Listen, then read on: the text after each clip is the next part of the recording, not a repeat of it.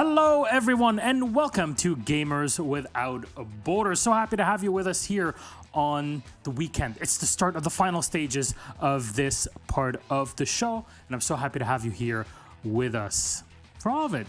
So fun to see what's happened over the past few days. And we're going to talk about that before we get into the thick of things. First up, I'm Medic. I would like to welcome you to the show. And of course, my analysts on the desk. Let's put them up on the screen for you. Hello. Jacob, Jess, how are you doing? Good. For some reason, we were trying to figure out where you were for a sec, Gassan, because we were like, hold on. We can't hear him in our ears, but like the spirit of Gassan has like descended down upon us for these last couple of days of GWB. So it's good to actually have you with us. I've done a little bit of a workaround to hear you, Milosh. You know, I've turned up volume in other places so that I can hear it now. Hear you. I get it. So we'll see whether or not that gets fixed. But it's great to be back, and it's great to have you here. All is well, and I'm so happy to see you guys on here. I know you guys have been covering the past few days, and I'm happy to be here with you. But before we get into kind of the thick of things, it's time for us to kind of tell people what Gamers Without Borders is all about, just in case you're tuning in for the first time. This is a charity tournament. That's what it is all about, and we have awesome charities that make it all happen. The gist of it all is, well, you're in the top 4, you're making some cash, but the money that you're making here in the tournament is for you to pick which one of these wonderful 6 charities that you want to give cash for. UNICEF, Gavi, Direct Relief, the International Medical Corps, IMC, King Salman Humanitarian Aid and Relief Center, and of course the UNHCR Refugee Agency. And these are the charities involved in all of this. There's a prize pool distribution that I will talk about in just a bit. And that's how it goes. You get the cash, you get to give it to charity and help people out. The whole business, the whole beeswax of Gamers Without Borders is that we play games, we show everybody that there's a lot of talent in it, and we get to help people all over the world. It's beautiful. Not bad, right? You like it? Well, you leading us into a little statement there that if you disagree with that sentiment, that's crazy. So I'm definitely for it. And I mean, the prize pool is humongous, and that's just per region. I think I know we're gonna get into that in a second, but that's something that's just huge for this.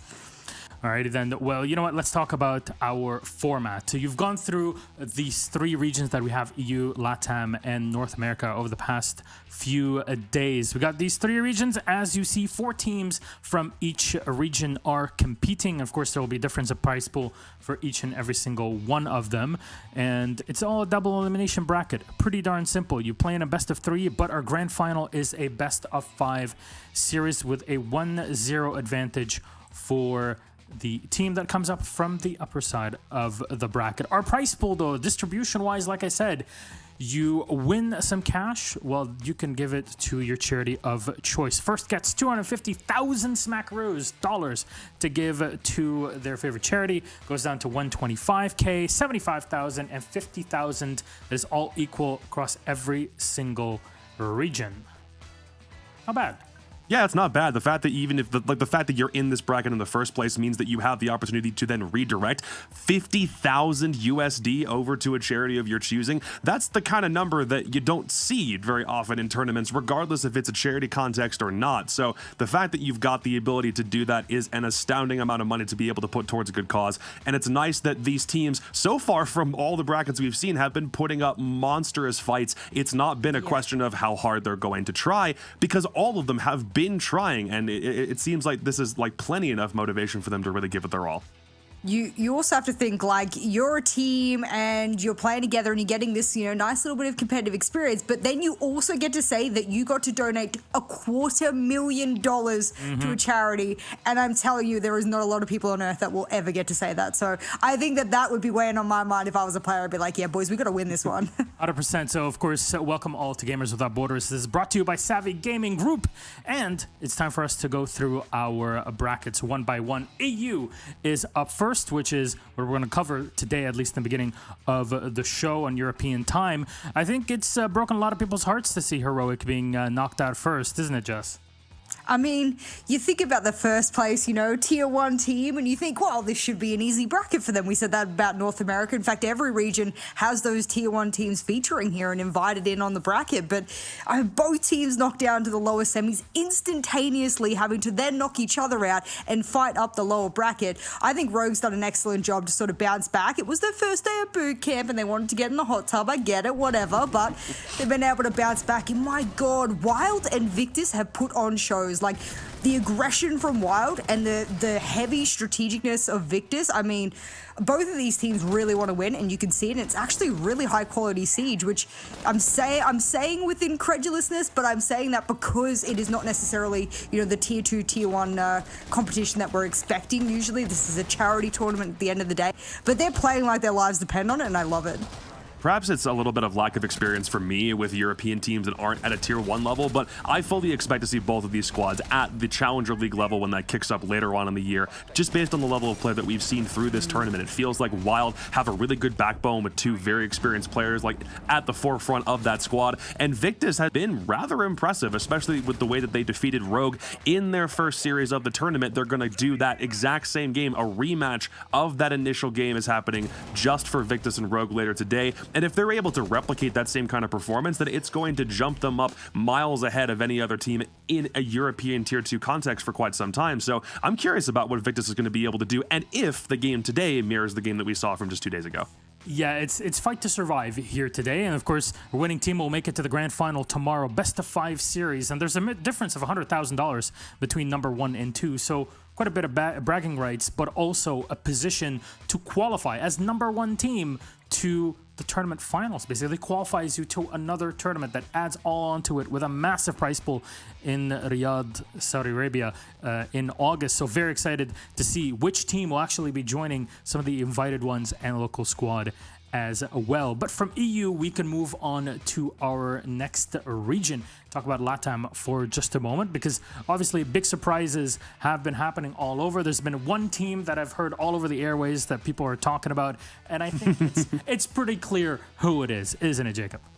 Yep, Escolinha de Bubu, the team that somehow Jackie is surprised that I'm able to pronounce every single time, like without fault. But this squad has obviously a level of talent to it that almost feels like, because there aren't that many spots on tier 1 teams in Brazil, feels like it needed the place to really get channeled. So they go up against FaZe Clan, another rematch from the initial group of upper semis games that we had from 2 days ago against FaZe Clan, because FaZe got drummed by MIBR in their series from yesterday, which means this lower final rematch is once again necessary. But guys like Florio, Wizard, Cons, Vita King on this Escolinha de Bubu squad feel like it's just beginning to showcase the tip of the spear for their untapped potential. There's a lot of good things like being showcased from this team, aggression that isn't necessarily being like totally calculated or factored in, and from a tier 2 level in Brazil, these guys really look like they are the next up team, assuming they don't get picked off one by one to get called up into BR6 rosters moving forward. So they've been mighty impressive, and if they can defeat FaZe Clan today, then they've got a date with MIBR in the grand finals. I love that there's just so much positive discourse around this team as well. I mean, obviously we saw all of the Twitter, interrogations as to why are they called this, who's funding this, what's going on.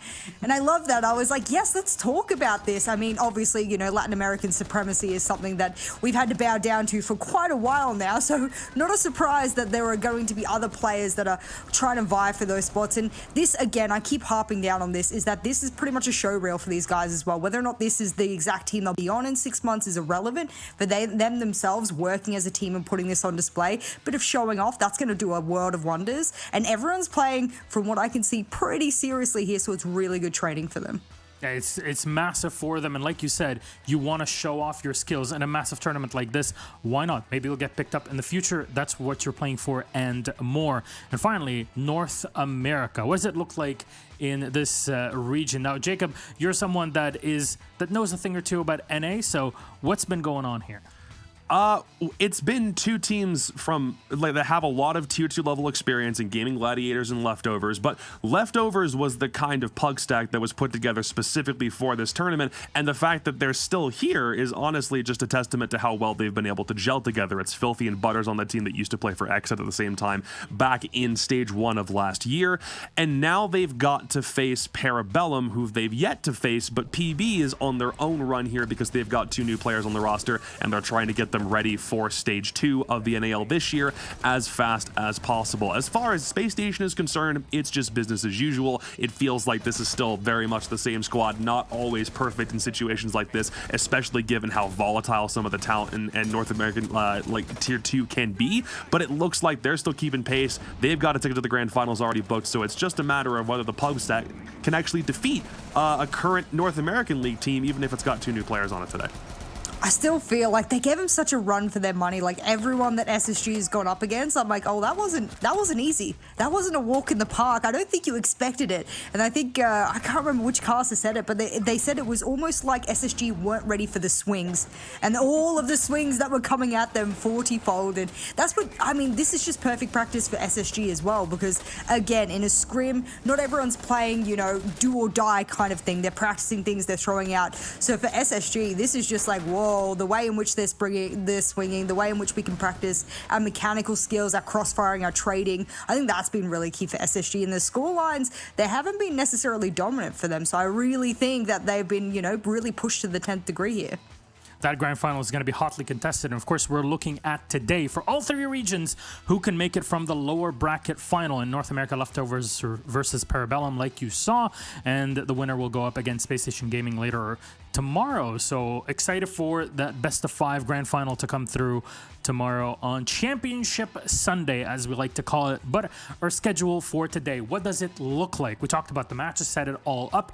3 games that you have to watch out for. Best of 3s, 1 for each region. Victus versus Rogue starts off first in just a bit for Europe. After that, followed by FaZe Clan versus Escolinha do Bubu.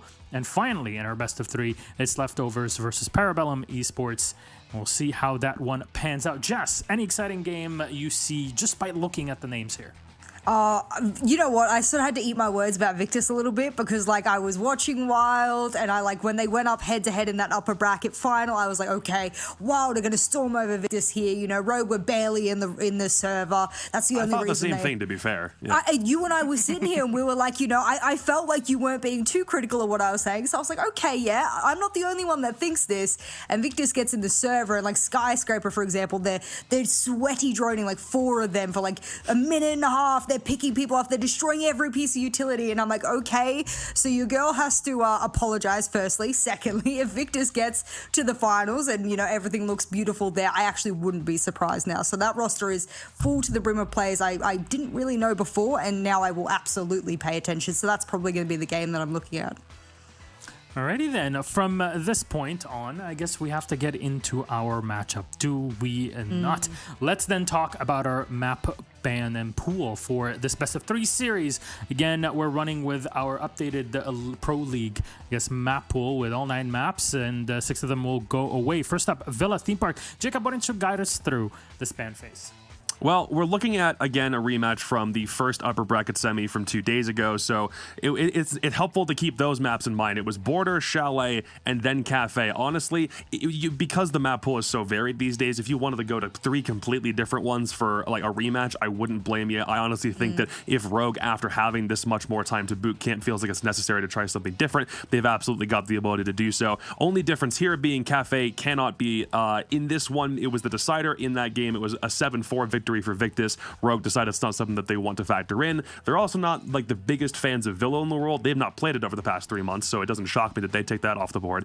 But once we get into these first couple of picks, I'm curious how this does translate to that previous series, and if we start seeing some of these maps come back up again. Ooh. Chalet and Border, both of which were the first 2 maps played in that series. But the difference is they've been flipped here, because Rogue actually had first pick. They went with Border and lost it. And then Victus tried to do the same thing on Chalet. They picked Chalet and lost that. So we're seeing a repeat of those first 2. But the order in which they've come up here is completely different. You know what? It's just revenge match. It's just turning around and Rogue being like, well, we beat you on your map pick. Technically, we're better. Recency bias dictates that if we can beat you on Chalet the other day, we can now beat you on Chalet just mere days later, and that's what they're going to do. Victus, just absolute trending with that with the border. I love that as well. And Skyscraper, I actually think this is a good map ban for Rogue. For Victus. I actually think it's not so good for Rogue if it does get to the third map. Again, I spoke about the sweaty little Victus plays that I saw on Skyscraper on their attacks. I'm telling you, Rogue loves to peek everything, have a little bit of fun with things. They were coordinated. They were synergized on that map on their attacks. So you can't manipulate that, I don't think. I mean, only difference is that Rogue so far over the past 3 months are undefeated in 2 straight plays in the EUL on Skyscraper. So I don't really know which way I swing on this, because I do agree, like, their play on that from yesterday was fantastic, but if we need to go to all 3, it's kind of a toss-up for me. There wasn't a spoit back then, was there, Jacob? That really shakes things up, though we think it shakes things up. This is the first time, I guess, we get to see him in action through this tournament, so this is the debut, like we like to call it, and maybe this is the good way for him to show it off. Again, for Rogue today, it's do or die. You have to win this matchup to be able to go up in that final against Wild and have a shot, not just at getting the 250,000 from here, but also to qualify to our next tournament on land in person in Saudi Arabia in a month or a couple months from now. So there very much is a lot of pressure to perform today. And I'm wondering if Rogue can really make it, because Ratty plays, I mean, there's a plenty in here, Jess. Yeah, I mean, again, we won't see Wild today, but I tell you what, all of the European bracket is way more frag heavy than I expected. There's way more aggressive plays and jump outs than I expected. I look to Latin America for some really nasty gun skill and everything like that usually. North America in spades when I think about the just crispiness of it. But yeah, Europe who usually likes to play a little bit more strategic. Not that we necessarily have lesser gun skill, but maybe that's what we're masking here with the strategy a little bit. I'm a little bit of a toss in there, but this has been nice, and it's been really a pleasure to watch a different side of EU. Jacob, final thoughts here before we start getting into our game. What do you think? I mean, if Rogue doesn't win this, I feel like it's almost too little too late for Spoit's first outing. I do want to see what happens if he has to have like a best of 5 pressure on his shoulders, but that's just me as somebody who also loved seeing the kind of pressure that Bolo was put under and how that forged him into the player that he is now. So as far as I'm concerned, Rogue like desperately need this, but Victus are at a point where they don't have nearly the same amount of pressure on their shoulders. They're here, they beat Rogue once already, and they're 1 map away from almost securing themselves a best of 5 berth. So who takes Chalet? Who takes Chalet? Just put it out. I need to hear it. And why? I'll give it to Rogue for honestly no other reason than they had the confidence to go into that as Victus's map pick in the previous series and beat them 7-4 on it. So I think history can repeat itself. I mean, they had a pretty good showing. The bans were pretty good, even though Victus got rid of that, the Florist and the Azami against them. I don't know. I agree. I actually think Rogue could take map number 1. But if Victus do, then like for me, it's like it's over. It's like it's all over Red Rover, like that series. So like I think number 1 is like the linchpin for them to like springboard off of. And you're right, Spoit will be the one that he needs momentum behind him. Like when you're young, your first sort of debut and everything like that, you don't want to bomb in the first map. It really gets to you, I think. So a bit of resiliency would go a long way if they get to snag that first map. Awesome. Well, thank you very much, Jess and Jacob. That was our pre-show and our pre-match here at Gamers Without Borders, brought to you by Savvy Gaming Group. It's time to get into our game. Can Rogue actually make it through? We're going to see more of Spoit, and that's Ace and Fresh to take us through it. Enjoy. Thank you very much, Milosh. We have missed you. Nice to have you back. And talking of back, I've got Fresh with me once again down here in our little cyber basement.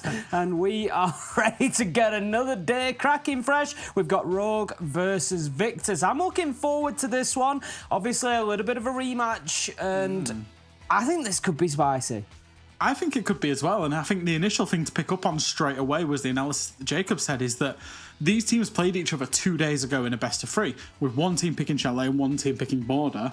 They've flip-flopped, they've changed it around. The team, I can't remember the exact side, but I think it was Rogue have picked into Border this time, and Victor's picking into Chalet, which is conversely the opposite. And I think that's very interesting, because the map bans in best of 3s, when you see rematches, often go very similar ways with very small tweaks. But this is quite a big one where they've completely just gone, actually, we want to take that team to the map that they picked into against us 2 days ago. I know it's an obvious point to pick up on, but I think Victus are going to have their work cut out for them today. Rogue seemed to have woken up in the last match. We saw some stuff on the timeline where they just seemed to, feel like they'd found their feet a little bit. They got themselves gunning, and I think that Victus might just find themselves facing a different kind of beast today. I think so. I think, especially, we've got to talk about, Spoit. We'll talk about Spoit a lot today, but he had his first official outing, a day after they travelled to boot camp over in Poland, and it didn't go too well. That was 2 days ago. They came back, beat Heroic yesterday in a best of 3, and he's really kind of getting into it. It would have been absolutely disastrous for him in his professional playing career to start off with 2 losses in this tournament before it even really got going into EUL. So I think naturally there'll be a lot of eyes and a lot of talk about him and how he performs in this roster. We already saw the desk compared him to, in a similar vein to how Bolo was when he came in and turned 18. So, there's a lot of pressure on his shoulders already, and he's only just getting started. When does Spike play? That's going to be the question, isn't it? He's going to be playing very, very soon. It's going to be a couple of minutes, and we're going to be getting on in there. But yeah, as you say, I think Spike actually was highest rated player for Rogue in one of the matches the other day, so he's certainly hitting the ground running. He's come in there with a little bit of pace, and like you say, I think as a team they just need to facilitate him to grow that confidence, and they could have a real asset on their hands, and that's something we're going to focus on today, along with the 9 players. Don't worry, we won't forget that they're there. But yeah, I think it's going to be good. For me, Victus, no matter what happens, they can hold their heads up here. They've had a good outing in this tournament. They've impressed me so far.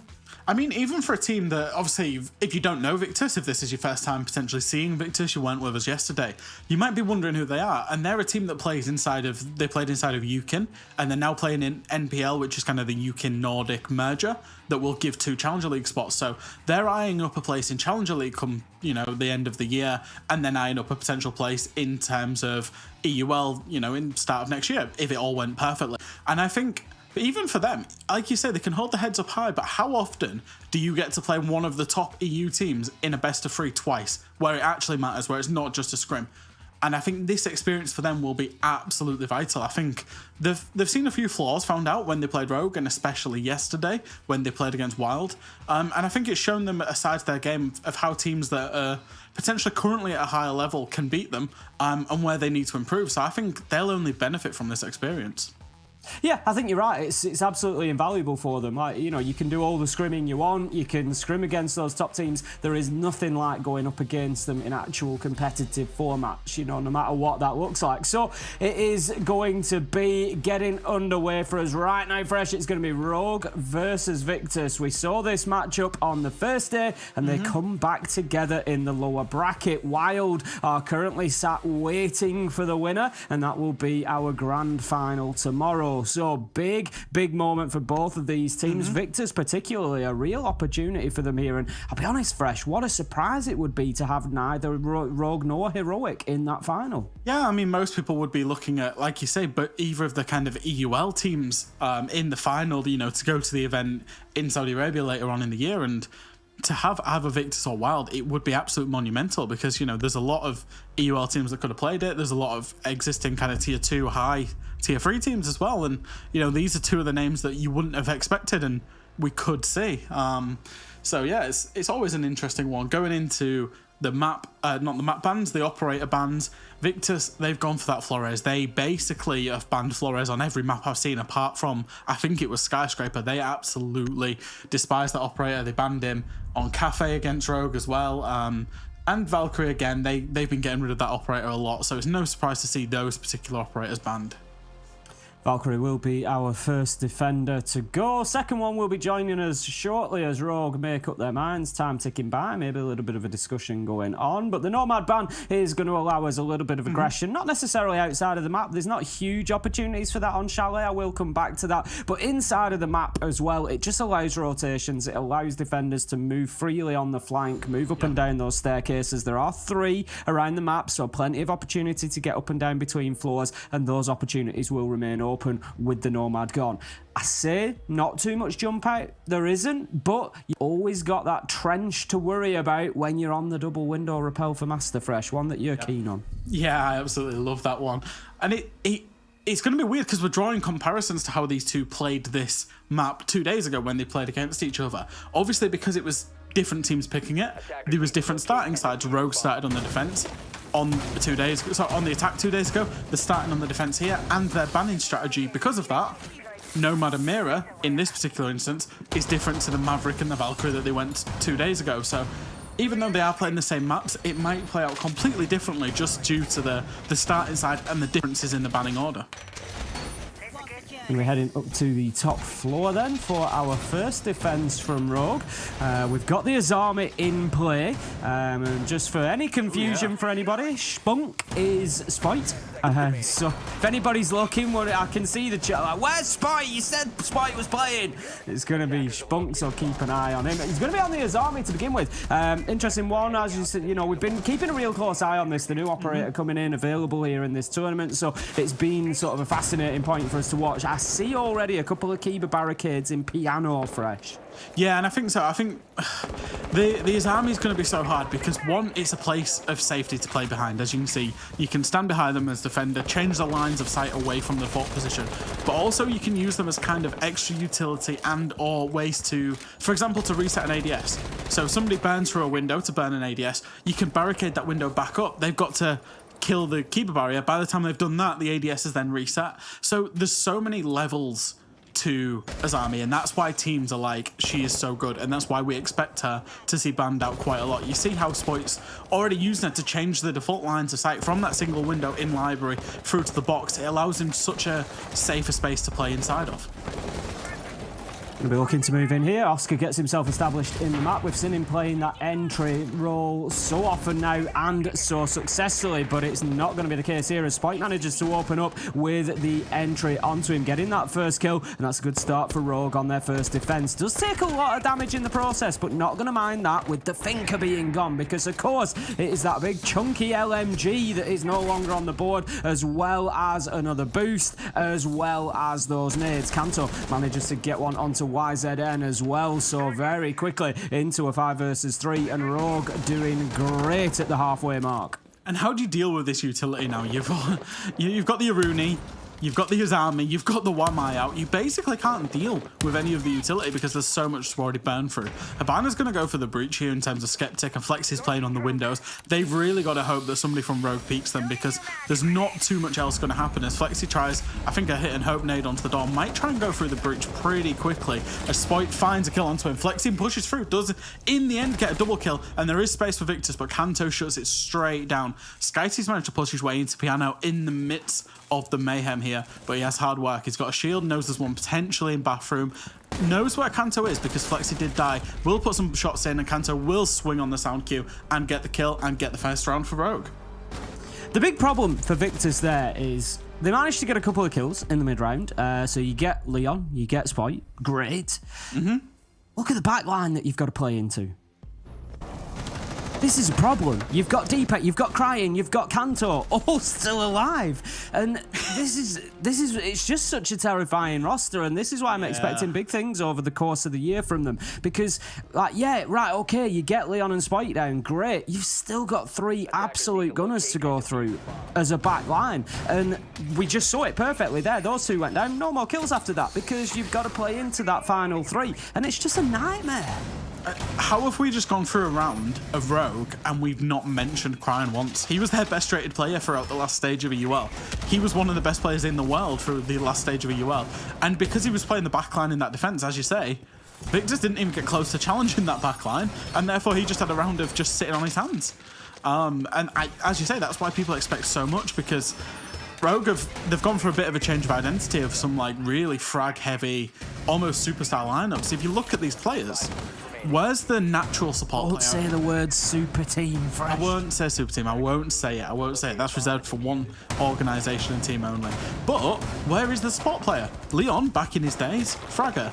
Deepak, he's been known as a kind of flex player, not necessarily a hard support. Kanto was the carry rocket. He was the fragger for G2 for a long time. Spoit is coming in as an entry fragger, and Crime was known in his best position as a kind of frag flex player. There's no hard support, and I love this from Rogue, but that's why there's so much expectation on this roster. I think one of my, if I have any concerns or reservations about this setup is, we look at that last round, you've got Deepek and Crying, as you say. That's not a good start for YZN. He's going to be taken down by Kanto. Nice entry. Back to my point, you've got Deepek and Crying, two fantastic players who just haven't been involved in the round there. And the more they play on the back line, what I'm a little worried about for Rogue is that these players can't necessarily, all of them, find their space. And that could be a problem because, you know, we see it for sport players. Sport players have low numbers of kills. It's not always because they, you know, don't have the mechanical skill of an entry fragger. It's because they spend 90% of the game not involved in gunfights. So when that opportunity presents itself, it can actually be pretty difficult to win that gunfight because you can't code. It's, you haven't really had that warm-up. And that, I'm a little bit concerned for this Rogue roster. Could be part of the problem. If you've got Spoit and Leon playing as a big front line, getting that job done, and you've got players like Crying and Deepek being quiet through a lot of the game just sheerly out of necessity because they can't find their space, it could be a bit of a problem for them. In terms of the round, Victus have not lost two players early doors. Flex is trying to get very aggressive. They've only lost one so far, and Flex is going to try and find another kill as Oscar does go down to Spoit. They've not got vertical control. They've not really got too much in the way of breaching. They've not got a great deal in terms of setting up for a plant or any objective play here. And once again, the round's going to come down to whether Rogue throw bodies away for nothing. Flexi will find one back onto Leon, but until then, it's a bit of a stalemate. We're going to be testing the theory that we've been speaking about here because we're going to have a position whereby, yet again, Victus may have the opportunity to play into that back line if they can get a kill onto Spoit at some point, shut him down, and then go for those final three. That's exactly what happens with SkyT. It's 3v3, but now, as I said, you still face the problem of going up against Crying, Deepek and Kanto. We'll see what they can do in the final 40 seconds. Skeptic's going to get that hatch open. That will allow a little bit of vertical down into the site. It's going to move the defenders round. They won't be able to play inside a kitchen now. They'll have to drop back out of there. But SkyT, he needs to be careful here because he is super low health. One shot is all it's going to take to an arm, a leg, a hand. It really won't matter. Anything that connects is going to take him down. 17 seconds left to go. Flexi gets aggressive, manages to find one onto Crying, gets another onto Deepek. Flexi going big at the minute. Can he find the third? Yes, he can. What backline, Fresh? What backline? And that's what, you know, what you say, if you're a little bit cold, your first engagement is after a round and a half, and it's Flexi on the Nook, has just absolutely walked into sight and made something happen for his team and got a round. Flexi is a player that I have experience with, you know, I did team with him for a very short period of time. I said a couple of times about him that I thought he was the best player in the Nordic region when he was playing inside of that region, and he's got a lot of potential because he can shoot. The other assets of his game were a little bit lacking at times, but the one thing he's always had the ability of is to just make Siege into an FPS game and win a round off the back of his mechanical skill. And we've just seen it there. A massive free K. First he picked up Crying, then it was Deepek, and then finally on to Kanto. And that's a round that Victus have just pulled out of absolutely nothing. It was almost shooting range stuff from him. You know, they were at 3 different distances and he just went further and further down the range as he picked up each one and managed to close out the round. I've got to pick up on it there. We saw the little message in all chat from YZN, the little celebratory Sue message. And I've got to chuckle. And I'm not having a go at you, YZN. But he's that guy in this. He was that guy. He was the entry death. He's 0 and 2. His teammate clutches up and he comes out with the bit like giving it in all chat. I love that. Flexi is Portuguese and does absolutely love Ronaldo, so I'm not surprised to see YZN. Honestly, I love to see that. I'm not having a go. It's just, I'd love the response. You know the response you get in rank to that. Yeah, 0 and 2, mate. Yeah. I love it. Moving through, we're going to be on a dining. We're not going to be on a dining. We're going to be on a bar gaming defense. Dining was just lost, unfortunately. Flex is having a lot of fun on that knock. 6 kills so far. And Victus, realistically, that's another couple of rounds. They started off slow yesterday when we saw them, Tim, of kind of losing rounds where they should have won. They started off slow again today, I think. Strategically, they've probably been beaten twice, but like we say, Flexi pulled out a round through pure mechanics. So I'm looking for them to not have just entry deaths so early on, so solo this time. They've done well, they've got him below, they've opened up that stock wall with Maverick, and SkyT's got himself a nade kill. So for Victus, this first minute of the round has been instantly better than the previous 2 rounds. Yeah, definitely warming into things here. Kanto looking to make the challenge from mezzanine. He's going to try to hold on to this position for as long as possible. It is a real key location in the defence of Bar and Gaming, and one that Victus is going to have to deal with. He's got Deepek in support on the Aruni just up at the top of library stairs there, so they're going to just basically hold on to each other's positions and try to keep each other safe. Spot, he's going to find one onto SkyT. That is the entry killer taken down and leaves us now in a 4v4 at the halfway mark. Spoit's played a nasty little position there, relying on the fact that there are no drones available. Hid behind the table, popped up, killed Flexi, and then pops up again and kills Oscar. I think we know why he was the hottest property that was coveted by multiple EUL teams in this offseason, because you saw it there, just how well he's able to just play off instinct and shoot. I love a cheeky fadeaway.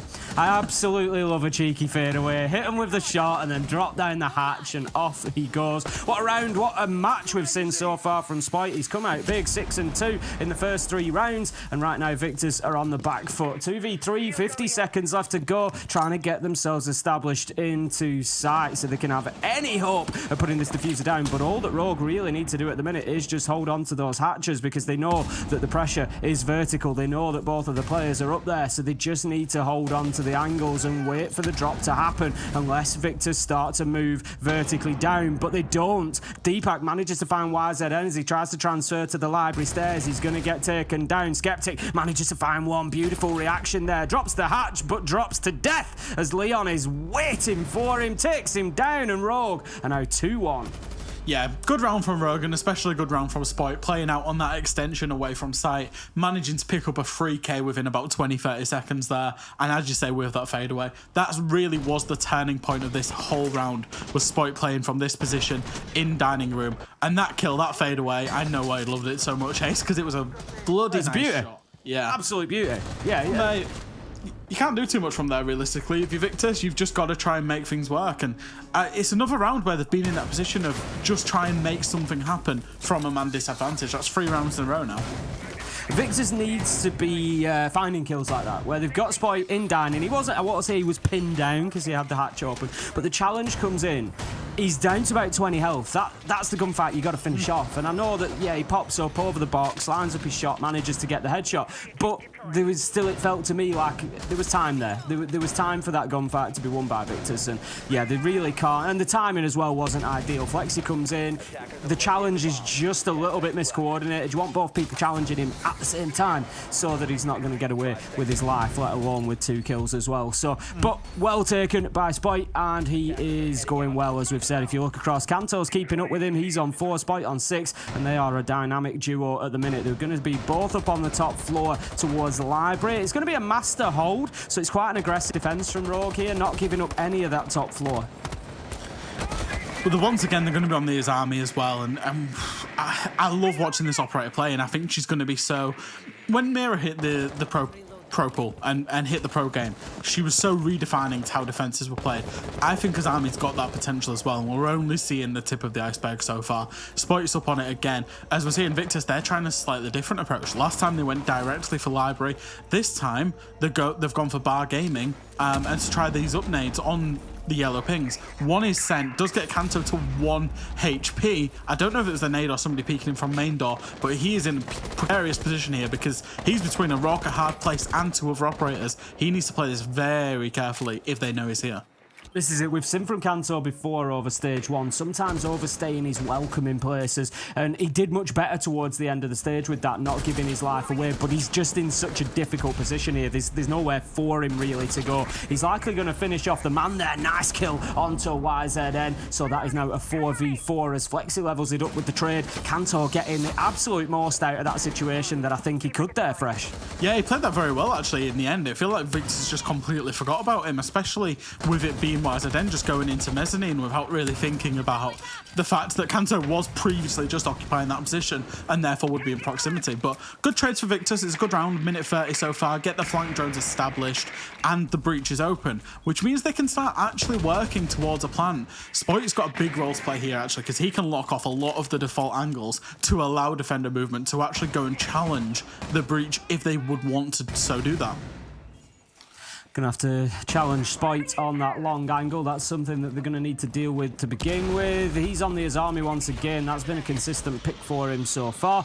And we'll see if any more of those keeper barricades come out to try and switch up the late game and make the defenders' jobs a little easier. But no, they will not, as the hot property on the side of Victus, Flexi, so far going well. He's 8-2. He's ahead of everybody in terms of kills, and he's going to find himself another absolute beauty there onto Spite. Leon is downed along the way as well, so it's effectively now a 2v4, and this is a round that should be good for Victus as Oscar manages to cover off the flank that was coming through from Cryon. Deepak might have an opportunity to pick up the downed Leon here, but they're going to need to be careful because there's a man out on the balcony. Skyte doesn't take the opportunity to go and have a peek, but they do take the chance for Skeptic to get in and put that diffuser down, which will be a successful plant. And Leon, he keeps trying to fight back, trying to get an inch and trying to get himself back into sight, but can't do it. A Skeptic and Flexi managed to close out the round, shut it down, and that's going to be Victus leveling things up.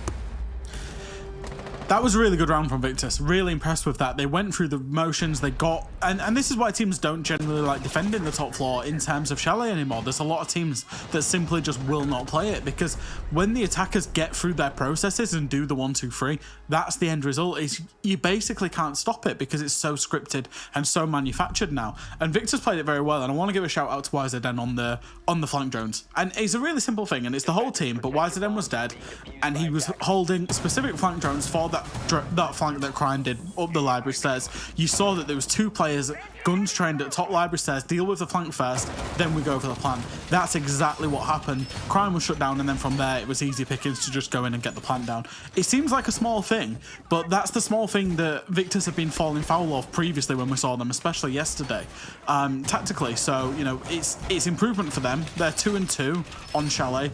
We do consider it an attacker-sided map though, so they're going to have to pick it up because we probably want at least the next 2 rounds to stay competitive.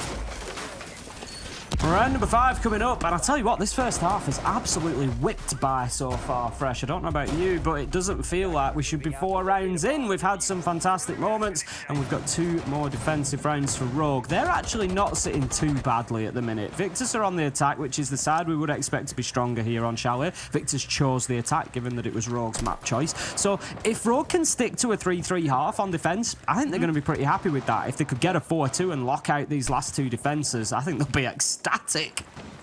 Yeah, I think so too. Skyty's managed to get his drone muted, but picked back up, of course. No points notification in pro play, so the mute will not have known that the jammer had muted the drone. Wow, I was trying to say mute a lot there. Victus, they're going to go in for a Solarium side take. Previously, they went for a kind of lobby library side take. This time, they want to clear out that side of the building and get rid of this Maestro on the Solarium stairs. Deepak, he's in a bit of a hard place, but crucially, he isn't being held by Trophy Window, which means he can escape should he want to currently before YZN gets this vertical from below established.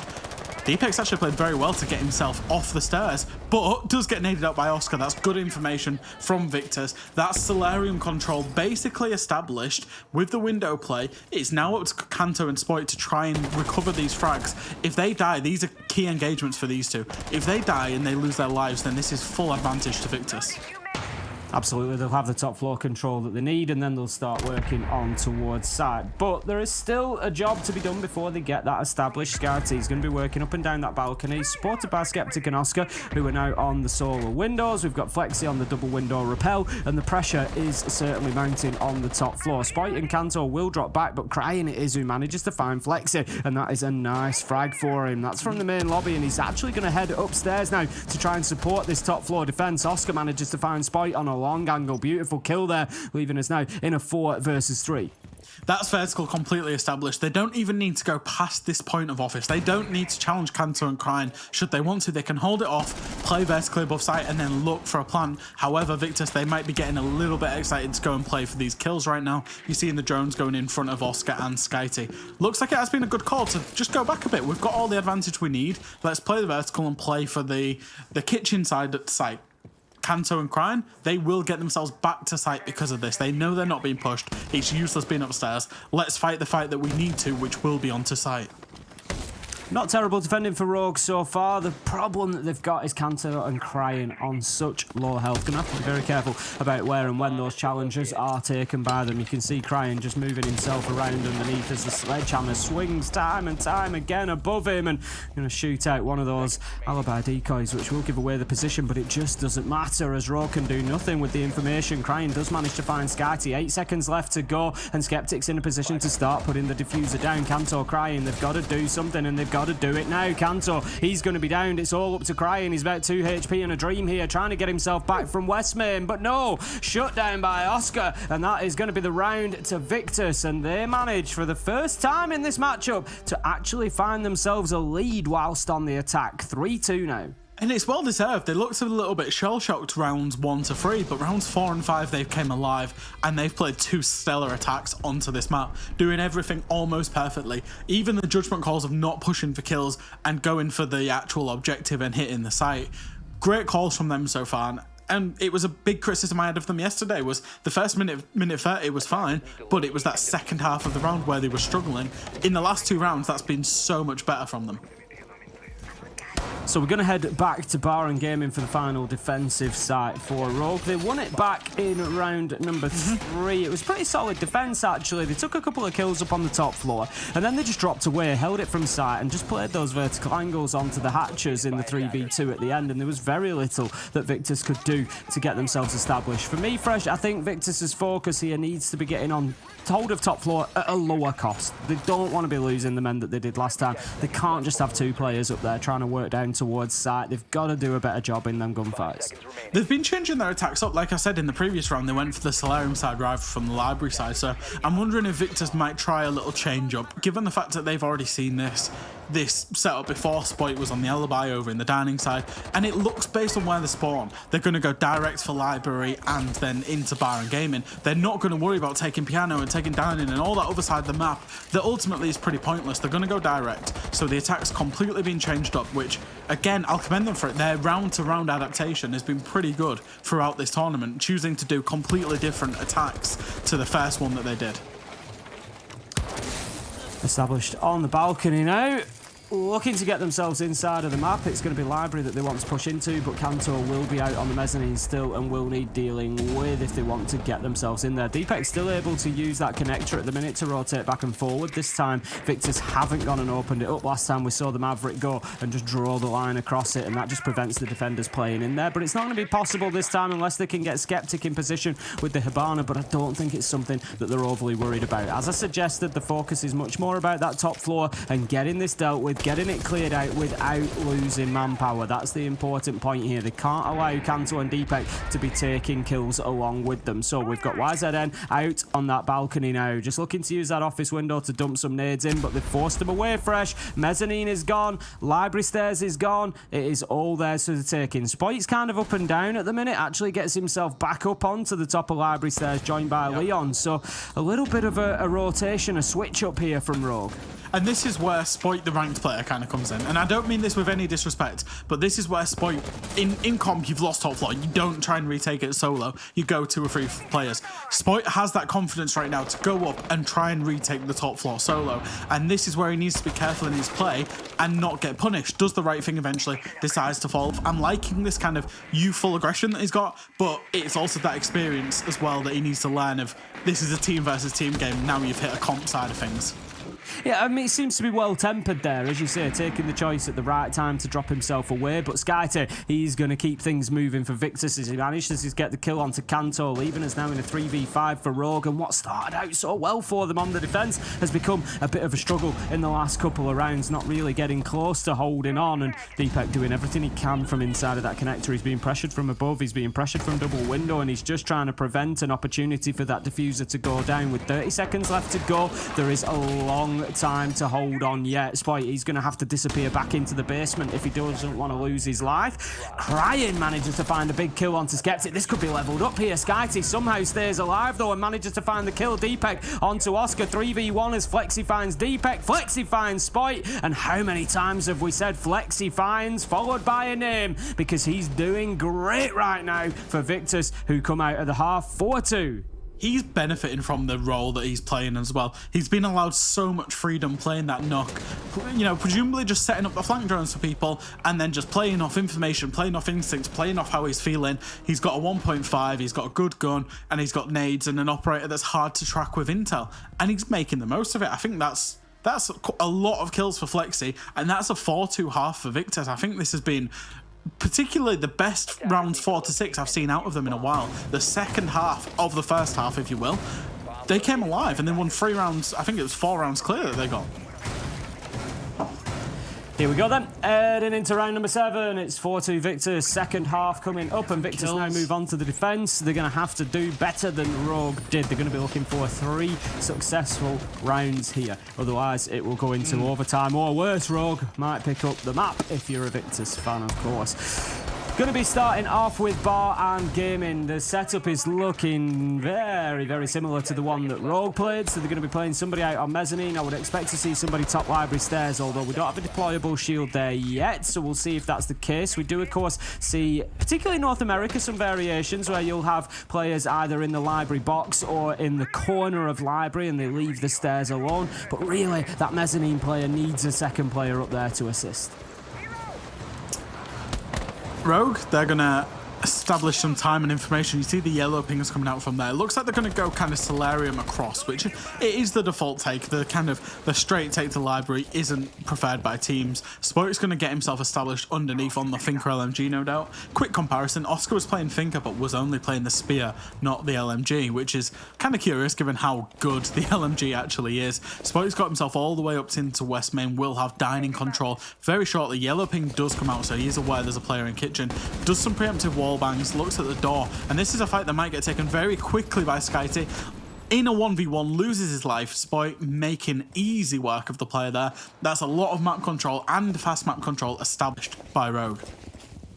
A good start, and one that they definitely needed. They don't want to find themselves any further behind here. Rogue wanting to get themselves straight on the board on attack. As I said, Victus are looking for 3 successful defences here. So if Rogue can get themselves 2 attacks to begin with, it starts looking very, very difficult for Victus then, because they've got to go with a 75% or better defensive rate after that point. Oscar manages to find a kill onto Kanto to level things up. 4v4 at the halfway mark. Rogue, however, moving well across the top floor. Just need to continue and clear out Mezzanine, get full control, and then start working on towards site. This next minute, this kind of middle minute, minute 1 to 2 for Rogue, hasn't been too great. They've lost a player. They've not really gained too much in terms of map advantage, map time, but Spoik, he's found a massive kill there onto Oscar. Opens a window and just finds Oscar just lurking around in Mezzanine, maybe a little bit out of position, but time is of the essence. Top floor is still not obtained. If they don't get control of top floor very quickly, and there's a player playing in Library that can potentially play a very ratty position, they're going to really struggle. Wiser he finds one back onto Leon, and Rogue, they're having a hard time at the minute. They certainly are not managing to really get the dividends out of the ground that they've been able to take. 50 seconds left to go and no real threat onto site so far, but that could be a big moment. Crying low health, but manages to find the kill onto YZN, and that is going to force Flexi and Skeptic to just bunker down and hope to play out the rest of the time here. It's going to give Rogue a little bit of freedom, a little bit of flexibility to be able to start moving around and trying to push these defenders inside a site and get some space for a plant to go down. Nitro goes out, unsuccessful. Skeptic looking to get aggressive onto that door, but he's going to face up to 2 Rogue players if he does, and he needs to be careful. Flexi just holding down from the connector, and time is running out for Rogue here as Skeptic steps up and takes what little was left of Crying's health. There's the drop from Deepek, almost a last gasp effort with no knowledge of what was ahead of him. Skeptic finds the kill, and it's all down to Spoik. He's got no option but to try and put the diffuser down. The time is out, and Flexi finds the kill, and Victus, that is a fantastic first defense for them to grab. 5-2 on Chalet.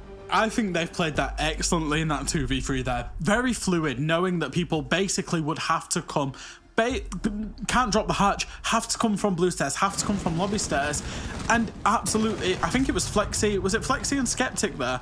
Both really well played. Yeah, really well played. Just the fluidity. They weren't locked into position. You see Skeptic there, basically sprinting across site to get that kill onto Crying. Great knowledge there in terms of getting the player going down blue stairs and then finishing it off. It's hard to play in a 2v3, but we saw, I think it was Skeptic and Flexi and Cafe yesterday, pull off a 2v3 as well. And they're good in those clutch scenarios.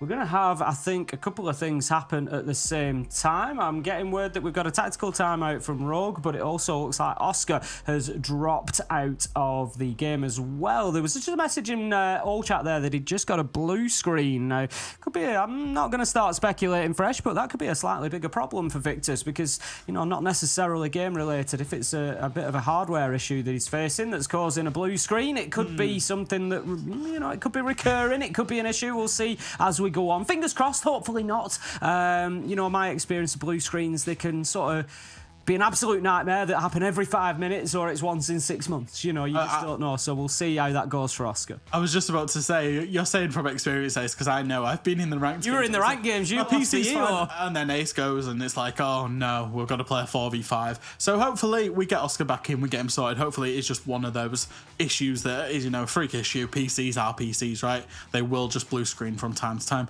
But I've just got to commend how well Victus are playing. Particularly, it took them a couple of rounds to get into it, but they've really found their flow on Chalet. Once again, they were really established. They knew good timing, they knew what their win condition was, and they were falling back appropriately. And I think, you know, it did come down to a 2v3 clutch, but they'd set themselves up with all the right win conditions to get that 2v3 clutch, in the fact that it came down to very little time, which meant that Rogue couldn't get the vertical on them, which meant that they just had to force doorways. And when a team has to go through a choke point, you've got to be there to capitalise on it. That's exactly what Victus did. Yeah, Skeptic just timed it perfectly. The push onto that door into main lobby. As I said at the time, he needs to be cautious. He was pushing into 2 Rogue players, but he just picked his moment and he picked it very well. For me, Rogue, as you say, when they didn't get any joy off the vertical in the 3v2, it felt like they'd just run out of ideas. And 30 seconds very quickly turned into 15 seconds. And then, like you say, you're left with no option other than we just need to run in through these doors and see what happens. And they just, for me, just lost their way a little bit. And Victus, they were there just waiting to mop up the pieces. 5-2 now on the scoreboard, and Victus going fantastically well. This is a map that Rogue beat Victus on the other day. It was 7-4 to Rogue, but now Victus, they look like they could be cruising to a 7-2, 7-3 victory. It's so strange. So the other day, you know, Chalet, it was Victus's map pick, and it was won by Rogue 7-4. Today, it's Rogue's map pick, and Victus are currently winning it 5-2. So it's curious the way that these two teams are kind of matched. I know that they do scrim each other a reasonable amount, so they have a good idea on where they're at. But Rogue, I don't really know what's going too wrong for them. They're not. There's no necessarily like obvious holes. I think in that previous attack, it was maybe timing a little bit, being a bit slow. But apart from that, they're doing the kind of default on Chalet. It's just that Victus are doing it better at the minute, and that's it's strange to say when we're talking about a team that's in tier 1, that went to 6 Invitational, that went to the majors, and a team that's, you know, in tier 3, that, you know, it should be night and day different. But these two teams, they're very close at the minute. Certainly are, and I mean, I'm looking towards the rest of the series here. Obviously, I'm remembering what Jess said and the match we saw with Victus on Skyscraper yesterday. That decider is not going to be an easy place for Rogue to go. So this first map, you know, Jess said, it could well be that it's too much if Victus managed to win Chalet, because they could well have Skyscraper in their pocket later on in the series. You know, it's not guaranteed, but it's not going to be easy for a Rogue team against the Victus that we saw play well there yesterday. So Rogue really need to dig deep at this point. Yeah, they do. I don't know if they're obviously, you know, for Rogue, do you pull out the full strat book? Because obviously they've got EUL starting in, a week, 2 weeks time, however long that may be. They do have tier 1 commitments that they need to think about and have an eye on. They're currently at boot camp as well, which will be good for them. They'll be able to sit, they'll be able to have a chat at boot camp and talk about it person to person, which is much better. But 5-2 down is not a place you want to be at all, and they need to buck it up and get their ideas sorted. Well, we are going back into game. Not only back into game, but we're going down to the basement fresh. We haven't seen this site as of yet. It's going to be Snowmobile and Wine, and I'm interested to see what we see from Rogue here. We've spoken at length. We've played at length attacking onto this site. We've been over it time and time again about, you know, how we like to see it done. Occasionally, the pro teams will look to apply pressure to that main garage door as well, the one that SkyT's reinforcing as we speak, Snowmobile garage door. They'll look to put a bit of pressure on down there, take some attention. We have had them try to completely push in through there with a little bit of vertical cover as well. I think it was G2 who played it like that successfully. You know, it's definitely another valid option. But with that hatch opening Dining, that's an interesting one. YZN's going to be the player inside of Dining, and he's not had the best game so far yet, Fresh, and he might just really need to hold on to that area. Yeah, Spoilers just find a free kill there onto Skeptic, and we'll use that as a trigger to go in and take that ground for free. I think it was a bit of a throwaway nade. I'm not sure if there was maybe an early drone that said there was there. There was definitely not a yellow ping, but it's found an early kill. The attack, as you say, it will come from the front with a Kaid Claw coming through to try and trick it. And the Thermite's going to breach open the front wall, so it's not the attack that we're used to seeing here. As Spoit does get another kill, but YZN does get the refrag. Leon gets to try pushing into site, crying as well, and it's all going a little bit wrong for Victus. YZN finds one back onto Leon, 2v3, but the plant can't go down because the diffuser's in nice and deep, and Victus now knows this, which means Rogue have to try and force them out of their positions or rotate a player through. Oscar gets a peek onto Kanto and has the shield to hold the breach as well. I don't think Rogue knew of the shield and knew of the lines of sight that Victus were playing, and have basically, it was a bit of an ill-informed rush through from Leon, I think, there, trying to set the pace. They're now about regrouping, regaining their time, figuring out a plan, because they've now got to take separate 1v1 engagements, and Deepek has a massive role to play in taking this 1v1 engagement, presumably onto Oscar in blue. I'm not sure what Kanto's doing there earlier in the round. He's sat beside Green Bin, doesn't have diffuser in hand. And there's only one place he can be challenged from, and that's Connector. And he's not looking at it, and he gives away the freest kill. And it's just all gone a little bit wrong for Rogue. YZ and Oscar have played this perfectly, knowing that they could sit back with that diffuser down in sight and just hold their angles. They didn't get overly aggressive, which Rogue had already done in the round. And I'm telling you, Victus are very, very likely to punish them for this mistake here, because Cryan, he's trying to get himself into sight now. He's crouch walking in with the Iana. He's got 2 gunfights to win. YZN, fair enough, low health. That could be an easy first pick to put him in a 1v1. But Oscar, I think, is going to be a different story. Full health Kaid, and he's playing well so far today. Cryan just taking the peek. He's trying to move himself through into Connector. And look at the crossfire they've got developed here. But no, they're going to peek from the same side. Cryan manages to get Oscar. There's only one left. It's all up to YZN. Cryan's super low health, though. There's an opportunity. There it is. YZN just straight across. Finds his kill into Connector. Shuts out the round. And that is going to be Victus moving on to map point. We said that YZN had to step it up a little bit, was having a bit of a quiet game, and there it was, especially when needed. And I think for Rogue, I said we needed to, for them, that they needed to step up, and I don't think they droned. I don't know how much they droned, what information they had there. Obviously, Spoit gets in and gets himself a double kill. That's great for him. But the fact... I'm curious about the diffuser placement and where Leon thought he was going. I think that Rogue thought that single wall where the shield was being played with the rotate, I think that Rogue thought that would be reinforced, and Leon could push deep very quickly and get a plant on the wall. And then he's running through and he goes, boys, they've got a hole, they've got a shield, I'm dead. Because you wouldn't send your diffuser there. If you're trying to push in fast, it wouldn't be the player with the diffuser. So I think it's just a lack of information there. A bit unfortunate for Rogue. And now we said they had to recover. They've got to really recover now, because they're staring down the barrel of match point.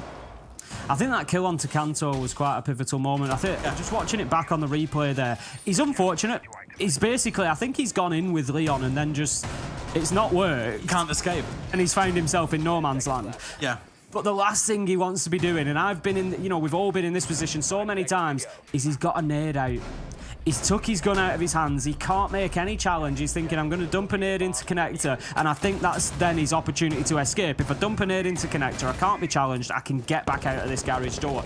But the other option, of course, is to back your way out of garage door whilst ADSing and just be ready to take the gunfight. But, it's easy sitting here and watching it and saying that. But he just gets completely caught out with that utility in hand. But it really did swing the round then, because it left him in the 2v2. And Victus could just sit back and wait for the gunfights to come to them. So, well played from Victus. They managed that situation very, very well and leave us now in round number 9, which is going to be a match point opportunity for them. No more mistakes for Rogue. They're going to need to get 4 in a row to take them back to overtime, but it's not looking likely with the way that things have gone at the minute. ZN is going to take a big chunk of damage on the Legion there. He goes to the challenge, though, super aggressive, and manages to find the headshot onto Kanto. It's been a miserable couple of rounds for him. Yeah, and he's got the kill. It doesn't really matter too much what happens now. It does have impact if he wants to impact himself back on main stairs. I'm surprised Spoit hasn't taken that engagement. Crying's kind of lurking, holding him. He's also been held from main door, but the main door presence hasn't killed him there. Will allow him back up that lobby stairs. That's a blunder from Rogue to allow Wiseden to escape with his life. Does go down the bottom floor, and Crying will finish that kill off in Wine Cellar. That's nice kind of anticipation from Crying. Gets the first kill. But that's 44. That's a minute 30 wasted from Victus' point of view. And that was a fight that was nowhere near sight whatsoever, which means no map control's really been established. That's it. That's half of the round, chasing a Legion around and losing a life to it. It's certainly not ideal, as you're saying. There's still another Victus player over on that side of the map. Skyty underneath. There's a lot of work to be done here. Spoit, however, he manages to get Skyty, take down that threat from underneath. That's the Nitro gone, and that's going to leave us now in a 4 versus 3. Rogue needs to just gather a little bit of pace here. They've got Crying down in the basement. He could move through quite easily into either side of the map. He could go main lobby, he could come up West Main stairs. He's currently perched at West Main, suggesting he might look for that late Solarium push up the trophy stairs. Oscar needs to be careful here. There's a player right next to him. It was Leon. Presumably Leon needs to be careful. I was just about to say, because I was looking at the overlay and I was like, where's Oscar? Oscar's currently on a flank, or he's somewhere in the other side of the map. Manages to get a free kill onto Leon, and he's now playing that game of cat and mouse that happened in the first minute with Spoit of chasing him again other side of the map. Crucially, Leon's dead, which means no breaches are coming in, but Spoit has an LMG. Flexi does manage to get taken down, and Skeptic refrags that, but is now in a 1v2. Work to be done here, but no hard breach available on the side of the attackers. Deepak not bringing the hard breach gadget on the book, so they're going to have to push in through piano door. Skeptic gets one, but Crying manages to pick him up on the swing. That was dangerous because they were lined up. Oh, there is a different timeline there where Skeptic just guns through the pair of them. I did think they were going to have a little lineup for him, and I think any other gun but the SMG-11, because obviously you fire it in bursts rather than spray it a little bit more.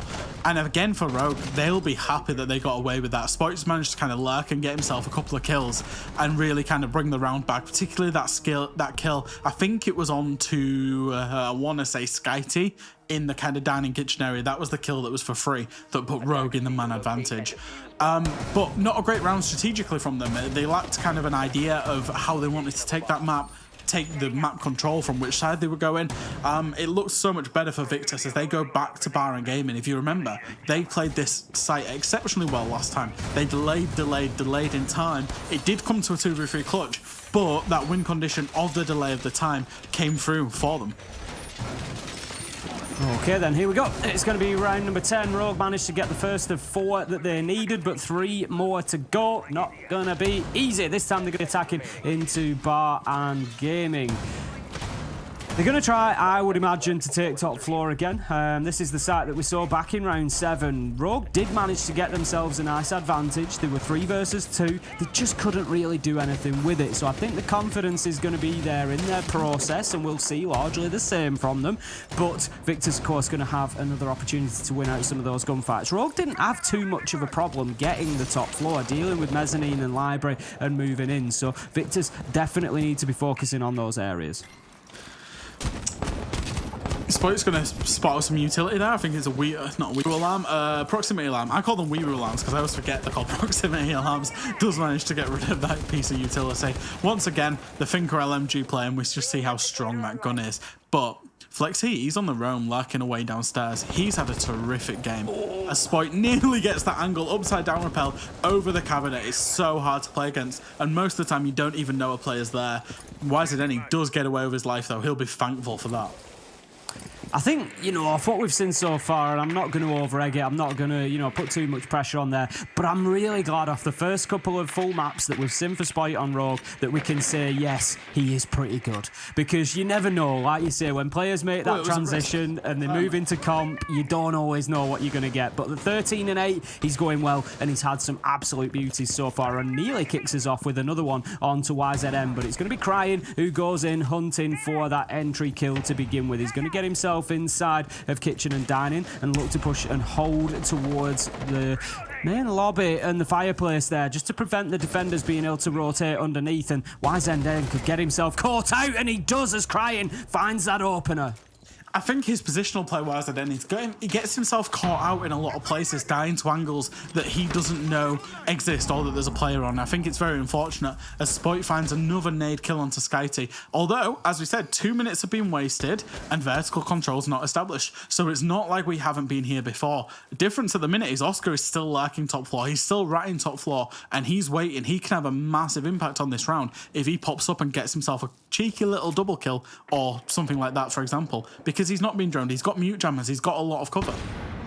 That's what Victus are going to need at this point in time, because with 45 seconds left to go, they are once again at a serious man disadvantage here on the bar game inside. They were able to win it out last time. Unlikely this time as Cryin manages to find Flexi. That's one of those on-site defenders taken down. Oscar gets one. He's going to need to find two. Goes for the challenge. Can't get it, but keeps his life. Manages to find Kanto eventually with the headshot. But Spoit, he finds Skeptic at the same time, and that leaves Oscar now having to battle back in towards site, and he's on low health. There's a man on main stairs. It's Spoit. He's hungry for more and he gets it. Eats him up. And that is going to be another rogue round. 2 out of 4. 2 to go. Yeah, really unfortunate for Oscar there that he had players on site that went looking and fishing for kills when Oscar was the one that was in the prime position to get those kills to claw back the advantage. I think Flexi went on his travels all the way over to West Main. Of course, Rogue are going to have flank drones. Of course, Rogue are going to be ready for that. And I think Flexi dying there was a bit of a trigger point, really, because Oscar, he got a kill, he had diffuser, he was playing time perfectly. All Flexi and Skeptic had to do was just stay alive. And I know I say just stay alive, right? But you don't have to actively go and run at them, is kind of what I was saying.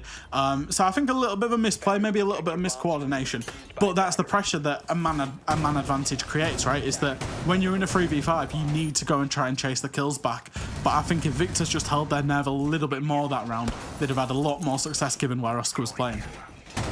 Absolutely. They're going to be trying it again. They will double down, go to bar and gaming. They obviously felt that, you know, round 7 was more indicative of what they bring to this site than was round number 10. 6-4 it is, and as we said, we saw it at 6-2. Rogue had to get 4 rounds in a row. Well, they are 50% of the way there, and they just need to keep on walking. The momentum is with them at the minute, and they continue to get entry kills. They continue to have man advantage in rounds and keep on top of Victus. YZN certainly got himself going a little bit more than we saw in the attacking half of Victus, finding himself now 6 kills. But like you said, just needs to be careful of his positioning a little bit. Yeah, I think for Rogue, they need to be very thankful that Spoit's having a bit of a life game here, because Leon and Deepak, they're having pretty rough games. Kanto, I think he started with 4 kills in the first 2 rounds and has found 1 kill since then. So if Victus can shut down basically Spoit and Cryin, they will have a lot of success. As I'm seeing a Lion, I'm seeing a Maru's, I'm seeing a fast play coming in from Rogue here. And here it comes. We're going to have a Nitro. That's unfortunate as Skeptic takes out YZN. Skati finds 1 and the kills just keep coming as Rogue rush into site. 3v2. Kanto answers the question, finding 2 for himself before being shut down. 2v2. Deepak onto Flexi and Rogue. They've got the upper hand. They've got the advantage. Oscar, he's down below 50 health, and this is not going to be an easy challenge. He needs to play this smart. But if he holds this angle, he might just pick a man up. If he just keeps the line on this doorway, he's got Spoit moving in on the Lion, but they are playing it smart here, Rogue, taking their time. There's over 2 minutes of it left. It's been a wild round. There's the drone. They know exactly where Oscar's playing now, so he needs to be careful about his location. E1D scan will pin him in position while Spoit relocates upstairs. Yeah, Deepak's insight. He's got the angle. He's got the cover. It's all about Spoit retrieving that diffuser now and getting the plant down. We'll go for the default position as Deepak will be the cover and swing out and get the kill onto Oscar. And that's a great round from Rogue. That's the Rogue that we know and love. That fast-paced, high-energy, off-the-cuff Rogue where they just play what they see and they're in sight within 30-40 seconds. It worked out really well. For Victus, they had a bit of an unfortunate team kill coming out with a C4, and it was a little bit heads gone, all happening in sight at the same time. And there was a big challenge for Deepak onto Flexi there. Deepak managed to win it out, and that's what ultimately set up the 2v1. And Rogue, they, you know, since their time out, they've actually been pretty good for it. They've been finding these rounds. It was 6-2 down, and then now 6-5, looking to tie things up to go all the way to overtime. It certainly could be going to overtime. I've got to say it as well. Victus just seem in the last few rounds, Fresh, they look rattled. They look like they've just fallen apart a little bit, to be honest. They're giving opportunities to Rogue, straying out of position. They're not quite ready for the rush. They just seem to be really on the back foot at the minute. They look a bit punch drunk. You know, they just weren't expecting the Rogue that had maybe been knocked down, it had been put on the canvas, but it's got itself back up and delivered a few big blows to Victus, and they weren't quite ready to be rocked by them. So we find ourselves all the way to 12. It's going to be our final regulation round. Victus, you win it now or you go to overtime. Simple as that. 3 out of 4 rounds that Rogue needed, they have now won, and they will be looking for that 4th, and I bet you they're going to be feeling good for it. Spite getting himself in the action again last round, 16-8 now, and going fantastically well. Like you say, just needs that little bit of extra chip in from some of the others as well. Yeah, and if you remember all the way back, I think it was the last time Victus actually won a round, was on the basement. They've gone to the basement again, but they won it because Rogue significantly misplayed with a fast plant push, where Leon had ran in with diffuser way too deep, way too early on. So Victus can't rest on their laurels and expect that to happen again. They're actually going to try and bandit trick, and I don't think the bandit's been droned out. There's somebody holding the drone hole, which means nades are going to come through to try and enable the thermite charge. But if Bandit keeps himself over to the left-hand side and keeps himself safe, he will be able to trick this thermite charge off. And he's got plenty of time to do so. Bandit is the perfect operator. There you go. That's 1 exothermic charge down. I wouldn't expect to see Rogue lose another one now. They should know that it's the Bandit because half has been electrified and then the other half has been electrified, so they're going to use the EMPs. That should be all they need. There goes the nade, and we get a beautiful view of it as Spite manages to find the Bandit of Oscar, just over-committing to the Bandit trick a little bit there, and he gets caught out with the explosives. Great start from Rogue. Yeah, he moved himself a little bit too far as well, and then tries to take on a very aggressive angle. Does get punished with quite a lot of HP damage. Spite, he won't be punished at all because he can just heal himself back up. This is one breach established, but no vertical control. Nobody really pushing from any other angle for Rogue here. Might mean that they just walk into multiple crossfires from the main stairs, from the shield, from connector. In all honesty, this is a good old-fashioned ranked push into this. It is, into this site. Open up main garage, try and push in and plant behind green bin. That's that's how it went. As it stands, Rogue are now going to go for the rotation. They absolutely needed to. They weren't going to get away with a completely one-dimensional push in through the main door. They need to get above. They need to apply a little bit of pressure, whether that's vertically or whether that's from big garage side. We'll see. But yeah, absolutely, they need to go and move some of those Victus players before they go for the plan. Yeah, it's going to be a key engagement because there still is... I don't know if there's a player playing on the mid-floor anymore for Victus. I think there is one. I think I just seen a silhouette of Skyty. And there's long angles through dining, so he can hold lobby and hold Flex's walk down. But the communication for Victus needs to be very clear here because they're at man disadvantage and Rogue are now coming from multiple angles. They don't have to just worry about the breach. So they need to take their fights with confidence, but pick the right fights to take because it is going to come down to these last 30 seconds.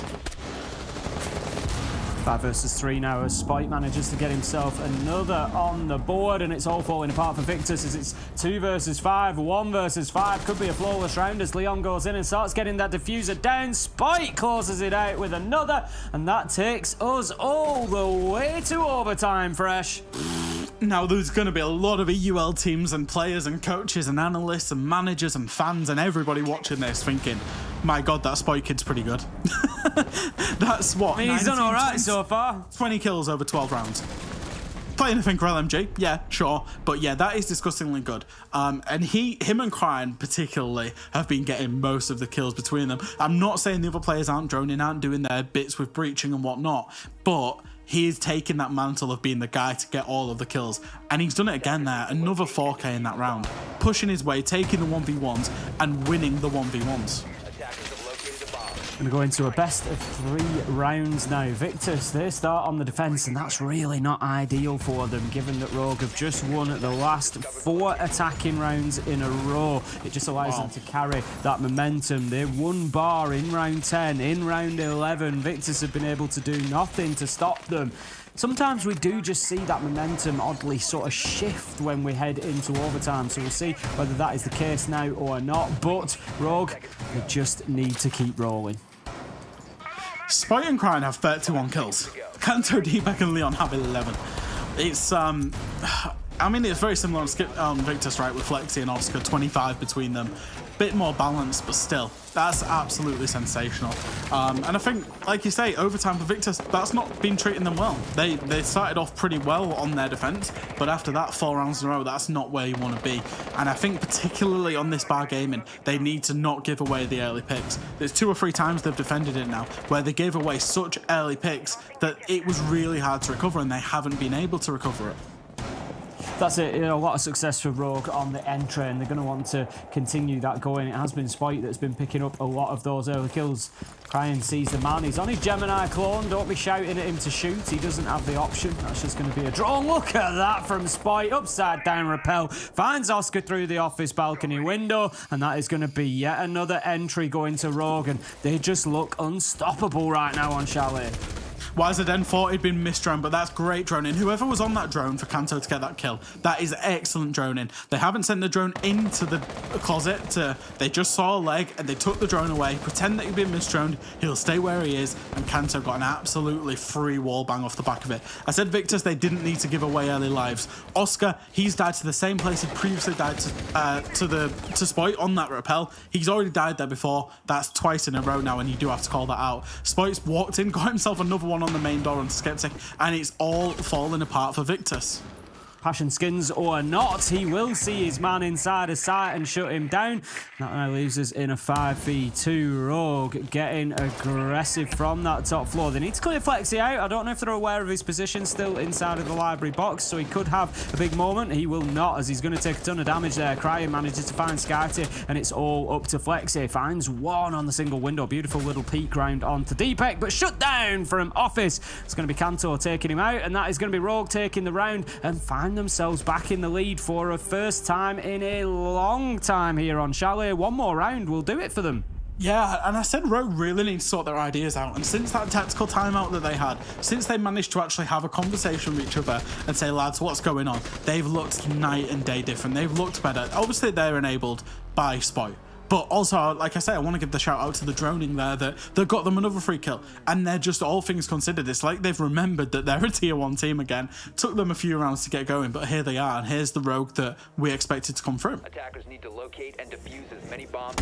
Bar Gaming will be the defensive side of Rogue's choice. They're only going to defend once, and I can hear you asking me, how did they do on Bar Gaming previously? So let me tell you, round 3, they defended it and they won despite an opening kill going to Skyty. They were able to fight back and get it locked down. Round number 6 they played it, and Victus won. Skyty again with the opening kill in that round, but Victus able to see it through and lock it down. So it's 50-50 so far for Rogue. They're going to be looking to improve upon that and get it finished here and now. But I think they're going to be fairly confident, and to be honest, Fresh, it might actually help them win it here and now, because they've got the confidence of that final attacking round if they need it, and they've just been absolutely unstoppable on that side of things. So for them, I think this is a bit of a free try. Yeah, I think it is, because, I mean, even if Victus win this round, where do they go on the defense? They've not been able to do dining kitchen, they've not been able to do bar gaming. They basically sucked to the bottom floor once Rogue figured it out. So Victor's really, starting on defense, disadvantaged themselves, obviously unbeknown to them. It was Rogue's choice who started where on the overtime side. So a bit unfortunate, but they've got to deal with it. And like you say, Rogue, they get a free try on defense because they weren't particularly good on defense either. It was a 2-4 split, and those 2 rounds were picked up right at the very start of this game. YZN going to be sending the drone in underneath, just pings out the default cam so he can find it and take it down before heading in with the sledge. Opens it up, may well get back on the drone just to see what's ahead of him, or just looking to maybe apply a little bit of pressure on any roamers that are in and around there. Yeah, goes straight back in on the drone, but he's left himself a little bit far away. He's going to be supporting himself now in getting into the main lobby side of things, with Flexi as well supporting, and they're going to look to clear out Kanto and Spite, who are the 2 that are playing mezzanine and library stairs. But I tell you what, Fresh, halfway through the round, and there's not an awful lot of progress for Victus yet. Yeah, there's not a lot of map control being established, and I think if you remember last time, they got library pretty fast in terms of this attack. They managed to clear it out. Kanto's going to try and be naded out, I think, of mezzanine when the utility comes through. You see his shield's just been taken out. Kanto's got a kind of an awkward role to play in here because he's in the middle of a crossfire. As Oscar, he's going to try and get a fraggy and get in. He's going to get a free kill onto Kanto, who doesn't have an awareness that he's there, but who knows is there there. Spoint knows he's there. He's prone next to the shield, gets an instant refrag, and crucially maintains the map control, but will now give it up, knowing that Rogue have wasted 2 minutes. He's played some smart manoeuvres, a Spoint like that. We've said it a couple of times where he's not overstayed his welcome. He's got his kill and he's moved away. He's relocated. He doesn't give his life away too easily, and it's just showing a good understanding of what's going on. Flexi going to spot out the Malusi of Crying, going in looking for a challenge. Not sure if he's still available. No, he's going to have moved himself away, so no chance there for Flexi to find the kill, but no! Spoint does come through the door, and Flexi is lying in wait. Leon with a trade, though. That does well for Rogue. 3v3, 40 seconds left to go, and they could win Chalet here and now in overtime if they can get this round over the line. And every time that ticks by is another opportunity. It's another second gone that Victus don't have to work with. They're now opening up that top floor. They've got to get themselves in a position to support Skeptic here. He's just waiting. He's almost a bystander fresh. He's just waiting for that call that the cover is in place, but it's not going to come as Leon manages to find one. Deepak another. That's the diffuser down. That's Scarty out. That's Rogue winning Chalet. That was a massive, massive comeback from Rogue there. Like they were down 6-2 and took it all the way to 8-6 on Chalet. And that's where they've had to dig deep, and that's the quality that we know that they have, is that they won't lose the mental, they won't lose their composure, they will just keep winning round by round by round by round, growing in confidence and producing an absolutely stunning comeback. I think that could be a bit of a problem for Victus now, because we saw, I think, the mental game affect him a little bit in the second half there as Rogue's momentum started to gather. I commented on it at the time. They sort of seemed to fall apart. They were, not really winning the gunfights that they might have been earlier in the game, and they just seemed a little bit off the pace. If that continues forward into Border, this could be a quick 2-0 for Rogue.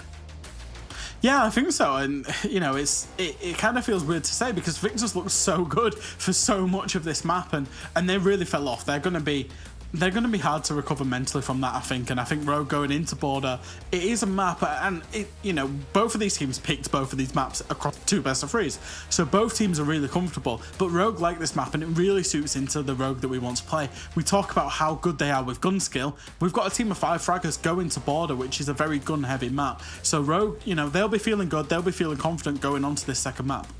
I'm sure there will be. We're not going to have to wait too long to see it. We're going to have a quick break. We'll come back. The desk will break down Chalet, and then we'll be back into it for more Rogue versus Victus action. Grab yourselves a drink, but don't go anywhere else, and we'll be back with you soon.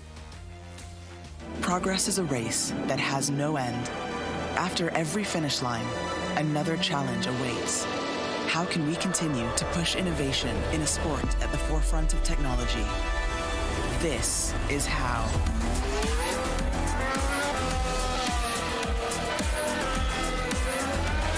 Discover how Aramco and the Aston Martin Formula One team aim to meet Formula One's sustainable fuel targets.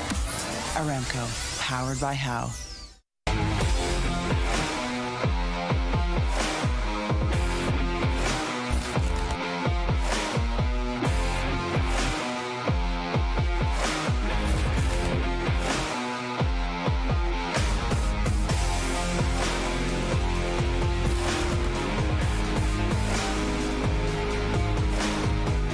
We know you hate it when you have to wait to get back into the game, but the wait will end in seconds. In real life, some people don't have the option to restart. Millions of refugees and displaced people have their lives on hold, eager for a chance to move forward.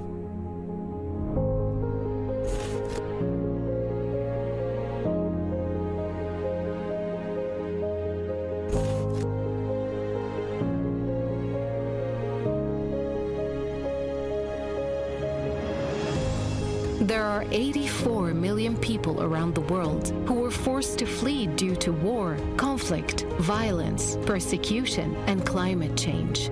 And we are here to serve them, working day and night to provide them with life-saving aid and support. And you can be part of it. You can help people forced to flee gain access to life-saving aid like shelter, food, water, medicine, and much more. Donate to UNHCR. Help refugees and displaced families rebuild their lives.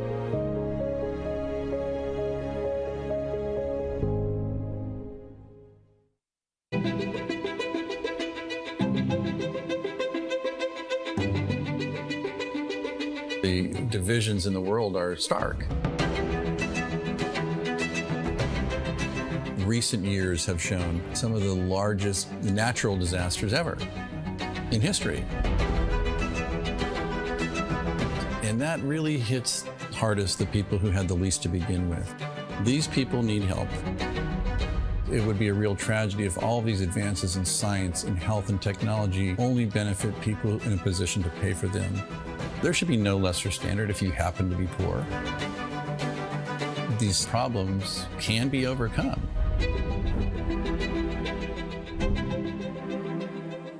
Direct Relief is a humanitarian, nonprofit health organization. The focus has been on the least fortunate, most vulnerable people. On a good day, things are tough for a lot of people in this world and in this country. And what we can do is mobilize private resources for their benefit and make it available free of charge. We're the first nonprofit in the history of the United States to obtain accreditation just like a commercial distributor. And it's been expanded geographically to every country in the world and every state and territory of the United States. What's now Direct Relief officially was started in 1948 as a private effort of a war immigrant businessman named William Zimden. The basic guiding principles of a war immigrant businessman really influence what Direct Relief has done ever since. And they begin with just serving the people who need help. We have this great privilege of engaging with people who come in from very different backgrounds, but with the same purpose of trying to just do something good. It doesn't matter if you're typing or talking on the phone or working on the warehouse floor. They're all part of an effort that means something bigger, and that is the fuel that kind of keeps you going. It gives you some sense that there is a way to make meaningful progress, even for a little organization that started at a kitchen table, but that's what provides motivation in life. The notion that many people, just by virtue of where they're born, the color of their skin, the country they live in, they're going to get sicker, they're going to stay sicker longer, and they're going to die sooner. That's pretty good motivation.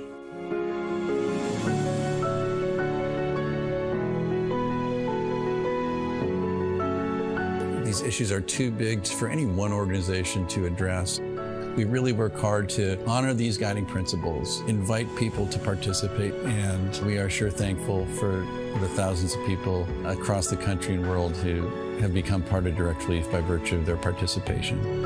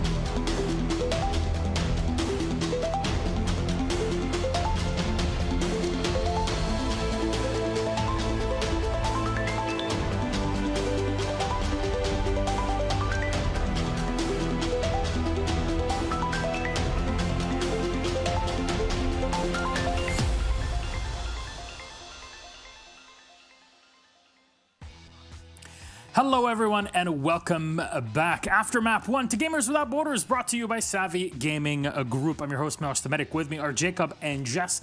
And like I said, we just got through our first map and a hell of a comeback, Jess. That's the stuff I love to see. I mean, I didn't expect, I'm gonna be honest with you, I'm sitting there and I'm thinking to myself, Victus has got this. Like through and through, you look at the scoreline, you're thinking to yourself, okay, there's a possibility for them to really just easily, cruise this over line, get a couple of your, defensive rounds and see how it goes. And then Rogue says, we have a man with an LMG. And if we wield that LMG appropriately and we let him do whatever the heck he wants to do with it, we might allow him to drop a 20-something bomb and push us over the line into OT, not just into OT, but into dominant territory in OT as well.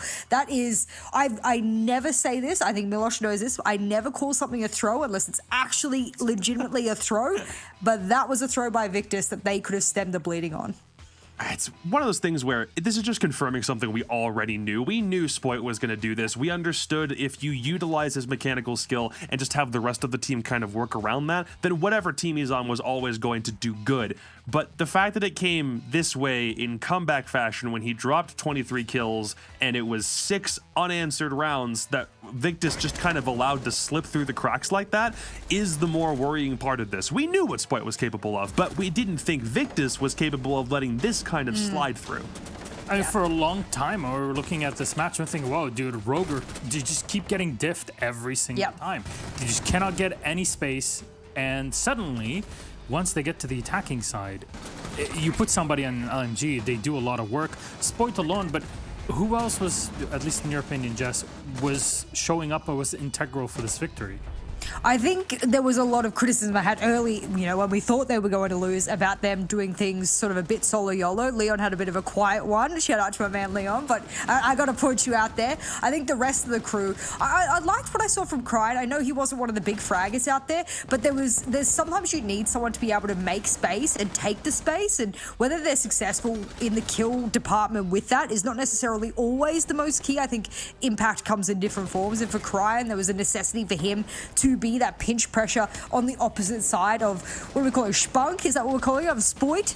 I hate the name he's come up with. That is honestly awful coming out of my mouth. But I think that there was some nice pinch pressure. I would love to see a little bit more synergy, and just imagine what they're capable of with that kind of synergy. I think credit also needs to go towards Kanto too. He had a bit of a quiet game and then woke up, and like especially in those last 4 to 5 rounds leading into overtime, when he finds the kills department, he is that's where he thrives. That's where he thrived back on G2. That's where it feels like it's taken a little bit for him to surge back to a point where he can start doing that again. So if Kanto keeps that trend going and Spoit just does what he does, then you've got Cryne in the back line, and you don't have to worry about what Deepak and Leon do in the kill feeds themselves. Just allow everyone to really conform to their own roles. Spoit might be the tip of the spear, and that might be what Rogue is trying to develop him into, but everyone on Rogue, I feel like, with the exception of Leon taking a long time to get his second frag, I feel like everyone on this Rogue team did really well. Yeah, fair enough to look at it. We're just looking at the stats as well and performance in game. But like you guys said, Rogue will take map number 1. Something both of you were saying is going to be integral for Rogue taking the series. Yes. Reminder for everybody, if Rogue wins this best of 3 in the next map, they go to the BO5 Grand Final. And if they win it over there, then things can really heat up for the actual tournament in person that'll happen in Riyadh in a couple of months. But speaking of that map too, we're getting ahead of ourselves for that LAN final.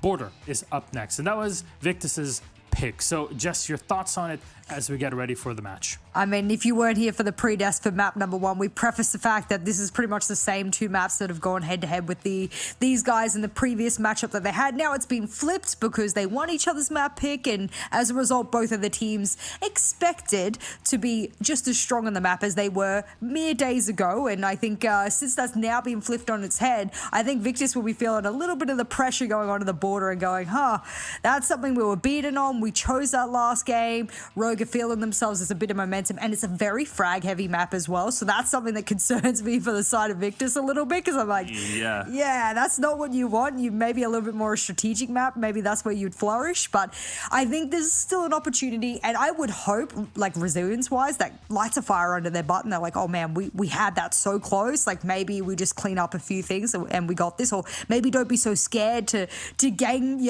up on the LMG that you can hear across the room. Maybe go and hunt it down. Whatever the answer is, I want to see it here on Border.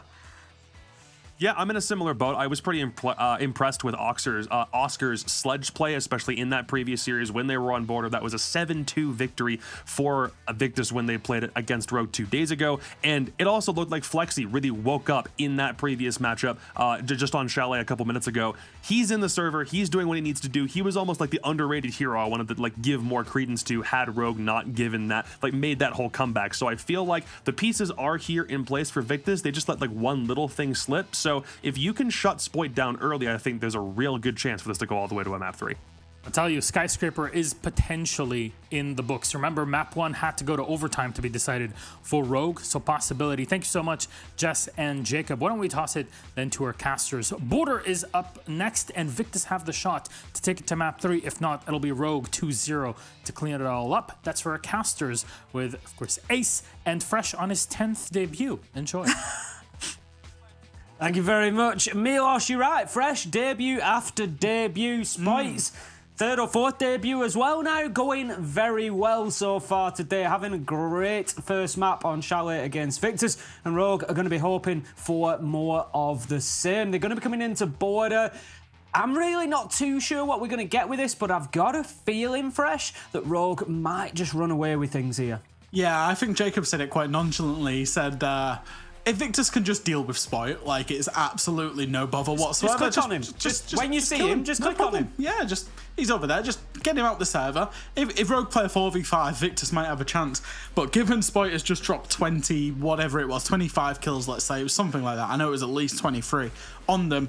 I think they're going to have a bit more of a hard time dealing with Spoit. And I think realistically, this map is all about gunfights. And the team with the most confidence and the most assertiveness, which at the minute, going on recency bias and recent form, is Rogue, will win this map.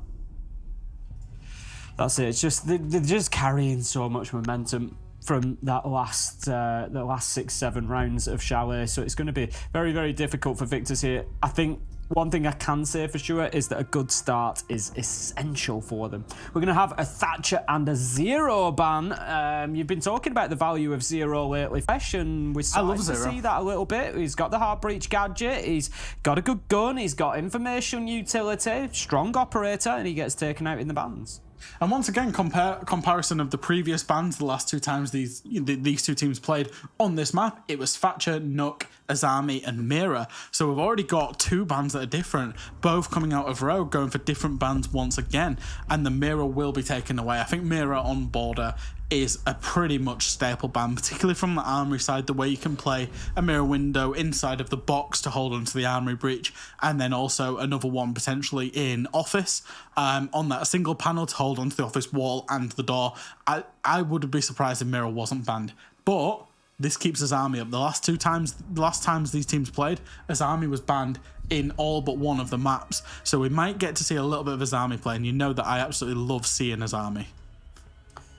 Right then, here we go. It is going to be heading into round number 1. Border, we're going to be in Armory to begin with, and Victus will be on the defense to start with. So we haven't seen, I wouldn't say, a ton of competitive Siege on the new Border Fresh, on the update, since it came in. So what are the defenders doing here on Armory? What are the win conditions? What are the key factors for them to consider if they're going to win this round? So a lot of maps, the win condition is time. I know I spoke about it a lot on Chalet. The win condition in Border is actually map control. So it's denying as much map control as you can. Normally, on the Armory side, it's this CCTV room, as you see the Observer point out here, and basically, as defenders, you want to fight the entry into the building of Rogue. You want to get those early engagements. Don't let them have any map control that they can build from, because there are too many places from the external that you can hold or rotate through top floor. If you get control of, for example, East Stairs as an attacker, you get control of East Stairs, you can hold the rotate right the way, all the long angle right across. That's why we see a Mozzie there. And it basically, you've just got to fight them at the entry points and hope you win your gunfights as defenders. And that's what makes it such a hard map to consistently defend on. Here we go then.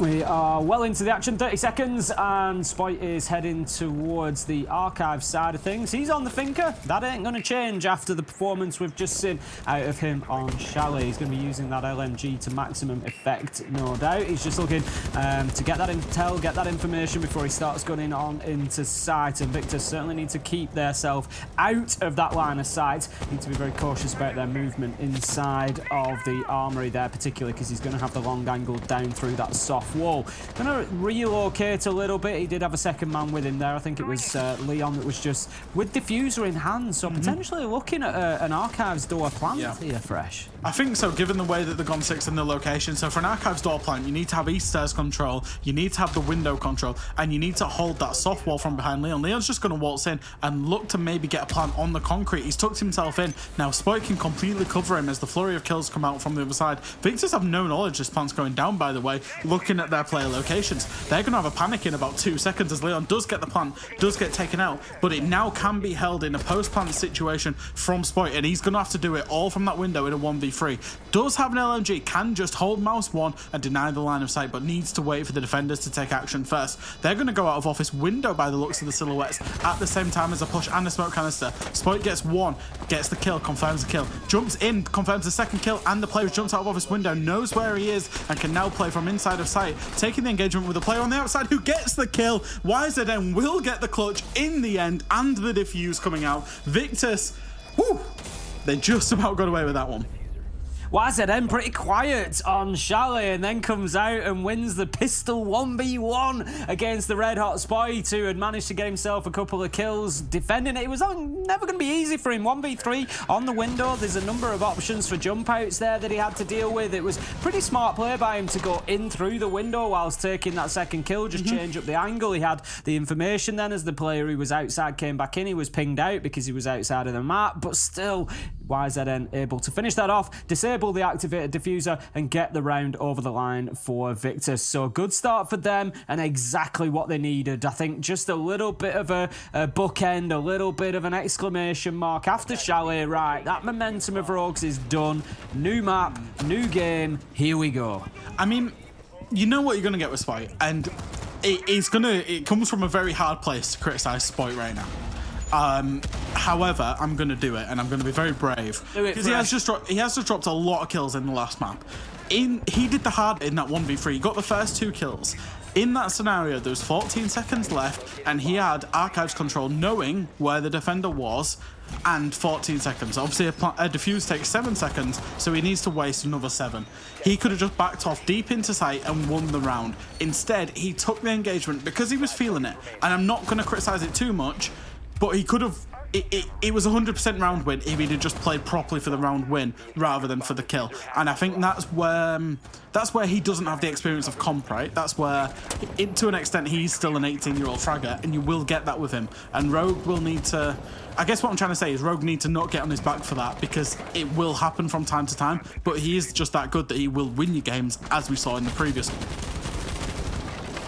By opening up the door into CCTV there, looking to push inside. There is one that's going to be inside of there, looking for a challenge onto him potentially. There we go. The bullets just rain on out of there. Oscar just working. I think he's underneath in customs at the minute, just cycling around, but the battle is going to be with YZN. Cry manages to find Oscar underneath, and YZN drops down immediately to try and support, or to try and maybe get the refrag there, but he's not going to be able to find the man, and he looks to head back upstairs and prevent this progress from Rogue getting inside. Rogue, of course, attacking on to Workshop here. Skyty managing to find Deepak with a nice headshot there, so that's just going to prevent the bit of progress that Rogue were making, but Skyty gets spotted on a super long-range angle by Spoit.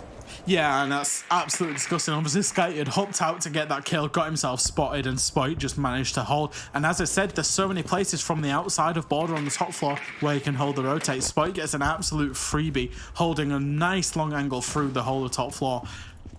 It looks like Victus have basically dropped off now. They've wasted a minute 30, but they don't have man advantage. They don't have a lot of map control, so they need to release that pressure at some point in the form of an individual play to just push up and try and get some kills. It probably comes in this customs area, as Spoit is going to try and take it. Does have a drone in front of him. Bomb located by attackers. 4 versus 3 then. Rogue coming in towards the final minute, just starting to really pressure towards site now. They've got themselves established in the map. Spoit just being drawn there straight ahead of him. Knows that there's one in ventilation, but of course there is always the rotation in between, so knows that it may not be the case as and when he makes that final push. Crying, he's going to find himself inside as well. And Rogue are just struggling to pin down 1 or 2 Victus players, I think, but they just got pinned. 2 kills from Leon, Canto onto FaZe. I could just see them moving around on the top floor, and it just seemed like it was halting Cryan's progress, and it was like, I'm waiting for these guys to be sorted, and then within a couple of seconds, all 3 were, and that's going to be the round for Rogue. Yeah, a bit of an unfortunate one, but it's once again, it's you get locked into so many positions in terms of border when you don't fight them at the border, quote unquote, of the map. You've got to fight them on the entrances to the map, and you've got to win it as defenders. And I think you saw there just what happens when you don't is you allow the attackers to get so much drones and map control set up. There's not a lot you can do, and you've really got to make something happen. And it's just defending border is what I've got to put it down to. And this is why it's such a polarizing map, right? Is that there's a lot of teams that don't like it. And this is why you don't see it inside best of ones, because you take such a gamble when you start defense on border. Obviously, Victus, this is their map choice. So Rogue had the starting side choice and have chosen to start attack, and therefore will reap the benefits in the first half. Attackers have located a bomb. Going to be going this time to Tellers. As you say, Victor's just trying to get as many rounds as they can, quite rightly. Fresh, you know, anything they can get is a bonus, effectively.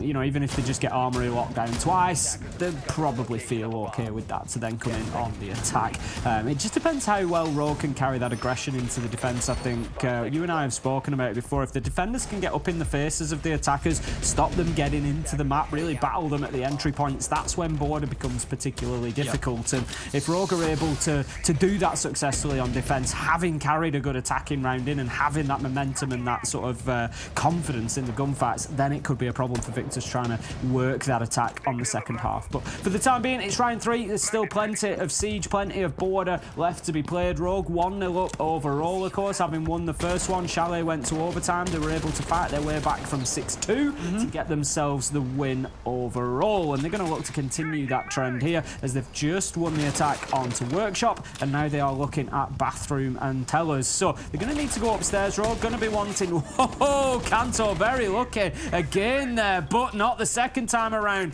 It just goes from bad to worse for him. He nearly gets swung on with the sledgehammer out. He then kills Spoit himself before being killed himself. Not a great start. It's all gone badly for Rogue. It's all gone badly wrong. This is what happens when you lose those 1v1 engagements on the entrance to the map. Neither Rogue player is actually in the building right now, and Victus are 5-2 up. It was an unfortunate team kill. It was maybe an ill-advised play, knowing there was somebody in Tellers, and Deepak and Leon, they've got it all to do. Leon's trying to get rid of an Asami Kiba barrier on the kind of long hallway window that's not actually a window there. Does manage to get rid of it. Deepak's managed to get himself into top east. Maybe he's going to try and play for a pick. Honestly, Victus, they can just fall back to site now. They can give Rogue this map control because job's done. They've got 5v2. They can just simply play it on the refrags.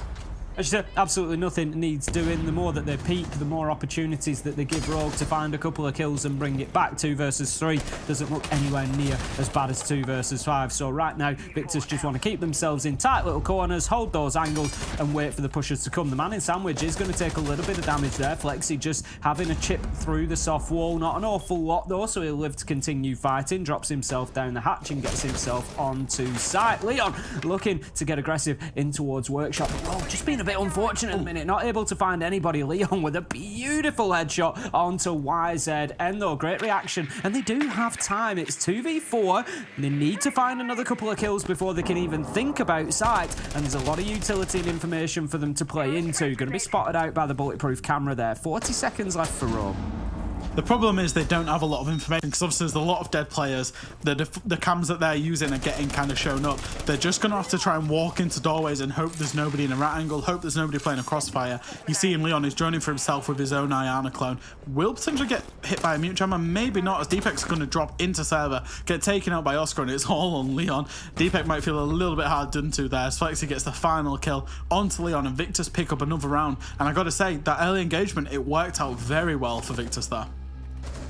Fantastic start for them then. 2 rounds, and they still have Armory to play again, which is probably where we'll see them go now in round 4. They'll be hoping to get themselves a nice 3-1 and bit of a comfort position then once they've been on the defence. So Rogue, they need to start finding some attacking wins here. Need to start finding a little bit of that pep that they had back on Chalet. They don't want to be having to come back from a deficit again and fight their way. Or maybe that's just the way Rogue like it. Fresh. Maybe they just want the adverse. maybe the masochist. Maybe they just like Meepy shouting at them in person. If we lose a few rounds, he'll take a timeout, then he'll shout at us, and then we'll win. Maybe that's the approach that's going on.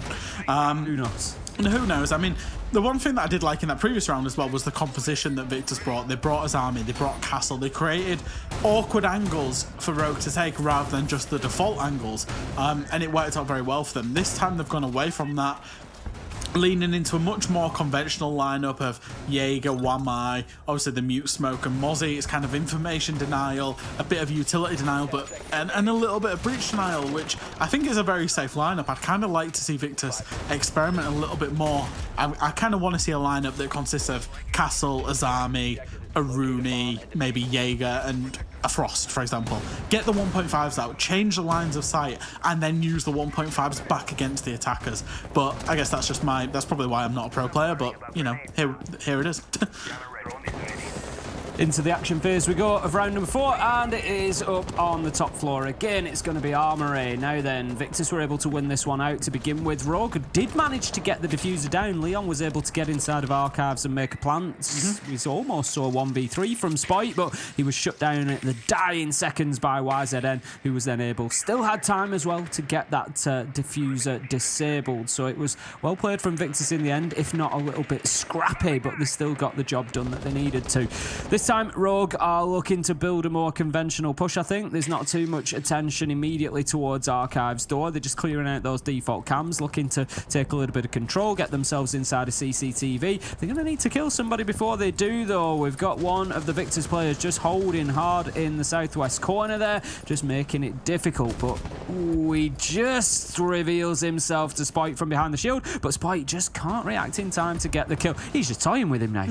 He's having a little bit of fun going from A to B, and this is where his army would be incredible, by the way, to be able to lock up those line of sights. There's a great drone there by Deepak onto the player on the Mozzie, knowing that he's locked himself. Deepak's going to push in and I think get himself all the way to bottom east stairs. The Spite does repel in and doesn't get challenged as Leon finds another kill over to Oscar. That was great drone in there for Deepak to actually get that information to get that free kill onto Oscar.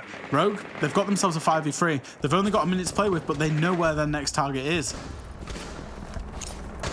Spite, he's going to get the nades out. We've seen a lot of success so far from him. The peak comes out. Cry manages to find the kill onto Skeptic. Spite takes a lot of damage there, but will be able to juice himself back up. That's going to be CCTV cleared out as YZN goes down, and Armory is not going well at all. Certainly not a stronghold for Victus this time around. It's 4v1 Rogue in the ascendancy and looking to get their second successful attack here. And Skyty is all that is left between them and it. That and 45 seconds. And Rogue, they're starting to play it carefully, getting the drawn out. They're going to find one man down. Deepak finished off, and Skyty, he is going to continue fighting from inside of office, but it only took one bullet through the soft wall. It was that man once again. Spite closes out the round, and Rogue, they managed to get their second.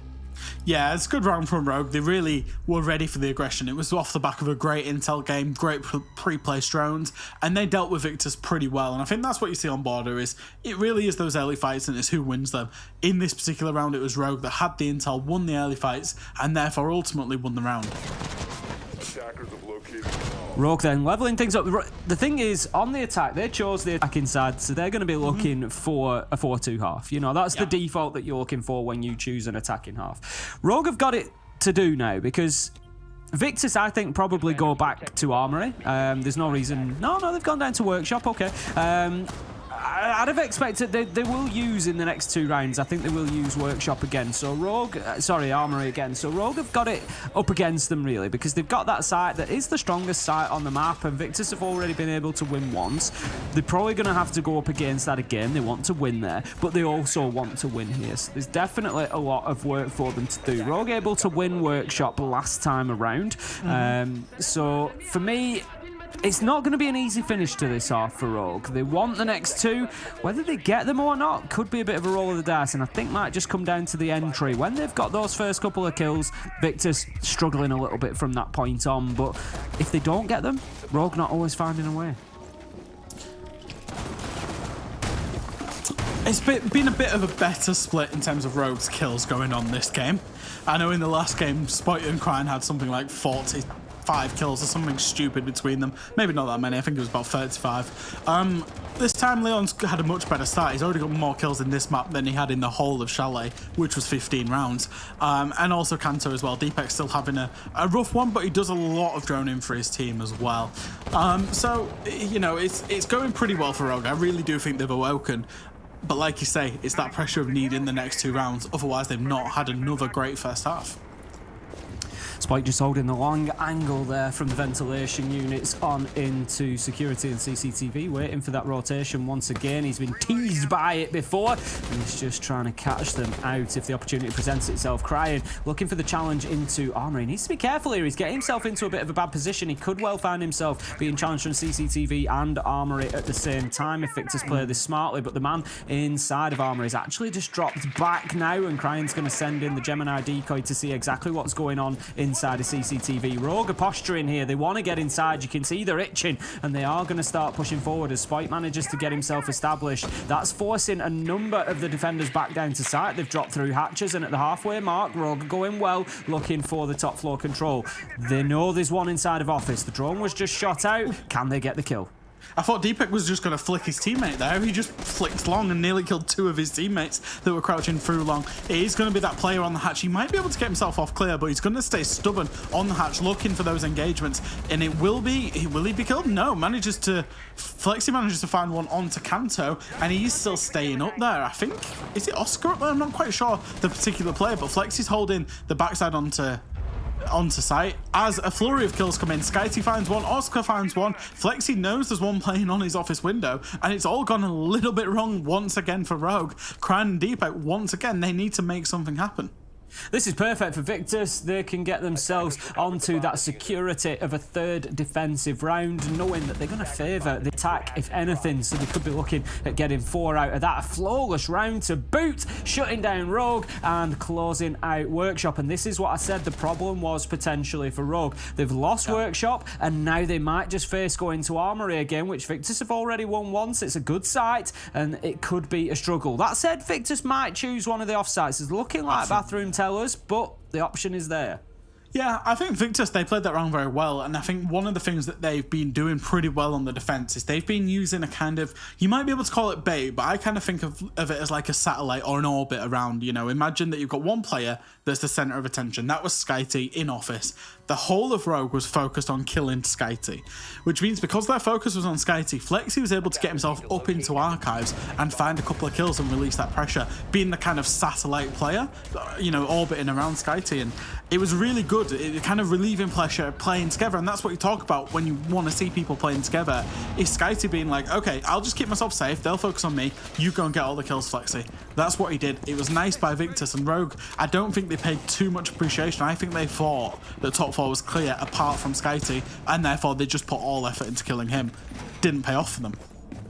It did not indeed. We're facing now the final round of the half. Rogue with their last opportunity on the attack, and they desperately need this one. They need to be getting a 3-3 half before they head into the defense. We do expect the attackers, and that's why Rogue chose attack to begin with. We expect the attackers to have a little bit of joy on board, particularly when they can get themselves established inside of the map. Something that Rogue have been able to do really, but not been able to aggress on towards site. So Victus trying to close out a good half for themselves with a 4-2, and they will be defending Bathrooms and Tellers for this final one. Yeah, and it's a good side Bathroom Tellers generally. Teams generally do like it a lot. In terms of, you kind of hold on to a lot of vertically. It's one of the sites on border, in terms of the basement site, that where one half of the site doesn't have any verticality in terms of tellers, and teams can therefore play a little bit extended and cover off the one site that teams go for.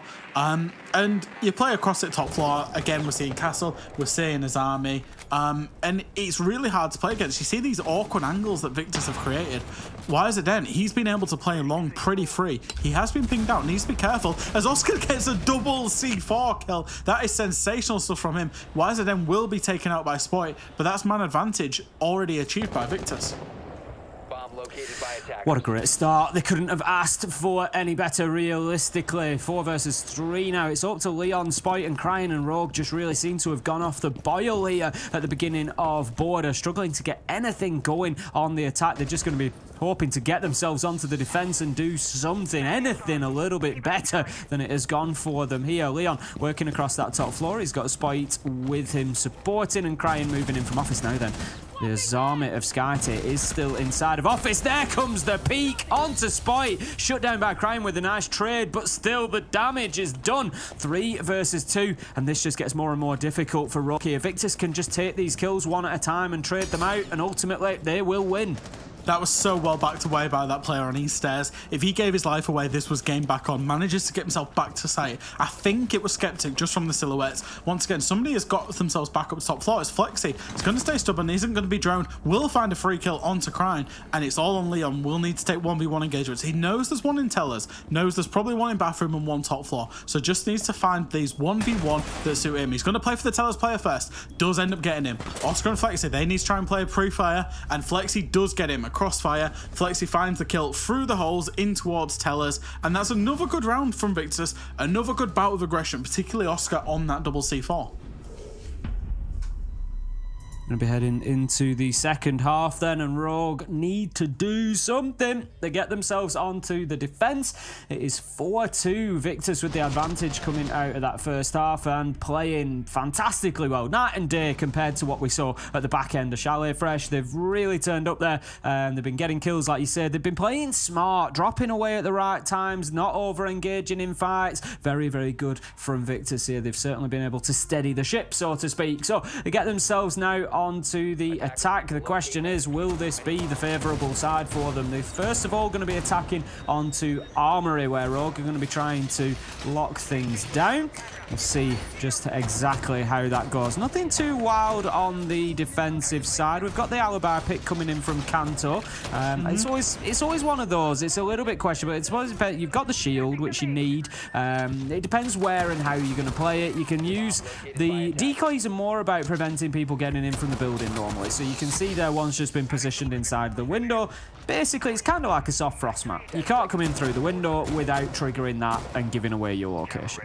I think crucially, Alibi fits the purpose of what Rogue are going for this map. And I said maybe there's a reason I'm not a pro player, but I'm seeing a lot of 1.5s from Rogue. I'm seeing a Zami, I'm seeing a Rooney, I'm seeing 1.5s on Wamai and Alibi and Shields as well. I think once again it's about changing the rules of engagement, changing those lines of sight, and giving yourself the best opportunity as defenders to take those engagements with 1.5 times scopes.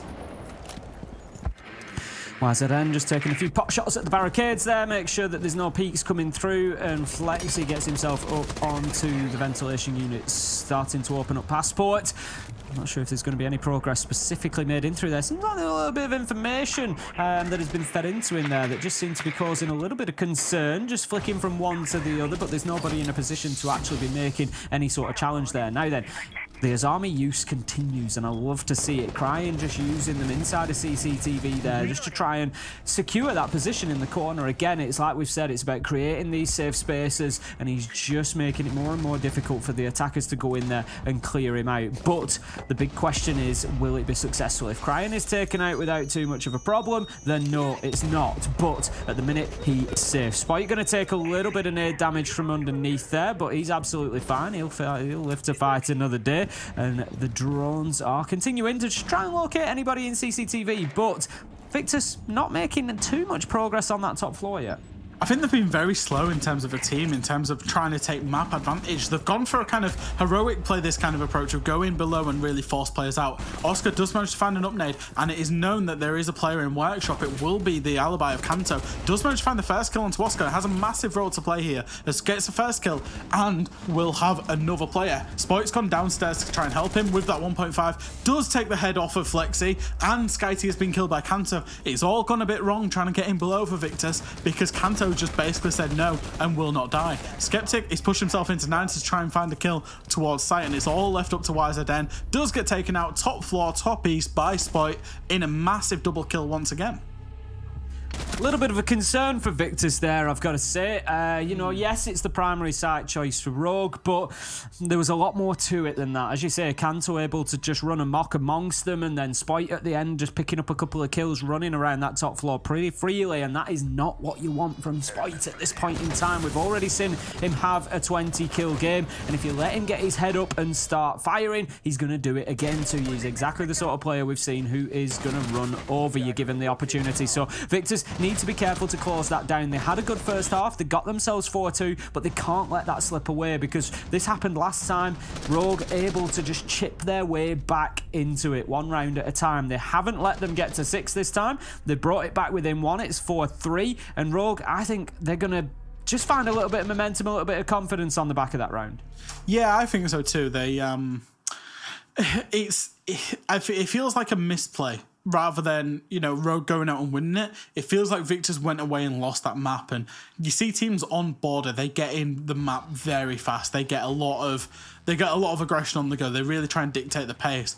And Victus just didn't do that. They gave the top floor for free on towards Rogue. They, and they got caught up with dealing with Kanto downstairs. And that's not the best precedent to set on your attacks. You really want to try and force better engagements that are in your favour as attackers, because so many of those engagements are in your favour.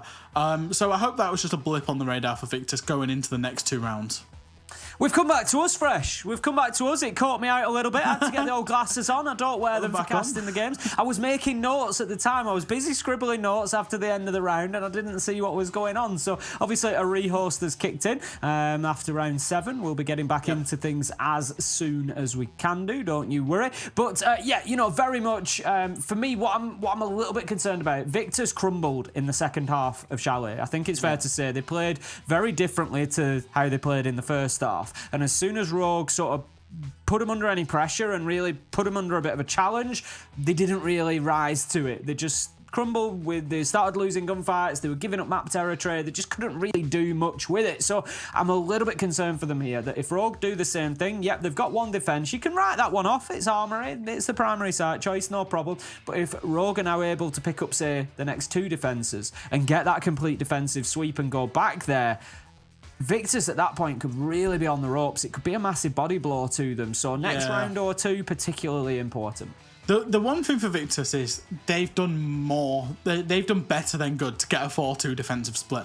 On border, usually you're getting 2 rounds if you're kind of lucky as defenders. Maybe 3 rounds at an absolute push. You'd be happy with 3 rounds. To get a 4-2 split on the defense, great stuff, which means it does afford them the flexibility, because you would expect at an absolute minimum for them to pick up 2 rounds on the attack, probably 3, and see this out for a win. So I know Jess says she doesn't like talking about throws, but if Victus do lose from a 4-2 split, it probably is another throw, and I think we saw that, and I wonder how much that one particular round, that first round, will play into their minds of not again, please not again. So hope don't do that, and like I say, maybe it was just a blip, maybe it was just a bad attack going into the next round. Obviously we do have a bit of a technical delay going on, a technical pause going on, so we'll get that sorted. We'll be back into game very shortly, no doubt. Yeah, I mean, as you pick up on there, for Victus now, there is that real mental game element. It happened on Chalet, things fell apart, you were 6-2 up, you lost in overtime, and all of a sudden Rogue bounced back in the first round of the second half, and it starts to get a bit deja vu, doesn't it? You start looking back thinking, we could be on the receiving end of this again, and if that plays into the mind too much, you start trying too hard, you start forcing the gunfights when maybe they're not there, you give the advantage to Rogue in that sense, and Rogue are a team that will eat that up all day long. None of these players, apart from Spite, none of these players are new to what's going on here. They've all got an absolute wealth of experience with them. And the thing is, it's going to be a good teaching opportunity for Spite as well, to go through this process of having to fight back, of that resilience, and the other players just guiding him and giving him that information. How do we do this? How do we normally focus on this? And, we know that Rogue are a team that use the mental coaching and everything along with, the tactical side of things. So, he's in a great setup there to learn that process. Yeah, it's and it is a big thing for them. I know they'll probably be doing it. Obviously they're at boot camp, they're in person, but we see them in EUL. They're fist bumping the cameras. They're really giving it some between rounds, and they are a team. And we saw it in the previous game with the mental. There's not a lot of teams that have the mental fortitude to come back from 6-2 and get 6 rounds in a row to win it in overtime. And Rogue are one of them teams that do have a particularly strong mental. So, they'll back themselves. And ultimately, they are the tier 1 team as well. They're the team that we'd expect to win. They're the team that we expect to have been around a little bit longer, have seen... Kanto's won an invitational. 2 invitational? No, just 1. He's won invitationals. So, he's a world champion. They've got a world champion on their roster. They've got that experience, and they might need to rely on it. They've had to rely on it already. I mean, at this point in time, if you look towards the potential of a third map, you know, it does hang there. It was Skyscraper. We saw Victus play it yesterday. They played it pretty well. They were good on the attack, particularly. Wild were completely unable to shut down Karaoke and Tea Room. It's sort of anybody's if it goes to that point. And I think, you know, obviously that's going to be something that Rogue want to avoid. Right now, they're just looking at, right, get this done 2-0, get into the final with Wild tomorrow, and then we can see what happens from there. What's your feelings if it does go to Skyscraper? I feel like Victus would have to ban Ossa. I think Rogue will have seen the way that Victus played Skyscraper yesterday and know how prevalent that Ossa top black stairs on the Karaoke T defense is. And I think Victus would be forced, their hand would be a little bit forced on the bans, which changes the dynamic because it would mean Maverick Thatcher being available one over the other.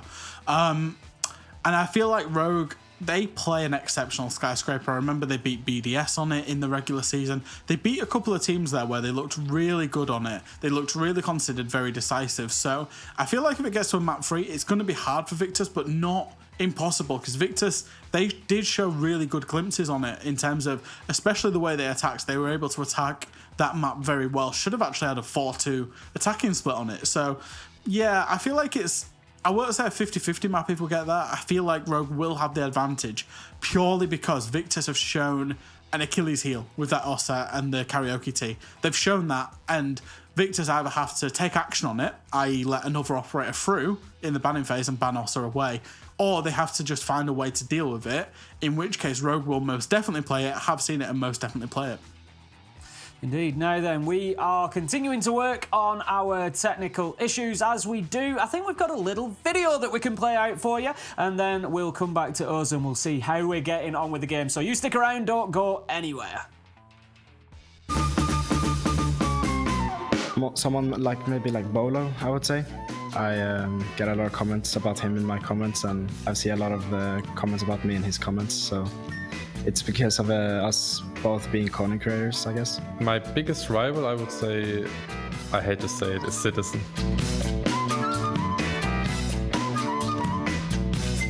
If I could only bring one player to a deserted island, it would probably Cryan. To be honest, he's a funny guy, and that's all I need, to be honest. If I could bring one player to a desert island, it would be Spoit aka Spunky. Just because like he's so young and I need to teach him lessons to survive. I think our region is the best in Siege because of we have a mix of all the fundamentals, because of the strategy, of the aggressive gameplay, and such like that. That's why I think EU is the best region. I don't think our region is the best right now. I think we have the potential to be the best, but like right now we are not.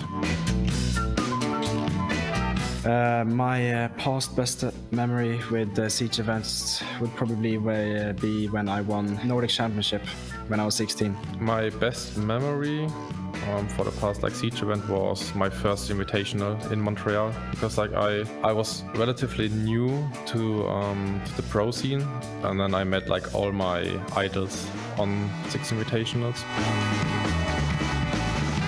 I kind of like the mix of everything in the gameplay, but I think the more of like the frag side of Siege is the most fun, the FPS part. What I like the most about the game is the creativity. You can play actually like you want and have all the freedom. The 3 most overpowered operators in Siege are, I think, Lion, when he first came out. I think Finka right now is really broken, and I also think Blitz when he was in TTS, in test server build, he was incredible. I would say Finka for sure, because of the LMG and nades and G6. Iana, of gadget and weapon, nades, G6 as well, and one more, I don't know, like the rest are fine, I guess. And you are back with us. We're still working on those technical hiccups, and as soon as we've got them solved, we'll be back into game. Interesting little chat there. I always love those little behind the scenes there, Fresh. Get a little bit of a window into the minds of the players, Cryan and Spite there. Yeah, Cryan's a player I've got a lot of experience with. I teamed with him twice, and I think he is a really good character. And I'm glad that, you know, he's finally seeing we're finally seeing the prime of what Cryan was like, because he spent so long, you know, obviously didn't go too well at G2, didn't do too well on Chaos, both the teams incidentally I was with him on, but he's really found a team here that is built around him, that he's allowed to play as himself, that, you know, he doesn't have to fit into another system. The system fits around him, and he has a lot of personal success off the back of that. And of course it's good to see Spike because, you know, he is new to the ranked arena, to the competitive arena. He's not new to the ranked arena. No, he's not new to the ranked arena. He's new to the competitive arena, and therefore, you know, it's good to see how he thinks and get some information from him as well. Yeah, it is, definitely. It's good to hear from him. I mean, all I'm hearing there, Fresh, is that you were the problem for crying. That's, possible. You know, you're the common denominator. That's all I'm really... The thing is, all jokes aside, I remember Crying being in Challenger League, and I shouted him up so... Like, he was just such a good gunner in Challenger League, and I was so excited to see him in EUL, and then, as you say, though, you know... Tough start at G2, and I'm just really glad to see him find his position and just, you know, do as well as he is doing on Rogue. It's great to see. Yeah, absolutely. Anyway, we're back into the game, which is good. Sorry about that very short delay. We just had some technical issues. I know there's probably a little bit of a visual glitch we had going on the observer side as well. So thankfully, along with that technical delay, we've had that fixed. So that's all good. We've got a bathroom teller's defense coming out of Victus. If you remember last time, they got very aggressive early on up on the top floor and out of Rogue. And if you remember when Victus defended it, they got aggressive on the top floor. Immediately, Victus will get aggressive on the attack of the top floor going into top east. They got a little bit caught out there by the side swap, given, you know, we only had one round on the side swap previously. Wazadin taking pot shots through the soft wall there, doesn't find his man. Rogue hidden all the way back in office, so we'll be pretty safe from that. Victus for the time being trying to get themselves established in CCTV, but they're going to get that office wall opened up pretty quickly as well. They are attacking onto bathroom and tellers, so they want that vertical pressure above, they want access to the hatch, and they want to be able to force the defenders back to site, who are going to try to hold on to that for as long as possible. Now then, it's all a little bit of a pause for Victus here. So they've done the early work. That's sort of step one. You've gone in, you've got your breach into office, you've forced a few defenders back out of office. So now it's back into the drones, see what else is happening on the top floor, what is going to stop us, what is going to threaten us when we take that office ground, when we take that map control, what else do we need to deal with? And once they know that, that's when they'll start pushing forward. My worry for Rogue right now is they've fallen off this ground so fast. Victor's fought for it so hard and reached the dividend as Flexi walked into the C4 from Deepak. He had it pre-ripped. Flexi had absolutely no idea that was coming. Kanto's managed to get himself up metal and find himself a free kill there as well. He's going to be chased all the way down the hatch drop, and he will get taken back out by Oscar wearing that passion skin. Gets himself down to bottom main. And that's 4v3 Victus. They've got the top floor. They've got a bit of map control established, but they only have 50 seconds realistically to systematically work through the bottom floor with the verticals and get those kills that they need before they can actually make an assault onto site. It's not going to be easy here for Victus. Rogue are pretty comfortable, I think. As you said, they gave up ground very, very quickly at the beginning of the round, but now they've not reclaimed anything, but they've got themselves back to sort of position B, and they're happy, or they seem happy to play from these spots. They've got their angles. They are just now waiting for Victus to make a move. They've got the man advantage, Rogue, and they just need to bide their time. Victus, you can't waste too long. There can't be too much drawn in, too much posturing. You're going to have to go at some point. Deepak's just waiting for that hatch drop to come down. Oscar trying to find anything he can. There goes the diffuser. There goes the hatch. There goes the flank. Deepak and Crying. They were quiet on Chalet, but not here. Closing down the end of the round. And that's Rogue levelling things up in round 8, 4-4. Yeah, and I was going into a point to criticise Rogue on the drop-off. I thought it was really not well thought out. I thought it was a little bit too fast. But Deepak's got a massive C4 kill. And Kanto used that as a trigger point to go up and find another kill in the midst of that chaos. And it's all about the entry engagements on border. We've said it time and time again. If you find the first couple of kills, you're almost guaranteeing yourself a round win. And that was excellent from Rogue to achieve those double kills, despite the fact that they'd given up the top floor. Defenders, protect your bombs from being defused. Okay then, round number 10 we are heading into, and now is the opportunity for Rogue to be able to go back to Armory. And this is what I said, as soon as Rogue have got themselves that sweep and they can start over again, Victor's picking one up along the way, of course, but at 5-4 it is not going to be easy for them, because Rogue now, they can be confident that they can pick up 2 of those defensive rounds. If they do that, it puts them on 6, it guarantees them the overtime. so they only need to find one elsewhere.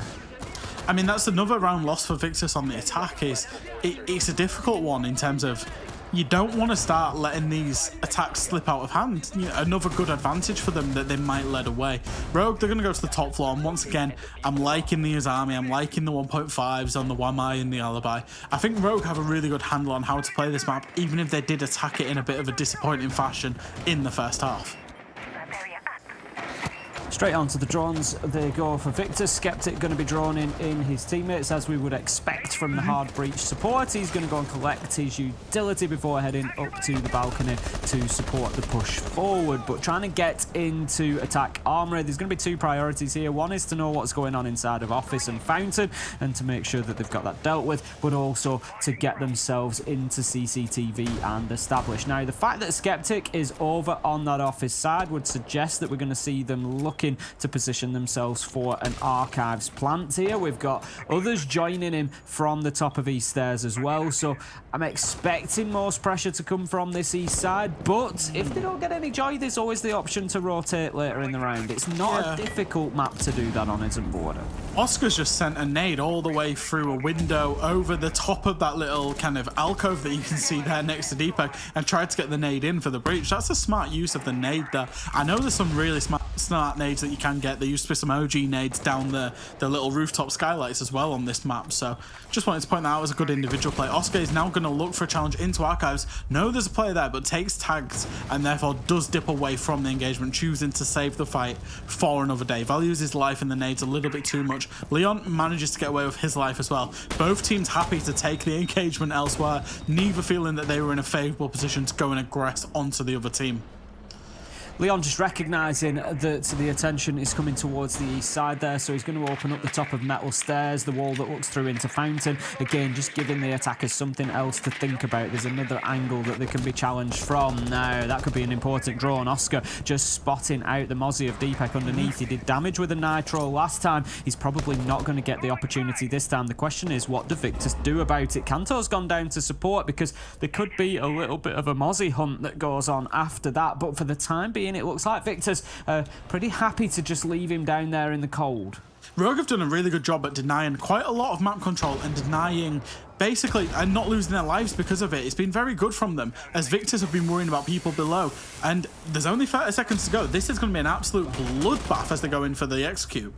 That's an important kill. Deepak gets the first onto Flexi. He was the one that was sent underneath. Just one man. No opportunity for a trade. YZN does manage to find Crying, but Kanto coming back to site gets Oscar, and Spoit manages to find YZN in that direct trade. It's all up to Skeptic. He was in a position to put the diffuser down, but Spoit getting the kill onto his cover. Skyty goes down, and it leaves now Skeptic fighting for kills. He's going to down Spoit, but he can't confirm the kill as Leon manages to close him down, and Rogue level it up once again. 5-5. When I say Rogue have a very good handle on this map, they actually have a different identity from a lot of teams. A lot of teams really fight for the initial map control, but Rogue kind of settle a midline of where we will allow the attack to take this map control, but our key win condition is not losing lives. Let the attack take the map control, but we save our lives. And then we play these very late long angles with 1.5 times scopes. As you see, Spoit take an engagement there, Deepak was downstairs.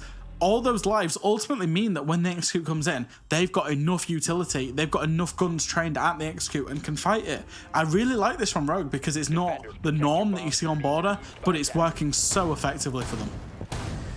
Be down to workshop and ventilation for round number 11. Victus, I think, just falling foul there as well of not thoroughly drawn in underneath. Obviously, we saw Deepak playing under there with the Nitro. He was looking for the plant denial later in the round. If it came down in archives, he could throw it up through the hatch. That's what he was hoping to achieve. They had to send Flexi as a one-on-one challenge to Deepak. It's always a risk because Deepak gets the kill. There's nobody there to have any influence. There's nobody there for the trade. And so all of a sudden, you've got two problems. You've lost a man and you haven't traded one back for it. But also, you've still got Deepak on a Mozzie with a Nitro underneath, not dealt with, that was a sufficient threat for you to send somebody in there to get him. So the big problem then is, what do Victus do? So they have to try to react to that, and they just end up playing into the hands of other players like Kanto and Crying. And it was a big problem for them. They should have had that spotted out earlier on.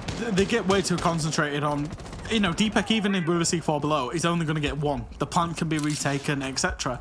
And I think they got a bit way too kind of focused. But we've got a blitz here, which means maybe a change of style for Victus. It maybe indicates that they're going to go for a pretty fast push on a trigger point. I think as the top floor starts to be established on the trigger point, and then the blitz will rush in and try it. He's actually going to go straight away for a plant. Why is it then? They've pushed in. They've gone fast. They've got 2 kills, another one, and Rogue have no idea the plant's going down. Leon does manage to finally find a kill onto Skeptic, but does get traded straight back out by Skyty. Spoit's going to be the next person to have a go, but there's vertical above him. There's a player playing on his window. Does kill the window player. Deepak really needs to start moving and helping him, because Spoit is just in absolute no man's land here. He can't do anything.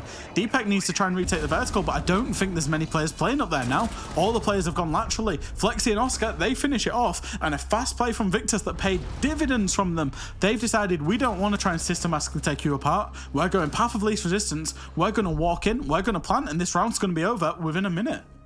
They got away with it. They certainly did. Rogue not ready for it, and they find themselves now in a position of fighting for overtime once again. Chalet, of course, going to overtime previously. Rogue having, again, to battle their way back to get that opportunity. Can they do it again? That is the question, or is all this fighting back going to be taking its toll? It was a great play. I was surprised just how quickly, you know, as you were discussing, essentially, what could be the trigger point here? Is it going to be on the top floor? Is it when they take control of Armory? Is it going to be when they get that first kill? And as we're discussing that, Skeptic's already in and putting it down. Like, there was just absolutely no concern. It was, I mean, it was a really weird defensive setup, I think, in terms of, I didn't fully see the top floor setup, but the fact that I don't know if the top armory walls were reinforced or not, but they were just sledged into. It might have just been a sledge into the door, but it was a very fast trigger point. And like you say, great communication. Skeptic was in with a plan. He had 2 players downstairs covering him, and then there was 2 players who just walked into armory and took the armory verticals as well. It was a nice, I call it a cheese play, right? It's a cheese round.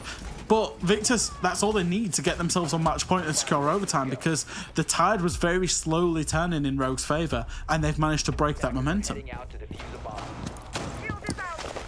They're setting up that bottom floor once again. Rogue choosing to double down. They know they're not going to face a rush in the same manner, or they would not expect so. There's no blitz on side, so I don't think that will be the case. Victor's going to play this a lot more stock standard on the attack, which is going to be trying to take control of armory and top floor, and then look to get inside of sight and get that plant down. So a little bit more sort of confidence from Rogue here. Sorry, over in bathroom and Teller's. Going to be much the same. They're going to try to get hold of office instead. Rogue were quite liberal, really, in how they gave it up last time. There was no real rush, no real, need for them to stay there. Victus got in, just put a little bit of pressure, and Rogue dropped back to sight. It wasn't anything too drastic from them trying to hold on, but there was an important first nitro. Not something they can necessarily rely on again from Deepak.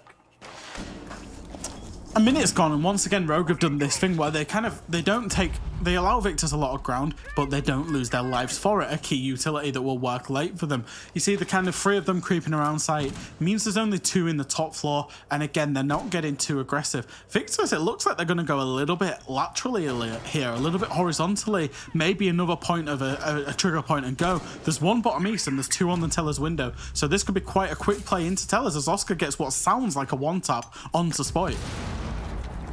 Perfect start for Victus, but traded out quickly by Cryan. So that leaves us now still 4v4. Kills coming in as they try to push through the single window. As you say, much of a lateral push, just direct route 1 onto site. 3v3 as Rogue managed to trade out both of the deaths that come along their way. So as defenders, they're going to be quite happy with that. They can trade away now as the round goes on and just pick up those kills. Kanto still has the vertical as well. That is definitely something in their favour, and it looks like Victus are going to be trying to deal with that, but Kanto, he's just found himself down. There's no way that he's going to get picked up here, I don't think. Cryan's going to have a look, but the risk will surely just be too big as there are players pushing in towards his position. It's time to go now. If you know that it's down and there's 2 players top floor to try and regather the HP, they need to go as Victus. They haven't used that as a trigger point to go. Kanto's back up. He's only 20 HP. His HP is flashing, and somebody is looking up the vert as he does take pot shots onto YZN. Realistically, they've still got 40 seconds to deal with. They can force Kanto out and then look for these kills. I think Flex has just heard him shuffle to the left. You saw him flick. He's going to look for that kill. But with time ticking down, there's really not too much time. Maybe he just holds him off as the escape comes in so he can't retake the hatch. That's it. It's all about time now for Victus because the time is ticking down. Manages to surely get Kanto. No, somehow he manages to fight his way out of there. Gets a kill onto Flexi. Leon finds Skeptic, and it looks like we're going to overtime. 9 seconds left to go. 2 kills to YZN. Can't get the first as Leon hits him with the shotty, and that is going to be the round for Rogue. And we once again, Fresh, are going to overtime. Oh, Ace, you are a magnet to overtime. I have no idea what's going on. You knew this before you signed up. I did. You know, if it was Dez, there'd been a quick games going on, but with Ace, every single game we seem to go to overtime, and I think Victus there, they need to realise when they're in the ascendancy and really put the screw to Rogue there. There was shots onto Kanto, and at that point, the fact somebody has downed Kanto means they know he's top floor. Which means they might not know he's downed, but they know that if they go towards site, they've got a 3v2 and they can start isolating that. If they'd have known that Cryan had gone up to help him, then it's a 3v1 on site, and you need to know when you've got the numerical advantage, even in the top bar if it says 3v3. And I feel like it's pretty awkward because it comes down to an information game. It comes down to early on, what are you doing with your drones? Where are they? What's your pre-placed drone situation like? But Victor's really had everything going for them there and just basically didn't move. They just kind of stuttered and kind of what's the word? Delayed? Dithered? I'm not sure. Anyway, they kind of just didn't go for it. They weren't fast. They didn't execute until it was too late. Gonna have to make sure that it's not too late this time, because too late, Fresh, will be too little. They're gonna find themselves out of the tournament if they cannot get this done in overtime. Rogue are on the defense, which doesn't really play into their hands too much. Of course, it's been a little bit of a struggle for them, but they did manage to get 4 of them done, so we'll see if they can continue doing it. But for me, Victus, I don't know. I feel like they're gonna bring something here. I feel like we're gonna see that little bit of pep, that little bit of pizzazz that they need, that they've not been able to get the rounds over the line. I think we're going to see a slightly different attacking side. Yeah, I think so. I think on the balance of things, Victus are going to be really disappointed with how they've attacked Border, because they set themselves up superbly. So the fact that they've got to overtime is already somewhat of a throw. But they need to figure it out. Obviously, they've seen these defenses a lot now. They've played against 6 of these defenses, so hopefully it's a sprinkling of something different. Maybe a little bit more aggressive into the top floor. If you remember previously on Armory, they went in the basement and tried to get the up nades rather than just being a bit more direct. They were trying to be really cute with the way they did things. I think they're going to try that again, but also maybe with the way Flexi was drawing in, with Flexi pushing at the same time. So this could be key. Cryan is going to take a lot of damage from that nade and Scarper away from that rotate. Has to get himself out of the danger zone there, because, as you say, taking a lot of damage from underneath. Victus working that better than they did last time. 1 minute gone, and that's going to give them some access into CCTV. They can start the push forward from there. That's going to be the little beachhead. They're all around the west side of the map, so I don't think we're going to see any attention to office this time. That was where the focus was last time, but the big question usually is, where's Skeptic? And unfortunately for me, Skeptic is right in the middle of the 2 sites, so there's no real guess at which he's going to lean towards, but I've got a feeling it's going to be towards that west side. Yeah, I think so. It's it's more than default. Deepak, once again, he's in the bathroom. He's going to get droned out, and there's going to be a player pushing with the drone, which means he's in a very hard spot. But Kanto drops, and it's Trade City going on. Oscar manages to get the kill. Kanto gets refragged back out, and that's advantage Victus. The fact that Oscar's escaped with his life, Spoit's not dropped, and of course Cryan is very lit from the nade that came in at the start. This is great advantage to Victus now. They just need to take that map control and then now start working for a plan. They can go for either side that they want, as you say, probably Armory now given the map control they've got, and then go for the breach on that B bomb. As I said, just had a little bit of a feeling that we're going to see a little bit more success for Victus. Maybe the requirement of overtime just sharpening them up again and giving them that keen edge that they needed. And as you say, managing to get a good couple of kills there. Kanto on a different day maybe finds himself 2 and escapes with his life, and the whole round would look different. It was one of those flashpoints, but Victus on top at the minute. They can start working towards this breach, but I'm just concerned about time for them, Fresh. We saw it last time. It was a struggle. We're seeing it again here. Down down to 28 seconds. There's a soft wall that they've yet to deal with, but there's also a nitro. That's a big kill as YZN manages to pick Leon up. A little bit of indecision from him, but here comes Spike, gets one but no more. It's all up to Crying underneath, seriously low health. He will take some pot shots but not find anybody. There's going to be the opportunity for Skeptic to get the diffuser down. The nade is going to halt Crying's progress. Oscar knows that is the case. He knows exactly where the last man is. Sees the legs, sees the kill, closes the round, and Victus, they get themselves the advantage in overtime. Yeah, that was absolutely excellent, to be honest, in terms of they had a suspicion about where Deepak was playing because he played there before, and it's one thing that I will keep harping on about with Victus, and one thing that I do really like from this team is their round-to-round adaptation of knowing what they've seen before, what they lost to, and then going and dealing with that problem the next time they face it in a very elegant manner. They did that. They got the kill on Deepak, they got the man advantage, and then from there, it's straight sailing in terms of forcing your way into sight.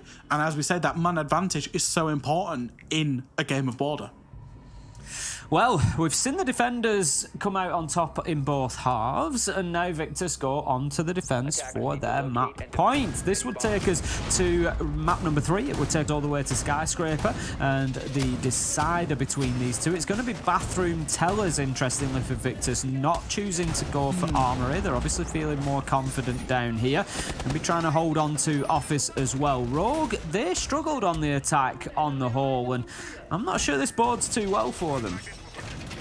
Yeah, it's I feel like they really need to set themselves up with that first defense there, because obviously we spoke about this on Chalet is when you pick a map, you usually start on the non-advantageous side in regulation time, but in overtime you will start yourselves on the advantageous side, which means Victus chose this map. They had to start themselves on defense, but then in overtime they got to choose the starting side and chose attack. So they get that first attack on the board, and Victus looked good on defense. They won their defensive half, so for Rogue, it's not looking all too good at the minute. Not at all. They're going to want that entry kill. That's going to be the big moment for me here for Rogue. If they don't get that, then we're probably looking at that third map. Victus, with any sniff of an opportunity to close it out, likely to do so. Crying going straight in here, must have information ahead of him. We saw him drop his drone just in front of the armory wall, but he didn't need to get on it. So obviously somebody else in there calling that CCTV was clear. Now then, the spot comes in. They know that somebody's playing in behind the Azami barrier on the corridor there. They can see the feet. There's going to be an opportunity for one of those yellow pings. Just making sure that there's no camera or observation, I think. And Deepak's just waiting for his moment here, and he will no doubt take the shots across there. Is he going to open the castle barricade and go in and look to challenge onto that from east stairs, or is it going to be across the balcony?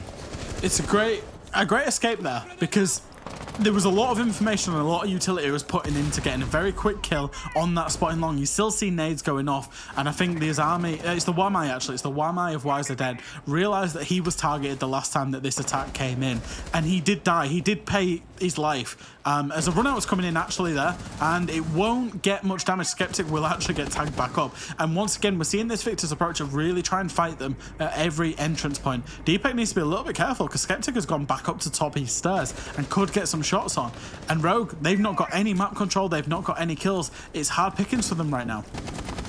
Nade goes out.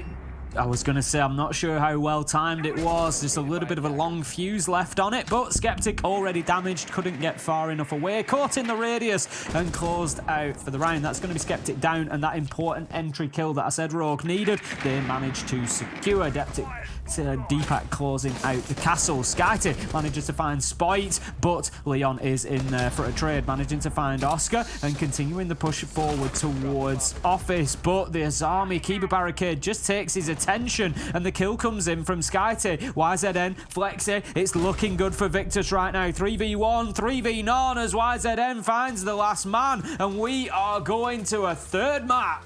Yeah, and that was really good. We're really well played from Victus. I think you saw the value of them playing the defenses way more fluidly than the way Rogue played it. It allowed them rotators to come in the late end of that round, get those kills, pick up the round, and pick up the map win. Once again, these two teams winning on their map picks this time, but winning them in overtime, showing just how close these teams are. It'll go to a decider map. They need a decider map to split them once again. Previously it was Cafe. This time it's going to be Skyscraper. Just what a weird turnaround. Like you say, this time they pick each other's maps that they picked in the first, but yet still both come away with the wins on the same. It doesn't matter who chooses them. The same teams have been able to get the wins, neither of them able to overturn or find any difference. But coming into Skyscraper, where I had a feeling at least that this could be a tough one for Rogue, because Victus were very good on the attack. You've obviously explained about the Ursa already. We'll see exactly how that shapes down in just a couple of minutes. We've got a quick break for you, so don't go anywhere. The desk will break down border, and then we'll be back for Skyscraper.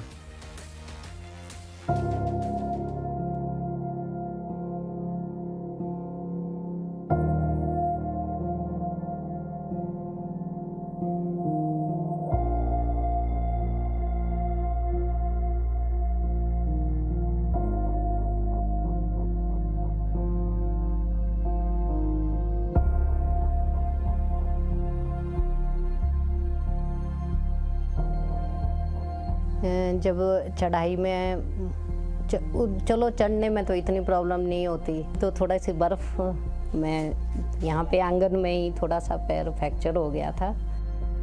मेरा नाम सीमा ठाकुर है, मैं housewife हूँ।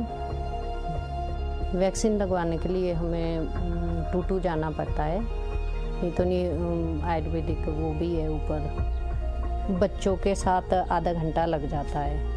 गिरब में जो है dispensary, उसके लिए आधा घंटा लग जाता है। जो टूटू जाना हो तो टूटू जाने में पौना घंटा बच्चों के साथ लग जाता है और पैदल जाना पड़ता है। बारिश बर्फ़ में तो बहुत मुश्किलें होती है, क्योंकि बच्चों के साथ आना जाना बहुत दिक्कत होती है।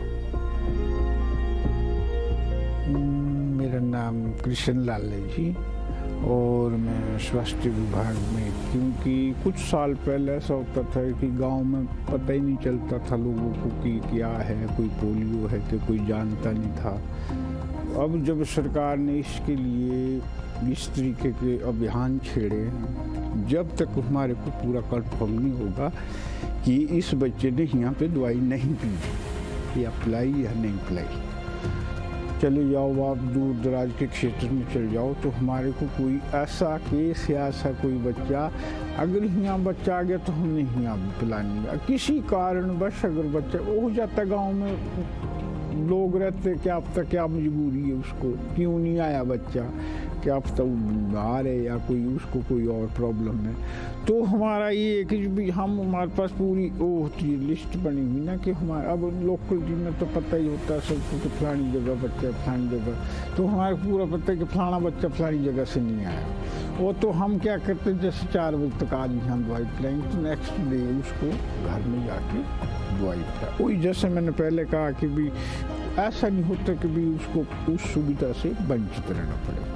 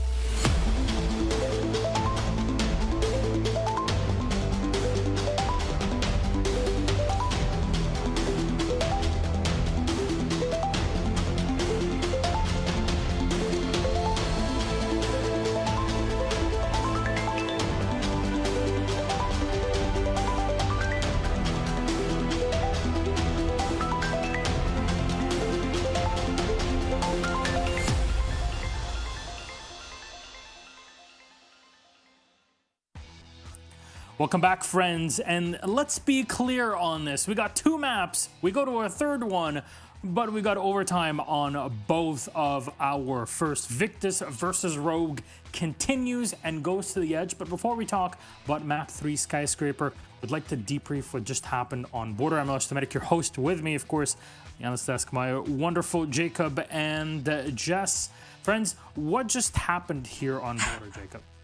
I mean, other than what looked like a potential comeback again from Rogue, this time it felt like it was stifled just a little bit more. And dare I say, it came down to a little bit of creative Azami use, something that I've been looking for this tournament to really give us a little bit more of like an initial showcase on.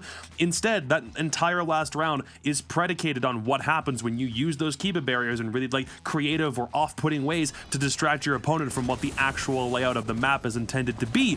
Victus had a really good first half like they did back in map number 1, and that felt like it kind of set the pace. So for Rogue, the key here is to really try to avoid a slow start heading into the third map. But as far as I'm concerned for Victus, you just had a better closer here. You didn't have it last map, you had it here. It's all relating to a very strong finish.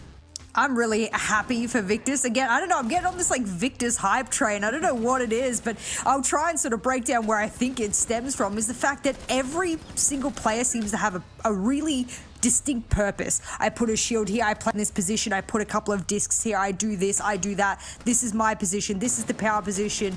We crossfire here. Everything, especially when we go to top-down view, is really, really obvious. The purpose of the player in that position, the purpose of the utility, and everything on their defensive side. I actually personally would love to know who makes their strategies, because from like a top-down view, especially with their CC setups and whatnot, I really like them. I love their castle setups down hallway. I love their Wamai placements. I don't know if it's the players themselves or whomever, but a lot of that's really high strategic play. I just wish that they weren't a little bit too scared to act upon like information and where the push is coming from. Sometimes they rely a little bit too much on what their role is. You know, I stay behind the shield, I do this. Sometimes they just need to act on what they're seeing in front of them a little bit more, and fluidity and balance on that will come to them in time. And when they've got that, I mean, they'll dominate the defensive, and then hopefully the attack follows. Yeah, I can understand why for a team like Victus, you go up against the Rogue, you know, just hear the name, Spoit's on the other side. Aside from everybody else that's incredibly talented on Rogue, I'm only saying Spoit because it's a big name that everybody will know, no matter what. Everyone wants to hear about Spoit, come on. Naturally. 100%. It's the Spoit show. True. True. So even then, thank you, the Savvy Gaming group that sponsors all of this, plus Spoit at the end of this. Welcome to Spoit Championships. Can't wait to see what we're gonna rename a village in his name at the end of all of this. I tell you what.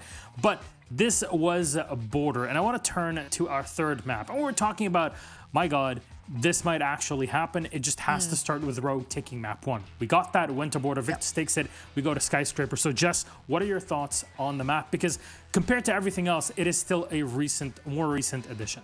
Yeah, I think the only real like evidence I have, especially from Victus's side, is that game that they played the other day, the one where I said I felt they were super sweaty on their attack.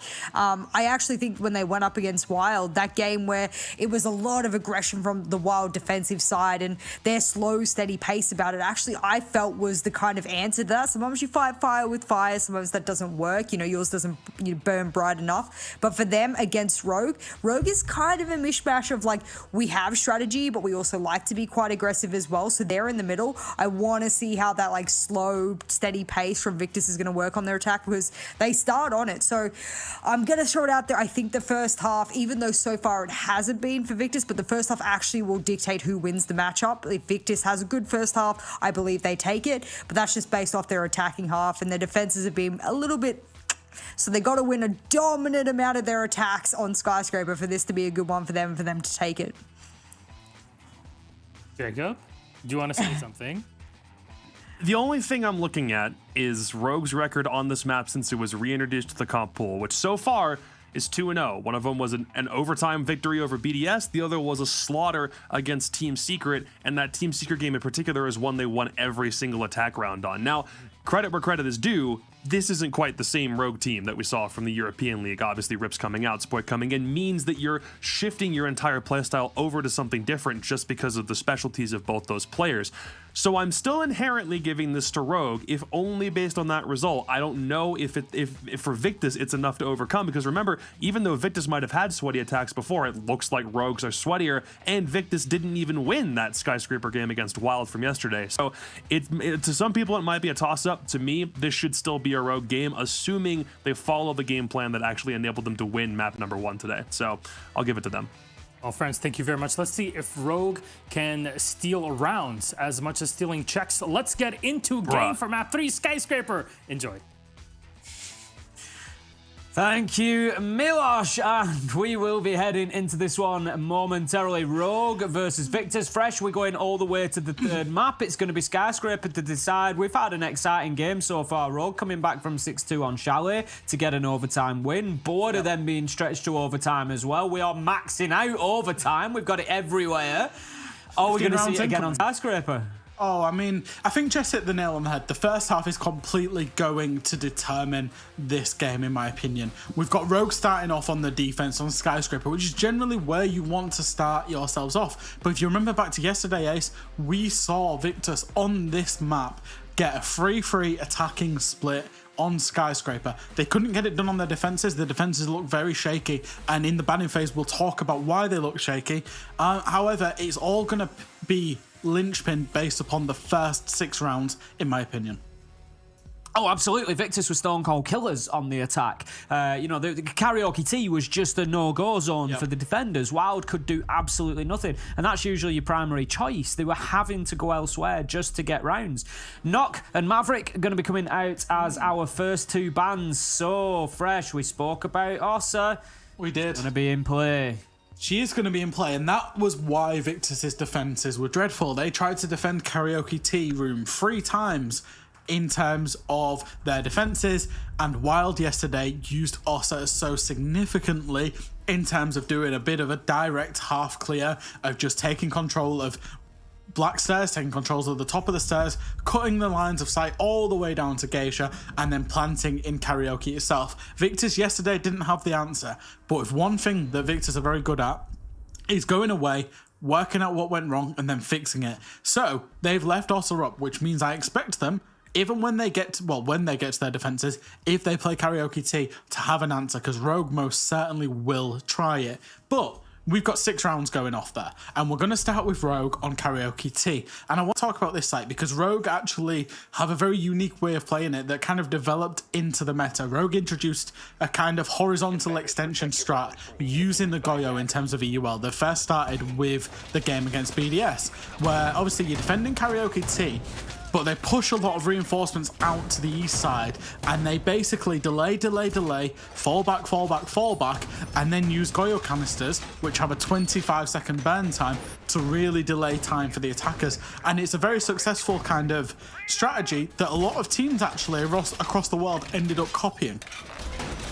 Well, it certainly looks like they're going to be going for that setup. We've got the reinforcements out in that direction. We've got the Goyo on the board. It's Crying who's brought him along. We'll keep an eye on exactly where those canisters are placed. But, yes, I think you're right. We will see certainly attention towards that east side from Rogue to begin with, without too much of a concern for the direct push onto site. It's unlikely to come, looking at the lineup for Victus. They've got the Thermite on side with Skeptic, so I would expect him to be looking to get in from the east side, get control of Dragon and Terrace, and then move forward from there. Oscar is going to kick things off by sending in the Rotero drones, and he's going to be looking to clear out some barbed wire on those drum stairs. Yeah, and I think it's fair enough from Victus. And one thing that, again, I will say about Victus is they do their homework on teams. Their analyst, Dai, he does spend a lot of time watching VOD of the other teams. So Dai will be well aware this is the default for Rogue and have developed some kind of plan, some kind of pointer of any free kills that they can get. But Victus, they'll be working in from the office side and a full clear. And one thing that I do say all the time about Skyscraper, you can't get yourselves hung up on that kind of Dragon Terrace area in the middle of the top floor. You need to be decisive in terms of taking ground once you've established your initial map control. Step 1's underway. They've got themselves office side. As you see, Rogue, they will fall back to the next layer. So that map control has been established by Victus. They need to now take it fast and then keep pushing through. Otherwise, they will run out of time. They've got a minute 45 seconds, but it does go down very quickly on Skyscraper. Losing a Rotero drone to the Mozzie Pest there might just impede the progress of Victus, but they did see the rogue players scurrying away. Kanto has been forced back to drum, but Deepek, he's going to open things up with a kill onto YZN. That's going to be the Thatcher off the board. How much of an impact might the loss of those EMPs have, Fresh? Yeah, it's going to be very hard because Rogue are obviously playing the mute as well. So with this clear, you end up trying to breach into the little vault area in T and going for the plant. That's where you want to end up. There will most definitely be a mute jammer there. So Victus are going to have to find another way. Skyty, he takes an entrance and goes through a lot of Goyo canister fire, but does manage to take the area of Dragon. He does get into that area of Drum, sorry, not of Dragon. And that's the next step established for Victus. They've only lost one life, but now the hardest bit's coming. How do they breach? How do they get a plant down, and do they have enough time to do it? All down to the judgment of Spoit here. He's watching over those long angles, but he's also got the Goyo canisters lined up ahead of him. As you said, 25-second burn time, so he wants to leave it as close to that 25-second mark as he can before popping them, and that is going to burn out as much of the round as possible. One has already been popped inside of what would be the default plant spot inside of the gold bars area, so that's going to leave about 15 seconds left in the round. I think maybe a little bit more. There is one more canister over by the door now, trying to come up drum stairs. We see Cryer manages to get Flexi, Kanto gets Skyted. It's all going for Rogue here. Victus unable to show us the teeth that they had against Wild on this attack. Fresh Rogue have put them down with a flawless round, starting Skyscraper in style. And the one thing about being the team that creates the strategy that becomes the meta is that you know the intricacies. Every single way a team comes at it and will try and beat it. Rogue, they're the innovators of that strat, of that horizontal delay strat. Not a lot of teams use Goyo on it, even though they have copied it, but Rogue is so good at using that fire to their advantage. And once again, they had everything considered, even those up nades at the end, getting Cryan down there to pick up the kills. Again, once again, Victus won every single time they attacked Karaoke T yesterday against Wild. They've tried it. Round one, Rogue very boldly went to Karaoke T and defended it against them. That is only a good sign for Rogue. Well, we're going to be heading into round number 2 then. As you say, it's a very good sign for Rogue. If they can get themselves this lockdown as well, then they are staring down a 4-2 half on the defence. And I'm sure at that point they're going to have a little bit of confidence behind them that they can come on the attack. YZN's going to drop away the Thatcher this time, switching with the attacker repick onto the Ace. Just something that I mentioned to watch out for if we get to a point where Victus are struggling to get through any sort of denial, particularly for the wall breaches, then you start questioning that choice of bringing the extra hard breach and dropping the Thatcher away. So just something to keep an eye on. The one good thing about the breaching here is that there's soft floors under both of the walls that are pretty easily accessible from the outside. You can just get an up nade or a Gon 6 up there, and the breaches usually go off, especially with Cade being banned. However, the problem that Victus had when they attacked this in the previous game against Wild yesterday was it was all very one-dimensional, just straight from the breach and the office balcony. Didn't really do too much else. As a run-out was being held, and I think there's a player going to go for it. No, potentially not.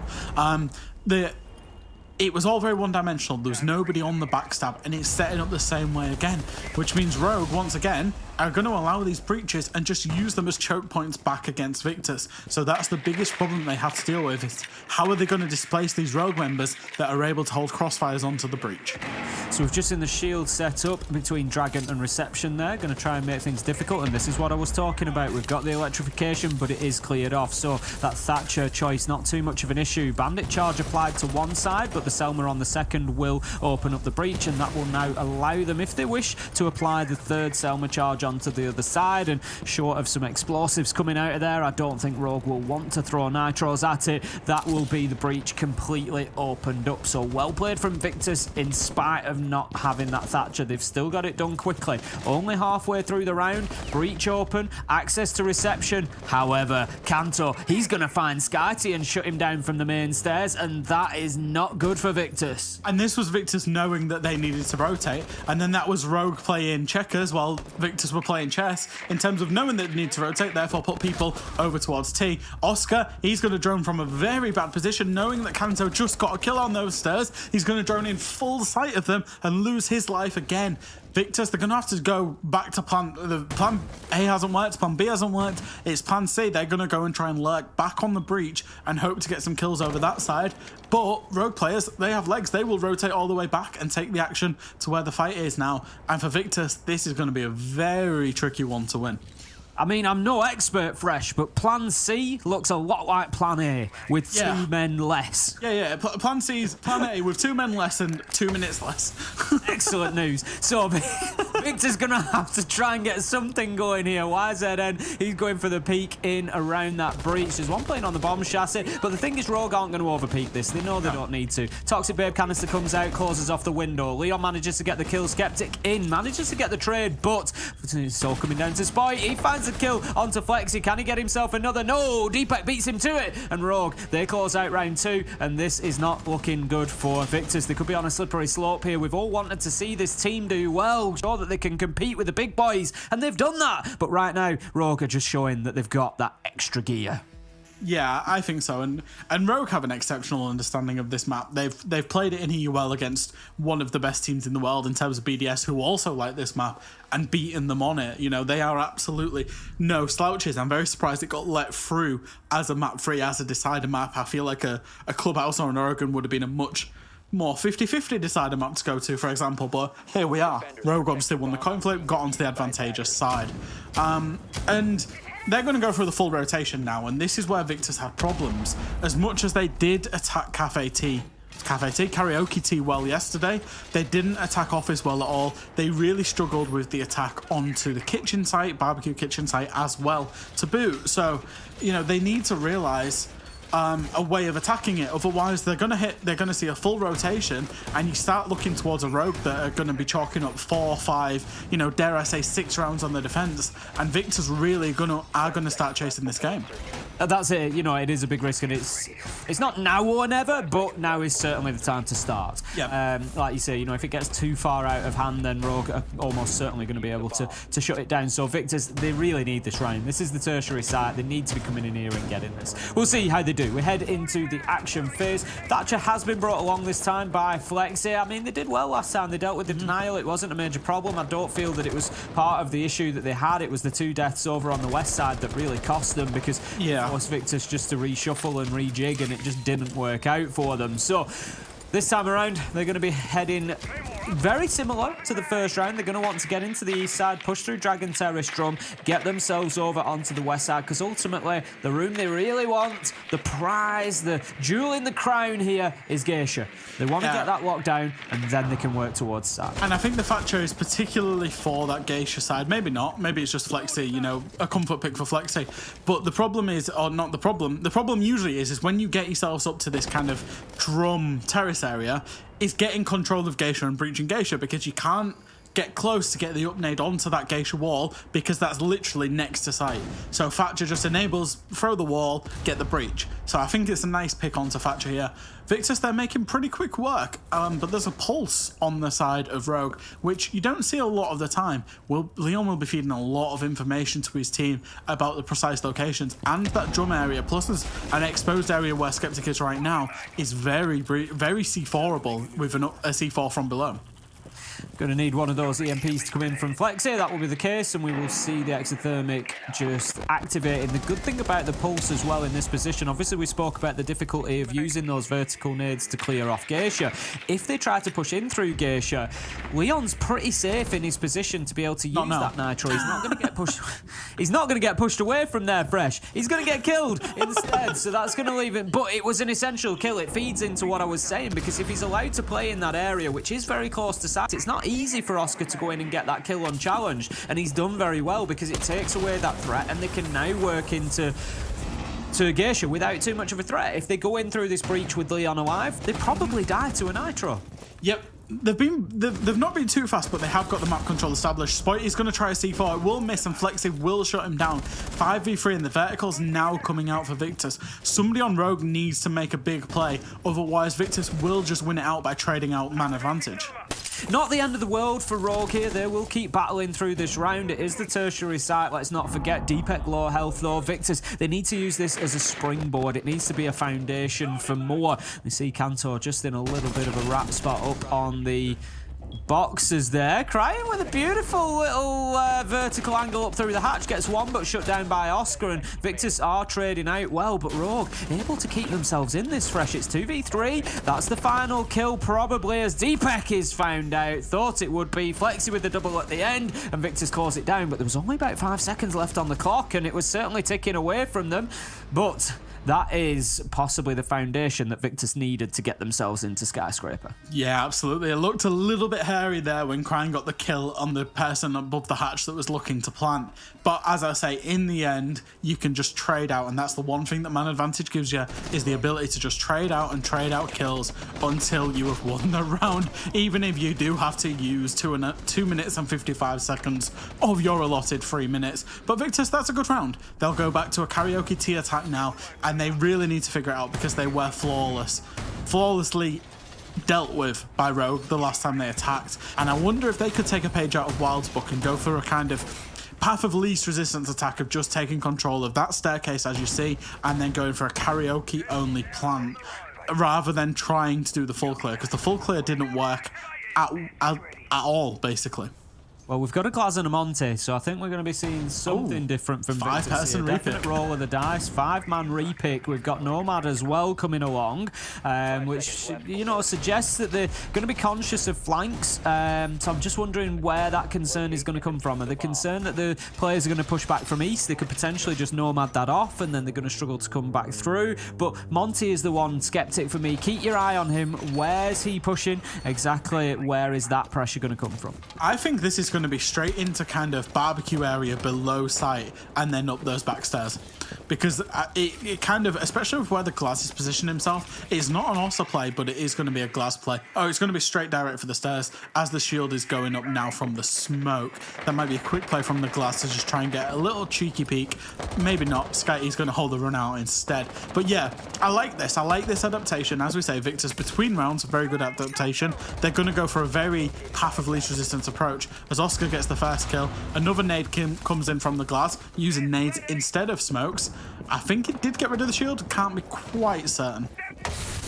Well, a good start for Victus as they managed to get the entry kill. In goes the Monty. Skeptic getting aggressive. 2 Toxic Babe canisters, all 3 Toxic Babe canisters used. Skyty manages to get Leon with the Glaz, and the plant is already going down. Skeptic has walked in. There's the smoke canister. Beautiful teamwork here coming out of Victus to cover that Monty and get the diffuser down. Spike manages to get one onto Skyty, but it is a little bit of a drop in the ocean at the minute. There is a big problem ahead of Rogue to be solved. 23 seconds and a 3 versus 4 to try and deal with. We see the thinker of Oscar just boosting those players up as well. They've got the extra health from the nanobots and 20 seconds left. If Rogue want any time to be able to do something about that activated diffuser, Deepek trying to fight on the windows. Spite manages to find Oscar, but it's 3v3 and time is ticking down. They're going to have to go for this disable at some point. Have they got the cover in place? No, the Monty is there. He will down Deepek. They are doing everything they can, but the time has gone. The kills are there. YZM with the double to finish it off, and what an attack from Victus. If the standard attack doesn't work fresh, we'll just send in the big shieldy boy.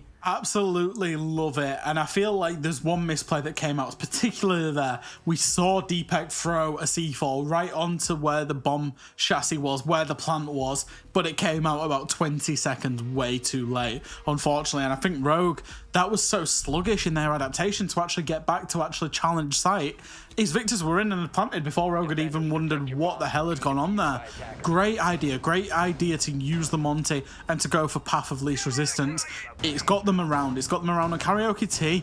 It might get them another round because Rogue might end up after playing office, but Rogue, rightly so, they're going to go off to office. And Victus, they really, you know, I hate to say it, but they've sucked at attacking this site. They need to figure something out, and I wonder if something very similar could work for them. They've still got 15 seconds to think about it and repick into it, but it looks like they're going to go for the same old on the attacking front. And that's it. It really didn't work out last time. That's an interesting switch there from YZN onto the book. Maybe looking to get underneath, get established and do a little bit of work from there. Just open things up and make it a bit more uncomfortable for the defenders, particularly maybe around reception, around Dragon. Try to get any verticals that are available there and move them around so they can get in and take that map control that they weren't able to do last time. Alternatively, may well head in towards sort of kitchen barbecue if they do do decide to go for that west-sided push. They died to a couple of players inside of Karaoke T, so maybe get in there, open up the floor beneath them, and just prevent those roamers from being able to play there. But we'll see exactly what YZN does with the book as the round goes on. For now, it's pretty standard, but they've just lost themselves an exothermic charge. Bad timing. Leon manages to get a kill onto Skeptic as well. That's the thermite gone. Oh dear, oh dear. It's not gone well there. That should have been a 5-4 advantage to Victus with the up nade onto Deepak, but unfortunately it just went a little bit too far, only did chip damage to him. At the same time, Leon's peaked as the thermite is running away and got the kill on Skeptic. It's all gone a little bit wrong, and I think plan B might be in action here, which would be going underneath, especially with YZN, and using what little nades remain on 1 on Oscar, 2 on Skyty to try and get some advantage or reclaim some of that advantage. Oh, 1 nade gets taken out by the ADS. Surely Oscar doesn't have a second nade. Yep, it doesn't have a second one. Oh, that's unfortunate because that ADS will reset to protect that bulletproof again. Victus, they just can't figure out a way to attack this site. This is a write-off for Victus here, to be honest. They're going to have to go in and just try and take gunfights. If Rogue play this smart, they're going to now play them into those choke points. They're going to play them into funnels, and it should be pretty easy for them to pick up the kills as they come. But do not write Victus off. We know they've got the ability. We know they've got the gun skill, and they're just going to have to go in and try and roll the dice and win a few fights. It looks like that's exactly what's going to happen as they got aggressive towards the window. Skyty does manage to find Deepak, who was already low health, but Leon on to YZN. Skyty with a second as he gets the trade 3v3, and you know what, Victus might just be able to do something here. Fresh, this is really a flash in the pan. It's being brought out of nowhere. Flexi with a double, it's 3v1. Somehow Victus have overturned this, and this is going to be one of the greatest turnarounds in a single round that I might have ever seen. Crying, he gets one. It's a 1v3. Can he bring it back to a 1v1? He's going to have to find more kills right now. I'm going to have that diffuser going down.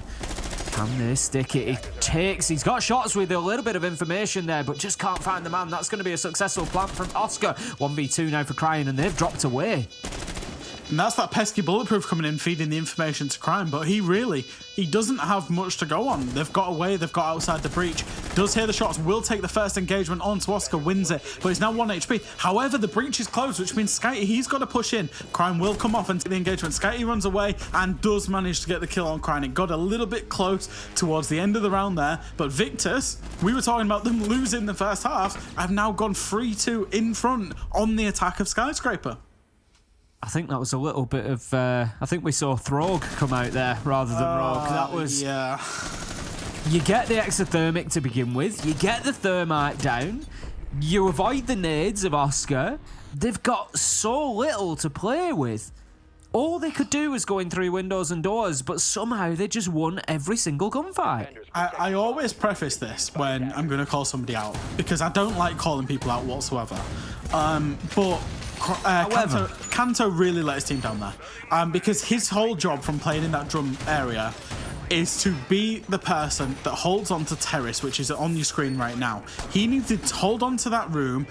If he can't hold on to it, he needs to be the person that dies to an engagement there. However, I don't know what happened. I think he got a little bit distracted, a little bit beside himself, and allowed Flexi to walk in from that area and get a couple of kills. And we saw the devastation that Flexi did on that Finker LMG, walking in from there. I think maybe 2 players walked in, and it really is just let go of one doorway, and Victus have managed to find the key by walking through that doorway and getting a couple of kills. And like you say, it was a massive turnaround, and Flexi's done this a couple of times where he's just been able to shoot his way out of trouble. Well, 3-2 it is to Victus. Flexi, as you say, keeping shooting not only himself out of trouble, but Victus at times. He's been a fantastic player for them today, really influential. And if they go into the grand final, they're certainly going to owe him a pat on the back along the way, because he really has turned up when they've needed him. This time, they're going to be mounting the same attack. They're probably going to go for the same thing that they didn't manage to do last time, because they know how rare it is that they're going to lose the exothermic and then lose the thermite to follow. So they didn't ever really get started with this attack. So, you know, well, let's give it another go. They've taken Flexi off the Finker this time, and they've actually, Skeptic's got the wall off. It's going a little bit better, and I wonder if the actual attack this time is actually to get YZN in below. Maybe not given his drone location, the fact he's close by. Maybe Buck's just a kind of a comfort thing in terms of picking the operator.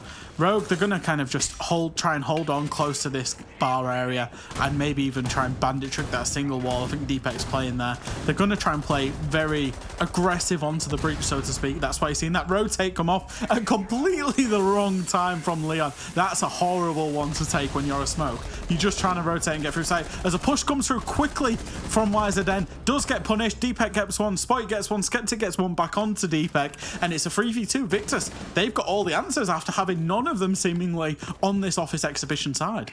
They've certainly got a little bit of motivation in there, some energy from somewhere, because as you see, breaches are opening. They are just absolutely flying in through those walls. I don't know how Deepek survived for as long as he did in behind there, but he does get taken out eventually. I think it was also Spike getting the kill there behind the bar that just really helped to put a halt to that little bit of a mid-round rush. But with 1 minute left to go, Victus are just going to take a breath here. They're going to get on the drones. We can see SkyTier, YZN, they're doing the work as well, chipping in even though they're off the board. Yeah, there's some good flank drones in place. I think you saw, luckily, Skeptic was also flicking through them at the same time. There's a lot of good flank drones, which means Oscar's going to be free to move in, and potentially he doesn't have any nades, but he might be able to make a play up the stairs. He's got to time this well with Skeptic and Flexi at the same time, though.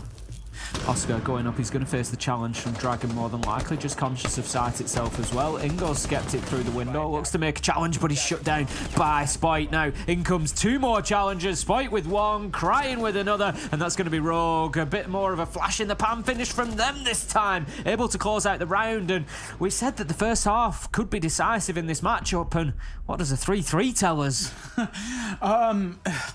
Not much. I mean, you can take lots of conclusions, I guess. You can take the fact that Victus are somehow still strong on attacking this site.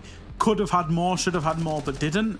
Rogue have thrown a couple of rounds, but overall, they've managed to stay competitive. But what we will say about Rogue is they are good at attacking this. I know Jacob pointed out they were flawless against Secret, and I will say it was Secret with a coach. So, you know, we will preface the fact that Secret were playing with a coach, but they were flawless when they attacked this the last time they played it. So Rogue can attack it. So I think 3-3 is certainly defendable, but they would have wanted a 4-2. Well, I'm not going to start mentioning it yet, Fresh, but the first two maps have had a few extra rounds tagged on the end. We'll see if we end up in a similar situation here or not. For now, we find ourselves in the second half. Victus switch on to the defense. Going to be Karaoke and T for them to begin with. And as you say, let's see if that attacking prowess can continue from Rogue, even with a different lineup. See whether they can get this. First round for me is going to be particularly telling. Karaoke Tea Room, get in there, get through their defense, that Goyo defense. We can see the canisters are out there. You know, break it down, show us how it's done, show how you attack and beat it, and that's going to really send a message. Yeah, I think interestingly enough, Rogue aren't being too worried about how it was easy to beat Victus with an Ossa last time out yesterday. They're just going to go and do their own thing. They're going to do a full clear from across the map. In terms of the office side, Victus haven't reinforced those walls at all, choosing to try and put more reinforcement and utility into the middle of the map. You see the walls here next to Dragon are reinforced alongside an Echo drone that's placed very advanced in terms of people getting picks off it. Spoit hears it.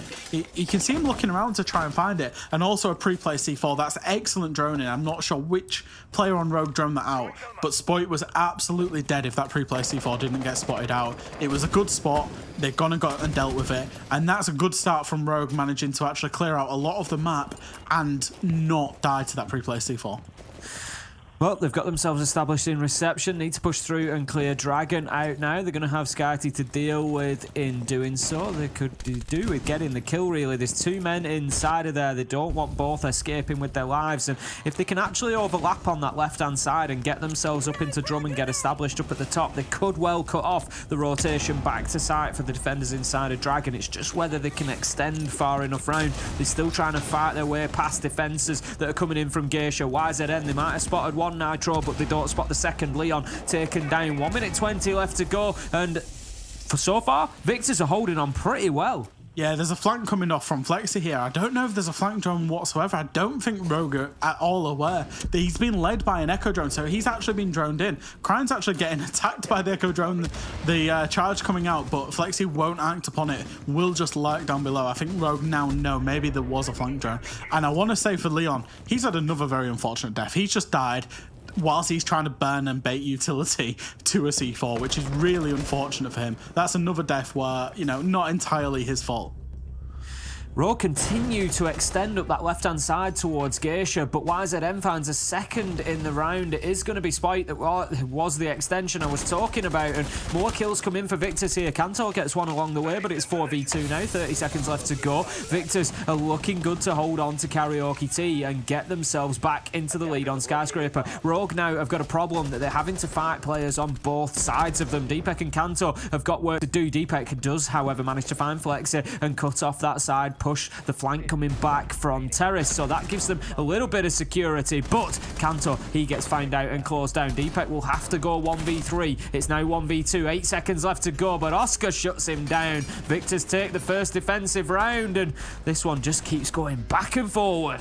And I think we see on Karaoke T that most teams' Achilles heel when they're defending it is that direct push of just going for Karaoke in that staircase. Because when we see teams full clear across, they find it particularly hard to make inroads once they hit the dragon, the drum, that type of area. And Rogue found the same thing. You know, they play this defense so well with the delay tactic. Victus did a very similar job, but was a little bit more aggressive on the flank, should we say, but the same end result. So maybe one for Rogue to think about the next time they come to attack this Victus. They'll be happy that they got a defense off on it because they struggled to defend it yesterday. They'll move over to the exhibition office and they'll be quite content going into this because, you know, they're looking at 5-3 should they win this side. Exactly that. If they the thing is now, Victus, all they really need to do is have a dominant defensive half. They shut down office. Doesn't matter what happens in the tertiary site. They go back, they do Karaoke, they do office again, they win. Simple as that. Simple as that against the EUL team Rogue, who we've seen can come back and turn it over and prove to be an absolute nightmare. But Rogue are going to have to show us something more on attack than they did then, Fresh, because they just didn't even break down that defence, to be honest. Victus dropped back, allowed Spite in, almost baited him into that position, got the kill. YZM it was that closed him down. They never made any progress into Dragon, anything meaningful beyond that point. It took them the majority of the round and they were down to 2 players by then. Victus had fallen back, they chose to give it up. So Rogue, they need to be achieving more on attack than they did in that last round. No ranged hard breach on the side of Rogue here. They're going to get the 2 breaches with Thermite for free, but they're then going to walk into an issue of a mirror window, or 2 mirror windows faced at the office breach. There's one very close, and then there's one between sites facing the office wall. Rogue needs to find a way to get rid of them. Maybe it's Sophia from below, maybe it's upnades, whatever it is, but that's a big problem they're going to face once they've opened this breach. Spite just on the drones along with the rest of Rogue as they try to see exactly what is what. We've seen a few of them bounce off it now. We'll be going in and just trying to take a little bit of map control as well. Currently looking maybe to get in underneath, as you say, use those upnades, use the verticality. Flexi going to take some damage there, just trying to get himself out of dodge. The breach has been opened up and not bad progress for Rogue so far. Yeah, and I was wondering about that close mirror window because a lot of Thermites open the Thermite charge on the left-hand side because it opens both walls. It opens the office wall and the wall towards bar as well, which does get rid of that mirror window as we saw from the POV. The nades are going to start raiding in from below. If Victus managed to survive, there's only a couple more on hand in the side of Rogue. If they survive the next 2 nades, they're in the ascendancy as Kanto does find Skeptic on the upside down rappel. We've got Spite out of nades and oh no, he's got 1 left, but still just trying to gun through the floor and find any angle that he can, and that's just going to allow him to free up and loop a nade through rather than going for the direct vertical nade. He's just trying to get himself something going inside his side, but very indecisive at the minute as yellow pings come out. That one's going to be a little bit of an old ping and will not have an opportunity to find a kill, and this attempt continues from Rogue, but Victus, they're just keeping themselves sort of foot loose at the minute, moving all around and able to keep themselves away from those explosives.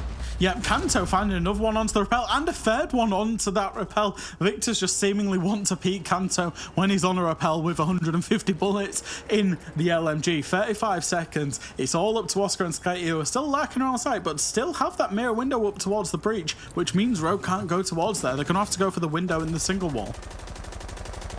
27 seconds left to go. Rogue moving in. No real rush from them now because they know there's only one kill left to find. It's Skyte, and it is found. Deepak shuts him down. Rogue level things up 4-4, and there is just absolutely nothing to separate these two teams. We saw it back on day one. We see it now today. What a matchup. What a storyline. What a little bit of a rivalry this is becoming. There's a hope for me, Fresh, that Victus end up in EUL somewhere down the line, so we can see even more of this continuing. They're a team that you learn to love very fast, and I've watched this team through UKIN 2. They would have been in UKIN, obviously now in NPL, and I've really enjoyed watching them. They're a very fun team to watch, and they're very successful. And the one thing that I like about them is they're very switched on. They learn from their mistakes so fast, which is, they're going to try this round again, and I would back Mace. I would back them to be able to defend this site out, now knowing how Rogue attack it, to make these small between round adaptations and win the site again. And yeah, as you say, I hope that in a pipe dream, maybe we see them in EUL. I think we certainly will see them in Challenger League coming out of NPL. I think they'll be one of the two teams that get a spot from that, and I think they'll be very good for it. There's a lot of growth in the team as well, I think, given more time, given more competition, NPL, Challenger League, I think it's a team that's definitely going to grow and improve. We've seen that, as you've said, you've spoken yourself about the adaptation. I think that will go, not just within the game, not round to round, not mid-round, but also outside of the game and week to week and match to match. I think they're going to be doing a lot of work. So Victus not out of this one yet. 4-4, Rogue managing to level things up, and Victus just seeming to have that little bit of a toehold here. If they're able to get themselves the adaptation that they need for Office, they hold this down, it puts them back in the lead again, and Rogue so far largely feeling like they're fighting from behind here on Skyscraper. Yeah, same thing coming out from Rogue by the looks of it. There is going to be a Gon 6, an upnade, and an EMP. They must have been so scared of a bandit trick coming out there. Potentially not fully droned the whole lineup because there's no bandit on the side of Victus either round. So that feels like a lot of wasted utility there from the side of Rogue. But I suppose in the end it does guarantee the breach, and that's what you want. Spoy will get killed by Skeptic. Bit of a misdrone there in front of him, and Skeptic pops up from the bath, says hello. That's 2 nades, that's an LMG gone, and that is job done. That's also Finka. That's a massive kill there from Skeptic. As I said, that between round adaptation coming in clutch once again for Victus. I think that's definitely the definition of getting rinsed out of the bathtub there, as he just absolutely does him. The drone not picking him up, and Rogue are going to learn a valuable lesson from that. In comes the EMP, and that will allow Leon's exothermic charge to open up the breach. But at the halfway mark, there is still a lot of work to be done. The mirror, we get a beautiful view of just exactly how that works when it's cleared off. As long as it's put far enough over, it gets both worlds and takes the utility with it. But 1 minute 20 left to go. They managed to open up the second mirror, so that is all the Black Mirror utility denied now. That's been cleared out, so that is something for Rogue at least, but they need to start finding some kills. Yeah, Leon's going to go very aggressive here, so he will actually get spotted out, and he's now between a rock and a hard place. Might have to jump the barrier to actually get himself back to safety, because there's a long angle being held by YZN. Will actually find the kill onto Leon, and Leon's having a torrid time of things at the minute. Will keep dying to unnecessary stuff, and Skeptic finds another kill. It's now a 2v5. Crying and Kanto getting the 3k from the rappel last time. Nothing this time. Victus are too ready for that. Practically showboating. Skeptic just going and picking his nitro up. Not a problem. I'll have that back. Thank you very much, Victus. Just looking absolutely super solid here in round 9. Made the changes that they needed to, and Rogue have just not been able to play through them in the slightest. Have a little bit of a challenge in behind the bar there. Kanto gets served up a treat. Crying manages to find one onto Oscar. 4 versus 1. It's all for him to do now. It's going to have to be an ace clutch in 20 seconds. And I can't say that I've seen many of them done that quickly. He's going to have a little peek in through the breach. He can grab the diffuser, but it's unlikely that he's going to be doing much with this round at all. Steps in, gets one. It's meaningless as YZN is there for the trade. Victus take the round. 5-4. They find themselves ahead again. I think that was a fantastic round, and I will keep saying it. I will genuinely keep saying it, Ace. Victus's between round adaptation is one of the best I've ever seen. The fact that they can go away have been beaten so comfortably that it was near enough a flawless round on Rogue's part to then make 2 of 3 small adaptations and then win the round almost flawlessly back is, you know, it's really impressive stuff from a team that is in the tier 3 of Europe. Going to be heading back over to Karaoke and Tea Room. Round number 7 was the last time that we saw it. Victus got the win here. It was their first defence and they were solid. We saw it. Rogue never managed to make any progress into Dragon realistically until Victus pulled back. They managed to overlap on the left-hand side, get themselves through Drum and start approaching Geisha Door, but nothing that was ever really meaningful for them. Victus were just picking kills up, dropping back, picking kills up, dropping back. It was just jab and move, jab and move, and it was perfect for them. Rogue, they're going to have to either come up with something different, go for main stairs, use an Ossa, use a shield, do something to try and get themselves directly into Karaoke, or alternatively, they have to find those kills in Dragon and Terrace. Yeah, I wonder if they go direct, but it looks like Rogue are going to stick to their guns, and I think this kind of stubbornness is what's costing Rogue at the minute, because I don't think that the full clear worked last time. They're going to try it again, and they're going to go through the motions trying it again, and I'm not really sure it is the play. As you say, Victus was so good at it last time, but let's see what happens. It's going to be fast droning, fast entry once again, because Victus don't put a lot of reinforcement in the office side, aiming it for more the middle of the map, that terrace drum area. Rogue maybe hoping to just catch Victus out a little bit, but there's just a little bit of dithering here. We've droned it, but we'll send the decoy in, we'll double check. There's drones ahead. You know, you've got 2 operating in the same location there without Cryan moving in. He's going to go now. We're a minute into the round, but it's going to be those gunfights. It's going to be those battles in and around Dragon and how they shape up. It's going to be Skyty trying to hold on to it to Victus, and if he can do it again, then Rogue could be in big trouble. Minute 50 to go, and Rogue, they've established a little bit of control, but not too much. Skyty, he's going to stay very stubborn on top of the Dragon. You see he's got utility to help him in this particular position. Can't be upnaded, and therefore will be very difficult to deal with. It might require Leon coming over to do some breaching on that wall next to Cryan, as you do see, but all the while it's just wasting time, and Skyty eventually will get back away and potentially drop away from Dragon as well. So Rogue, they're coming up with the same problem, but Kanto, he's going to get aggressive towards the top main stairs, does see one silhouette and decides to back off, shooting the mute jammer out to enable the Geisha breach. I mean, this is exactly what we saw from Rogue last time around. Sticking point on the right, the left can move freely. Kanto has been able to do that. He's got Spoit alongside him. They just lost gunfights last time around and ultimately lost their lives. That was part of the problem. If that left can work better, it may support the push on the right-hand side and get them up into Dragon. At the minute, they haven't been able to progress through there yet. Kanto needs this kill to open things up. He needs to find it. I think he knows that there's a player there, but while that player's there, it's that key thing again. It's time, just wasting time. Skyty, if he dies at this point, he's done his job. He's more than done his job. He's wasted his time. Spoit's going to have a massive thing to say, because he's going to come up the stairs on a backstab late. If he finds a kill, he can win his team the round. 5 versus 4 as Cryan manages to get the opener, taking Skyty down, but as you say, 2.5 minutes wasted. Fantastic job for them. Flash is actually going to impact more than one player, but there Rogue go. They were waiting for that 15-second go time. 3 kills rain in. There comes the final. Deepak onto YZN. They finally managed to break through that defense in the nick of time, get the kills, get the round, and bring themselves back to 5-5. Some nice adaptations from Rogue there, and I really like the backstab from Spoit. Managed to find himself a kill. Some great awareness of how the aggression would play out. And like you say, ignore the right-hand side, deal with the left. And ultimately, I think the Dokkaebi was a good idea as well. That call came in on the close player, which I think was Oscar, I want to say, that was playing close top main stairs.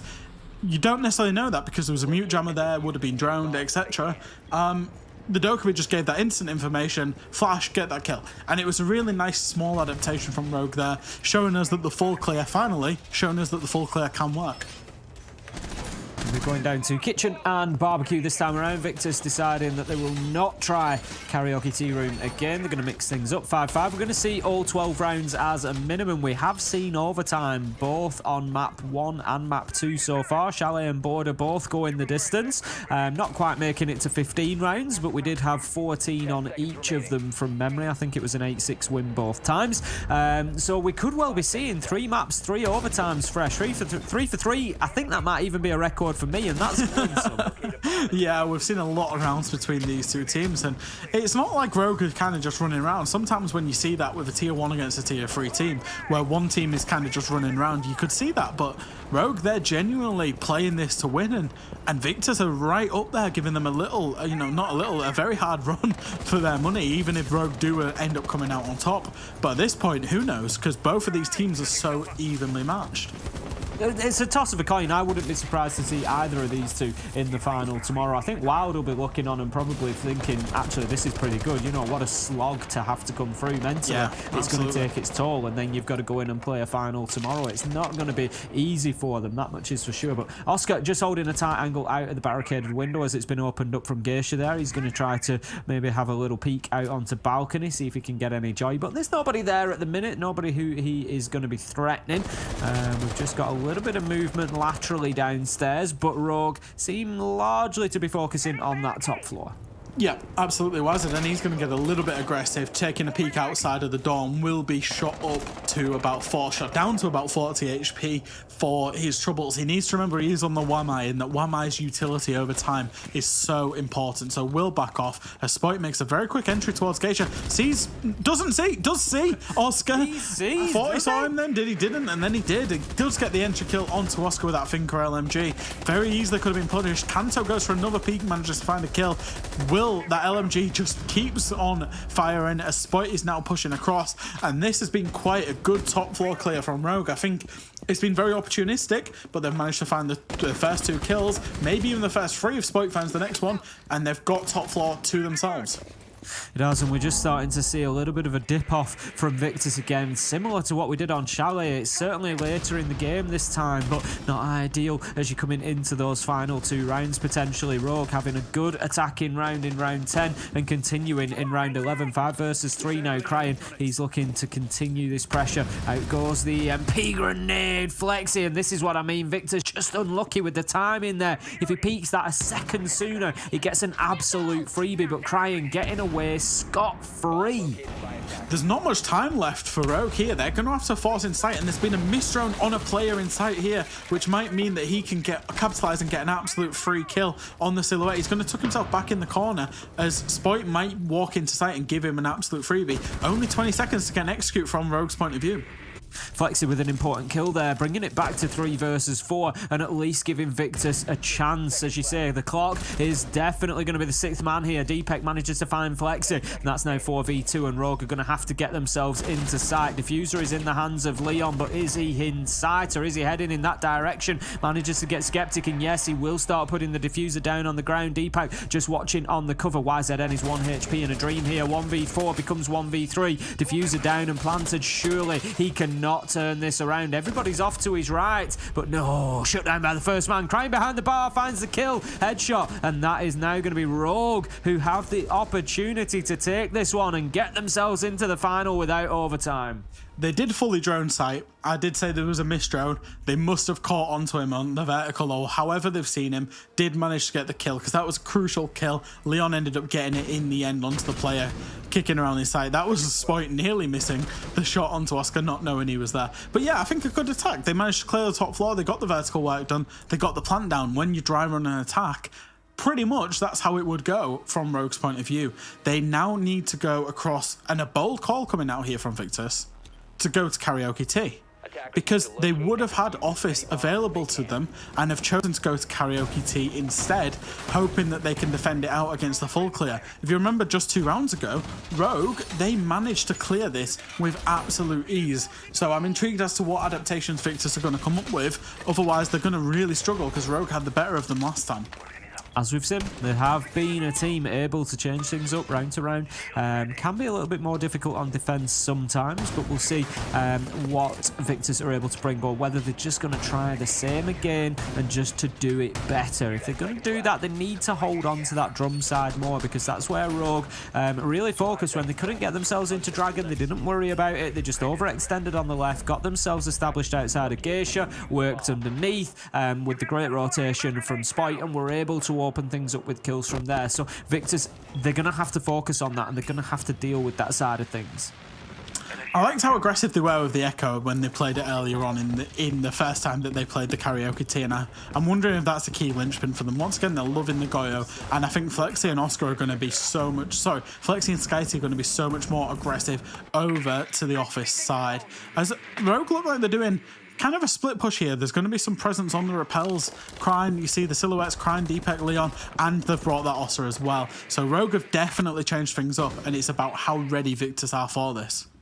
That's it. We've seen them struggle with the Ossa attack previously. It looks like Rogue have just kept it in pocket until a moment when they needed it most. And right now is that moment. If it pays dividends, the preparation, the recognition that Victus have struggled with that previously, it could well just win them the game here and now. Keep an eye on Deepak and exactly what he does for the time being. Kanto's clearing out utility from underneath, and they're aware of the player at the bottom of main stairs as well. Crine's going to take a little peek around, and that player for Victus has just dipped himself back up the stairs a little bit. He's not going to get over aggressive on that push, but right now Rogue, they've got bottom floor control, but the question is, what are they doing with it? The problem with the Ossa is that they have absolutely no utility to deal with the actual shield, because Skeptic brings a shield that goes outside of T room.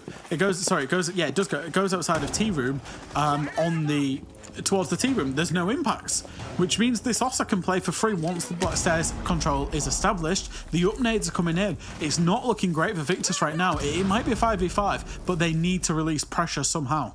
Flexi's going to take some damage there, just a little bit of chip damage, but that could be the beginning of the end for Victus if Rogue are posturing themselves into positions where they can start taking those shots and doing the damage. Deepak going to continue working here, but the shield is still in position and the man is there.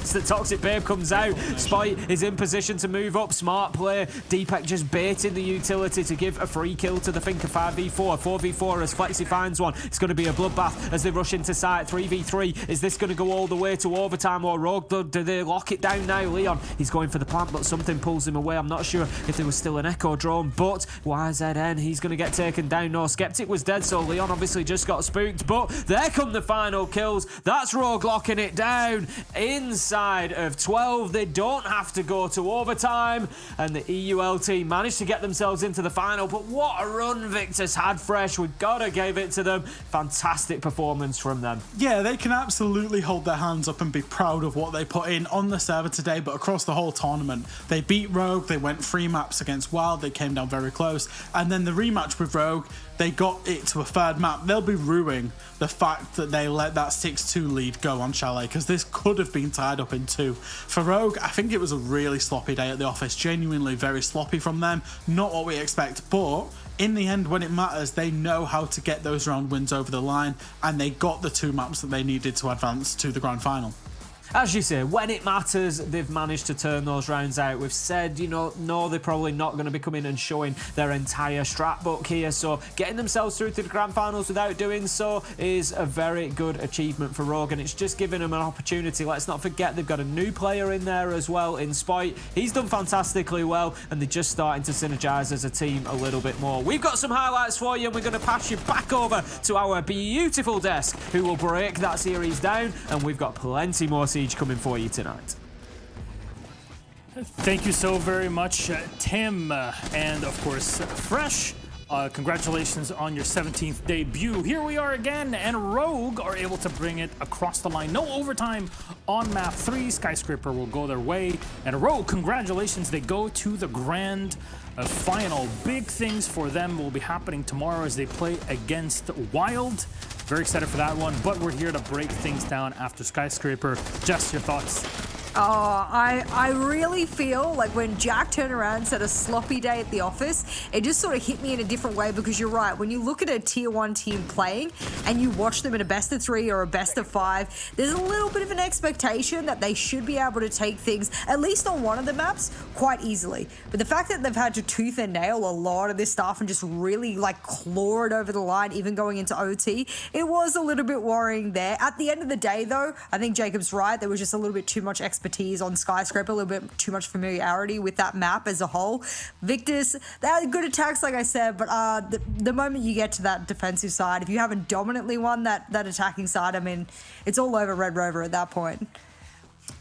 I liked how everything was really close for Victus's sake, but not for Rogue's sake. But I think that you still have a little bit of expectations that you can separate here, only understanding that this is a different style Rogue we're seeing. Even if the players and their skill levels are things that we understand, the way that they work together is something that's still going to take some time to develop, because you take Rips out of the equation, you bring in a completely different player in Spoit or Spunk, and as they progress, we will then figure out exactly what they're meant to look like. Right now, Jack, he hit it on the head. This is a pretty sloppy Rogue, but you can give a little bit of leeway to them, given how, one, they're still alive in this tournament and winning maps, and two, it's going to take some time for them to really gel the way that I know that they want to in the future.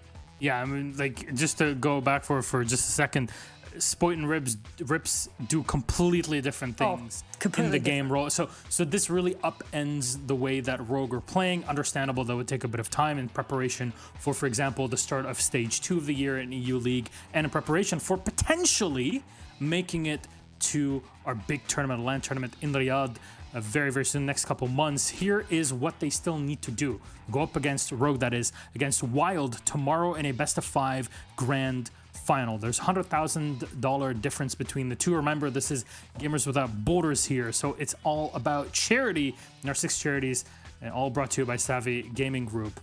Victus losing to Rogue today means that Rogue have an opportunity, but to kind of set ourselves for tomorrow, I know it'll be then until we really talk about it in detail. What do you expect to see there from Rogue against Wild? Because they haven't gone up against one another yet here, Jess. I expect a lot of fireworks. I think I used the analogy the other day, 2 bullets, you know, sort of ricocheting off of each other and having different stylistic choices of different gameplay and strategy. I think with a lot of the gunfire that we saw between Rogue and Victus today, you add Wild to the mix, and I almost can't quantify to you the kind of firepower we will see inside the server. I think it will be very chaotic. And also very important to note, Wild will have that 1 map advantage as well. So Rogue having these close maps and barely being able to scrounge together to get into that 3rd map to be able to pull it away means that Wild has a huge advantage both in the macro and then, of course, with that firefight in the micro as well, just having abnormally strong aggression on their side. I think that'll play really well.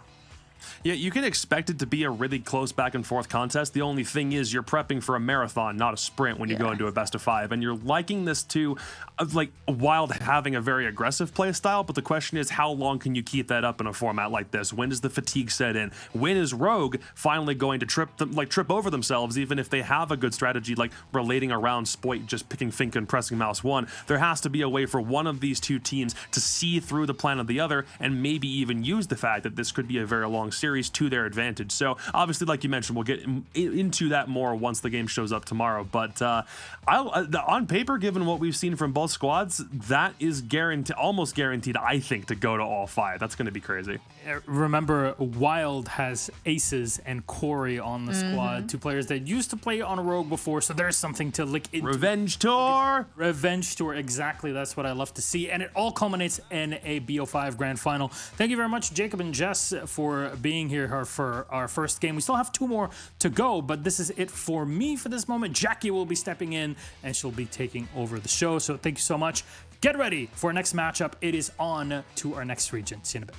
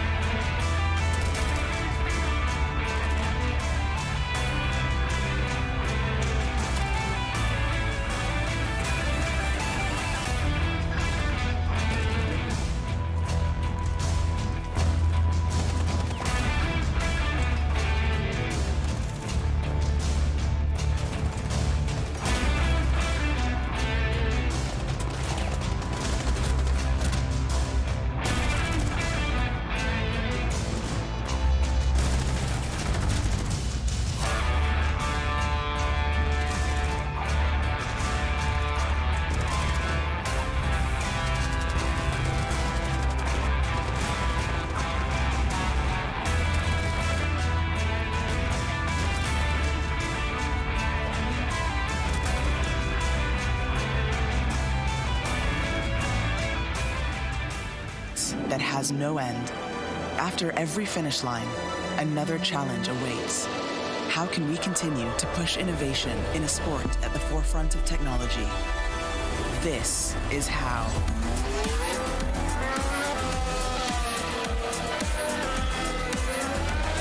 Discover how Aramco and the Aston Martin Formula One team aim to meet Formula One's sustainable fuel targets.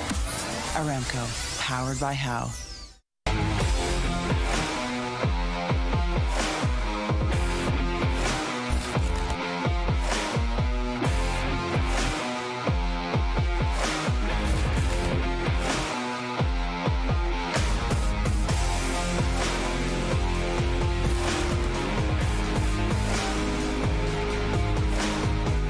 We know you hate it when you have to wait to get back into the game, but the wait will end in seconds. In real life, some people don't have the option to restart. Millions of refugees and displaced people have their lives on hold, eager for a chance to move forward.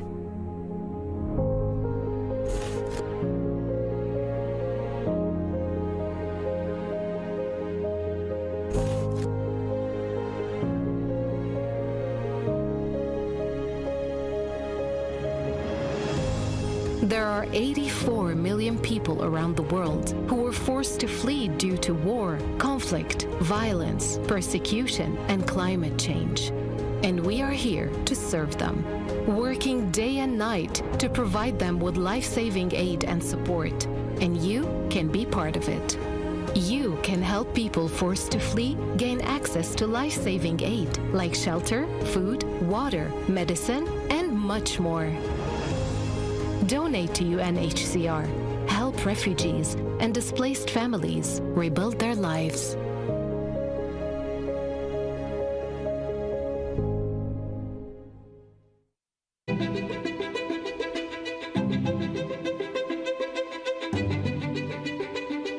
The divisions in the world are stark. Recent years have shown some of the largest natural disasters ever in history. And that really hits hardest the people who had the least to begin with. These people need help. It would be a real tragedy if all these advances in science and health and technology only benefit people in a position to pay for them. There should be no lesser standard if you happen to be poor. These problems can be overcome.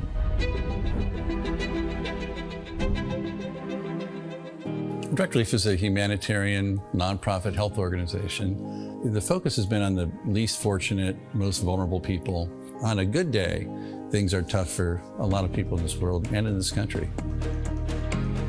And what we can do is mobilize private resources for their benefit and make it available free of charge.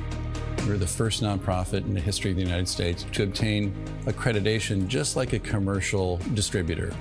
And it's been expanded geographically to every country in the world and every state and territory of the United States. What's now Direct Relief officially was started in 1948 as a private effort of a war immigrant businessman named William Zimden. The basic guiding principles of a war immigrant businessman really influence what Direct Relief has done ever since. And they begin with just serving the people who need help.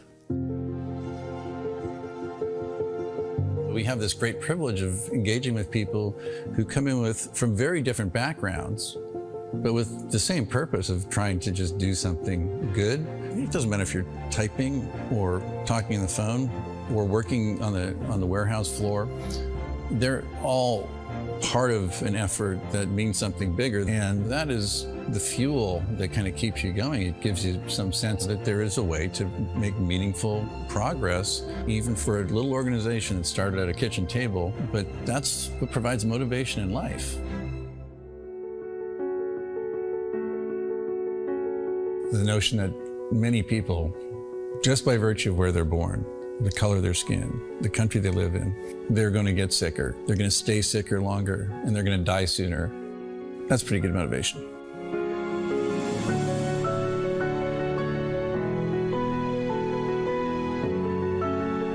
These issues are too big for any one organization to address.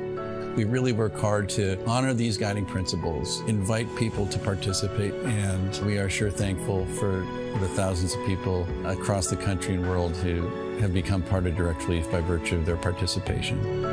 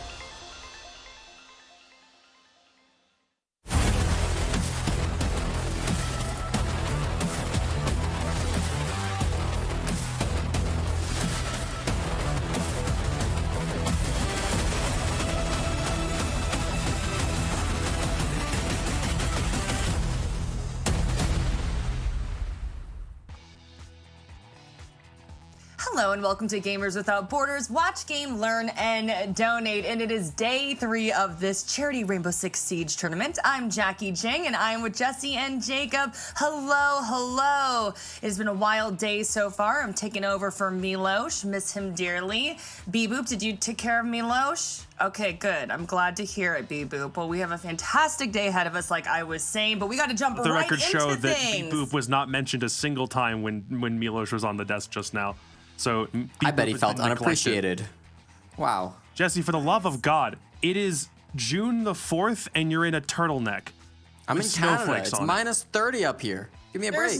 It's not minus 30 in Canada. Are you needs joking help me right now? That entire country needs help, Jackie. Okay. Can we hella lift him out of Edmonton to someplace warmer? I think he needs it. I'll talk to B-Boop and see what we can arrange, but we have to get to the LATAM bracket, okay? So, Jacob, talk to me. Break it down for all those watching at home.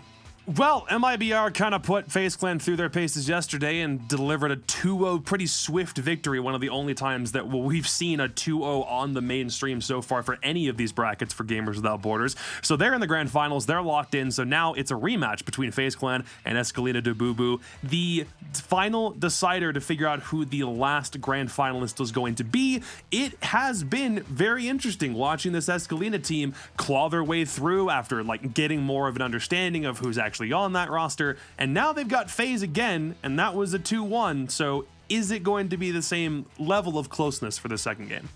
Well, we will have to see, and we are ready to move into the map selection process. B-Boop is working very hard to bring that information up on your screen. So, Jesse, what do you think we're going to see here? Ooh. Well, Jackie, last time these two teams faced each other, they had very dominant wins on their own map picks. Escolinha ended up picking Cafe, FaZe picked Bank. I expect those to be banned by the opposite teams, and FaZe are already jumping on that, banning out Cafe. We'll see if the second ban from Escolinha follows that trend, but when you lose a map 7-2 to an opponent, it's very rare that you want to bring that one back. Border off the field for Escolinha de Bubu as well. We haven't seen them play that map before, so maybe just not one that they're comfortable on. And there goes Bank. Again, that's what FaZe Clan chose last time. Very dominant win. Not surprised that's leaving the field. Chalet as well, a common ban for FaZe Clan. They're not huge fans of this map. They've played it, but they're not, itching to play it, itching to try it out, especially in such an important game like this one. Picks still up. Of course, they're going to have to choose different maps. Clubhouse first for FaZe Clan. This is a map that I haven't seen Escolinha de Bubu play, but it was a big map for FaZe back at SI, and then Oregon coming through. This was the decider map that Escolinha de Bubu played to in the Copa do Brasil. They lost it, but still a map they're comfortable on, I hope. It's worth to mention that FaZe have actually not played Club since the Six Invitational. Did not worry about it at all during stage 1 of BR6 or Copa de Brazil immediately following. Oregon is a nice one for them that they're like 1-1 on it over that same time frame, so it's a bit of a toss-up. And then no Villa. This one I thought was interesting because you're looking for something else that FaZe Clan can probably excel at, but they take Villa off in spite of that being a map that they have 2 wins on over the past couple of months. So we're back to Sky. For some reason, this tournament, people love Skyscraper as like the map 3 if we need to go there, but that's not a map either team really have shown any prowess on or even decided to pick all that much over this last 3-month span since the Six Invitational. So that one should be pretty interesting to see. Yeah. Okay, well, I believe our teams are ready to go, locked in. So, B-Boop, let's go down to the Cyberpunk basement and say hi to Ollie and Demo. Hi, Ollie and Demo. B-Boop's coming to y'all. Hello, Jackie, love B-Boop. Jacob, and Jesse. Thank you very much indeed. Hey, B-Boop. We're about to drop down through this wonderful circle and enter the old Cyberpunk basement. Here we are, Demo. We're back on the right sides. Order has been restored. I'm back on the left, down you're than back you on the see right. that. This is actually quite like real life, isn't it? We're sitting It down, is. but you're a little bit taller, Very aren't you? realistic. I'm sort of hitting my head on the ceiling, which happens all the time. My ginger's starting to really come through. I think I'm starting to notice that a bit. I think the sun hit me. I was out in the sun yesterday. Yeah, you're hitting them rays. But yeah, it's ready to go again. Back into last time we go. Absolutely. Our air quotes home region, at least it was for a time. We get to see a little bit more of what these teams have to offer here. This is a rematch for us as well as the teams demo. Yeah, it's the first game that we covered here on Gamers Without Borders. Way back on Thursday. FaZe were successful in that first round, although it did take all 3 maps to decide that. Escolinha de Bubu by no means a slouch here when it comes to Siege. Certainly very familiar with facing off against their fellow countrymen. We head to Clubhouse for our first game. We do. Clubhouse. It's a map that always strikes me as it's a FaZe masterclass, isn't it, Ollie? It's one that we know they're so good on. So yeah, no surprise, I think, to see FaZe want to go to this map. They're comfortable on it. The thing about whenever I look at Clubhouse, yes, it's a very default map. You know, very basic. Not much is really going to surprise you. I think FaZe has been the team who's probably, I think, redefined how you can play Clubhouse since probably SSG. You look at some of the attacks FaZe can do. You know, Clubhouse is known as quite a slow map where you have to do this and this and this. FaZe Clan, you know, with that meta that they have where if they see an opening, they'll do it. You know, if they see an opportunity to just rush into a site, rush up a staircase, they'll go for it. And I think that's where FaZe has just become so dangerous on a map like Clubhouse because the traditional way of playing this, they don't do that. I mean, FaZe are anything but traditional, right? They're not even, air quotes, traditional LATAM in that sort of aggressive play style. Yeah, sure, you'll see it from time to time, but it's not what they are entirely known for. This is a team that can turn it on in many different ways, whether they want to play a little bit more structured, whether they want to play a little bit looser. Something I'm quite pleased about today, Demo, is we're actually getting to see a little bit of Azami. Azami was the permaban when we saw these 2 teams play on Thursday, albeit under different circumstances and on different maps, but here, a little bit of Azami action. Yeah, and straight away, I mean, Astro isn't going to shy away from picking the Azami. I wonder what they have in store for us with this operator. So we're going straight to the gym and bedroom, usually seen as the 3rd pick bomb site, Ollie. And I would say probably the 2nd best. I think basement's still the strongest, and then I would go gym. I've started to see that the upstairs, the cash room, is actually quite heavily attacker-sided. It's a real struggle to defend these days, so I think gym and bedroom, you know, if we have to get to the stage where this, in my opinion, is probably the 2nd favorite. It's getting up there, isn't it? Cash is becoming more and more solved. Gym and bedroom, whilst it plays similarly, you do need to extend into cash. You do just get that little bit more room to breathe as a defender. And especially when you can play things like deployable shield, top of cash stairs, you can have somebody in radio, you can really start to stretch and push these attackers and force them to do things like use a lot of utility. Yeah. 2 hard breaches being brought here. Both of them are going to see a little bit of action in the early part of the round. They've got to clear out these roamers. They do indeed. You look at the lineup from the attack. Pretty standard run-of-the-mill from what you would expect on a map like Clubhouse. Plenty of hard destruction that you're going to need. And speaking of hard destruction, it's going to be the ace to have the entry. Hate will find one, but Souls is there with the refrag. So at the moment, FaZe able to stem off at least one hard breacher, but I don't think Escolinha are too worried about that. They've got their control of server to get the drones in. They can see that cache is also open to them. So that extension has been dealt with in good time as well. Only 1 minute 20, plenty of time to start setting up next stage, start rotating over towards Jacuzzi, open up that main wall and start pincering these players who are still on the bomb site. But look at FaZe, really dropping off. See a lot of the Azami barriers being placed around inside of Gym. And there's the rotate, as expected, Ollie. Yeah, just around the minute mark, we need to see these attackers start to rotate, solve problems elsewhere. Should be relatively straightforward for Thermite to get that wall open, can just repel and place the exothermic charge. Thatcher's open. Nice and high. Was a mute jammer still on the wall, but yeah, like you say, even with Thatcher open, you're not going to come over under too many insurmountable problems. And it's of course going to make hatches quite difficult when we look toward Church and Arsenal, especially with the Hibana and the Maverick removed. Great C4 from Souls. Dodged the bullet there, picks himself up a third as well. Draws for the SMG. Toxic Babes can now start to cut off any advancement through that Jacuzzi breach. Hashi has got himself into the site, but what damage can he do? The diffuser is not going to be in possession of either of these 2 attackers. 14 seconds left. Hashi will recover and start to try and get a plant down, but he is the sole survivor. 7 seconds, not a great deal that he can do here. Has to try and search for something. Ends up finding Cameraman in a hail of bullets. Looked to be timing was a bit off there from Escolinha, Ollie, with the actual execute. Players pushing in towards construction have definitely went, I think, before the mark. You're seeing Souls just swing onto the doorway, get 2 kills. Their Thermite was still outside breach. Smoked off, couldn't do anything. I think Escolinha just need to time that a lot better, don't they, Ollie? Because on Clubhouse, if you start pushing in one by one, you'll be punished. Especially against a team like FaZe. You know, you look at what Souls was able to do in that round. Got the trade after the opening kill, so neutralized that opening kill advantage Escolinha briefly had. Was able to get a great C4 kill onto the balcony, and then is in position.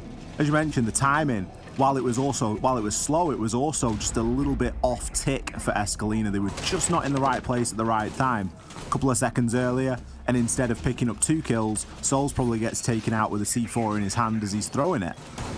A little bit unfortunate. Back downstairs we go, should I say downstairs we go for the first time.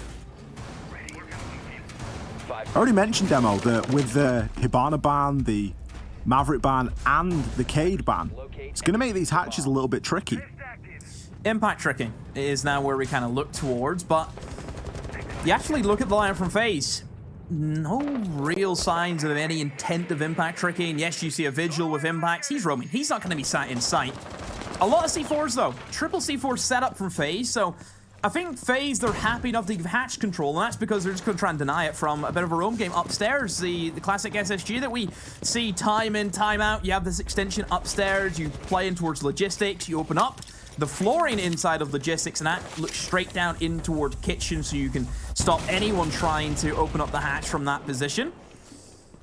Of course, it is risky though, Wally, compared to impact tricking. You put yourself at the danger of getting pushed, getting hunted. Whereas impact tricking, you can sit quite comfortable in sight and just let the time tick away and just burn that utility.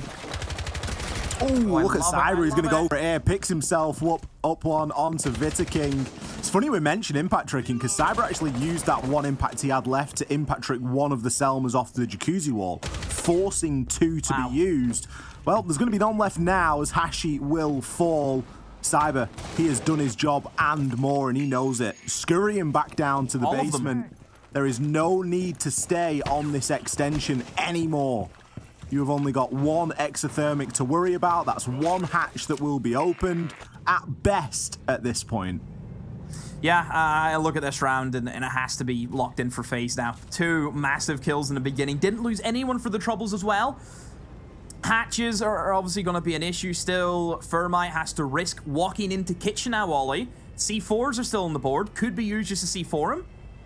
So has to really think about what they want to do. The only thing with this roam game, and it's one thing that I've talked about quite a few times, Ollie, whenever you're going for that extension, a lot of teams will open up the logistics hatch, or the memorial hatch, looking down into the actual bomb site inside of bar.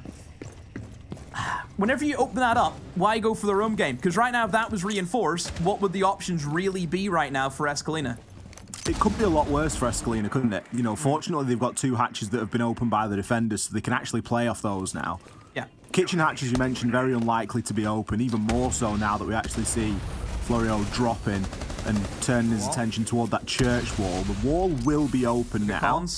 He's got 2 players inside of church. Flo's going to find one onto Souls. That's really important, especially with Cons inside of Long, but he isn't long for this world as Flo is able to trade back onto Cyber, but it's all down to Hates. He's going to drop himself into Blue. He has the LMG, so he's got the bullets and the firepower, but he didn't have the info. Bullet able to swing, gets a little bit of information there. We can see red and yellow pings coming through. FaZe not looking too concerned there, demo in round 2. Nah, easy for them. Done it in the roam game. 2 opening picks. Back to site they go. They can just sit, run down the clock. They know that Escolinha, you know, they were wounded with those first 2 opening picks, and they can only limp into one direction realistically. They're not going to be able to spread out with all the hard breach, open up dirt, open up kitchen, open up blue, get a guy down main stairs. You know, the generic clubhouse attack that we see with everything going into it, all these different crossfires, these brilliant executes. It's not going to happen if you're down 2 men right off the rip. Especially if you think about what they lost and what tools they had left to try and salvage that round with. It's always going to be very difficult. Now we go to FaZe's 3rd choice site. CCTV and Cash. It's going to be nice to see where Cyber chooses to use Azami here. We've already seen him place one on the catwalk. Of course, one of the biggest problems with this site is garage. You have to commit somebody to the catwalk, and you're going to do that in a number of ways. You're going to play Wamai, you're going to play Jaeger, you're going to play all of that utility in order to try and keep that player up there as safe as possible. And we can see that there's just a little bit of an extension been given, whereas normally there is a gap in that railing. That gap has now been filled. But it's very unlikely to be dealt with. You're not likely going to throw a nade or a projectile in to deal with that. And even if you do, you've got to wade through all of those catching utilities. You've got to wade through the ADS, the magnet. It's going to be very difficult here for Escolinha to try and root anybody out of catwalk. There goes the main wall. Oh, never mind. It's been tricked. How have they let that happen then, Ollie? Isn't that, you know, Siege 101? How to deal with a bandit trick? It's close to page 1, isn't it? You should be knowing it at this stage. You know, obviously, we know the Escolinha new side, a lot of young players coming in for the 2nd division.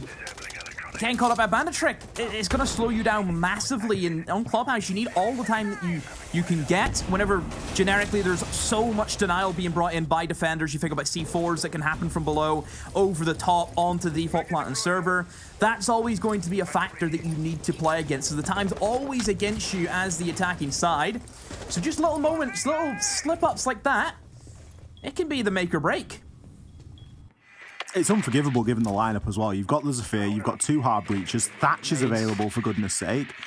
Like, what more do you really need to make sure that you don't get tricked? Bandit can't be in 2 places at once, so I don't know how much it's really going to mean here. Hashi's still got 1 Selma left.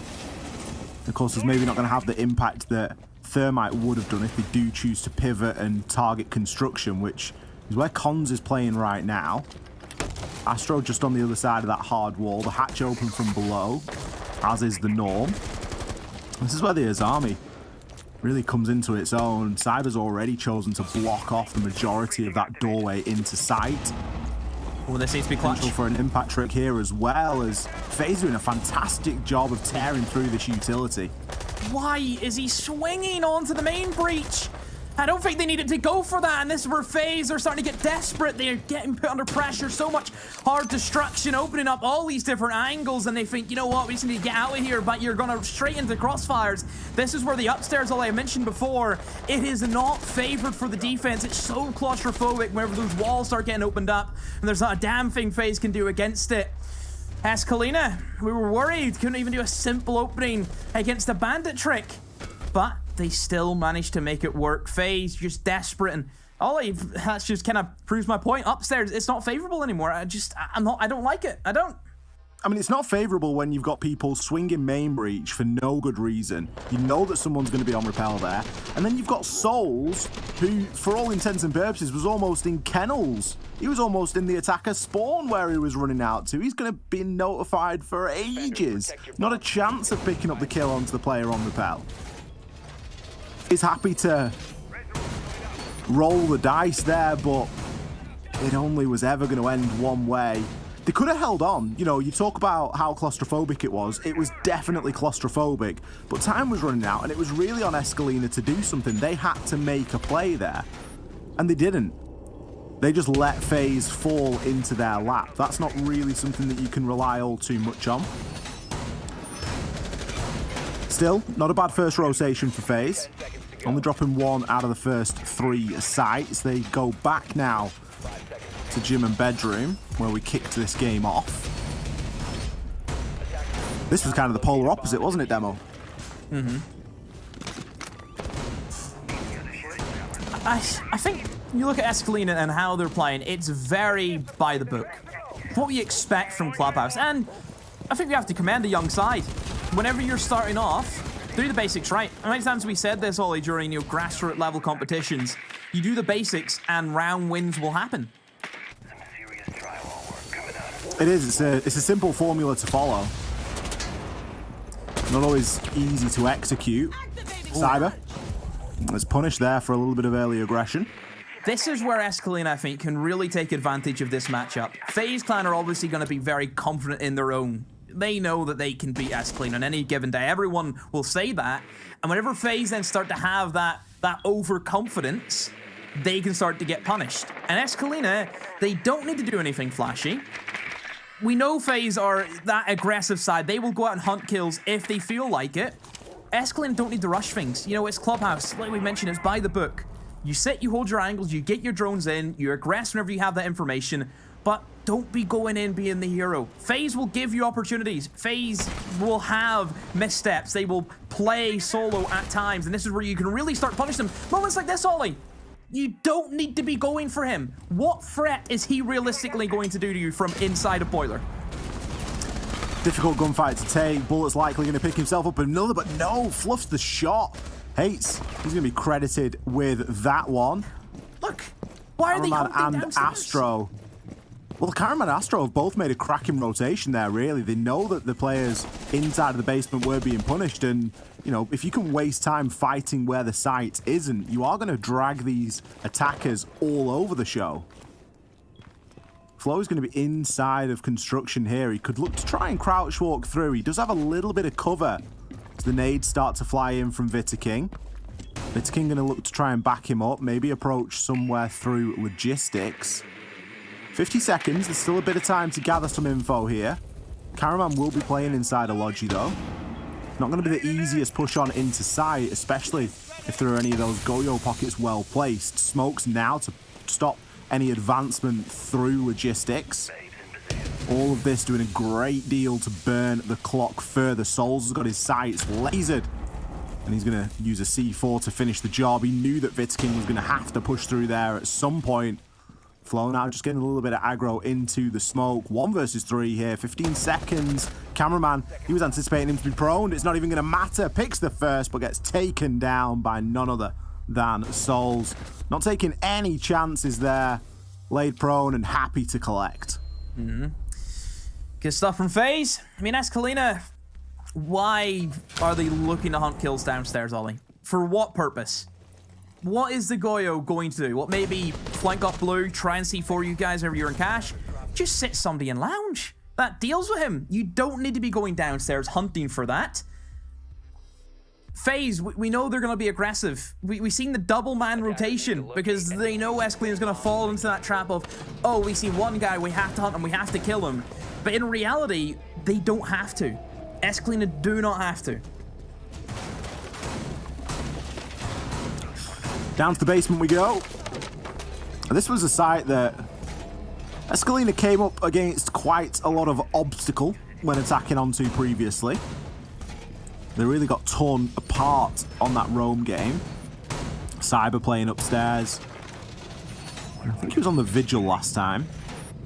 He's going to be on Azami now. So, still very similar kit in that he brings impacts. But again, FaZe not looking to impact trick necessarily onto hatches, more just to soak utility up by defending this top floor, and in doing so, waste a lot of time as well. It was a strategy that was successful for them previously in round number 2. Let's see how they fare here.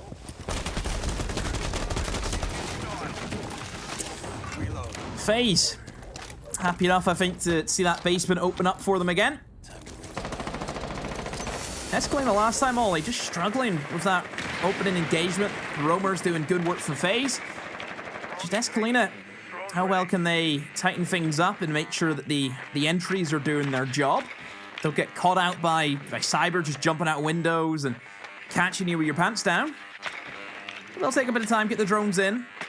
FaZe happy enough to waste time, we know that. I mean, generally, whenever you're roaming upstairs, that's a new texture for the flooring there.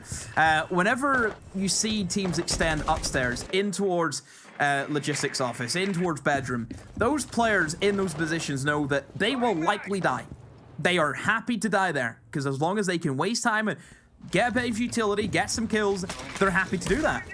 FaZe, already realizing that, hey, it's been like already over a full minute, they haven't hunted us at all, let's just go back to site.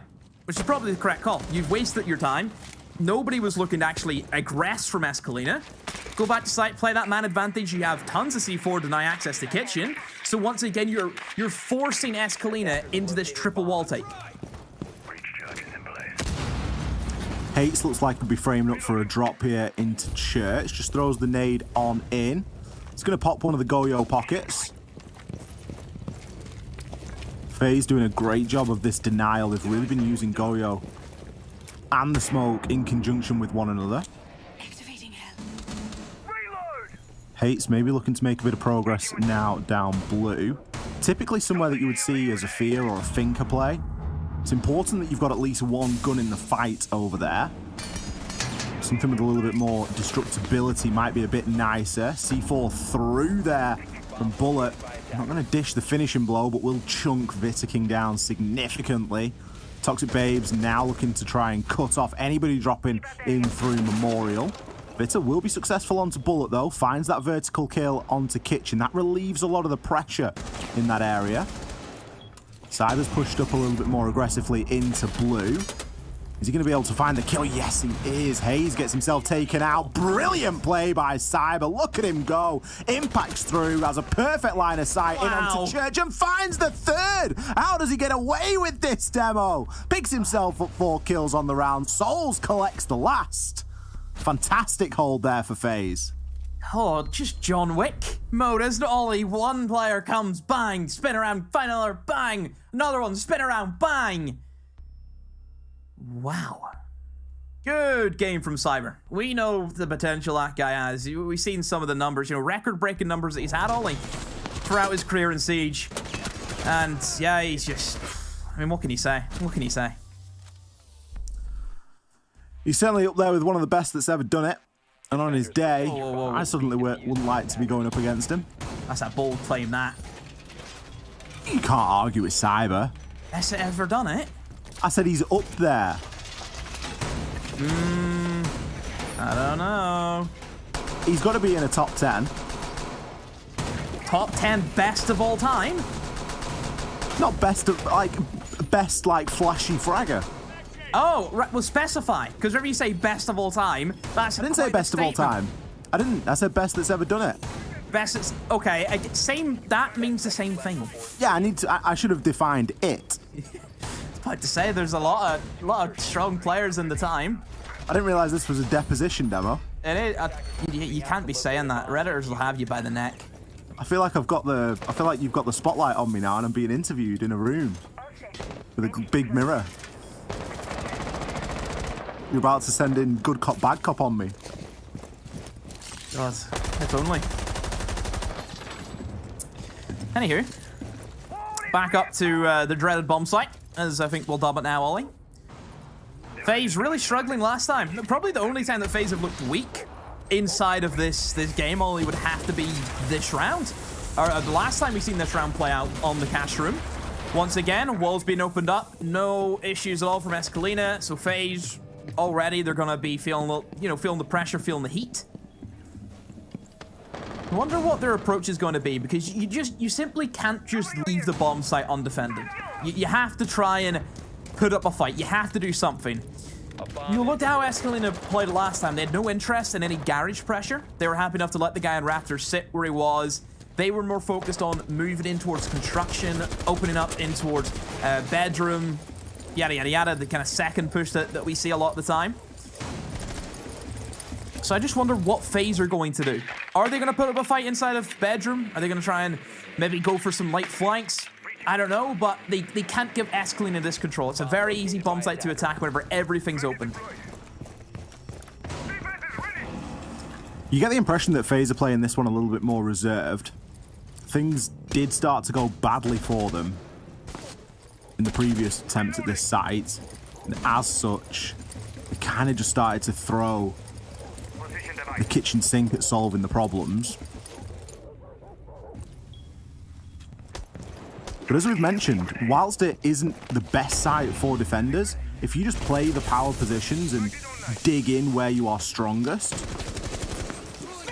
you're not going to have the worst time of things here. I'm getting construction wall open with around 50 seconds left. Hate's just going to get himself back up onto Repel here. There's been no pressure inside a garage demo, and there's still players from FaZe below. Yeah, I think FaZe are trying to rely on the laurels of C4 from below to deny access to a plant going down. See Astro, he's downstairs trying to support Cyber. If they keep Cyber alive, it's going to be a free kill at least. Onto the diffuser going down, which we know inevitably will come from Escolinha. You can see Flo has it ready to move in. It's just when will the execute happen for Escolinha, and are they going to be ready for a C4 happening from below? Massive kill from Souls will eliminate Hate. There's the C4, will catch one. Diffuser cold on the ground. Hashi needs to try and pick it up. He just walked right past it. Instead, it's going to be Viking. It's just only Viking left. He's going to try and stick to Diffuser, but FaZe, they've backed off, Ollie. Some very important kills. The C4 from below worked so well for them. A massive kill, I think, coming in from Souls to eliminate the player on the Repel. Big moments there from FaZe, some big individual engagements, and if it went the other way, FaZe would not have had a shoe-in inside that round.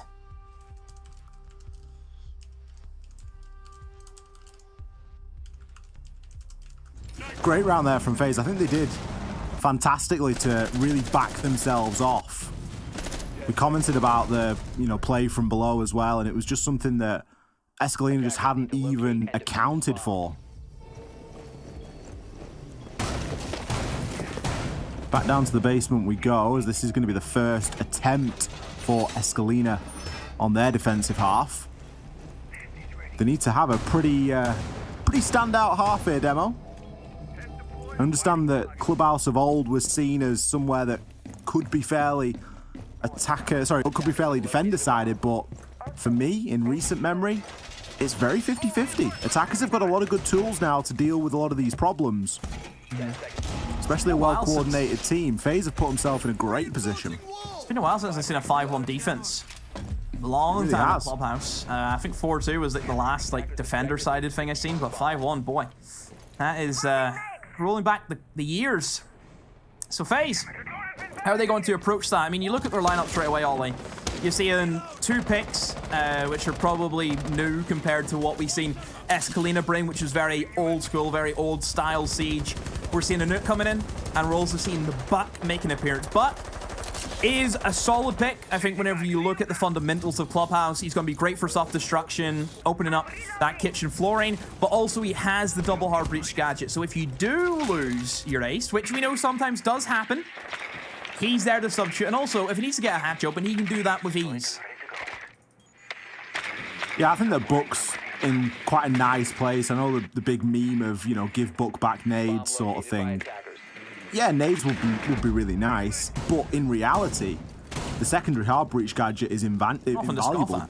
Yeah, because you can bring one hard breacher in the ace, cameraman's going to be playing ace. You don't actually really need a second. It deals with, you know, the problems of impact tricking and all that sort of stuff. Not incredibly well, but well enough. And FaZe have already made really good progress. They've got kitchen hatch open. They've picked themselves up an opening kill. With a grenade, no less. I think that went through the hatch. How did it? There's 2 ADSs there. Did they burn? What did they burn it with? Maybe it went through tunnel? Did they burn it with the Sophia charges? Because they've no flashes. And there was literally 2 ADSs right beside that player who died. I'm not sure. Bullet's been picked off. I'm pretty sure that is from the change repel. He's just been absolutely binged by Vita.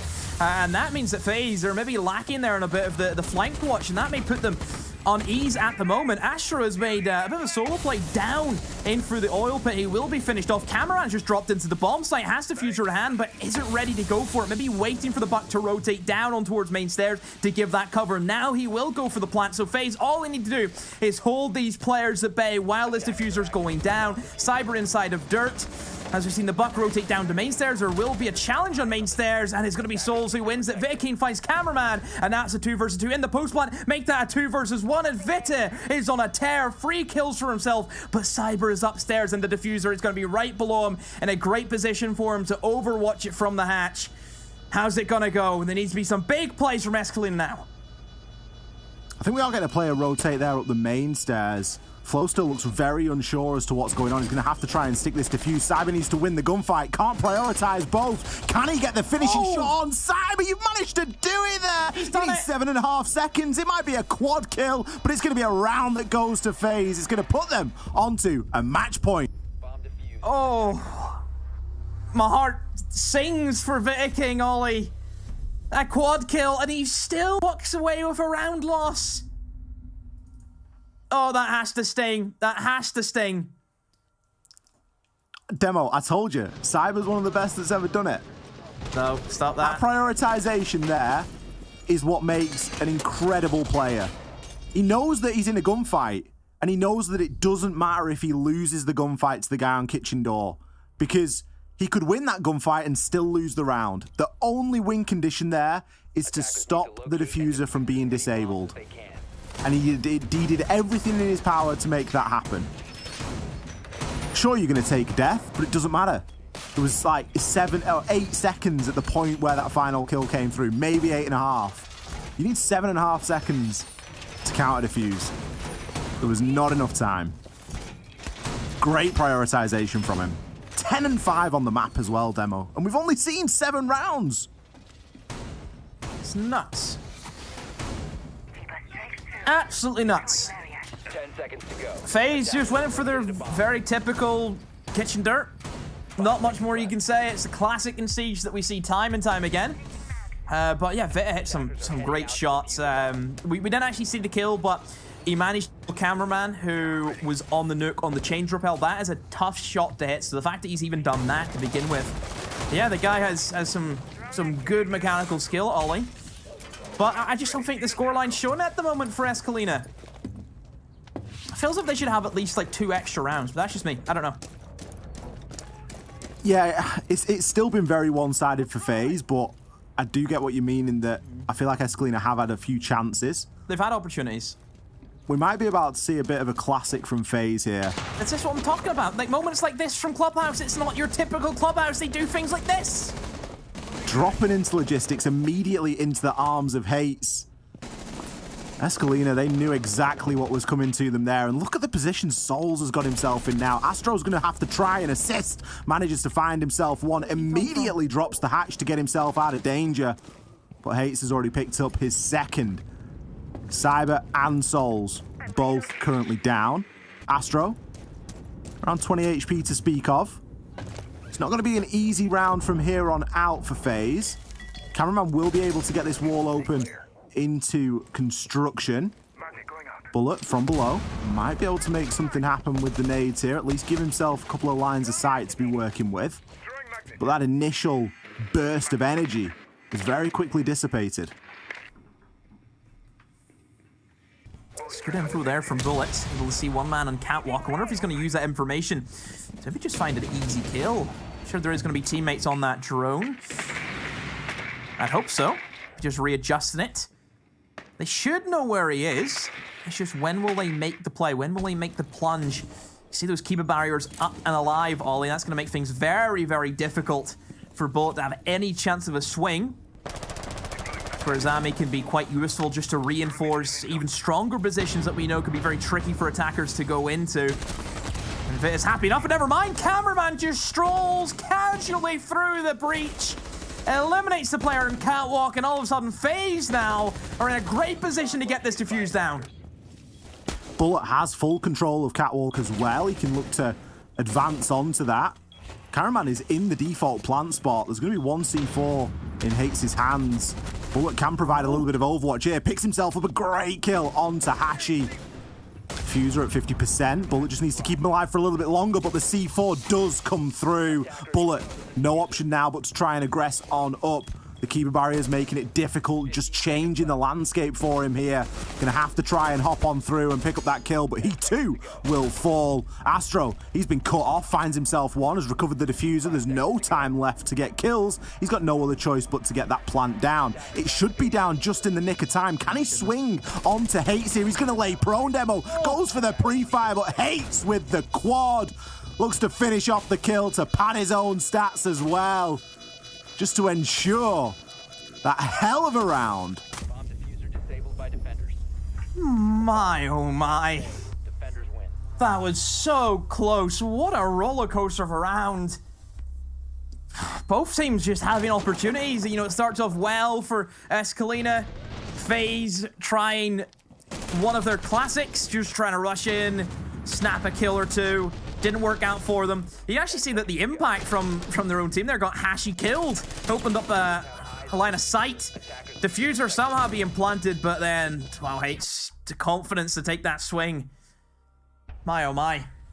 Well, still a long way to go yet, but Escolinha at least get one round back. Attackers need to locate and defuse as many bombs as they can. And it's strange that it came from that site. We kind of spoke about how that site's a bit of a nightmare for the defenders. Both of these two teams have been able to make it work at least once. FaZe went there twice and had a 50% win ratio on there. But they won't have to worry about that site for a little while now. Down to the basement we go. This was nail-biting stuff. Again, another round that could have gone either way, Demo. We could quite easily be sat here at, you know, 5-3. 5-4, had a couple of these clutch rounds gone in a different direction. 5 seconds to go. FaZe really cutting it close to the wire in the previous round. You think back to Cyber's fantastic clutch. Cameraman had dropped in, planted the kit. Cyber was able to hold from above. Don't really want to be relying on those sort of rounds to get it over the line. Still plenty of rounds that FaZe have to see out this game. I wonder if it's going to be another 7-2 scoreline, Ollie. It seems to be the only way these matches go between these two sides, the 7-2s. And we're going to have another one, the fourth one between these sides. It will be this basement now.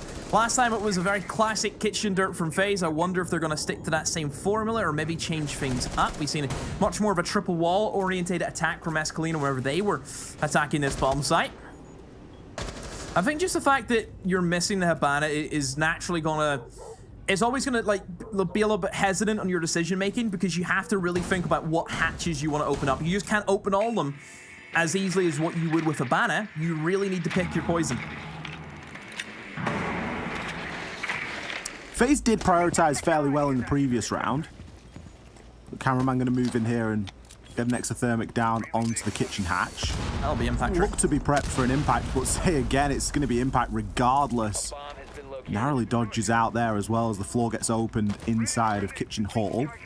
Cameraman going to go for another attempt here. It might not be enough. Hates is going to be below, and there's more impacts than there are exothermics. It's very, very simple math. That kitchen hatch has proven a big problem this time for FaZe. Yeah, naturally, I think this is what you expect to see whenever ban is banned. We've seen FaZe had no intention of going for any kind of impact tricking on towards that kitchen hatch, but certainly Escolinha, they're making it work, and it just shows the strength of a Habana ban. I mean, they banned it. They were obviously going to play this formula. They were going to play this way. And FaZe really struggling now. They don't have a lot of options. It looks to me maybe blue is going to be their entrance down. But then you're dropping hatches into a crossfire being held by, well, 2, maybe 3 people could hold this crossfire. I'm not sure, but it's going to be very, very tricky. This is a make or break, I think, for FaZe. If they can get into blue successfully, and Astro will find 1 kill, and he even gets it down onto the second. So all of a sudden, FaZe, I was saying that maybe not in the greatest of positions, have actually made it work really well for themselves. Look at him go. They're picking up kill after kill. Cons, he's left with a pistol in hand. Finds himself 2, but they are merely a consolation prize at that point. Final kill is going to fly on in. FaZe, 7-2 on our first map of Clubhouse. Really, really dishing out the pain there.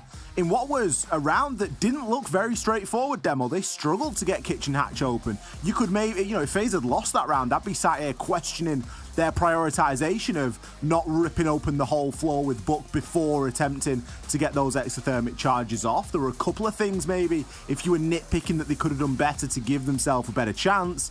But if you're all just going to funnel down blue anyway, and you've got LMGs and you've got Astro and Ash leading a charge, you come up with a ton of kills. No strategy in the world can fight back against that.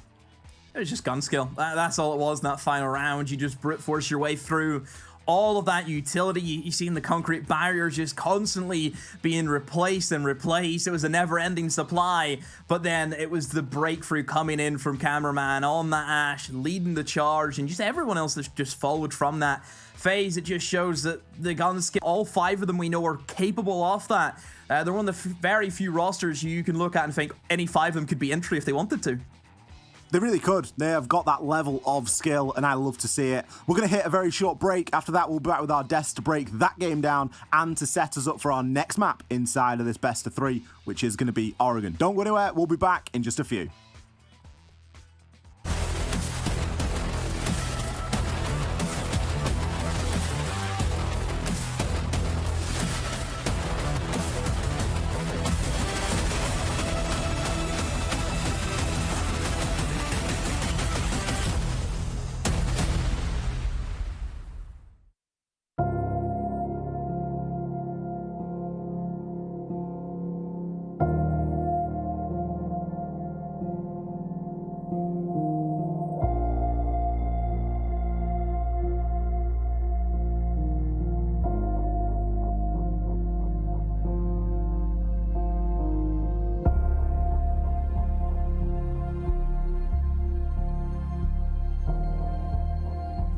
जब चढ़ाई में चलो चढ़ने में तो इतनी problem नहीं होती, तो थोड़ा सी बर्फ़ में यहाँ पे आंगन में ही थोड़ा सा पैर फ्रैक्चर हो गया था।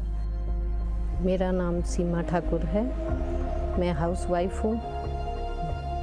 वैक्सीन लगवाने के लिए हमें टूटू जाना पड़ता है, नहीं तो नहीं आयुर्वेदिक वो भी है ऊपर। बच्चों के साथ आधा घंटा लग जाता है। गिरब में जो है डिस्पेंसरी, उसके लिए आधा घंटा लग जाता है। जो टूटू जाना हो तो टूटू जाने में पौना घंटा बच्चों के साथ लग जाता है और पैदल जाना पड़ता है। बारिश बर्फ में तो बहुत मुश्किलें होती है, क्योंकि बच्चों के साथ आना जाना बहुत दिक्कत होती है।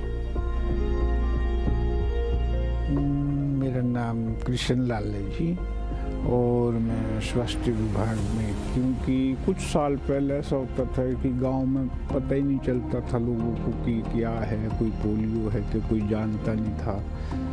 अब जब सरकार ने इसके लिए इस तरीके के अभियान छेड़े, जब तक हमारे को पूरा कंफर्म नहीं होगा कि इस बच्चे ने यहाँ पे दवाई नहीं पी या पिलाई या नहीं पिलाई, चले जाओ आप दूर दराज के क्षेत्र में चले जाओ, तो हमारे को कोई ऐसा केस या ऐसा कोई बच्चा, अगर यहाँ बच्चा आ गया तो हम नहीं यहाँ पिलानी, किसी कारणवश अगर बच्चा हो जाता, गांव में लोग रहते, क्या अब तक क्या मजबूरी है उसको, क्यों नहीं आया बच्चा, क्या पता वो बीमार है या कोई उसको कोई और प्रॉब्लम है।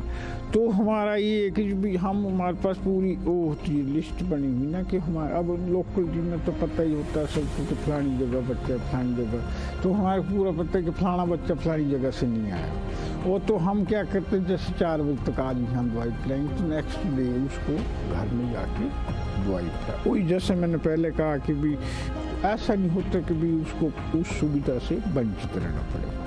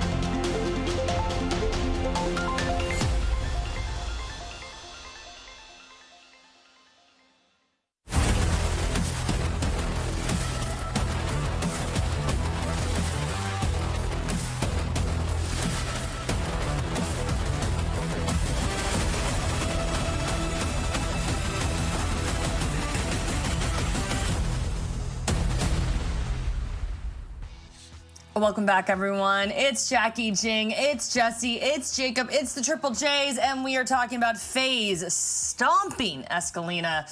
That was a rough map 1 clubhouse for them, for sure. I mean, Jacob, honestly, FaZe just looked very, very strong in defense, and that undoubtedly helped with their victory.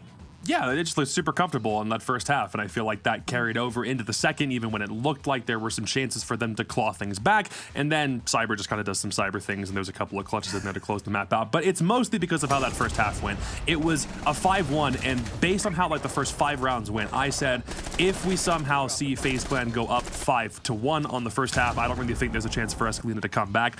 Honestly, given the way that they played, if they had been able to win round 6, it might still even have been over from that point because Escolinha did not really have that much skin in the game. The timing of the flanks for FaZe Clan was like essentially perfect. They understood when they needed to make these late rotates and to throw Escolinha off their game, and it was done very, very well through the first. And by the time we even got to the second half, it's kind of like it didn't even matter at that point.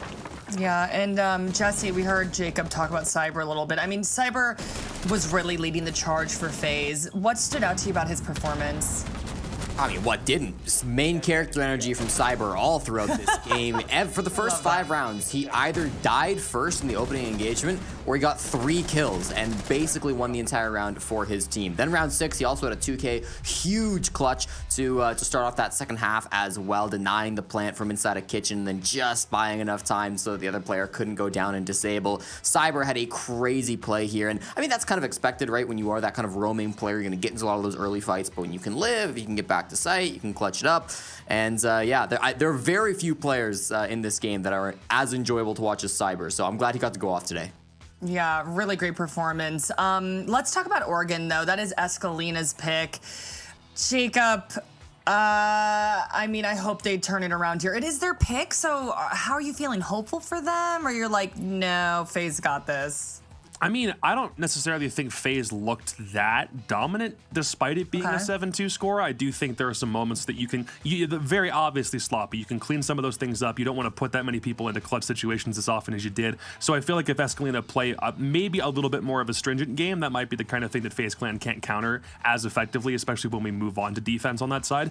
But because that's where FaZe Clan are going to be starting, I feel like that already does kind of put Escolinha in a disadvantage, even though it's their map pick. Yeah. So to me, it might be something that's a little bit too far to come back from. Escolinha do have a chance, assuming they're able to weather just the first half of Oregon. And if they do, then we'll talk about it from there. But if FaZe Clan gets out to a really quick lead like they did in map 1, then this one's probably over really fast. I think it's going to be really tough. Like, I think the first series was close because, like, Escolinha and Bubu could kind of hide their map pool a little bit. They were a real unknown quantity. But now, like, they've already had to ban out a lot of the maps that they played in the first series. They were more pigeonholed this ban phase. So, you know, they had to play on Clubhouse they didn't like. They come to Oregon now, but I'm still definitely going to be cautious for them, especially if they have to start on attack. That's going to be so hard to come out strong with. All right, well, let's see how Map 2 Oregon goes and go down to the Cyberpunk basement with Ollie and Demo. Beep-boop, take us away. Take us to Ollie and Demo. Woo. Jackie, thank you very much indeed.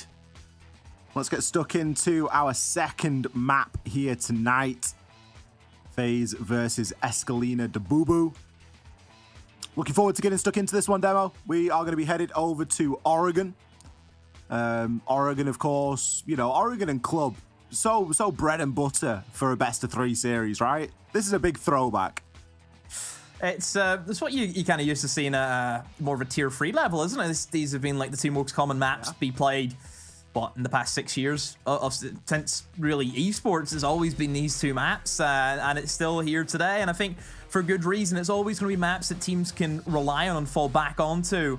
I think Escolinha, a new side, will be happy to play both of these maps. But like we mentioned before, you may be able to play, you know, a good Clubhouse or a good Oregon, but a more experienced side like FaZe, they can play a great Clubhouse and a great Oregon.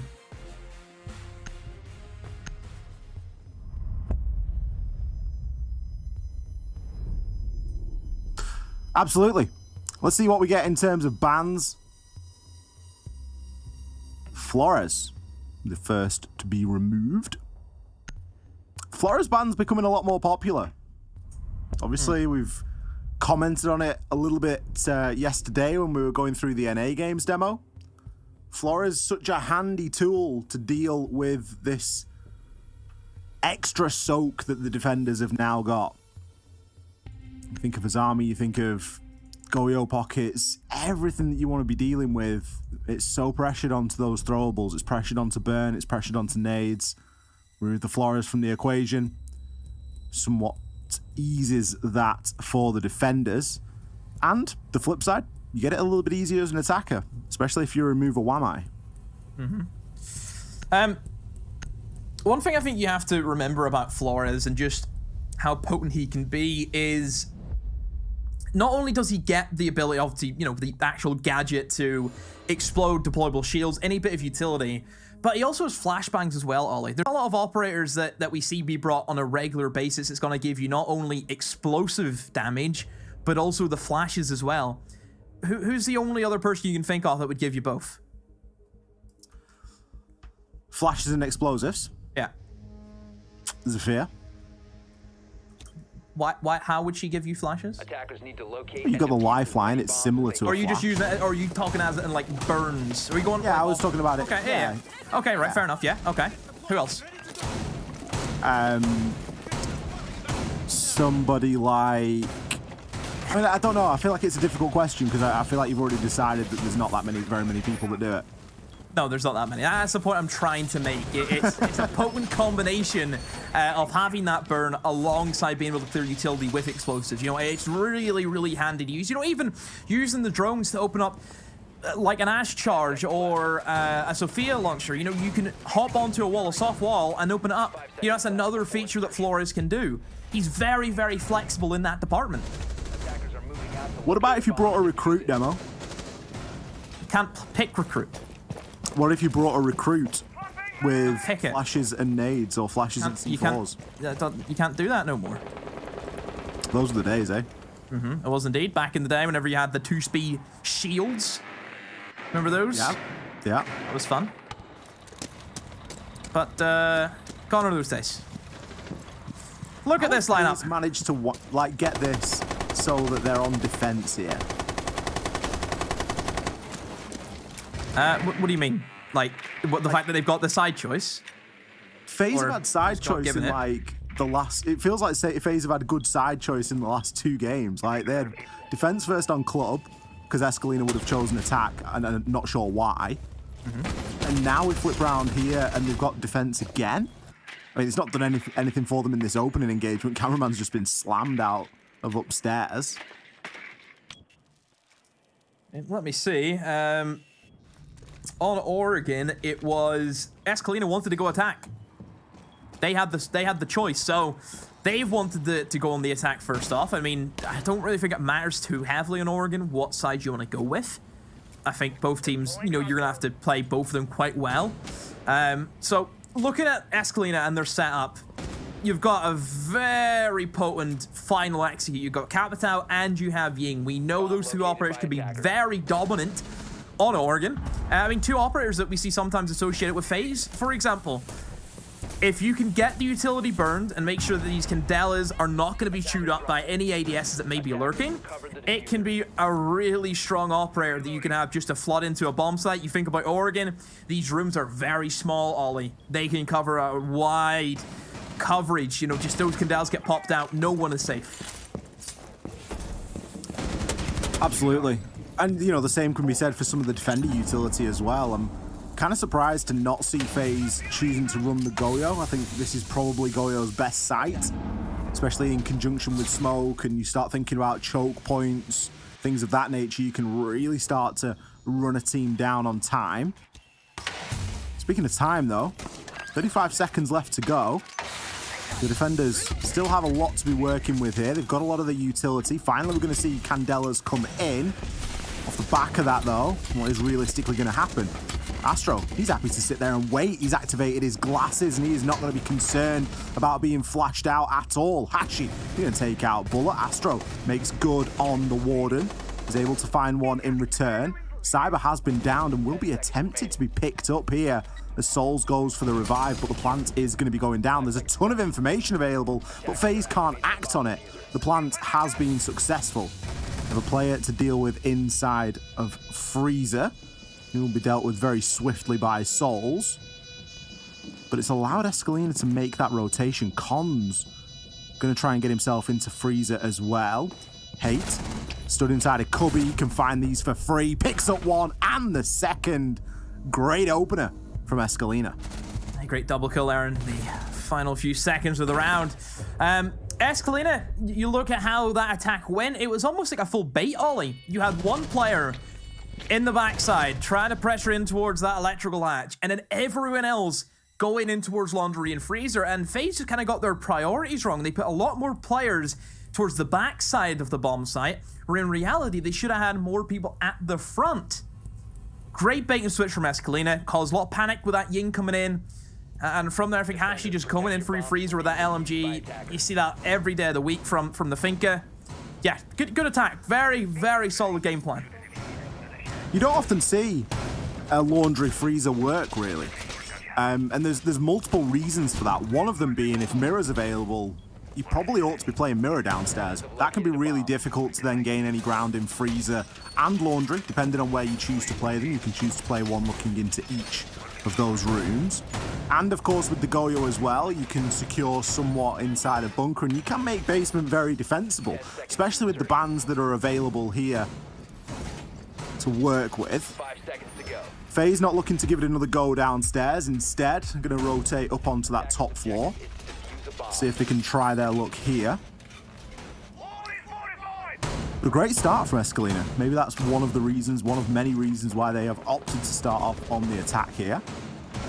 Happy to pick themselves up a round or two. You don't need to have so much success on the attack of Oregon. Typically, 2 or 3 rounds will do it.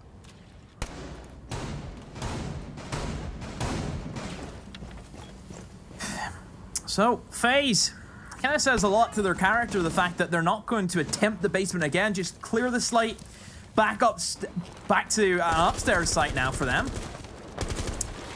You kind of look at the upstairs compared to the basement. It's so different, isn't it? There isn't a lot of room to roam on towards the basement site. But I think upstairs you have to roam. You have to try and hold some kind of foothold in towards the mid floor. May that be a kitchen hold. May that be even an extension in towards a meeting. Maybe trying to hold in towards attic. You need to do something to put pressure onto the attackers. And FaZe are going to do just that. They have one player tucked inside of security. Both those walls reinforced, Ollie. We don't see that happen all too often. Usually it's one of them's reinforced and then the other one has a rotate hole. But yeah, they're just going to just hunker down inside security, and Cameron's just going to see what he can do. Cameron can play there quite happily as well, in the knowledge that, you know, someone's got to come and get rid of him, otherwise he's going to be a very potent threat later on into the round. Drones are going to be working in and around in there. He will remove the drone from Victus, but he's happy to stay there. He's got the shotgun, so no real pressure from above. That is, of course, the site. The hatch is going to be soft. First nade does swing out and miss. Maybe they're assuming that he's dropped out of there. Hashi gives himself an adrenal surge. Cameraman just trying to get as far into that corner as he possibly can. He's tanked a second nade there. He's not going to be able to do that very many more times. Burning a ton of time here, though. And he's soaked up a little bit of utility. Hate, he's just going to be holding the angle should that rotation come through, but honestly, Cameraman's not being given a reason to move right now. He can just happily sit there for the time being. Cons is going to be on that double window. There's going to have to be a push that starts to come from somewhere. Leaving Cameraman all alone downstairs. He's going to be allowed to rotate out of security for free, pretty much, should he wish. Hates going to come into an engagement here with Bullet. Shuts him down instantly. That's going to be a huge kill. Cameraman has tanked yet another throwable downstairs, but Hates is going to be coming in through the trophy side. Finds one onto Cyber. Pops the nade into Pit. This is shaping up to be a flawless as the plant goes down. Astro desperately trying to search out for where that is. He's going to be taken down as well. Cameraman hits 2 air jabs. That's exactly why they were happy to leave him down there. They knew exactly what was going to become him should he make his way out of security. Flawless round for Escolinha. Great attack. Not too often we see a full 5v5 30-second execute on an Oregon Kids defense, Ollie, let alone a flawless attack. That's unheard of. When's the last time you've seen this kind of round happen, where everyone was still alive at 30 seconds and attackers with, to be honest, very little to go off? You looked at some of the positionings. I think that first kill that happened for Hates on the armory stairs, if he didn't make that happen, I don't think Escolinha have the same dominant performance that they just had there in that round. I think that was very important. You leave that Goyo alive inside a trophy. He kills anyone trying to move in through whites there, shuts down that diffuser as it gets planted. Great round from Escolinha by all accounts. As you mentioned, the game sense to just move and make something happen there. Recognize Cameraman's not going to leave security. He's just going to stay there for as long as he can. And we can let him have it and just air jab him out at the last second. Bit of a change up for FaZe then. Still yet to find some success here on the defense. They're going back down into the laundry. And it seems as though, I mean, I'm not going to quite say it was a prayer of mine demo, but I did sort of question, why is the mirror not being brought? This time we're going to see a mirror. One of them has been played upstairs. It's just been spotted out on the drone there by Hates. Curious to see where the other one has been positioned. Either going to be looking into freezer or it's going to be looking into laundry, I would imagine. You see that extension, of course, over across towards that top floor. So you see that FaZe are really committing now to a different tone compared to where they were at last time. So it is very focused and trying to deny access just clearly in towards meeting. It's just how do Escolinha want to approach that? All over the place, scattered you could say in terms of how they can set up for refrags, and it looks like not even they know how they want to approach this all. I think they need more information before they really commit to it. Cameraman just drops off, not wanting to linger any longer. Feeling a bit of pressure. So at least for the meantime, they have secured the control of the top floor, but they don't know that. They still want to be fair with their drone work. Get the drones moving in. FaZe happy enough to give up that control. They've done their time wasting. They can start moving into the more anchor-orientated position. As if they're on a bit of a ghost hunt, realistically, Ollie, aren't they? Nobody's here.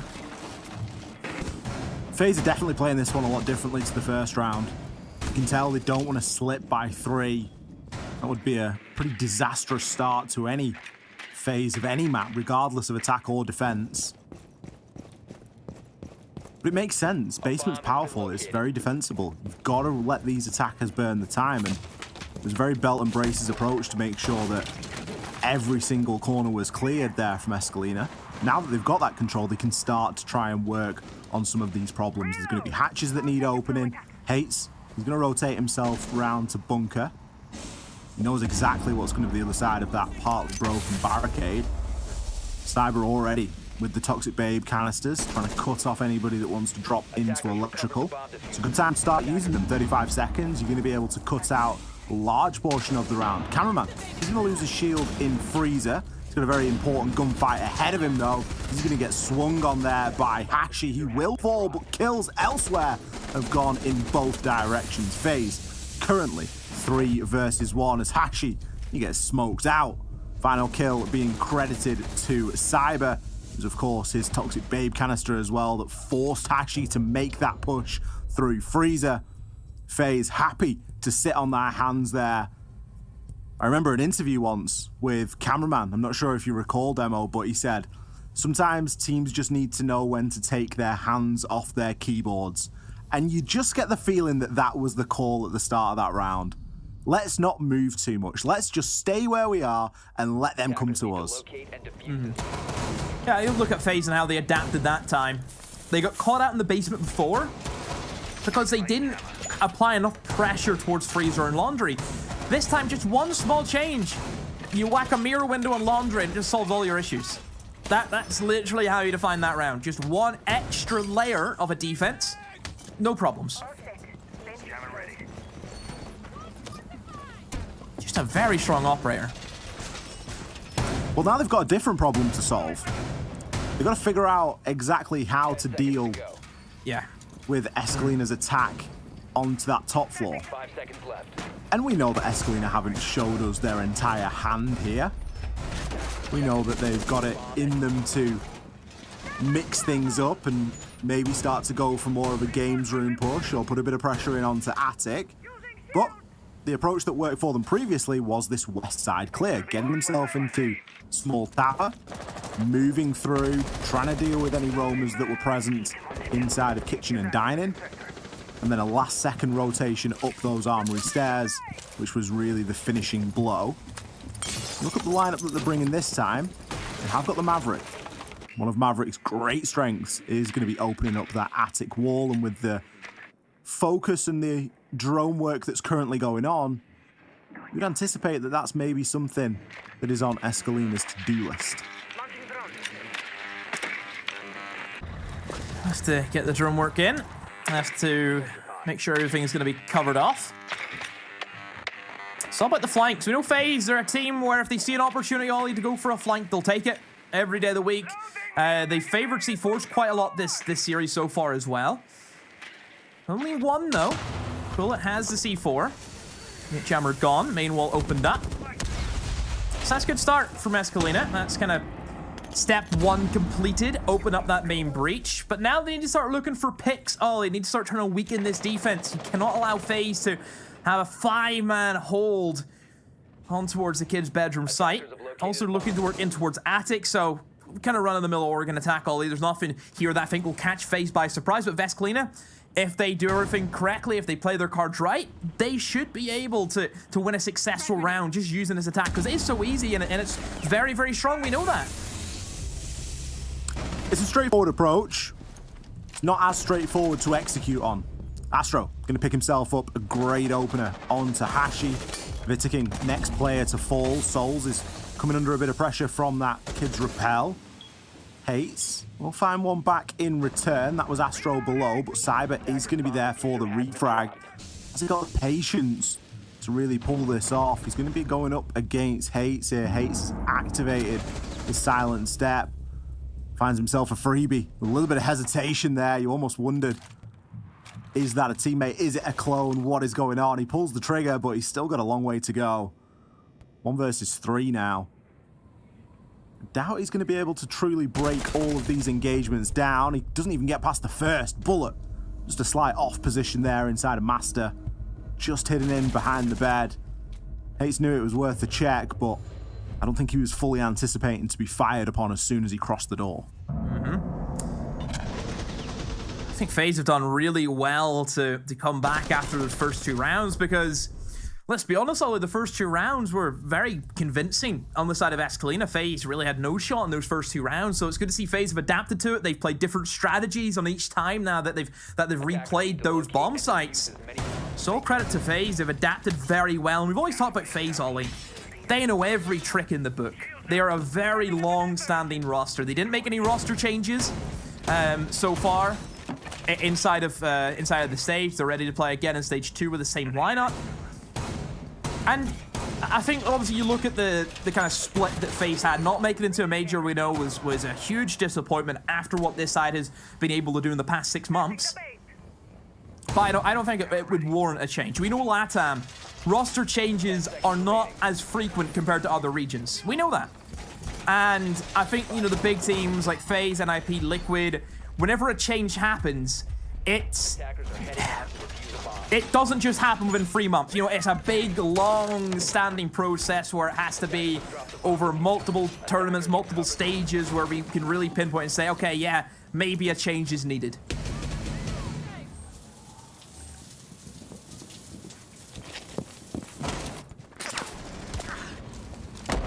Ooh, bit of early aggression there. Flo not really too sure where he was being shot from.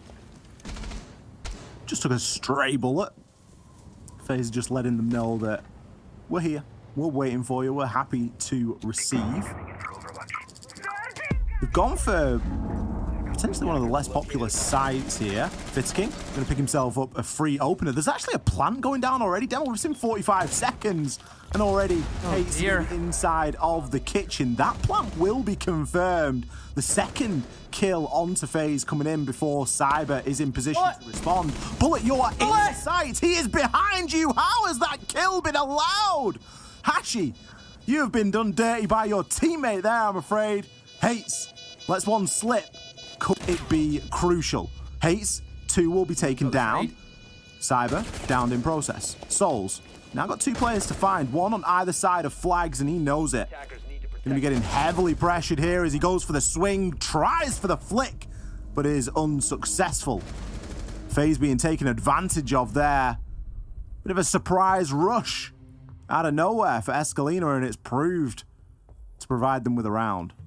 I've seen it a few times on that third bomb site choice, looking towards primarily, of course, that this meeting and kitchen hold is defense actually let the kitchen control slip quite easily. In a few times where there's maybe been one guy holding in towards green, and that really doesn't scare away all the attackers. They know they can just trade back and forth, and then they have access to kitchen. Maybe it's something that's worth looking at just across maybe every region, that kitchen needs to be somewhat fortified. Maybe a prox alarm, something, maybe a thorn, anything, just to let you know that they're inside kitchen. Just don't let them go in through that green hall as easily as what I think's been happening over the past couple of months.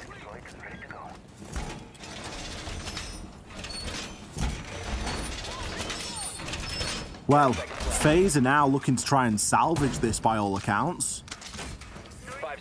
4-2 split to the attackers. Wouldn't be anything to be proud of. But a 3-3 for the defenders. They could look to salvage this. Previously, they played a very passive play style on this basement. First time they attempted it, they didn't bring a mirror. They tried to roam, and it just didn't really work for them. Second time, they were happy to bring the mirror, and they were happy to make that work, and it really did help them. But another rush, back-to-back rush rounds here. How is this going on? Astro, right place, right time. You might have a blitz, my friend, but Astro has some very fancy goggles, and that is not going to affect him at all. Escolinha, fool me once, shame on me. Fool me twice, shame on you. You will not get away with 2 rush rounds in a row. Is it bad if I'm going to correct you with the saying that you said? Fool me once, it's fool me once, shame on you, Ollie. No, fool me once, shame on me. No. You knew what I was getting at. Yeah, they tried the rush again, and it's a blue one. It's a classic. FaZe are going to be ready for that. Of course they're going to be ready for that. Everyone's always ready for that. And yeah, Escolinha, we're in good shape there, Ollie, to maybe get 4-2 half and really spur them on. But because they went for another rush, it's backfired on them, so they walk away with an even split. I would say this is fairly standard for what we're seeing in Oregon at the moment. So now it just comes down to see how FaZe want to go about their attacks.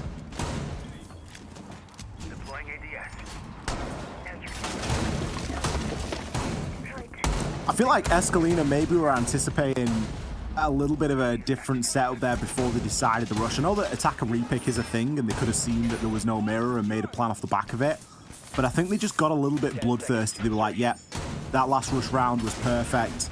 I know what we'll do. We'll double down. We'll throw a blitz into the mix, and we'll really try and get something happening here. And it just didn't quite work. It fell very flat.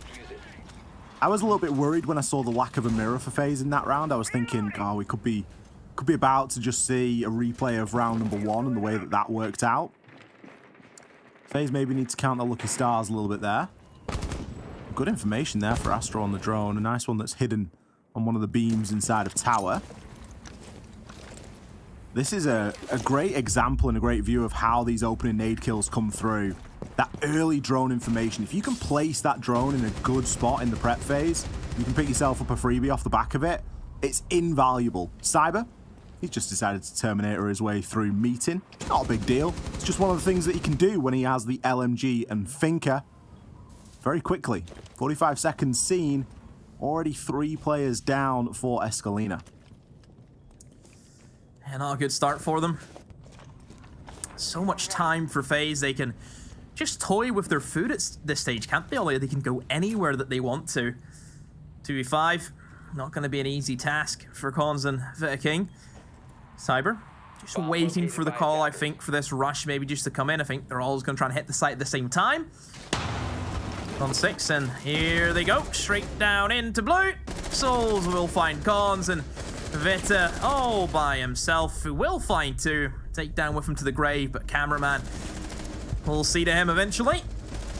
Not the greatest of starts, not the greatest of defenses from Escolinha. I think some things can be tightened up there. You don't need to play as aggressive as what that was right there. No, the aggression is starting to become a little bit of a problem from Escolinha, isn't it? Especially whenever that nade kill happened. Like, that's the first kill. Those other two should just be gone straight away. Yeah. This is when you can start to see a team just get a little bit too ahead of themselves, a little bit too overconfident. Do worry for them that if that just turns into a, well, we're just going to try and frag our way through this game. Against a team like FaZe, they're going to punish you for that. Going to be opting for a slightly different tact, going for more of the time control and time burn.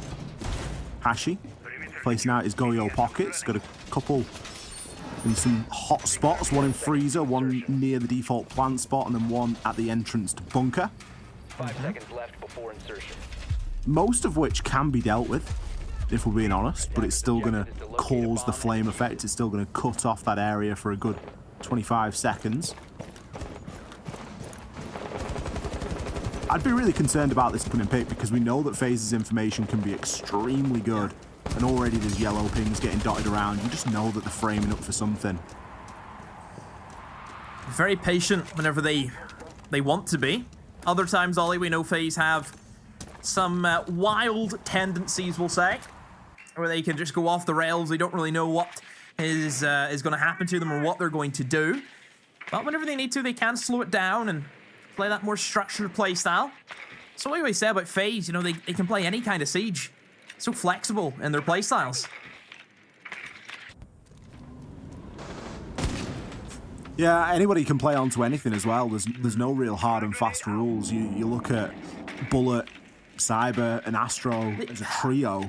They must be so difficult to prep for. They have to be. Like, on an international stage, how do coaches prepare for this? Yeah, what do you prepare for? They can do any number of things. There's no set, like, entry patterns. I see, you know, a different opening kill from FaZe nearly every round sometimes, Ollie. You just don't know who's going to strike. Sounds like you're a fan of this team, Demo. I'll give you that impression. Are you a little bit of a FaZe fan? Not after yesterday. Are we phasing up? Not after yesterday. I'm phasing up right now. I hope you are. Nope. Astro's got himself into a great spot here. You just know that someone's going to be playing on the pillar as well. Utility starting to get burnt. Goyo will be doing his job. Bullet, great opener over on floor. Astro with the nade as well. What a shot. 2 good ones, in fact, in response. Souls is going to be inside of the site. Picks himself up 1. They know that there's still likely going to be a player on bunker. Souls is searching for more. He's not going to have the right target prioritization, was just too preoccupied with the mirror, and it allows Hates to pick himself up a freebie. 50 seconds, 2 versus 2. Cameraman recovered the diffuser. Toxic Babes are going to cut off any entrance through bunker. There's still going to be a player inside of Elbow and another inside of the supply closet. Both can look to try and back one another up here. And with Toxic Babes still yet to be deployed, that final one going out, it's not going to leave a great deal of time for Bullet to be working with here. Gets caught in the Banshee. That's an audio cue that almost certainly will be heard. Cyber drops the kit. Knows that he's got the LMG and needs to try and take these engagements. C4 primed and ready from Hates. Cyber starved of information. The C4, it's a little bit short. It's not going to hit onto its mark. Cyber, what do? Do you challenge the mirror window? You've got to do something here. Bullet, he's going to go for the swing. Gets taken down. It's a 1-for-1 trade. Cyber, you've got to pre-fire the corner, and he's going to do just that, Demo. 2 headshots to finish it off. Cyber, another clutch. What a day he's having, Ollie. My goodness, Cyber. The Rock. He could be a boulder with how huge he's playing right now, Ollie. So many things going on that round. So we've seen the Goyo canisters. I mentioned before, Ollie, by far Goyo's best site. In any map, this is his best site. There are 2 players who just seem they caught in it a few times. I think Cameraman and the Nomad inside of bunker got caught out. We've seen Souls and Habana, he got caught out. I will touch on Souls. He's done really well to actually tank a lot of the flame damage to get himself into supply. kills the Goyo, has done extremely well. But then he goes for a play, which he should not have done. You looked at the positioning from the remaining 2 players on Escolinha. You had one player tucked inside Laundry, which did kill Souls as he over-aggressed, and the other one stuck in blue. They knew the player was stuck in blue. There was about a minute to go. The other 2 players on FaZe were stuck outside a bunker because that canister from Goyo was still going off. Souls just needs to chill out. He just needs to slow down. Like you said, Ollie, sit in your hands, don't move. Because if he dies, then all that hard work to gain side control is gone. It is gone. And you can't be relying on Cyber doing what he's just done every round.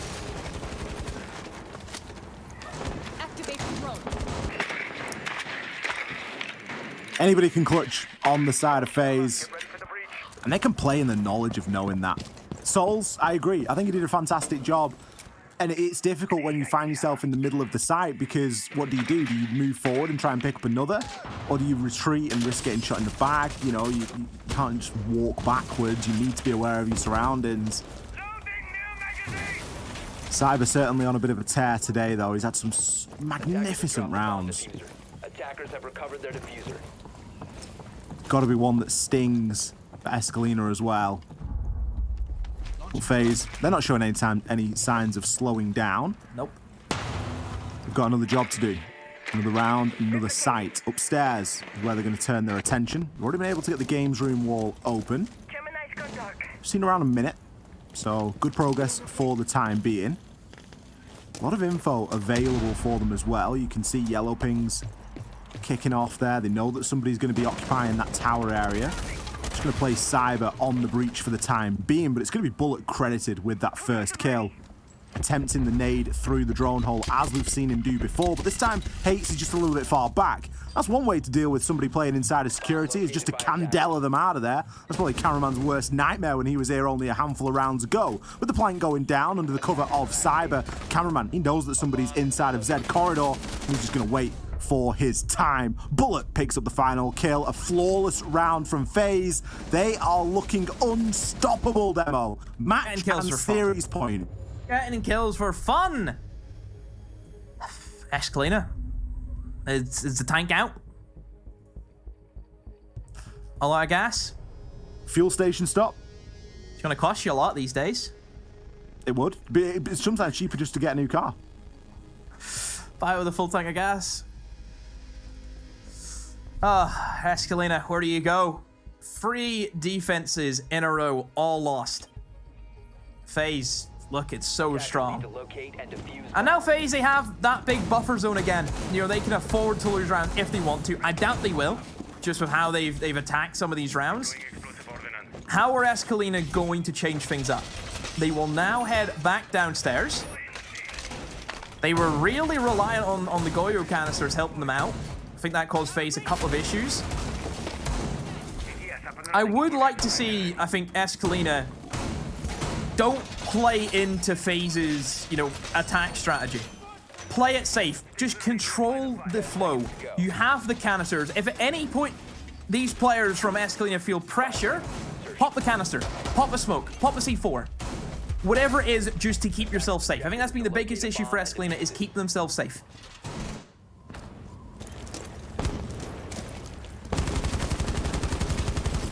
It's easier said than done, especially when you look to how FaZe have been so aggressive in the early part of the rounds. I mean, look at Cyber. Gone 16 open a barricade. Drone already working at his feet. This top floor is going to get called as clear pretty soon. Belt and braces just checking into attic. FaZe are moving with a level of confidence. Calling for things to be open. Cyber already with the pre-fire. He knows if anyone's skulking down those stairs, I want to have the jump on him. I want to be getting that pre-fire out, dealing any damage I can, and letting them know that I am there. It's a good angle to have. Good flank watch. So obviously FaZe bringing in an operator to help them with the room clear out. That Dokkaebi makes an appearance. No bulletproof cameras on the side of Escolinha. Maybe that's another thing that Escolinha's been missing out on, Ollie, is information. Lacking bulletproofs. Valkyries we know was open. I think, to be fair, even FaZe didn't really go for much information. I think most of the teams were trying to gain that from kind of active information from the mirror windows. So if that's how they want to play it, then so be it. But I think a bulletproof camera never hurts sometimes, never hurts. Nade down the hatch there to remove any utility. Further nade from Astro, just to make sure that there's going to be no Banshee that's going to slow him down. Cyber going to make his approach down the laundry stairs as well. Another nade comes out from Astro, who was successful previously with that, but not this time. Cyber just going to catch the door frame with his nade attempt. Not ideal. Still 2 in the hands of Bullet. Needs to get himself into position to use it. Cyber's covered nearly every inch of the map at this point. He's just thirsty to get this done. So focused on the round. Cameraman looking to burn out into Freezer now as well. Cyber has joined Bullet here inside a bunker. They know there's going to be a Goyo to deal with. They know there's Toxic Babe canisters, but Escolinha, they're doubling down. They're not risking just the Goyo to deny. They're going to use the Toxic Babe smoke as well. Only 1 canister remains with Cons. Bullet sends his clone through. Bit of a switch.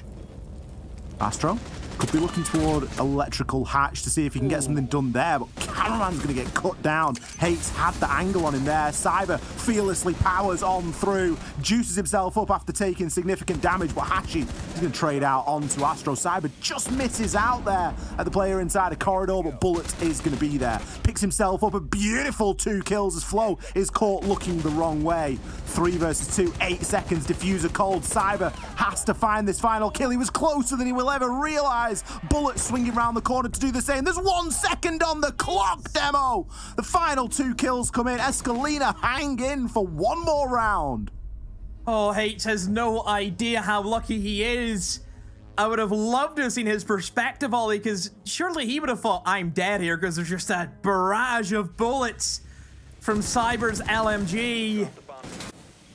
My goodness, another scrappy round, and this time it's Escolinha who will come out on top, Ollie.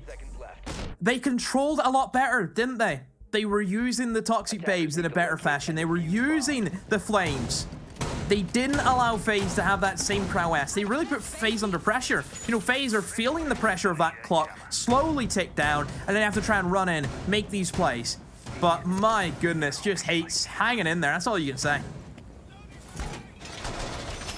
Sometimes all you've got to do is try and melt yourself into the wall. Those moments where you see the nade icon at your feet and you're just pressing that D key, trying to get further back into the wall and just melt away into the environment.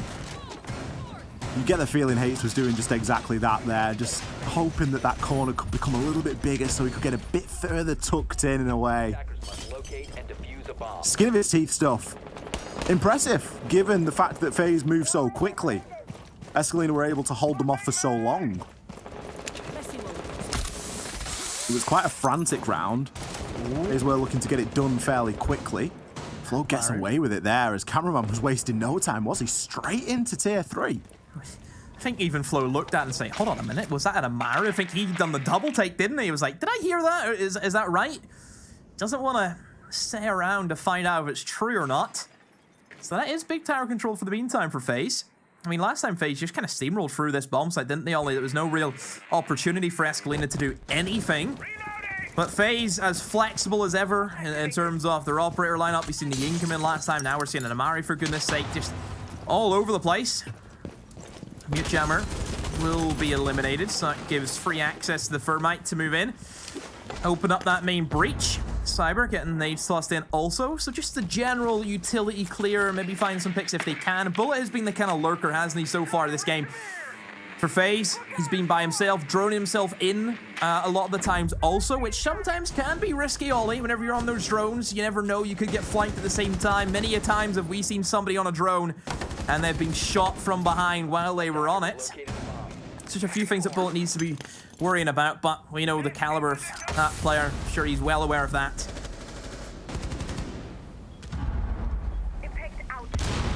For all the speed and aggression that FaZe are bringing to this, they're not gaining all too much at the moment. We've got Souls inside a Master. Nobody on Big Window right now, though. Cons is essentially a freebie to anyone that would be. Vita, going to pick one up onto Bullet. catches him lacking downstairs just as he was about to approach into that security hallway at the bottom of white stairs. For all that cameraman Amaru'd into tier 3, he's not really done anything with it as he's 2 outside of that white stairs window. It's going to be Cyber instead to make an approach up and try and take control of Attic. Has been left soft, so it's a vulnerability that Escolinha should be aware of. Immediately, swing. Hashi with the swing. Make the play or the play makes you. You've got to try those things. This Valkyrie is providing a heck of a lot of information as Victus picks up his second, takes cameraman down on those white stairs, and leaves Souls and Astro in the clutch. 30 seconds left to go and still so much to do. It's going to be Hates. Picks one off from Long and Astro. 20 seconds, what can he do here? Everybody knows where he is. He knows he's going to get swung from the small closet. But it's a matter of where's the first swing going to come from. Tries to secure himself a kill to pad his stats, but can't even manage that. Flo keeps his teammate alive, picks up that final kill, puts Escolinha 1 round closer to leveling this thing up. Well, this will be quite the comeback if they manage to secure it. Just a bit of information from the Valkyrie cameras goes a long, long way. What's happened to FaZe? I think that around there in the kids attack, no real indication of what they wanted to go for. They were really relying on a couple of picks coming in, but Escolinha were giving FaZe absolutely nothing. However, this is the make or break, Ollie. We head to the third bomb site. This is where I think Oregon has won and lost for a lot of teams. We've seen the third bomb site happen for FaZe. Didn't work for them. We've seen somebody just walk in the kitchen. We're not going to be seeing the meeting, though, this time, Ollie. Instead, we're seeing the dining, the other bomb site that you can pick in Oregon. Instead of trying to hold heavily in towards Attic, now a lot more pressure is in towards the shower areas. That's what you want to try and hunker down in and hold for all your worth. So this is going to be the main area that you'll see a lot of action in. You can see, I would say probably the Warden will be the player in that position. You can block off any flashes. We know that FaZe like to bring Ying from time to time, so if Ying tries to enter in towards showers, no use. Attackers are heading out to defuse the bomb. There has to come a time where FaZe take this a little bit slower. I'm looking at the lineup and I'm wondering if that time is going to be now. Cameraman going to play the IQ in anticipation of that Valkyrie, or potentially just for the Echo. Cyber on the book. Souls on the Thermite. It's looking a lot more standard. We're not seeing those off picks. We're not seeing the Amaru. We're not seeing crazy things like that. It's just, right, we've had a bit of fun. Let's now get this one over the line. They don't want to risk going to an overtime and potentially a third map. FaZe, of course, successful in the first map of Clubhouse.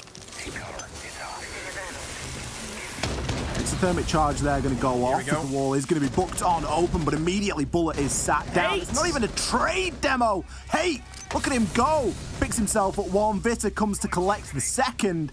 Souls is left with a consolation kill. Cyber still got a long way to go here. He's just on the edge of that Toxic Babe smoke. Imagine he's probably got the skeleton key out for that sort of close range engagement, but you can't turn you back to that breach. Now that you've made it swingable, it's going to be very easy for Hate just to swing on round with that shotgun and dish out a little bit of damage. Souls, currently blasted by the yokai. Nothing really that they can do about that, and still so much to do in that showers area. This info constantly being provided from the yokai drones. Victus should be there if Hates doesn't get it, and that's exactly what will happen. Beautiful crossfire being held onto the showers. FaZe are almost going to stumble at the first hurdle here. I don't know what FaZe are thinking going for that play. There's no need. Absolutely no need. This is the overconfidence of FaZe that we talk about. Yes, things have been going really well for them, but you still have to finish out the game. It's not over till it's over. And FaZe just tried something very wacky, very boisterous, and they get punished for it. We said Escolinha would have opportunities against FaZe Clan, and you have to punish them whenever FaZe go for plays like that. And Hate, who has had such a game so far, 18 kills to his name. He's pulled his team back from the brink of death, and it looks as if we're going to overtime. It's going to be a tall order for Souls to get this one over the line. He's got the diffuser, but that's about all that he does have that's going for him. There's a vertical angle being held through the hatch, and I don't think that he's going to be aware of it.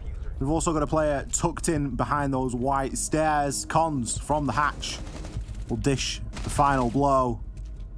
Cameraman calling for the timeout. They've got to do something to steady this ship. Need to do something. Need to do something. Even splits on either side, which again was expected for Oregon. I will say that I think FaZe have definitely balled it.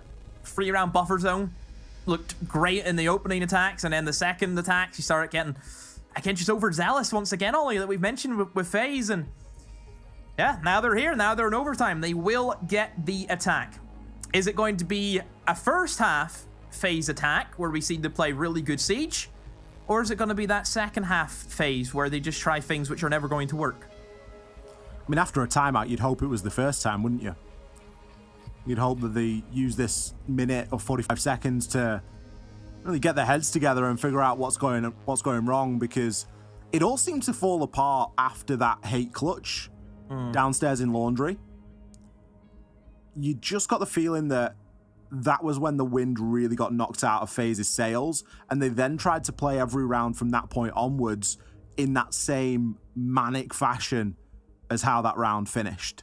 And they never truly were able to let that go. We saw them then sacrificing the basics for flashy plays, for plays that are a little bit far-fetched. And, you know, FaZe are a team that can make those kind of plays work, but they can't rely on them to consistently work. That's really what we've seen there. And on the flip side, I feel like that clutch for Escolinha was, oh, we can do this. Yeah, this is doable, guys. Like, one round at a time, let's go. We will just focus and concentrate every single round. We're going to take this one round at a time. We're not going to worry that they're 3 ahead and on a map point and a series point. Take it round by round. I mean, he's just on another level. And I think FaZe, they're getting into that trap where there's just one player on the team that you just can't deal with, and there's nothing you can really do against that. The best way you can do, I think, if you're FaZe, is just take it slow. Just take it slow. Really figure out how you're going to refrag. You know, they've allowed hate to get away with bloody murder. You know, severe lack of refrags onto this player. And that's where I think FaZe need to focus on now going into this next round. They need to be able to get these refrags flowing as good as what we know they can do. But yeah, hate just on another level. Just look at the difference in his team compared to him. It's nuts. Well, we all know that one player doesn't make a team, but a good solo performance can certainly help in a You seen that in EU earlier? Fixture. Yeah. Did we not? And this is definitely a close fixture. You know, we talk about the game that Cyber's been having. Now 13-9. It's good, but it's not fantastic. It's not blowing me away. Look, 10-7. And that's really all you can look at for positive KDs on the side of FaZe. Everyone else is struggling or going neutral. FaZe are going to bring the Ying. So there is going to be that shock and awe element to this. But I would highly doubt that it has the same pace. This needs to be a very well-tempered attack. Nothing rushed. I'm surprised we don't see the Capitão. Signature operator that we know that FaZe can bring out. Usually it's Souls on the Capitão, but, you know, we've mentioned before how flexible this team can be. Really, apart from Cyber and Bullet, who have just been on Iana and Finka as those 2 entries, the other 3 players have just been really picking whatever they want to go for. So I wonder how FaZe are going to approach this. Already good early clear, Ollie. Good, I think, pre-placed drones being set up, able to secure what they want, which is the meeting at the moment. It will more than likely be a blue take. I think that's where FaZe have been favored a lot of the time. Whenever you have that, Ying can be great at putting in towards Pillar through the electrical hatch. So nothing really catching me by surprise. I think what FaZe are doing is very run-of-the-mill. No real surprise. FaZe have been very good in this game with those pre-placed drones. For as quick and as sort of sloppy as they've been in some elements of their attack, that is somewhere that has been pretty top-notch. The opening kills have really reflected that. Nade sent on through. It's going to deal with not only the barricade, but also the Goyo pocket that is behind. Try and get that out of the way nice and early, because you know that you're still going to have to deal with cons and those smokes. Flow playing on that blue door as well. His ADS will be burnt, and the nade follows in immediately after. Much better here from FaZe. The Candela's now come through. Victus is going to be next, sent to the cameras, and here FaZe move. A well-oiled machine coming in from that north side. Cons, he does something to bite back, but it's now all onto him to clutch out. Cyber collects that final kill. FaZe steamroller their way through and put themselves for the second time in this game on a match in series point. Whenever things are flowing for FaZe, it's so difficult to play against it. Much better from FaZe, not wanting to rush things. They took their time. They eyed up what they needed to go for. The utility was put in perfectly. Nades again have been so good for them. And not much Escolinha can do against it. FaZe back in the lead. And now we have the switch over to the defense. FaZe will go. Escolinha pressure back on them. Protect your bombs from being defused by attackers. I'm very happy with this composition for the sole reason that it has a mirror in it. FaZe winning on a laundry defense and mirror being brought are quite the correlation for this game. Save the rush round that Escolinha attempted, but I don't think that one entirely counts. But finally, they're going to be bringing the mirror window back here. It's just going to give him so much more to play with. We saw Escolinha willing to go for that laundry freezer take. That's made much more difficult by mirror being available and brought.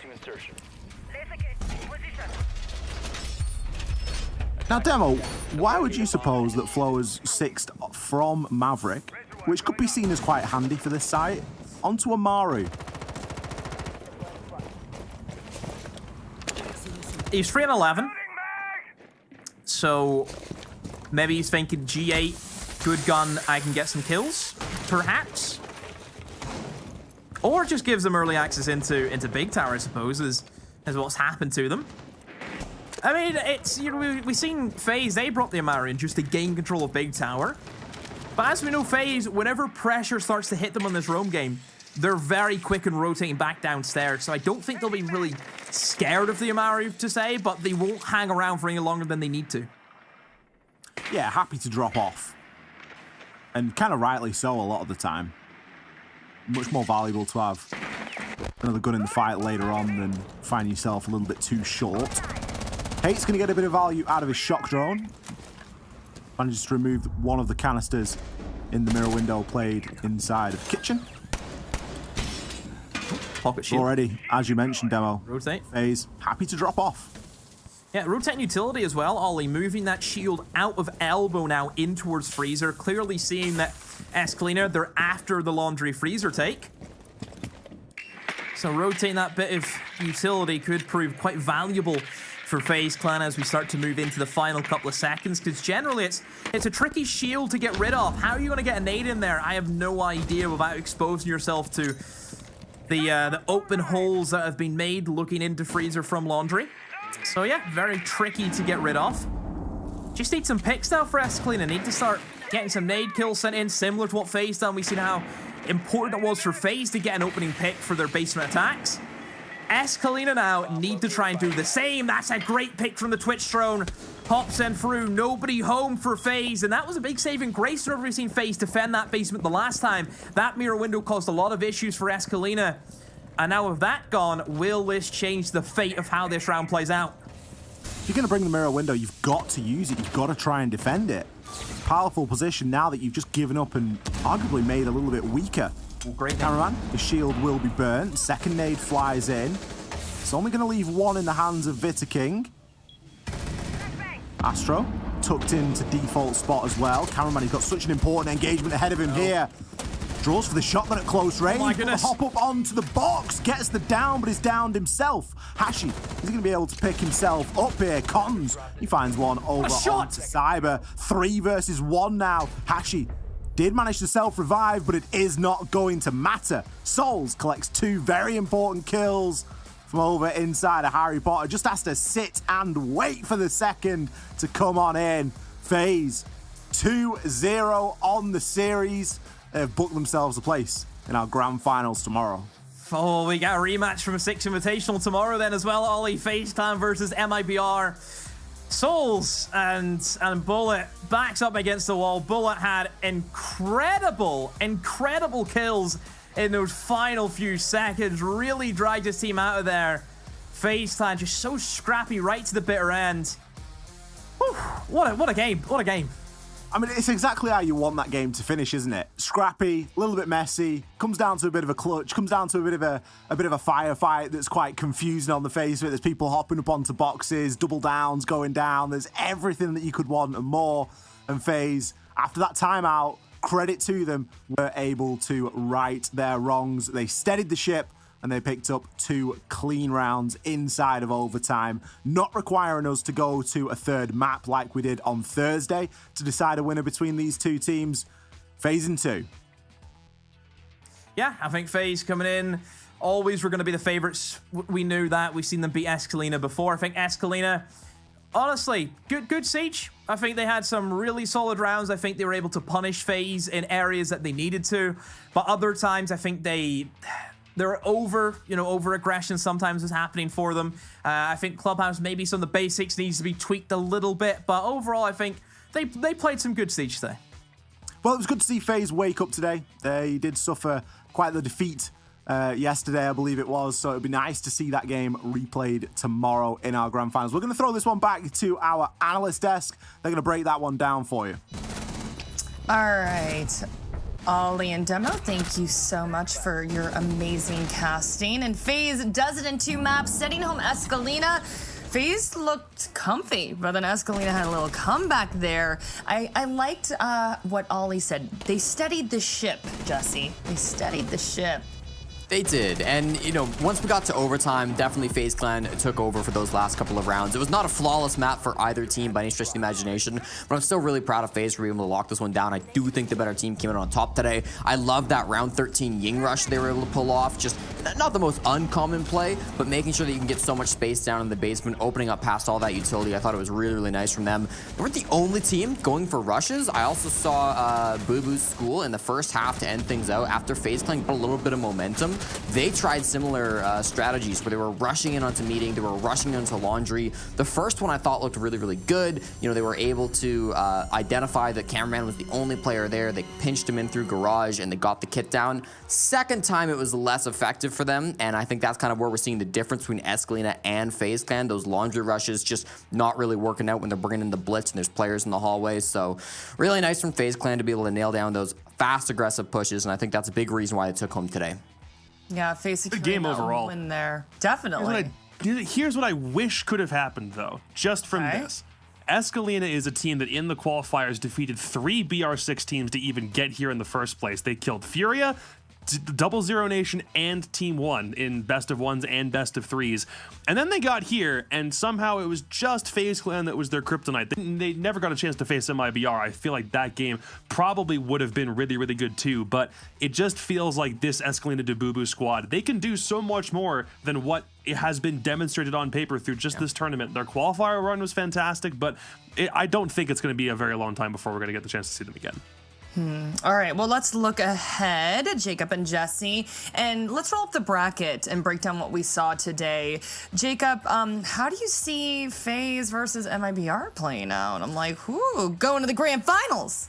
Well, it was a bit of a stomp in one direction for MIBR when they faced FaZe Clan yesterday, but now we're talking best of 5 territory, which is going to be a much different story. It's a marathon, it's not a sprint. There will be some different tactics, especially in the map ban phase, that are employed by both squads, so it's going to be a lot of fun to watch. The difference between this one and the European final, though, is that this is 2 Tier 1 teams that know each other very well. They faced each other countless times over the past 3 to 4 years, given how these rosters have all shaken out. So it's going to be that same kind of historical battle, but with a different twist because of the land stakes involved here.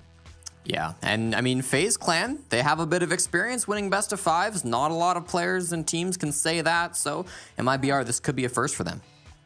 All right, well, very exciting stuff today, but it ain't over yet. Gamers Without Borders continues. We have some NA action coming up. Very excited about this. Leftovers versus Parabellum. So do not go anywhere. We'll be back after a short break. See ya. Beep.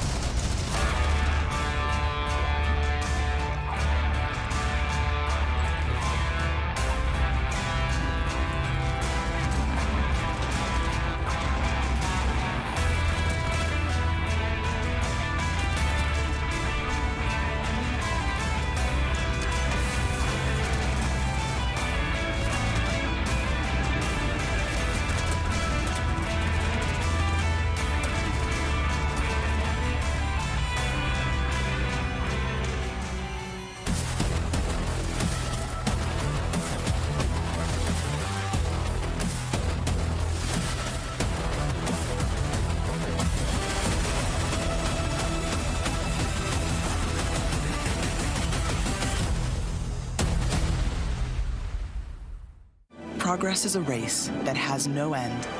After every finish line, another challenge awaits.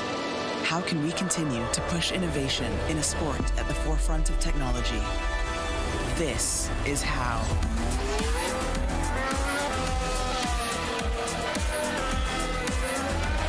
Discover how Aramco and the Aston Martin Formula One team aim to meet Formula One's sustainable fuel targets. Aramco, powered by How.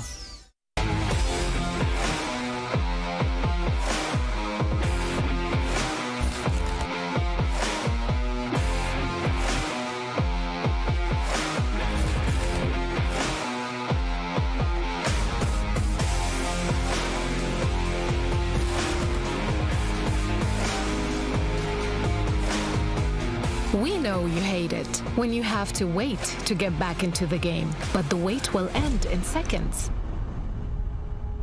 In real life, some people don't have the option to restart. Millions of refugees and displaced people have their lives on hold, eager for a chance to move forward.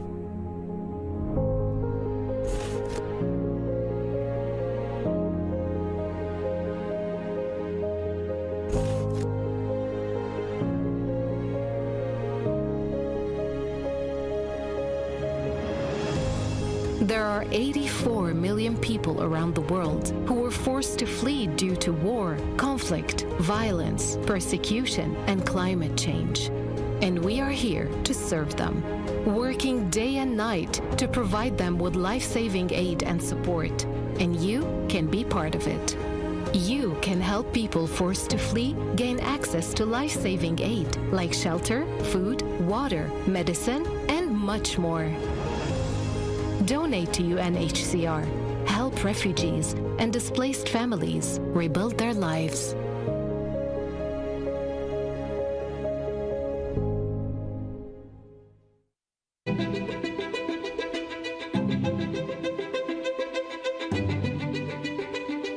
The divisions in the world are stark. Recent years have shown some of the largest natural disasters ever in history. And that really hits hardest the people who had the least to begin with. These people need help. It would be a real tragedy if all these advances in science and health and technology only benefit people in a position to pay for them. There should be no lesser standard if you happen to be poor. These problems can be overcome.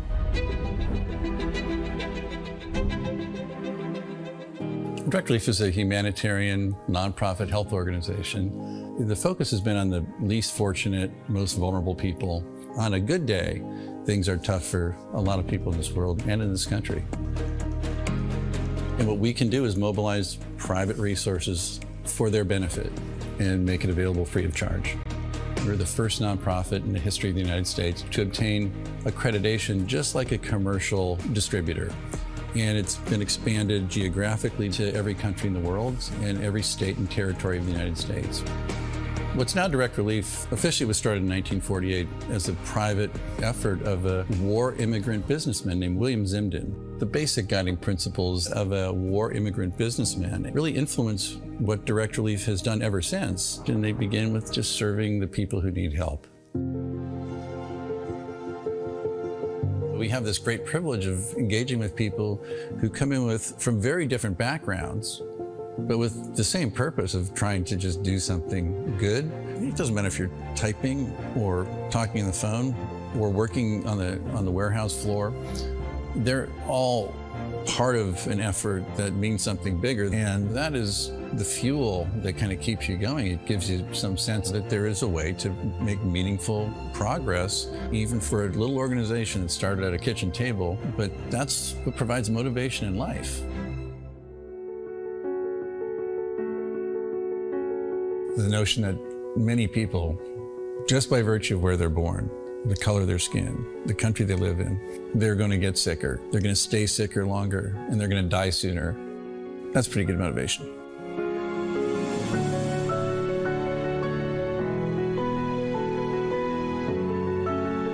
These issues are too big for any one organization to address.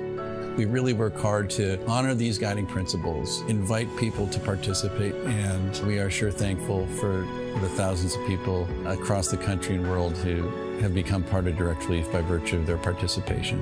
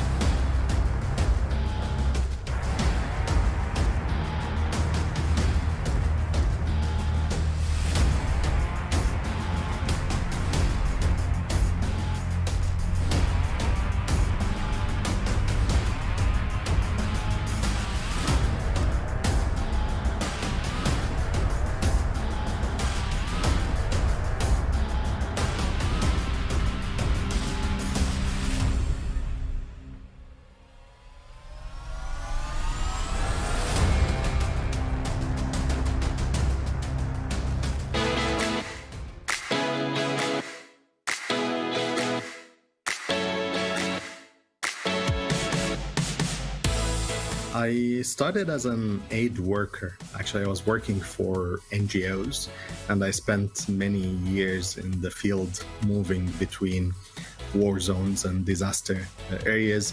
And later on in my career, I joined the Office for the Coordination of Humanitarian Affairs. That's the entity that coordinates action on the ground. And from there, I moved to UNHCR 6 years ago.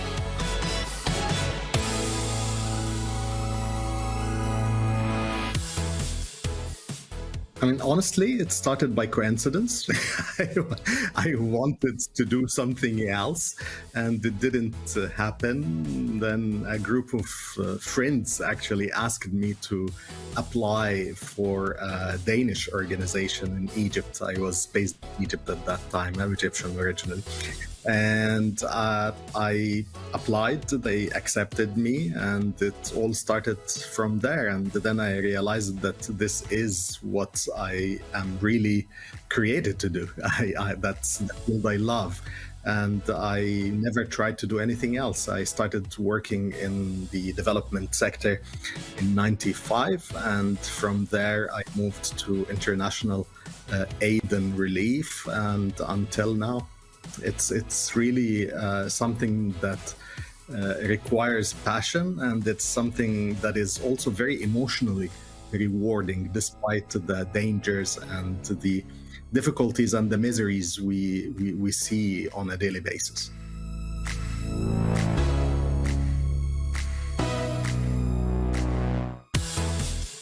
UNHCR is the United Nations organization that looks after refugees, internally displaced people, and stateless people. And maybe I need to explain the difference between the three groups. Internally displaced people are people who are forced to leave one place inside of their own countries and move to another place because of security concerns, because their life is threatened, because of different humanitarian reasons. If you move outside your country and cross international borders, you become a refugee according to our definition. And stateless people are, imagine that in the 21st century, we have about 10 million people in the world without any nationality. And we call those stateless people because they do not have any nationality. The total number of all those groups, the three groups, is now reaching 90 million people worldwide. Yeah, between refugees, internally displaced, and stateless people. And UNHCR is the organization that is mandated by the international community to look after the three groups, and we were established in 1950. So the organization is almost 72 years old. It was established right after the Second World War. And when we were established, the world thought that we will finish our task in 3 years. But it actually continued because problems started to appear in other places in the world, in Africa and Asia and different parts of the world. And here we are 72 years later.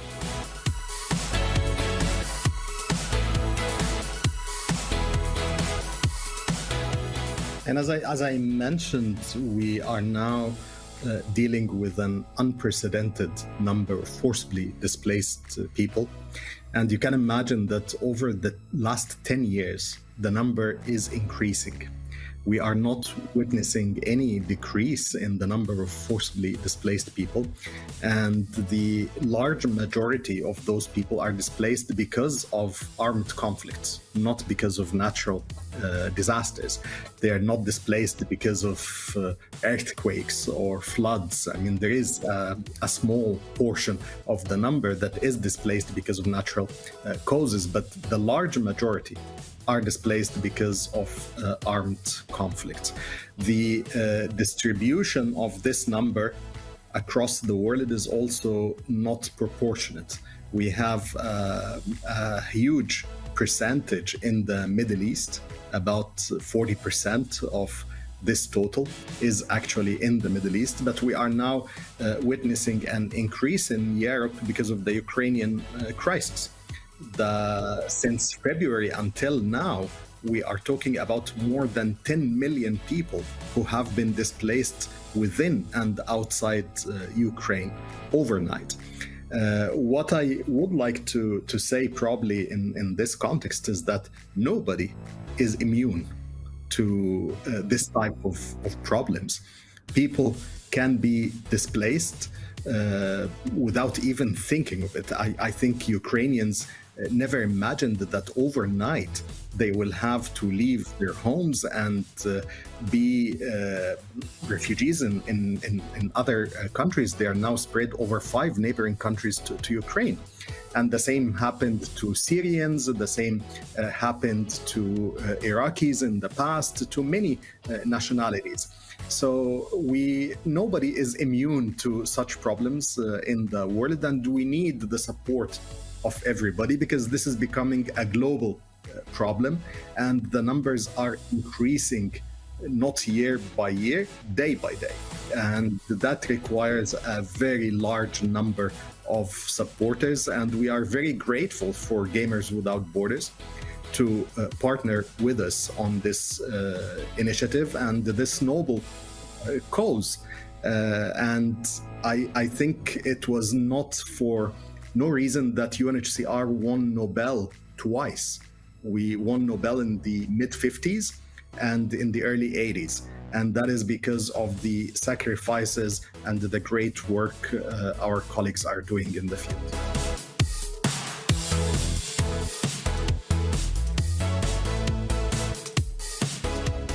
Refugees are more vulnerable than the most vulnerable in any community.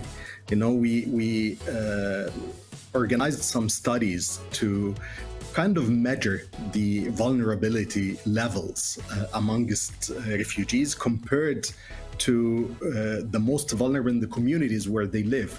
And our statistics say that they are 4 times more vulnerable than the weakest people in any community.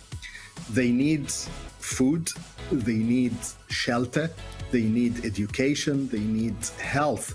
As I speak to you now, I actually, just before this interview, I received a study from our office in Jordan saying that 90%, and this is a very huge percentage, 90% of all Syrian refugees are cutting on their meals because they do not have enough to eat or support their children.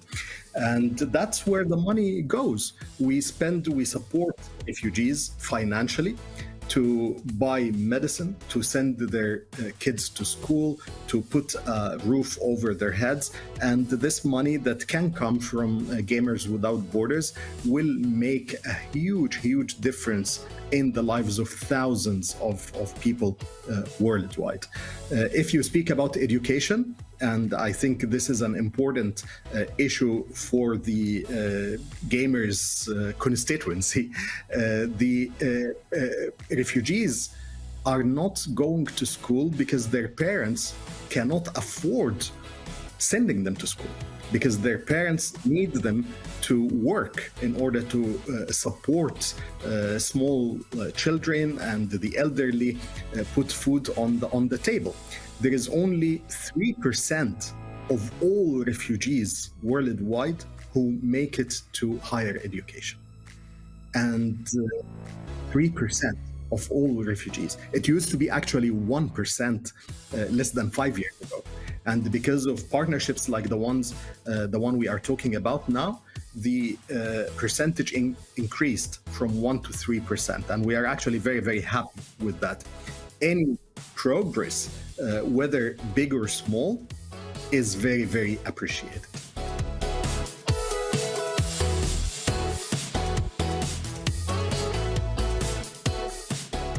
For many reasons. One is that we are all vulnerable, as I said. By helping others, we are actually helping ourselves. UNHCR is a very trustworthy organization that has access to millions of people in need worldwide. We are operating in 132 countries. We have 18,000 staff members who are putting their life on a daily basis in harm's way to assist others. We have 400 offices and we can reach people in need now.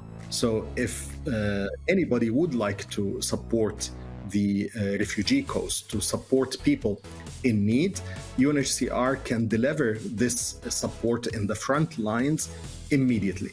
And I have to say that we need all the time to brutally prioritize assistance. And this is not an easy task because we do not get the full amount that we need to assist the people we need to assist. So we receive about 50% actually of the needs, which means we either assist 50% of the people or give 50% only of the needs to the total number, and both are not ideal. I cannot count the reasons why people should assist refugees.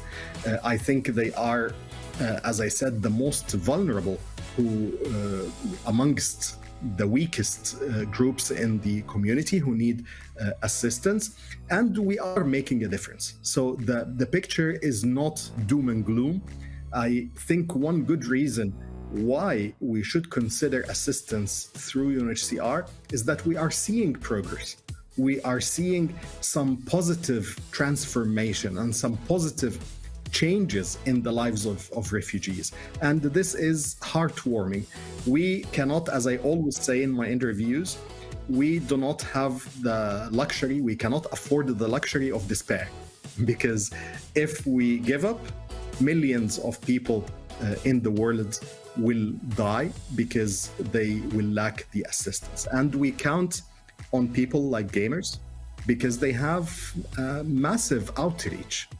And this is something good that you can give back to the community, you can give back to your fans, you can give back to your constituency, the people who like you and who believe in you worldwide.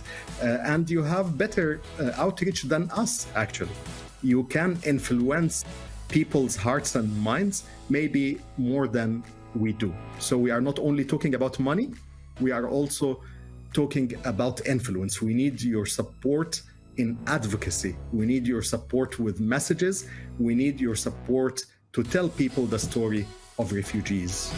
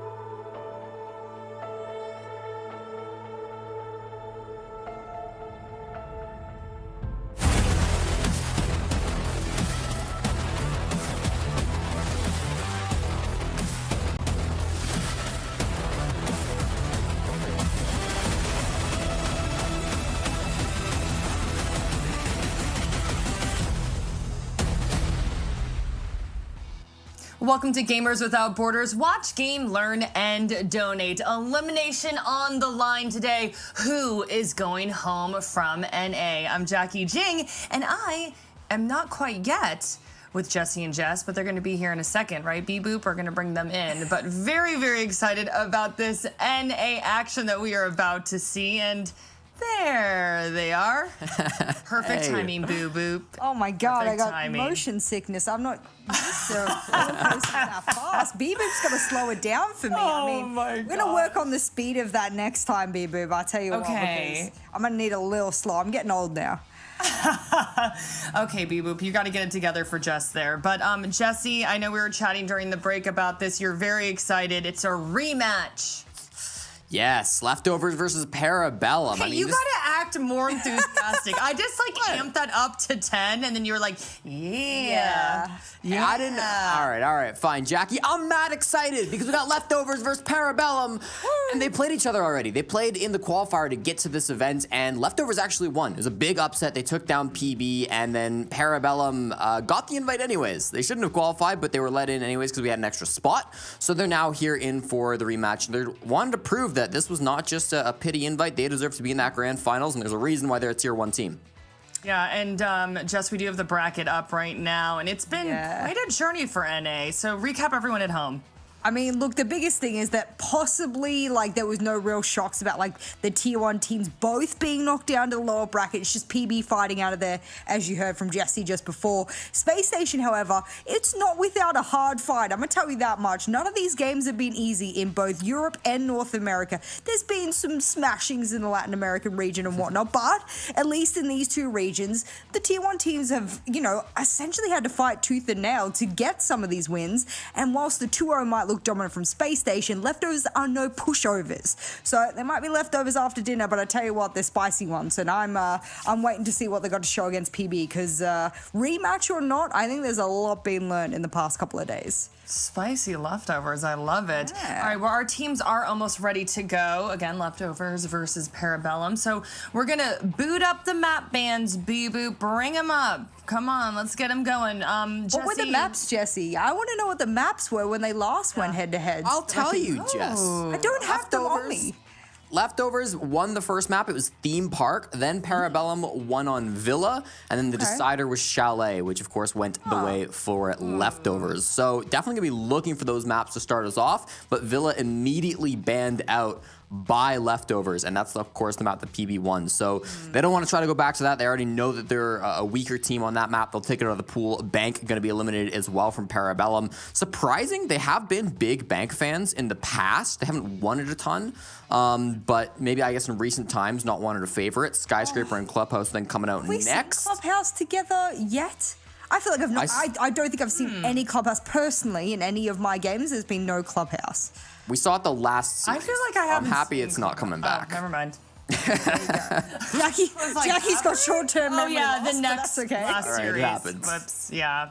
Okay, we got Chalet on the board and Cafe. Okay.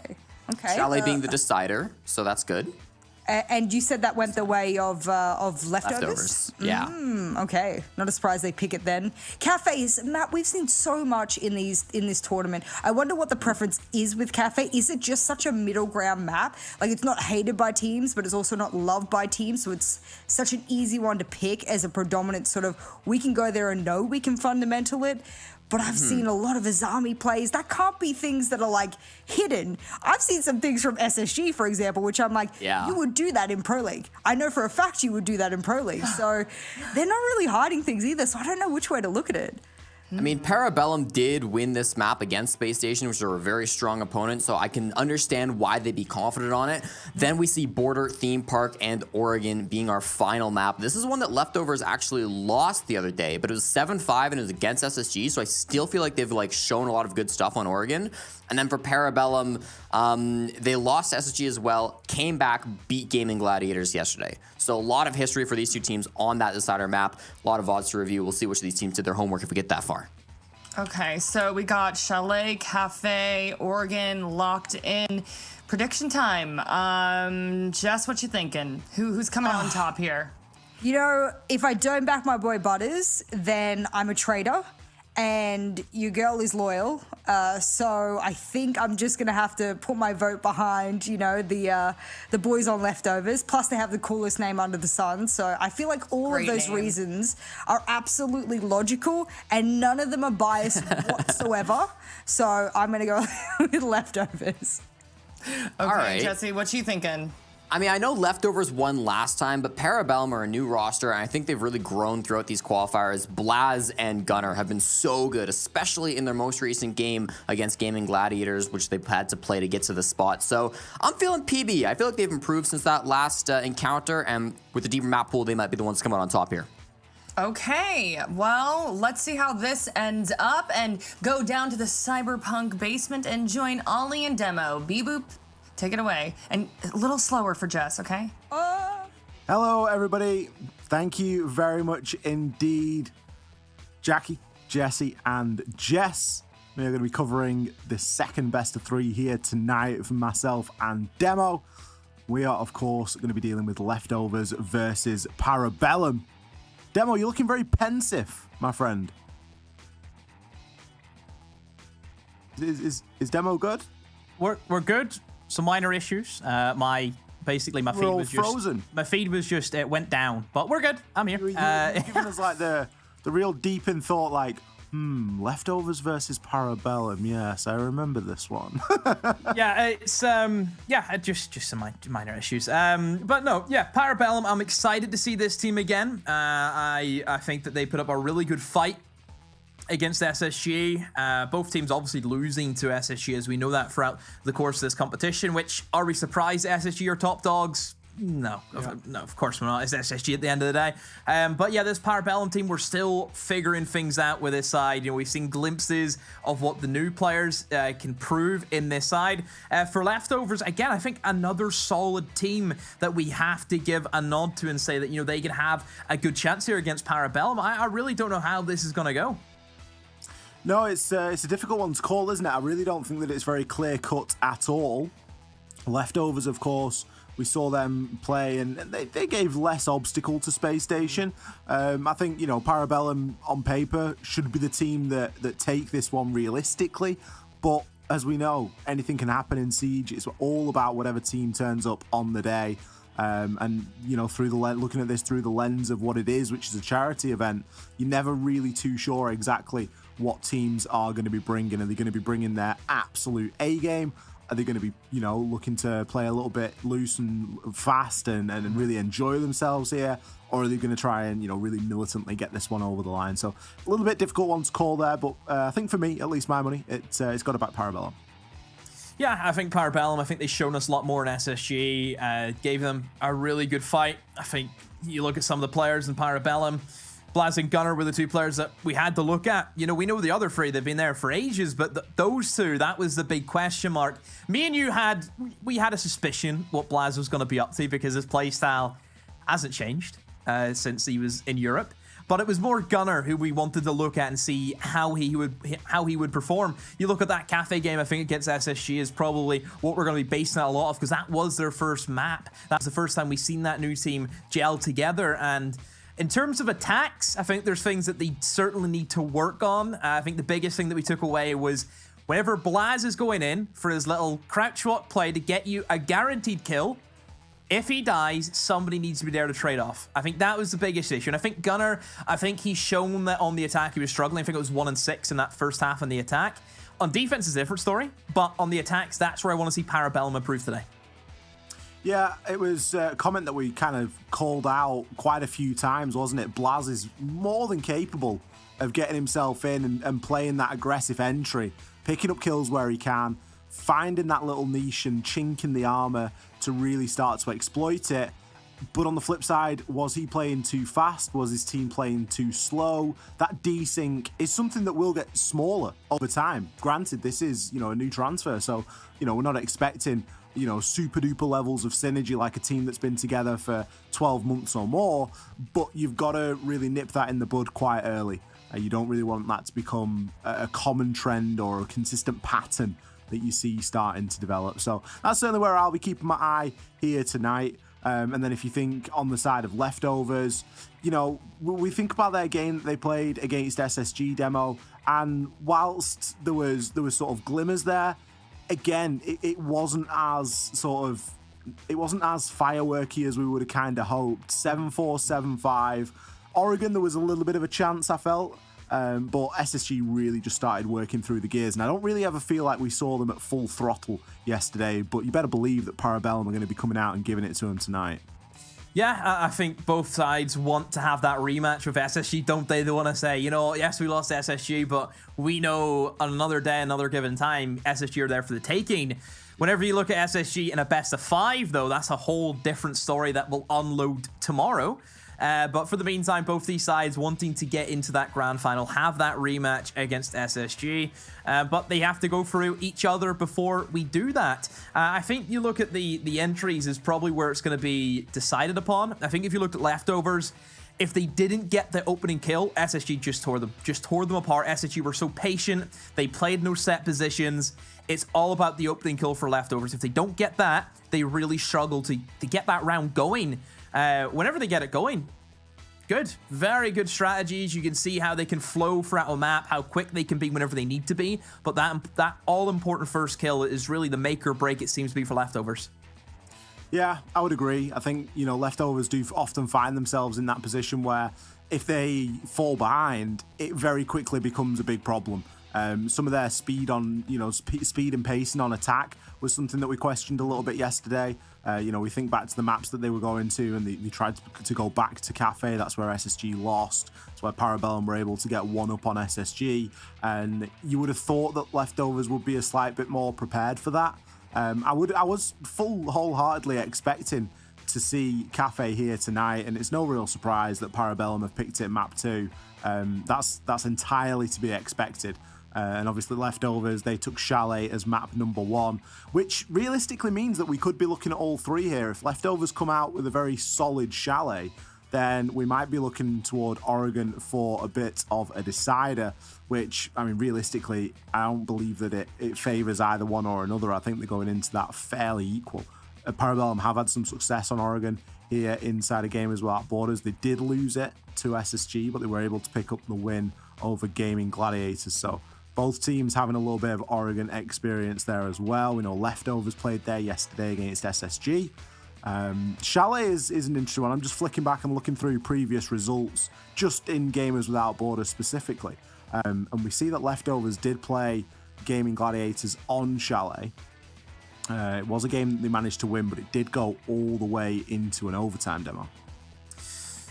Yeah, so you can see that Leftovers, if we're kind of comparing how they did against the same teams that Parabellum have also went through, Parabellum have looked to be your stronger side. So I think that's one thing that you have to keep in mind. Obviously, we're going to favor Parabellum.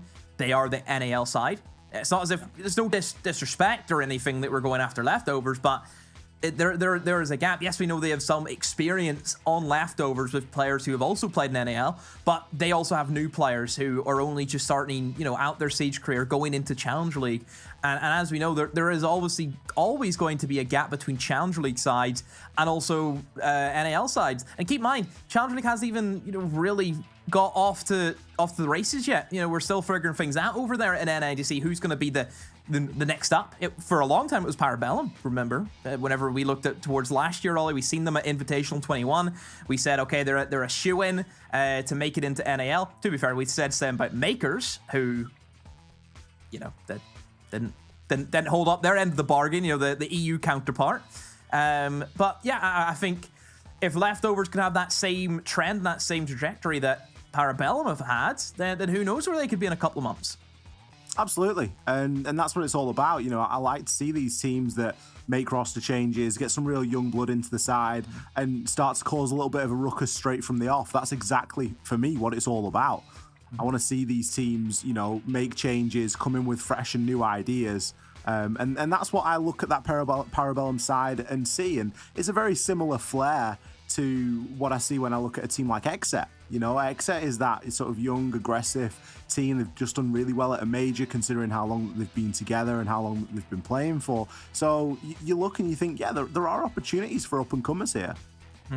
Yeah, I think this is where you can really showcase what you're capable of. I'm sure everyone will be watching, obviously, Parabellum, you know, the sides in NAL. Do you want to really see what these two new players are bringing to the table? And I think straight away you can figure out that they might be a little bit slippy. Obviously, topic Blaz in that scenario. I can't wait to see how NA deal with Blaz. I can't wait. I can't either. Some of the stuff he pulls off, like you'd never do it, but he does do it. You have that thing in the back of your head where nobody can be that stupid. Blaz is. He'll do it, and it works. It works for him. So yeah, I'm looking forward to see how Parabellum does in NA. I mean, our sleep schedule is going to be perfect for it by the time that we're done as well. Oh my goodness, don't even get it started. It's going to be ideal for an NA time zone. We're going to not miss a game. I do believe that the lobby is nearly ready. I think we've just had a couple of problems getting some of the players in, but as soon as it is ready and waiting, we will be heading on through. Of course, we're going to perform all the checks and make sure that everybody is in before we get that game started. We aren't just holding off pressing that caster go button. Say that, Demo, did you press it? I didn't press the button. Did you not press the button? Maybe it was me. No, it's like, so obviously if Jackie was here, Jackie would say, oh, it's this imaginary friend who's done something. There's a person who presses the button for us, and they're a real person. They live in a house. They eat food. It's not like a robot who's not real. That's who pressed the button. I'm not sure if I can believe that. It sounds far-fetched. Wake up. It sounds too far-fetched. Anywho, are we surprised by the ban? Of course we're not. Fatch, you're gone. Yeah, it's like an 80% ban rate at the moment, I think, in the NA department in this tournament so far. Who's going to follow? Flores, another common ban that's really starting to take the meta by storm, Ollie. We've seen this operator be banned about 60% of the time inside of games.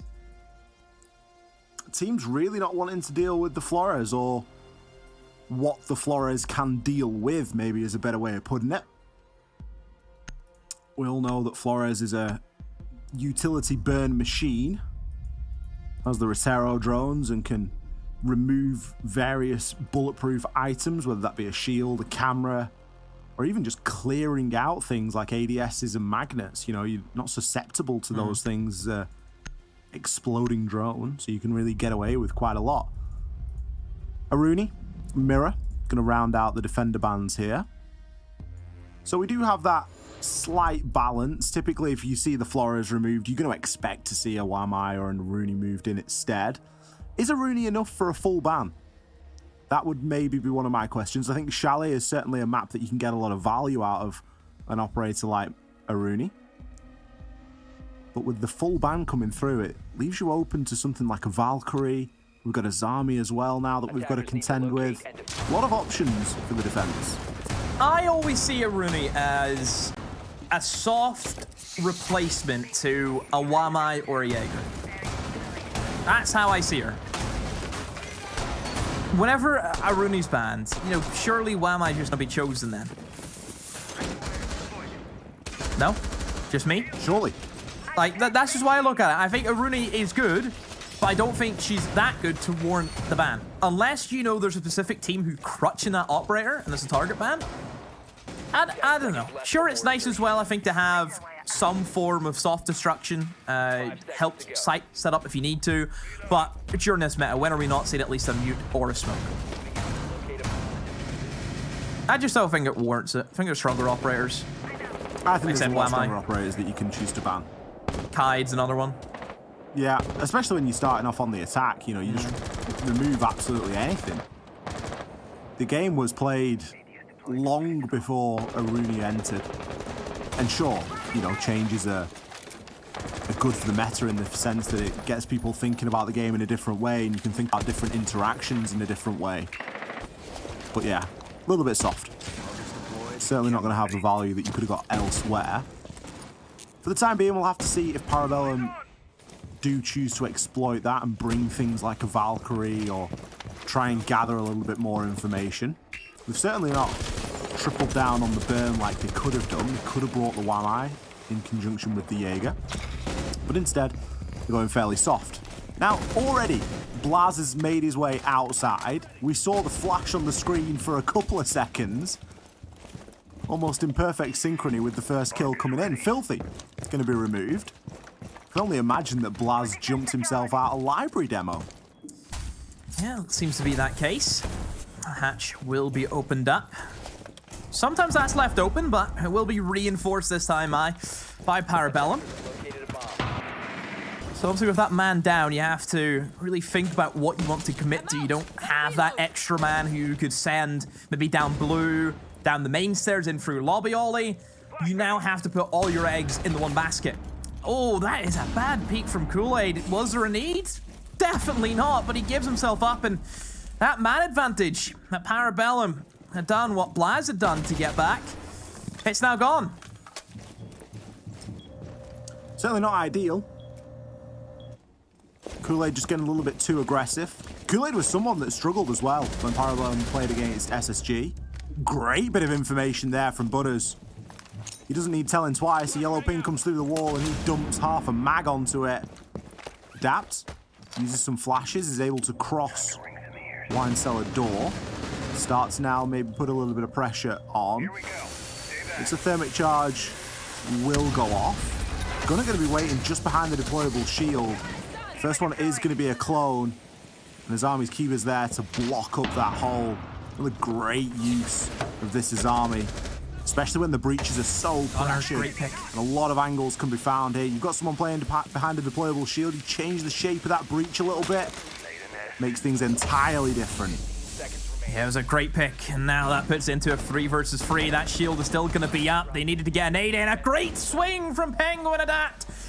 Hits the floor. Maxley tries to swing in, but that shield ollie.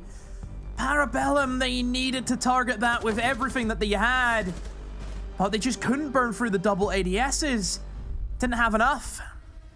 And Parabellum, it was, Blaz obviously doing well to get the opening pick, but then some serious over peaks by Parabellum. They just made it difficult for themselves, but they end up with the round win. But still a couple of issues there for Parabellum they need to look at. That opening pick was more important than Blaz ever realized at the time as well, because you think about who he took out. He took out Filthy on Sledge with full utility. You've got both nades, you're dealing with an Azami, you're going to want that sledgehammer for things. You're also going to really want those nades for things like destroying bulletproof shields. You do not want to catch yourself with a player in that position behind a deployable with 2 ADSs that you can't deal with. You need every throwable you can muster to try and deal with that. And they didn't have it. They were caught a little bit short. Parabellum managed to pick up round number 1. We're going to rotate things through into the kitchen. We almost didn't really get onto it, Demo, but the basement as a first pick site, it isn't typically the norm. Parabellum have made it work there. Obviously, with Attacker 6-pick now and the repick system, you're never going to catch somebody out entirely. You're never going to catch a team off guard because they can just change their entire approach. You can even swap between, if someone's on the Finker and you're on the Hibana and you want to switch around, you can do that. So it's not entirely plausible to suggest that, Leftovers just weren't expecting to go to basement. But still, it isn't exactly a first choice site. However, they picked the round up there, made it nice and easy for themselves. They can now look to make a bit of a rotation here on Chalet. I like the pulse pickup. I think that's going to be solid for a good bit of information. It gives you that early information to see if teams are committing to a solar-sided take, or obviously the other side towards library. And whenever you have a good amount, 2 C4s is usually the norm. Gives you an opportunity to maybe snag a kill or 2 if you're lucky enough, if you go fishing. And whenever you see that kind of meme where it's you've caught a fish and then you threw that fish in to catch a bigger fish. 2 fish. 2 fish or 1. That could happen. Dexter going to be looking to make quite the lateral approach here. He's inside a bar right now, seeing if he can catch anybody on the cutoff. Parabellum have done the typical extension where you look to take control of as much top floor as possible. Cade could look to start slowing things down here as well, as it is going to force out a little bit of burn. C4 does come through the top of the breach, along with a second, I think, and the nade fired on out. We didn't get it. Kagclaw must be above. Though. Has to be above. Is it above? It is above. It's inside of. It's inside of office. It's inside of office. It's in office, yeah. I think he's actually in office. Filthy's going to have to try and get in to deal with this, but by doing so, you're pretty much going to take top floor control. He has now been allowed to walk in. And he too will find this Electroclaw. Hammer to the floor will do the job, and now the wall can get open, but that's 2 nades and a lot of time that's been spent there. Filthy going to find himself one. Picks up onto Butters as well, as Blaz will fall. Butters charging through these defenders. Currently on 2 kills. Kool-Aid left in the clutches. Is it going to be the window or is it going to be the stairs? Or are the 2 players going to line up? Almost. Half HP as the plant is attempted. Flawless round from Leftovers. They had to scrape and scramble for everything there. I think that was more down to Parabellum.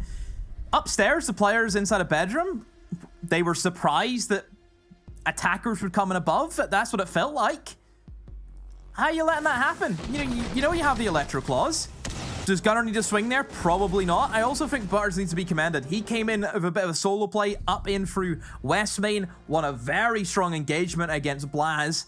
And then from there, you start to alleviate pressure, and then you start to really make things crash and burn for Parabellum. They start looking all these different directions, and where do you go from there? You're getting shot from about 20 different angles. Not much you can do.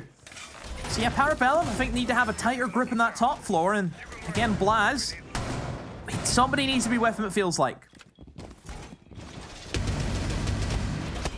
And too many times I've seen Blaz get killed and nobody's there for his raid. We've also seen an entirely different side of Butters here tonight. He didn't have the pop-off game against SSG. There were moments, but overall he was a little bit quiet. Already he's picked up a couple of really important kills here. The 2 in the previous round being the most important. If you can send someone in and pick up 2 kills that doesn't then get traded, that's massive, especially in and around the minute mark. Continues to pop off like this, it could be a little bit of a problem. It's going to switch on to the IQ for this round. Pulse is still being brought by Esker, so you can gather that early info and hopefully make good on one of those C4s. The util usage wasn't fantastic from Parabellum. They were hell-bent on trying to get either the Iana or the Thermite in the previous round with C4s over the top of the breach, or over the top of the reinforced wall, should I say. It wasn't quite a breach at that point. And both of the C4s just missed. I think one of them did get caught on the frame as well, so not the most ideal. Let's see if they choose a similar tact here. There's a much more clear focus on this top floor now here from Leftovers. Instead of just trying to brute force the way in downstairs, they're making it nice and easy for them to take that top floor.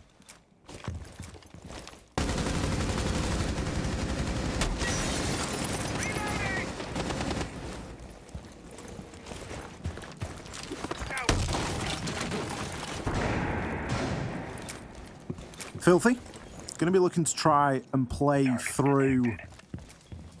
Maybe on new balcony. Nice little angle there. Nade comes through again. Doesn't get the Electroclaw, but it is going to pick up a kill. Dexter in position to shut Gunner down. Butters still looking to exploit this angle from Car Garage. Maxley going to be out there on the balcony. The second nade comes through. They do have a ping onto the Electroclaw this time. He can't get the Electroclaw, but he can keep getting kills. Esker going to be the next player to fall. 2 nades and 2 kills is fantastic utility usage. Dexter, he'll be thrilled with that one.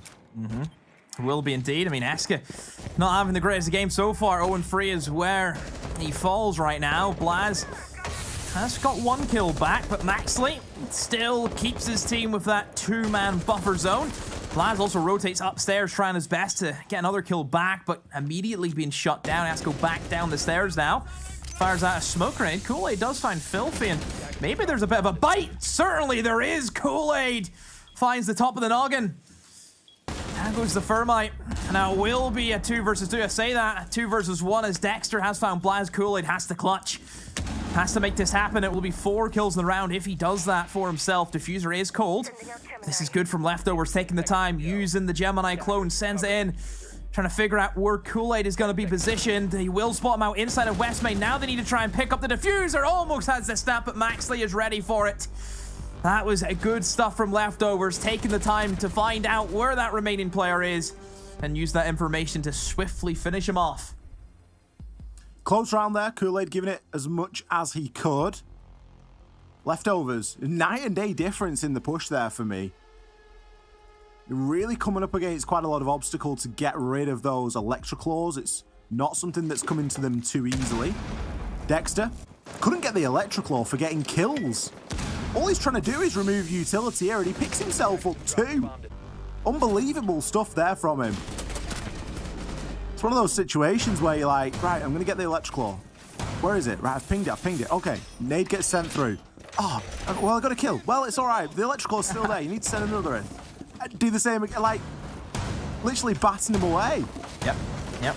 A lot of nades today. Why Parabellum are there? Yeah, Parabellum losing 2 rounds in a row. Keep in mind, I would say Chalet is favored for the attacks. So there is that going for Parabellum, but I still think they need a bit more than what they're displaying at the moment. Dexter, who I thought played excellent the last time we seen him here. And he's just continuing that trend. You mentioned earlier, Butters is getting stuck in. Leftovers, just, yeah, everyone really starting to get in there.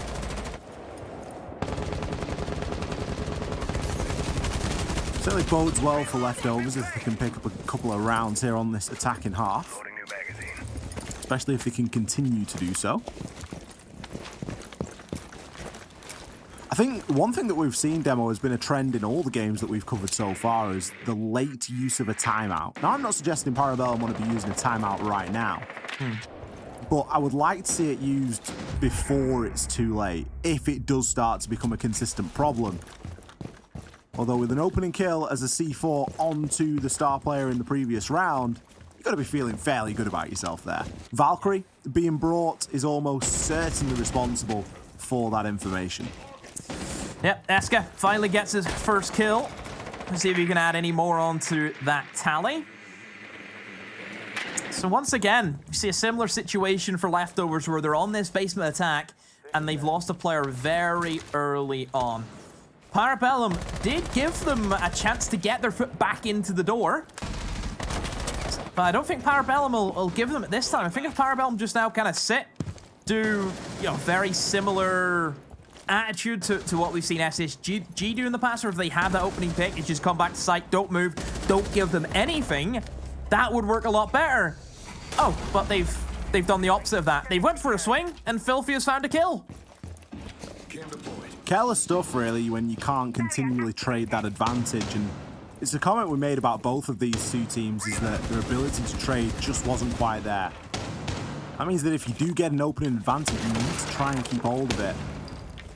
Skeleton Key now is going to start to rip open this floor and make it very difficult to play down below. Kool-Aid is going to feel that difficulty head on as Filthy picks himself up another. Maxley looking to try and remove the utility that's going to be placed on that wall. It's full white flashed in the process by his teammate, but it isn't going to cause too much of a problem, especially when Filthy is just given free reign inside of main lobby, and he can cause as much damage as he likes. Penguin, what a great shot onto Maxley. That's going to do something to alleviate the pressure, but Adapt is going to find himself one onto Gunner, and there's nothing that Penguin's going to be able to do about that one. Slowly, the net will tighten as the players from Leftovers continue to circle onto him, and it's going to be Butters to pick up that final frag. Leftovers, another fantastic attack there, not letting them play into that deployable shield, just saying, look, you did it last time. You got to learn some new tricks. Yeah, sending somebody to another side of the map, I think, works really well for them. It just puts more pressure onto the remaining players. I just feel, again, that Parabellum do so well to get that pick, and then they just start overpicking for absolutely no reason. Just too much. Too much. Well, you are nothing if you're not a traditionalist, Demo. You like your siege nice and traditional. It's weird that the tradition, because I'm very traditional with Siege, But then again, you know, you look at FaZe. How does that happen? 10 seconds to insertion. What's wrong with me? What do you mean, how's that happen? Like, if I'm a traditionalist, do you think FaZe is a traditional team? I think that FaZe are the team that's turned your eye. Like, you typically like traditional teams, but there's always that one team that you just have like a affinity for. Does anyone else fit in that category? For you? Yeah.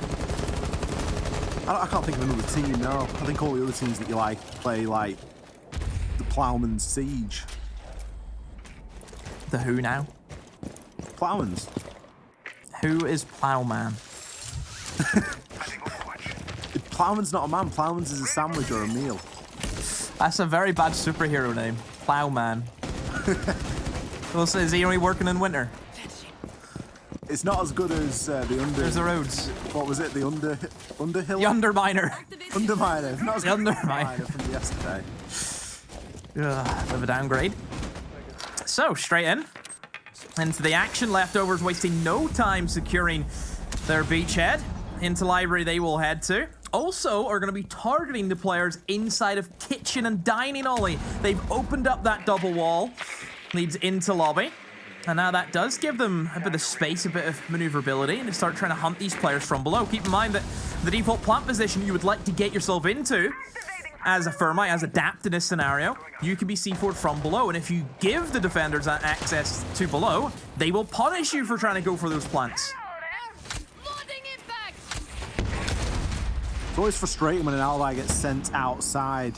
As an attacker, you never really know if you're going to get swung upon, if someone's just going to fly out of a window. Dexter being covered there by his teammate Maxley. Going to find himself a great kill there onto Penguin. You've got to think that he's drawn that one himself. Flicks out of the drone and immediately locks on to fall the opposite direction, however. Kool-Aid having a standout game so far. The plant is now being attempted. Adapt is going to look to try and get that down, and there's not a lot really that we can see Parabellum able to do about it. A couple of shots do get put in, but it's all a bit too little too late. Butters with the crouch walk, likely going to find himself something here. Gives the game away with a bit of a pre-fire. It's going to be a scrappy engagement, and Gunnar doesn't know which way to turn. An opponent on either front needs to take a challenge, needs to single them out. Will be a 1-for-1 trade, but it will not matter with an attacker still remaining alive and a planted diffuser ticking down. That's another one to be going over to leftovers. Yeah, certainly. You have to commend Filthy. Just orchestrating that attack with the coverage with that LMG. Really had to win his engagements because it wasn't looking good for a period there from leftovers. Sure, they got the plant down, but then you have to look at the kind of post plans. The 2 versus 3, it wasn't looking good for them. And yeah, I think Filthy just got stuck in, held it, fell back to a safer position. Parabellum, just some of these kills are getting caught out in. It's just a bit questionable. Who was it? I think it was Penguin who got first blooded there. Just beside the double window, an angle that you know you can get killed from if someone's on that piano window. Common knowledge. And yeah, Parabellum, just these kills that shouldn't be happening. They're happening. 10 seconds left before insertion. Yeah, rookie mistakes is what springs to mind. Potential for a 5-1 split here for leftovers as well, which would just be fantastic. Puts them in such a key driving position. And you know what, Demo? I don't believe that it's the Aruni ban that's really doing this to Parabellum. I understand that teams play a lot of Aruni, but realistically, it shouldn't come at the detriment to, a potential 5-1 split. That shouldn't be, oh, we've not got Aruni, we're going to lose the majority of our defensive rounds now. Got to come up with something else and see if they can try and salvage this here before it just goes a little bit too far. 2-4 wouldn't be the end of the world, and it's the best that they can hope for at this point. Another weird one is that we haven't even seen Bar and Gaming until now. Another good point. That's the site that you would expect. Yeah, we'll play this site as, second choice. Yeah, Chalet is very flexible in that regard, where all 4 bomb sites are certainly viable. But yeah, strange to see the Baron stock only come out now. One thing I will say about the Bar defense, maybe why it's not as favored, is I think teams have been... It's really, really easy to adapt to the utility that the defender set up. There isn't really anything that's going to catch you by surprise, and I think utility's very easy to toss in and clear out blue stairs, you know, with ease. It's not really too many issues. I also think repels come into a bigger part, as demonstrated by Filthy. Again, what's Blaz... What's he going for there? What's his thought process to do that? What's he doing? Filthy's been finding some fantastic openings as well. 8 and 2 at the minute. Good bit of info there gathered by Dexter. The castle barricade will be removed. Here's utility. It's easy. Still in a great spot. Dexter again. There you go. Swings on through. Max with the nade kill. The shield now removed. Nobody able to play on those library stairs safely anymore. It's going to be another flawless demo. It's all down to Kool-Aid. This defense has just been torn apart limb from limb. 35 seconds left. Plenty of time to figure this one out. Kool-Aid knows that there's going to be somebody on the stairs, but it's a horrible angle to challenge onto. Draws for the shotgun, but it's not going to be enough. Adapt. Puts him out of his misery there and secures a 5-1 split here on Chalet. It's a very dominant half, it has to be said. Impressive. Very impressive. Yeah, just what's he up to? Plaza's the Wamai as well. I've mentioned that utility's very easy to burn on that defense anyway. And then you're throwing the Wamai away so early on? Defenders, protect your bombs from being defused by yeah, I don't know. I don't know.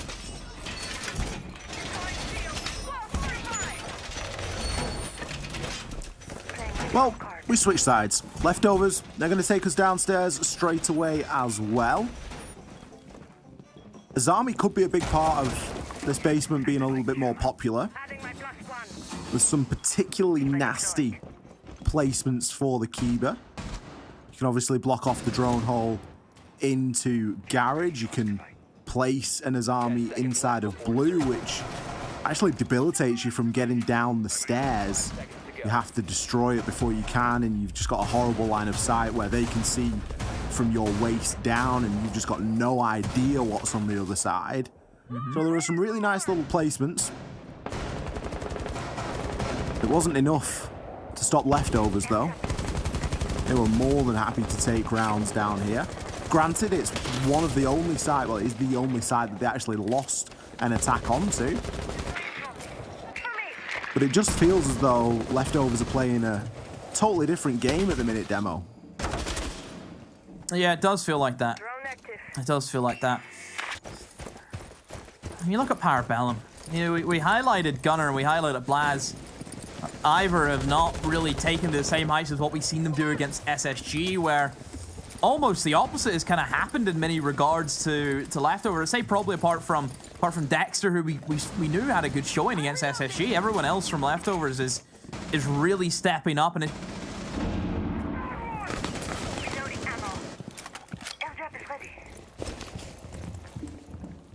I did just lose you there for a second, Demo. Are you still there?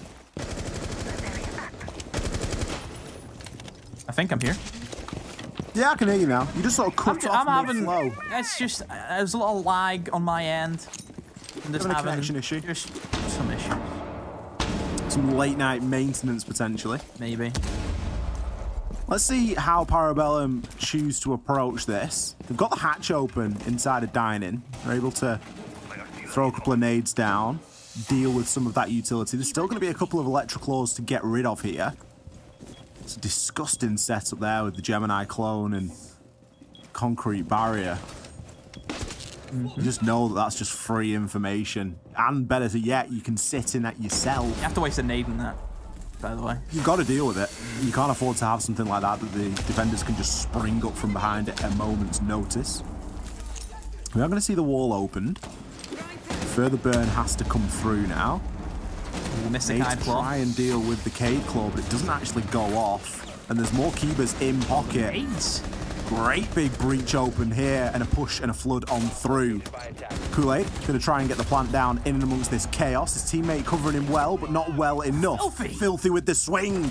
Picks one up with the SMG and one with the Nitro. Dexter, he's going to collect the last as they drop through the hatch and almost into his lap. Wow, what a performance from Leftovers. A great retake. Filthy. Whew. What a game from him right now. Top tier stuff. You know, let them go for that plant. They know they have the denial. They have the C4s in the back pockets. Filthy has only died 2 times, Ollie. Only 2 times. It's impressive.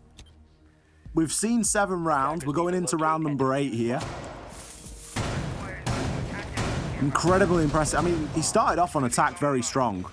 I think inside of the first round, Filthy got kind of run out on by Blaz. He was playing the sledge. They were attacking into basement. Blaz jumps out of library and kills Filthy.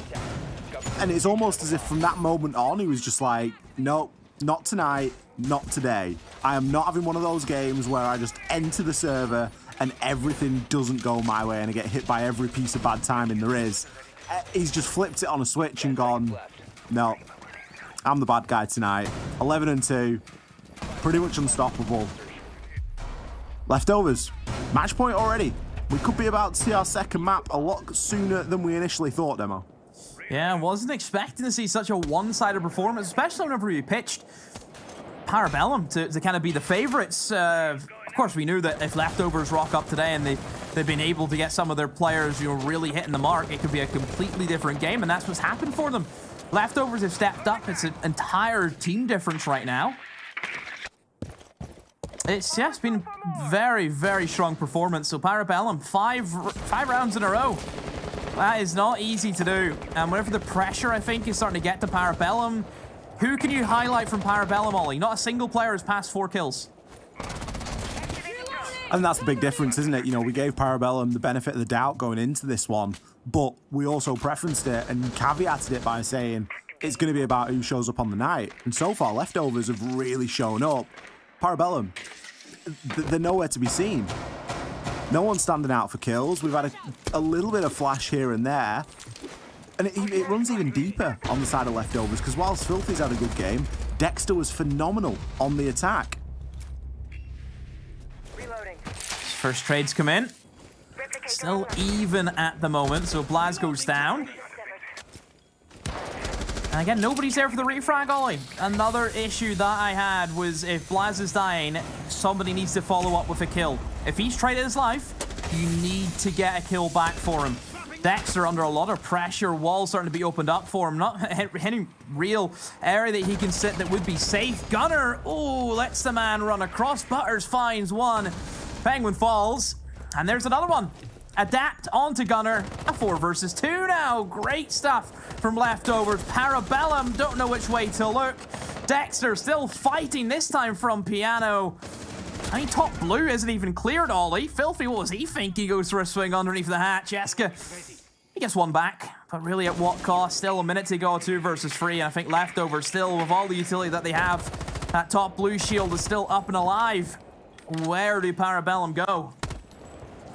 There's really got to be no way in here. Eska's got 1 nade to try and work with. He can play a little bit of vert and look to give Kool-Aid a bit of a path into sight, but even still, if a plant is to go down, it's going to need holding. Nade can go down, but nothing will come of it. Dexter has had other minds. He was just going to take the fight straight up there. Picks up the final 2. No better way, in my opinion, to finish that off. Dexter, fantastic performance along with Filthy and along with the whole side of Leftovers. We have blinked and missed Chalet Demo. Already, Leftovers 1 up in the series. Whew, wasn't expecting that.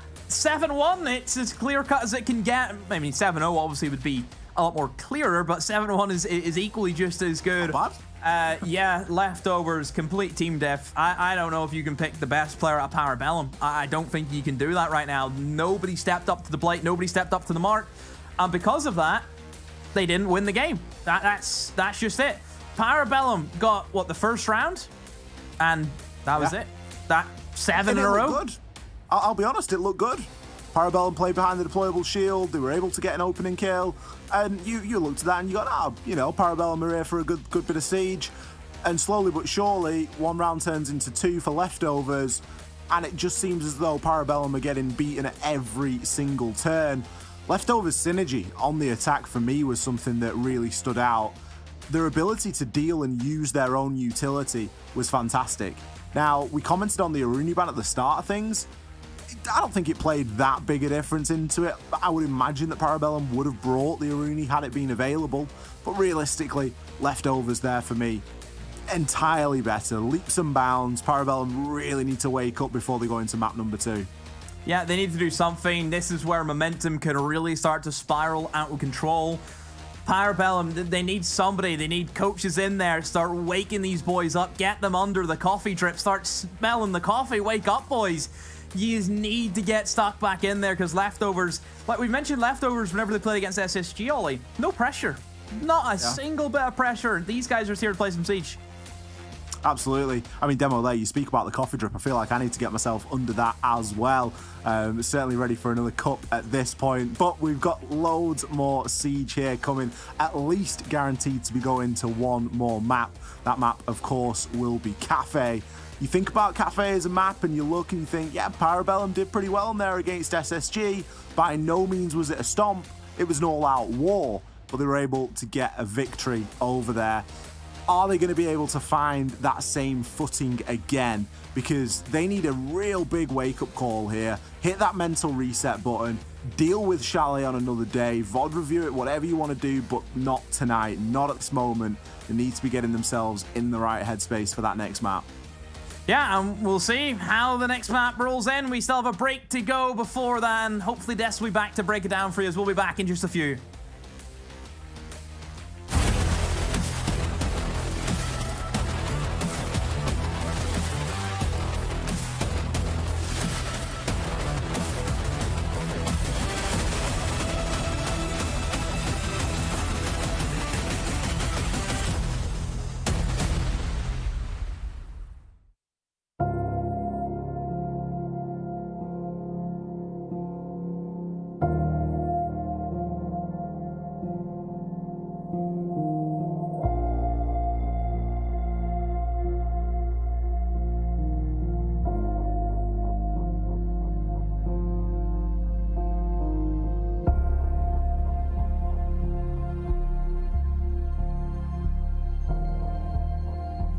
जब चढ़ाई में चलो चढ़ने में तो इतनी problem नहीं होती तो थोड़ा सी बर्फ़ में यहाँ पे आंगन में ही थोड़ा सा पैर फ्रैक्चर हो गया था। मेरा नाम सीमा ठाकुर है, मैं हाउसवाइफ हूँ। वैक्सीन लगवाने के लिए हमें टूटू जाना पड़ता है, नहीं तो नहीं आयुर्वेदिक वो भी है ऊपर। बच्चों के साथ आधा घंटा लग जाता है। गिरब में जो है डिस्पेंसरी उसके लिए आधा घंटा लग जाता है। जो टूटू जाना हो तो टूटू जाने में पौना घंटा बच्चों के साथ लग जाता है और पैदल जाना पड़ता है। बारिश बर्फ़ में तो बहुत मुश्किलें होती है क्योंकि बच्चों के साथ आना जाना बहुत दिक्कत होती है। मेरा नाम कृष्ण लाल है जी और मैं स्वास्थ्य विभाग में, क्योंकि कुछ साल पहले ऐसा होता था कि गांव में पता ही नहीं चलता था लोगों को कि क्या है, कोई पोलियो है कि कोई जानता नहीं था। अब जब सरकार ने इसके लिए इस तरीके के अभियान छेड़े, जब तक हमारे को पूरा कंफर्म नहीं होगा कि इस बच्चे ने यहाँ पे दवाई नहीं पी या पिलाई या नहीं पिलाई, चले जाओ आप दूर दराज के क्षेत्र में चले जाओ तो हमारे को कोई ऐसा केस या ऐसा कोई बच्चा, अगर यहाँ बच्चा आ गया तो हमने यहाँ भी पिलानी है। किसी कारणवश अगर बच्चा हो जाता गांव में लोग रहते, क्या पता क्या मजबूरी है उसको, क्यों नहीं आया बच्चा, क्या पता वो बीमार है या कोई उसको कोई और प्रॉब्लम है। तो हमारा ये है कि भी हम हमारे पास पूरी वो होती है लिस्ट बनी हुई ना कि हमारा अब लोकल टीम में तो पता ही होता है सबको कि फलानी जगह बच्चा फलानी जगह, तो हमारे पूरा पता है कि फलाना बच्चा फलानी जगह से नहीं आया। वो तो हम क्या करते हैं जैसे 4 बजे तक आज हम दवाई पिलाएंगे तो नेक्स्ट डे उसको घर में जाके दवाई पिलाए। वही जैसे मैंने पहले कहा कि भी ऐसा नहीं होता कि भी उसको उस सुविधा से वंचित रहना पड़ेगा।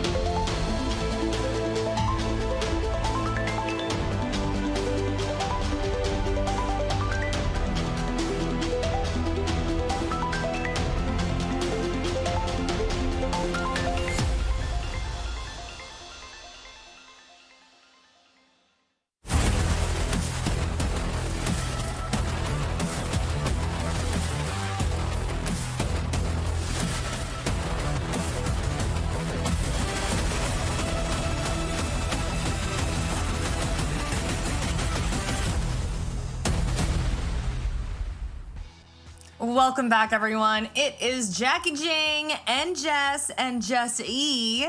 And I'm going to be real. Yesterday, I think I saw my first 7-0 in a while. And this was another really rough stomping. 7-1.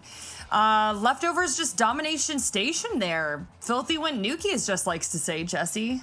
Nuki. Yeah, my Parabellum prediction looking a little rough right now. I'm hoping they can bounce back in map 2, but really, this was a great game from Leftovers. They were always in the right spot. It felt like they just knew how to attack Chalet. They were taking the right bits of map control prior to executing onto the site, right? If they were attacking onto Wine, they'd get into Kitchen beforehand. If they were attacking the top floor, they'd get control of Library. And so it's very step by step. I do think Parabellum maybe could have thrown a few more obstacles in their way. But nonetheless, it felt like they had a great time. Filthy, as you mentioned, top frag in the server, I do believe. His vertical play this game was fantastic. A lot of those soft floors on the sites that PB were defending, and he really took advantage of that. I thought Dexter as well had a fantastic game. Landed some really great nades. Couldn't always find the electric claw, but sometimes he just found the kills instead. Yeah, I mean, it didn't even really matter if the electricals weren't found either, which I thought, you know, we love to talk about PB and everything, and we were talking about Filthy getting all of those verticals. I think it's important to note that the reason he was able to go as nukey as I like to reference there was probably because PB was forcing one of the worst sites statistically on the map. Not my preference, just statistically overall. The bottom floor is a death trap for defenders 9 times out of 10 ever since it's been added to the competitive map pool. So honestly, the fact that they were forcing it, Jesse and I have theorized is a little odd. Not sure if they're trying to put something out there into the atmosphere and, you know, maybe cause a little bit confusion to the other, you know, teams in their region, but we'll see into the future. But for now, I think that's something that they put the nail in their own coffin at that point. And shout out to Leftovers for taking full advantage of that and going, they're going to the worst site. We have every tool we need. There's attacker repick now, so if we have to take the soft breach, if we need extra, you know, wall breaching ability, we can bring that whenever we want. And I thought they did really, really well on that. Yeah, Leftovers looking. Oh, sorry. Go ahead. No, sorry. It's just like a 7-1 is so tough because, like, sure, you're starting on defense on Chalet, right? And this is not a map that you expect to win a lot of defensive rounds on. There are not a lot of great sites on this map. But when you're going to wind twice, you're going to, you know, master up on the top floor before you even try games. Didn't come out till round 6 did they try the games. And I think at that point, you know, they were already kind of out of it. They were making some really bad swings, and it did feel like the momentum was all the way for Leftovers. So I really do think that, like, sure, they started on defense on attacker side of the map, but it had to be so much better of a first half than what they had. Okay, so our teams are ready for Map 2 Cafe. So really quickly, that is Parabellum's pick. Do they bounce back here, Jess? Really fast. What are you thinking predictions-wise for Map 2? Still got to stick with my boy Butters. I definitely think that they've got an opportunity to take this momentum and run with it. Jesse? Yeah, I'm probably okay. It did beat SSG on this map. I'm gonna take them. I think they'd push this to 3. Okay, well, we shall see. Ollie and Demo, take it away. Off to the Cyberpunk basement we go. Boop, take us there. Jackie, Jess, Jesse, thank you all very, very much indeed. We're ready, Demo, to get stuck into our second map here in our best of 3, Leftovers versus Parabellum. The winner, of course, will book themselves a place with Space Station in the finals tomorrow. Demo, what are you thinking? It's all Parabellum right now. That's who it comes down to. They've been slaughtered on Chalet. They need to wake up. They need to do something now, or this could be it. Leftovers are going to be up for this. They're ready for it. Everyone has had a word to say on Leftovers. It's all pressure on Parabellum. It has to be.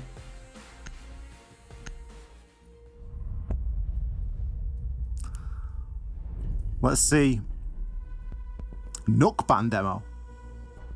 What is going on here?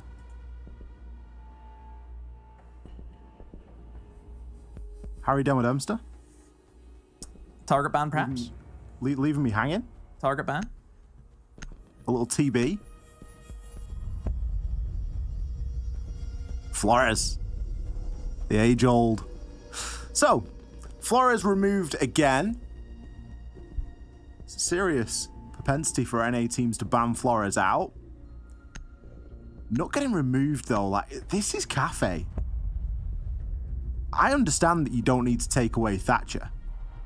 But there's other things that you can look to try and remove and deal with. I'm trying to cast my mind back to any serious Nook players from Parabellum.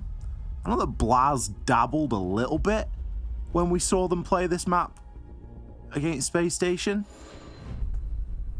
But I don't feel like it was that decisive. It was, in fact, an SSG ban.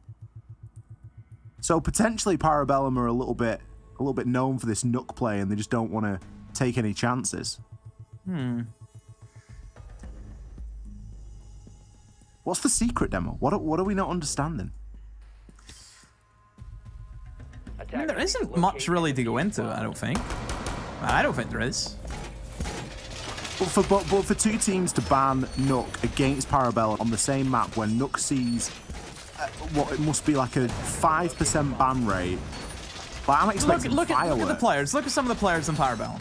Yeah, I would not want Blaz to have no. You know, I'll give you that. That's why. Because you have the players in that team who can play that certain playstyle. And Cafe is just quite a heavy crouch walk map. A bit nooky.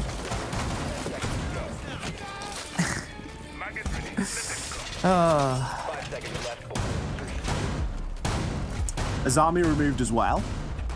I think we all know why that is. We saw just how good Azami can be on this map. Azami's great on most maps, but there are some maps that whenever you've already got very difficult problems to solve, like Pixel and Utility Burn, you throw in Azami before all of that and it just becomes borderline impossible to deal with. More Flores bans also coming in. We have to mention that.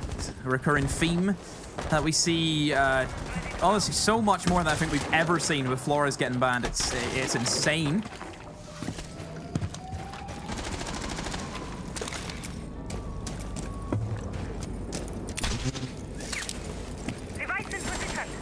It's going to be a rough start for Parabellum this, because they're starting off on the attack as well. So that's going to real add into some of the pressures that they're going to feel. Kool-Aid immediately burns that Pixel spot out entirely. Penguin, great kill. My favorite repel on Cafe. See if you can pick yourself up a freebie. Either upside down or correct way. Either will do. You pick that player up at the bottom of those white corridor and on that Pixel spot. Especially with the pressure already coming in from the windows. The shield was burnt with the Gon 6. Another kill's going to fly in as well. Things looking good initially here for Parabellum. Two very important openers. Now they've just got to make sure that they don't give that advantage away. The pings going in. Seeing if they can maybe give Aska a little bit of information. I mean, as long as Filthy's alive, they still have this piano control. I mean, albeit it's not the greatest gun to challenge these medium to long range engagements, but still could make it happen. Just one bullet to the head, that's all it takes. Still plenty of time for Parabellum to figure out what they want to do. Filthy, a great swing, gets the kill back, but still advantage is with Parabellum in this scenario. 2 versus 3 now, Maxley.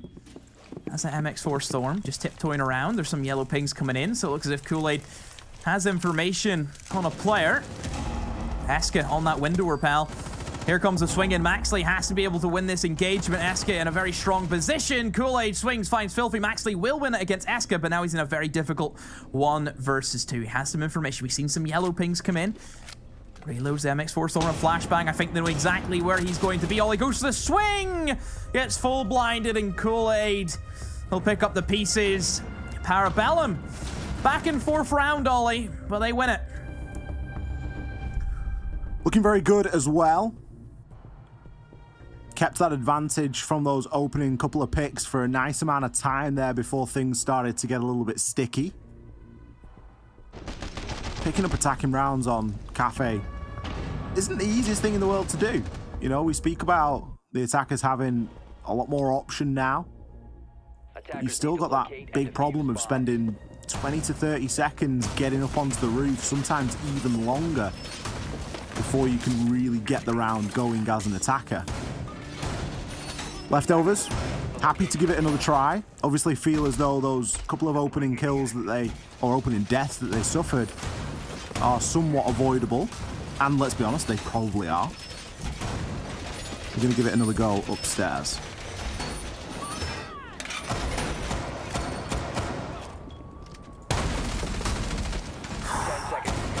Upstairs, ready to have another crack at it. 5 seconds left. Not much is probably going to change, I would say. I would say Parabellum just going to be playing the same way. Just take it nice and slow, see what they can get up to. Of course, just the LMGs, all it's so dominant at the moment. Has been for the past couple of months. I suppose whenever it's so good, why would you not pick it? You've got to, haven't you? You know, you've got to pick it because you know that your opponent's going to pick it if you don't.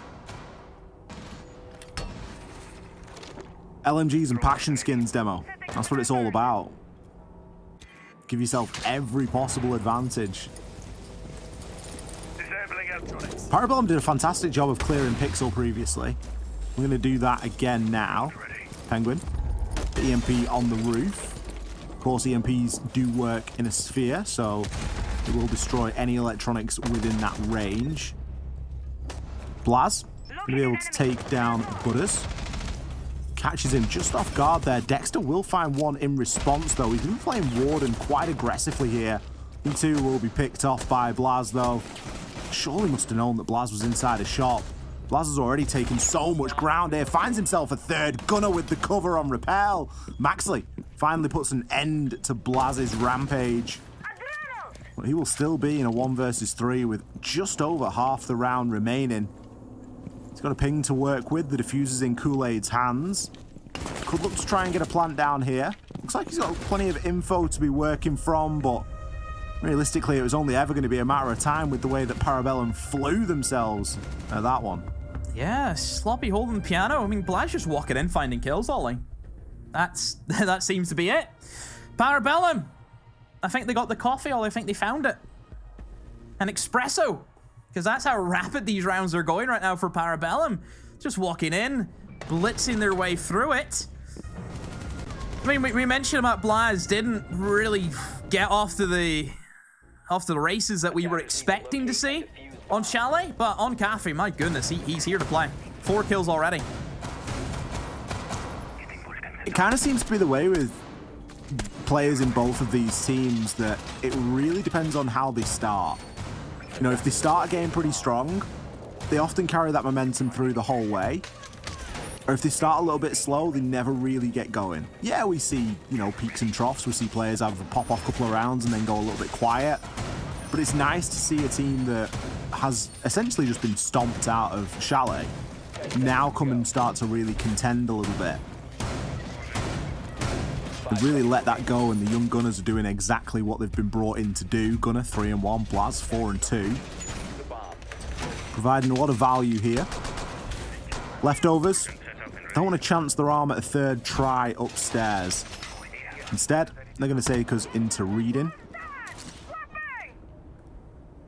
I'm not too sure that the site choice is entirely the problem here either, Demo, because Parabellum can do exactly the same take pretty much every single round because they're going to want to start with that top floor. It's just what you expect to see time and time again. Parabellum entering in the same way as what we've seen previously against SSG. They'll just go upstairs, they'll start working on the piano, and then eventually move their way in towards that top floor. Utilize the sledge that they're always going to be bringing and start ripping up that flooring as you start digging in towards reading. But of course, upstairs is what they need to take control of first of all. Blaz it in. No surprise. But there's plenty of utility still in the hands of the defense. That shield is probably going to be primary objective number 1. Penguin will find Butters, and Eska finds Maxley 2 kills in quick succession. Parabellum already kicking things off very well on this attack. Leftovers caught in the mud. Caught flat-footed. Commented there that I don't think the site choice is entirely the issue here. It's more the take and the convincing nature of Parabellum. Again, just about half the round remaining, and Blaz is already picking up that final kill. Filthy left in the 1 versus 3. And that is the tipping point. Leftovers say no more. We need to put a stop to this. And they're going to call their timeout. Quick timeout. Probably needed, I would say, from Leftovers. Those 3 rounds have not been good. Not been good whatsoever. Pretty much where Parabellum were on Chalet, it has to be said, Ollie. You know, look at the differences. Leftovers were storming through Parabellum like it was nothing, and now Parabellum are pretty much doing the exact same thing to them. However, the difference was Parabellum had no interest in slowing things down. They just kept playing round after round. I think Leftovers have realized that. And what are they going to change? Because they're going back upstairs. Look at the lineup. Doesn't look as if much has changed in that department. So I'm not sure. I don't know. They've got to come out with something fundamentally different. They're suffering greatly on the repels. Parabellum are getting themselves on the repel. They've got great information. They're sending that utility in. burning effectively, getting the nades on through, and they're easily able to pinpoint and pick off these defenders. Are Leftovers being too predictable? Are they not setting up the utility in the correct fashion? Attackers need to locate You think about the first two opening picks in round number 1, it was a Jaeger and a Wamai. You know, you lose the Wamai in the first 20-30 seconds of a round, it's as good as bringing nothing, because you've not got any of those magnets kicking around. You've maybe got 1, possibly 2 in decent places. It really does start to, you know, beg a question of, we need to see Leftovers playing a little bit safer. It's almost like they're trying to bring that confidence that they won Chalet with through into Cafe, and that's not a bad thing. You know, you should play with confidence, but you can't play recklessly, you can't play too aggressively, you can't be giving yourselves up like that. Hopefully the team talk will be enough to steady them somewhat. We can still look to try and salvage this first half. Only 3 rounds have passed. It's probably one of the best timeouts I've seen in recent memory, to be honest with you. Teams often, in my opinion, leave it far too late. Especially if you just lost 3 rounds back to back to back like that. You want to take a little bit of the momentum as much as you can out of Parabellum. But I'm not sure if that has entirely worked. If we cast our eyes over to the right hand side of our screens and check out just exactly what Parabellum are bringing to this party of round 4 demo, it could be what we wanted to see yesterday and just didn't get to. Parabellum now kind of have a bit of flexibility whenever they have these 3 rounds in the bag already. They can experiment if they want to. Play a little bit more risky. And here we go. This is where you would expect Maxley in the Warden has to make a dent. In goes the Candelas. In goes Kool-Aid. Will jump straight in. 2 of them are going to be tucked into the corner. Adapt is in such low HP. They had no idea that Adapt was stacked up beside them. And the rush has failed, Ollie. Blaz will find 1 kill, but at what cost? The rest of the team is dead. I say that, though, it's a 2v2. Now into a 1 versus 2. Eska has it all to play for. Lasergate will stop his approach. Tanks it. Takes a bit of damage, but look at the bulletproof. Constant information! What a shot from Eska! The spray hits hard onto Dexter's head, but Filthy swings around as the shotgun. My goodness! What a round! Explosive from start through to finish. Scrappy, nail-biting, lots of mistakes from both sides as well, and everyone just scrambling to try and rectify. Good recovery from Leftovers, though. That could have very easily gone bad very quickly. 2 players stacked up inside a cocktail isn't something that you see all the time. You're anticipating there to be 1 player there as the Aruni flying on through. You're not anticipating there to be 2, especially when your teammate, Kool-Aid in this instance, has already pushed through, got himself to the rotation, and had the sight picture that there was 1 on the desk and there was 1 laid prone. Obviously, that information is very difficult to call out in the matter of time of 1 second between that happening and then Aruni starting to swing the corner. It's going to be very difficult to effectively translate that to your teammate to let them know just exactly what they're going up against. But a fantastic attempt at the end, and you just had a feeling that the clutch was on there, Demo. I don't know, you don't often get situations like that where you think, yeah, you know, against all odds, this one could probably come off. Whew. At least we have a game, Ollie, which is good to see. Not the total stomp. Maybe it was impending to turn out like that. I am slightly worried, though, for Parabellum, because now I'm just seeing some questionable pickups. Your rush doesn't work. Surely you would like to go back to what was working for you, but now I'm seeing some fun ups. Activating camera. Yeah, Lion Blitz Finker.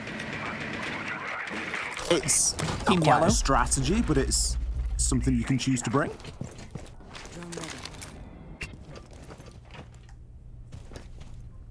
I always worry when the Blitz starts to go in on their own. Because Blitz is great, but Blitz is even better with friends. You know, the pistol's fine. The shield, yeah, it's good. But I'd really like to see someone on his shoulder.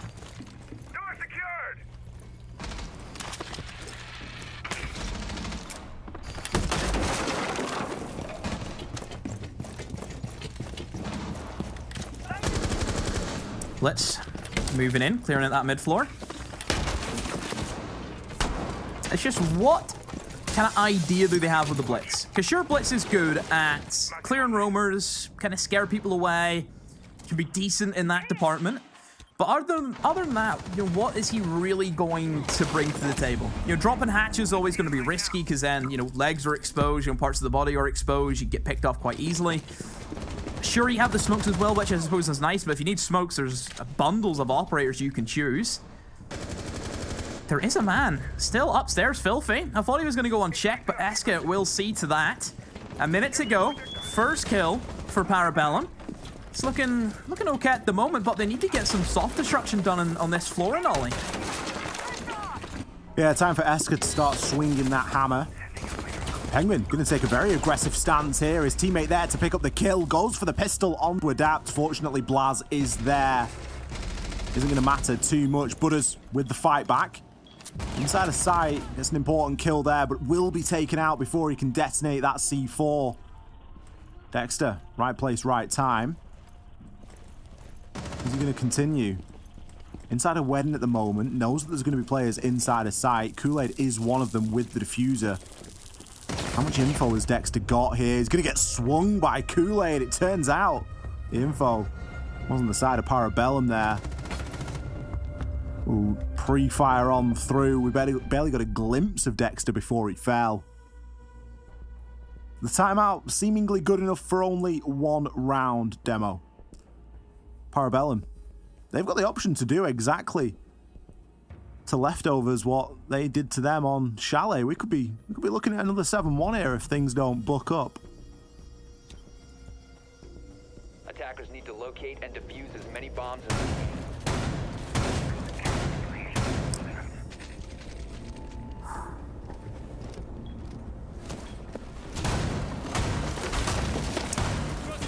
So round number 6, round. Just before we turn the sides. So weird game of Siege so far from what I'm seeing. Very close. Parabellum obviously kind of running with some flexibility in terms of who they bring into the lineup. Just, I mean, we kind of highlighted Butters, didn't we, Ollie? We said that he played well on Chalet compared to how he played in previous play days, but now not looking too good. Dexter, who you've highlighted, not looking too good. I mean, it's the Blast show right now. Dexter not looking too healthy there either. I think Filthy dumped a bit of the Vector into him. Maybe trying to destroy a drone or something on that top floor. We're going to chunk him down ahead of the round starting. Blaz is certainly leading the charge. There's been a big mental reset there from Parabellum. We asked for it. We questioned whether it was going to happen or not. He's coming in, I think from pillars maybe, all it looks like.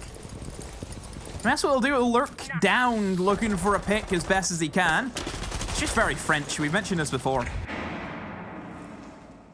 He's got a nice cam. Can support himself. It's just this upstairs clear for Parabellum again. That's what they have to deal with. And it was dealt with in extreme fashion last time they attacked this bomb site. Nobody from Leftovers really stood a chance, Ollie. They were just picked apart. Never really got an inkling into the round whatsoever. And there's the LMG, swings free for Gunner. Adapt is gone, and nobody else is upstairs with him. Penguin has found Dexter, though, so still in favor of Parabellum. 3 versus 4, half the round to go. It's a good start from Parabellum. They can now move in, get Eska. He's still alive, so that's important, Ollie, isn't it? Get the soft destruction in. Absolutely, it's time to start swinging the hammer. You gotta love the way that Parabellum cleared that top floor as well. Gunnar was just able to sneak his way in through. He's gonna pay for it, but 2 kills in favor. You're not really gonna argue too much with that. Penguin can start to look to secure some flanks here. Eska just waiting for the cue to call. Gonna hop himself in. A lot of info still lying around upstairs. One of the Valkyrie cameras will be removed. Maxley can hit a nice C4. Manages to bypass the Nomad. You can't afford to just air jab it and forget it. If the air jab hasn't set, it will not trigger. But Blaz? Blaz is inside of sight, however, which is a little bit problematic, I'll be honest. Nobody knows he's somebody's inside a laundry. And realistically, you can just look to try and hold that now for a large part of the round, but he's also got the small problem. He's just going to plant. Plant! Needs to try and get that plant down. Blaz has actually left the site. He's gone hunting. He doesn't realize that someone's going to be lower on those white stairs. He's going to try and go for a little bit of a retake. Eska, he's going to try and get the plant down. Is Blaz there to cover or not? Filthy, he's rotating on into the site. Eska finds one before being called out and taken out. 2 versus 1 now as the Golio shield pops. Blaz has to force his way on through it. Leftovers. Ring around the rosy there, Demo. Managed to pull away with it. I'm just really confused. I think Blaz in a really good position. Nobody knew he was in bomb site. Nobody knew. And then he goes for a journey whenever he really didn't need to be. I thought they were just going to bring Eska in, just get the diffuser down as quick as they could. Yeah, very, very confused because he's basically left Eska for dead there, hasn't he? Yeah, and as soon as Eska starts getting the plant down, you got to wonder, why now? Why is now the best time to do it when your teammate's on the top floor? Strange round. Certainly an oversight from Parabellum. But they've got themselves a bit of a buffer here. They're still in it. And the pressure flips. Leftovers now. Haven't seen a little bit of success, especially in those later rounds of that first half. It's always good momentum to be moving forward with.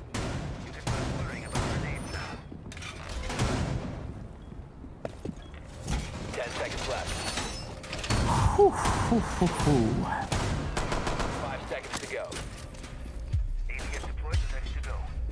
All right. Attackers are heading out to defuse a bomb.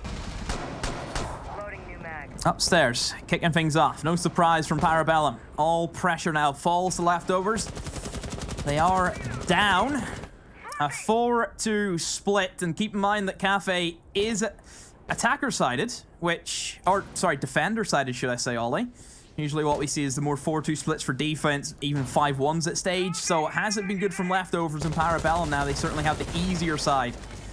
Let's see how they're going to approach this. Obviously, Valkyrie being open, Ollie. We've always seen Valkyrie on Cafe as such a strong operator. Valkyrie isn't as banned anymore because you can't get those outside cameras, but I still think that if you see the Valkyrie on Cafe, you need the IQ, in my opinion. I think we saw that, particularly in that last round from Leftovers. There was Valkyrie cameras still being picked off in the dying few seconds of the round. So much info, so many nooks and crannies to hide them in as well. There's so many vases, so many bits of coving in the ceilings, just undulating surfaces, and they all scream out for a Valkyrie to be placed on them. Leftovers, are they going to have the same explosive flair to that attacking stage that we saw Parabellum have in the early couple of rounds? I'd say not. Gunner picks himself up 2 great kills, sitting them down off the rappel. You've just seen 2 teammates die from this rappel adapt. Do you really want to peek that? Do you really want to put your head in harm's way? Butters tries to pre-fire his way on through, but Gunner is unstoppable. Eventually, he will be shut down by Adapt, but the damage has truly been done here. 1 minute 15 left on the clock. 2 versus 4. Gunner done his job and more. Oh, smoke canister gets thrown out. Adapt has to back away. Blaz just caught in the middle of the corridor there for a reason I do not know. Now will be a 2 versus 3, but I still think Parabellum in good positions right now. Penguin has bathroom control, of course, still, so he can sit there as long as he wants to. Then access to that white corridor. Filthy will drone him out, though, will spot him out. And now Penguin actually gonna, instead to duck his way out of there, hunt the drone, fall back to white stairs, but still, like I said, all position is in favor of Parabellum right now. Parabellum really are in the driver's seat here. That doesn't realize that someone's just on the other side of Long Bar. Penguin going to take down Filthy. Eska pops up. No one expecting him to be there at that time. He had a handle on just about everything there in that round. Still information left over. Parabellum hell-bent on taking this to all 3, and all credit to Gunner. For without him, that round would not have been that easy. That was skin. He got the 2 kills from behind the shield. And then I see him just go on a hunt, and he still gets a kill. Strong stuff. Parabellum. Storming away with Cafe right now. Only I think a third map is on our doorstep, honestly. I don't see Parabellum slowing down. I would agree. Oregon is a decider. Max OT when we get to Oregon, potentially. One good map, one bad map from either team in the first 2 of the best of 3, and then Oregon, we just go to all 15. Demo. What you call me? Demo. Don't you ever confuse me with that boy from Brum. Don't you ever do that. I was quoting the line, though. No, I don't care. No, you said you called me Des. Can't be having that. Kool-Aid's got himself in harm's way, hasn't he? A rush? Question mark. Could be. This is gonna be a freebie for Dexter. Never mind. Huh. Absolute Uno reverse on that statement. Kind of sums up how Cafe's going at the moment for leftovers. Anything they try and swing, they get killed. There. Yep, case in point. I'll take it. Gunnar gets himself one and then just affords to play recklessly from there on out. A couple of missed shots there from Filthy. Is he going to go for the repeat here? Opts to throw the drone in instead. Teammate can use that to gather a bit of information, but Gunnar is not finished. He's swinging everything. Maxley eventually shuts him down. That's so much damage. There's still a player behind Bakery counter. Maxley, clearly not aware of it. Caught looking the wrong way entirely as Eska puts him to the cameras. Adapt. What do? You've got just over half the round, and you are 1 versus 4. Where is Blaz? He just keeps running in and out outside. Do you see him? I mean, why wouldn't you at this point? I think he's back in FPL and EU. You're gonna cause frustration. Look at him. Just see his. Do you not just see him? He just keeps moving. He'll come for a tiptoe over to this side. I bet you. Adapt ain't moving. I would wager that Adapt grabs 1 kill here. I mean, it depends if Parabellum are going to get reckless. Oh, and of course they will. Of course they will, and look who it is. We know that Parabellum are going to get reckless. I mean, Blaz is. Well, yeah. 3 of them have common sense. But him... Of course they do. He's him. But realistically, I think that's all Adapt's going to get. It's a free 1 minute 30 chat with his team. Even if they don't specifically speak about Cafe and the problems that they've got here, it gives them an opportunity to put themselves in a better headspace if they do move on to that 3rd map, which is looking increasingly more likely, seeing as Parabellum just put themselves on map point.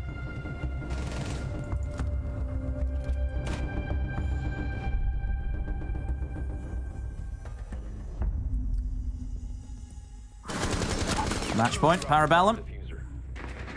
Just, yeah, not even... I don't even know what leftovers can do at this stage. Like I mentioned, anything they swing, they're just getting sat down. Just... That's where they're at.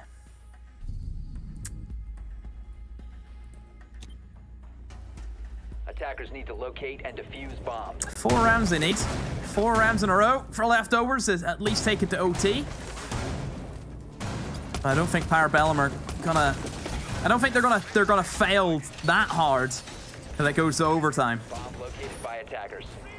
No, that would be a pretty big throw at this point. 4 rounds on the bounce is significant indeed. We've seen it done before. Anything can happen in Siege. It's just incredibly unlikely.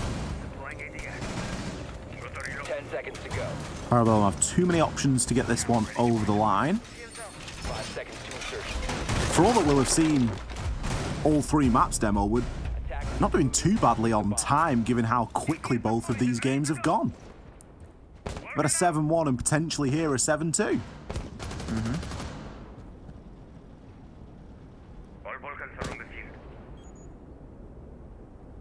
Certainly one of the speedier best of threes out there, obviously pending how Oregon goes, which I've already touted as all 15 rounds and down to the final 1 versus 1, which really is the only way that we're going to find a winner between these two teams. I doubt that either team is going to steamroll when we get over onto Oregon.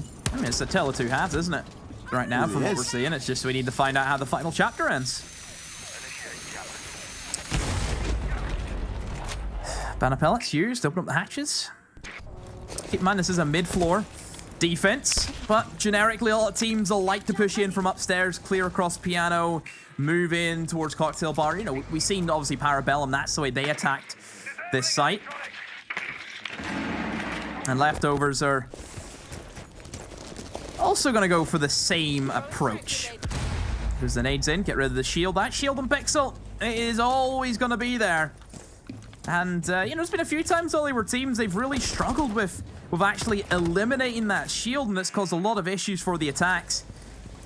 Need to make sure that utility is placed well.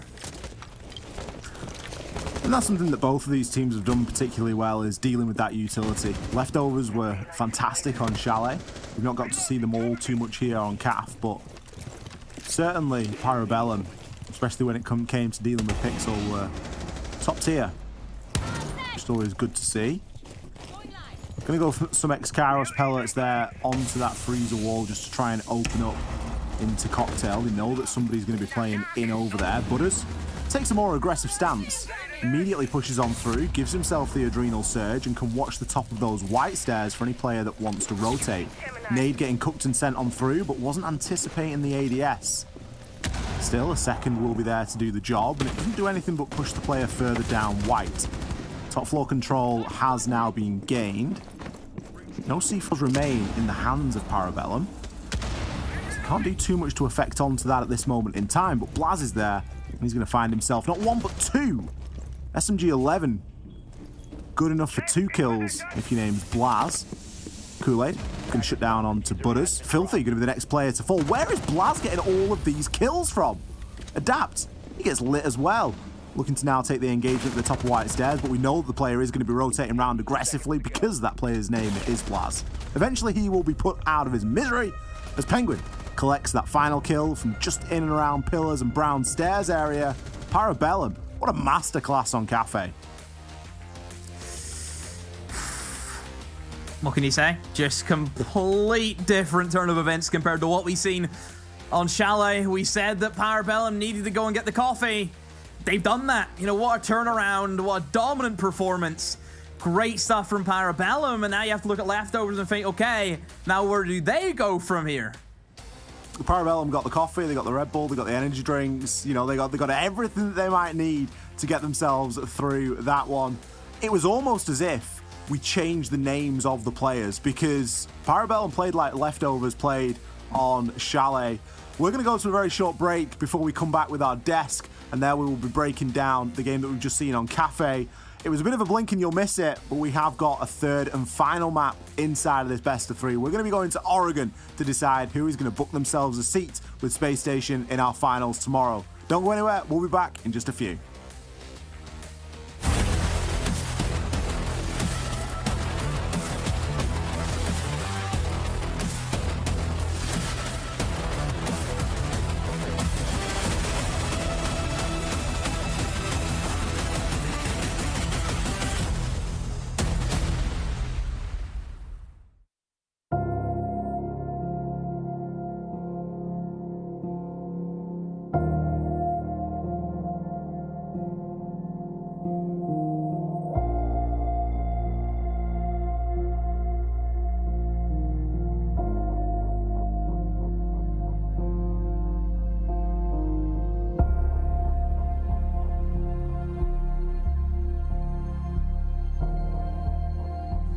जब चढ़ाई में चलो चढ़ने में तो इतनी problem नहीं होती, तो थोड़ा सी बर्फ़ में यहाँ पे आंगन में ही थोड़ा सा पैर फ्रैक्चर हो गया था।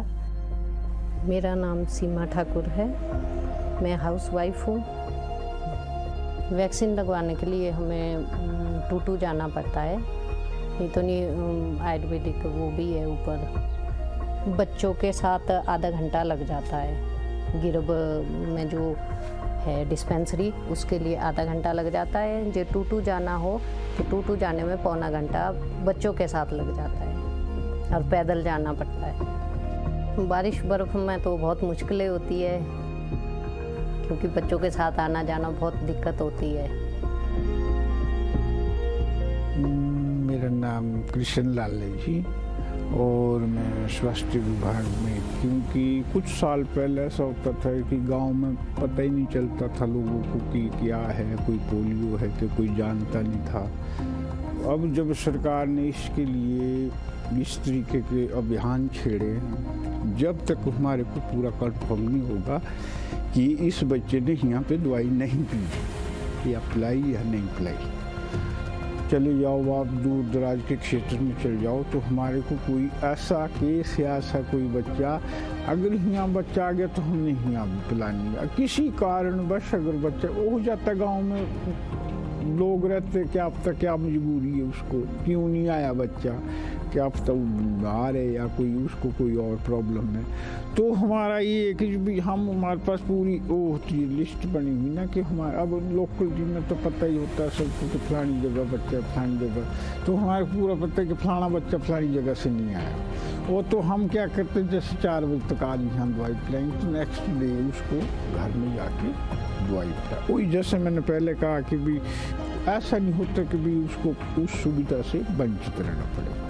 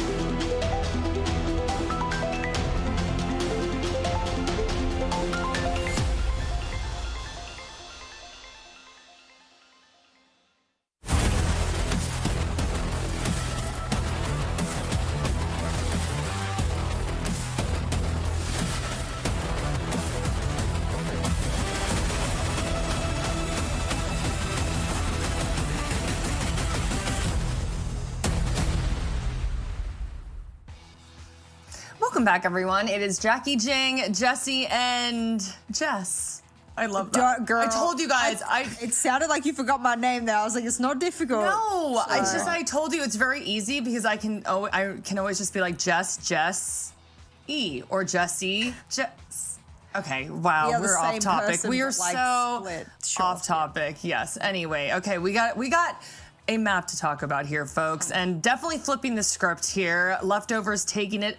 This is a solid win. Map 2 Cafe 7-2. And the key here, Jess E, is Gunnar and Blaz. The dynamic duo definitely contributed to the victory. Jess, don't you dare put your hand. I'm letting you go. Listen, Parabellum had a great map, and I do think a lot of that was because of their brand new players, Gunnar and Blaz. This is the third game in the tournament, out of 3, remember, that those 2 players have been the top fraggers for this squad. I really think these are great changes that Parabellum have made in the offseason. I mean, you know, no shade to creators or to Wimpy, but it does feel like they've really upped their firepower, and having these 2 on the roster to get in for those entries, it feels like we've seen Gunnar be like a little bit better on defense, and Blaz has been a little bit more, you know, with those LMGs running around on offense, which means they complement each other perfectly. It was 10-7 on Gunnar today, 13-8 on Blaz through that map. So really appreciating that we're seeing these players pop off and,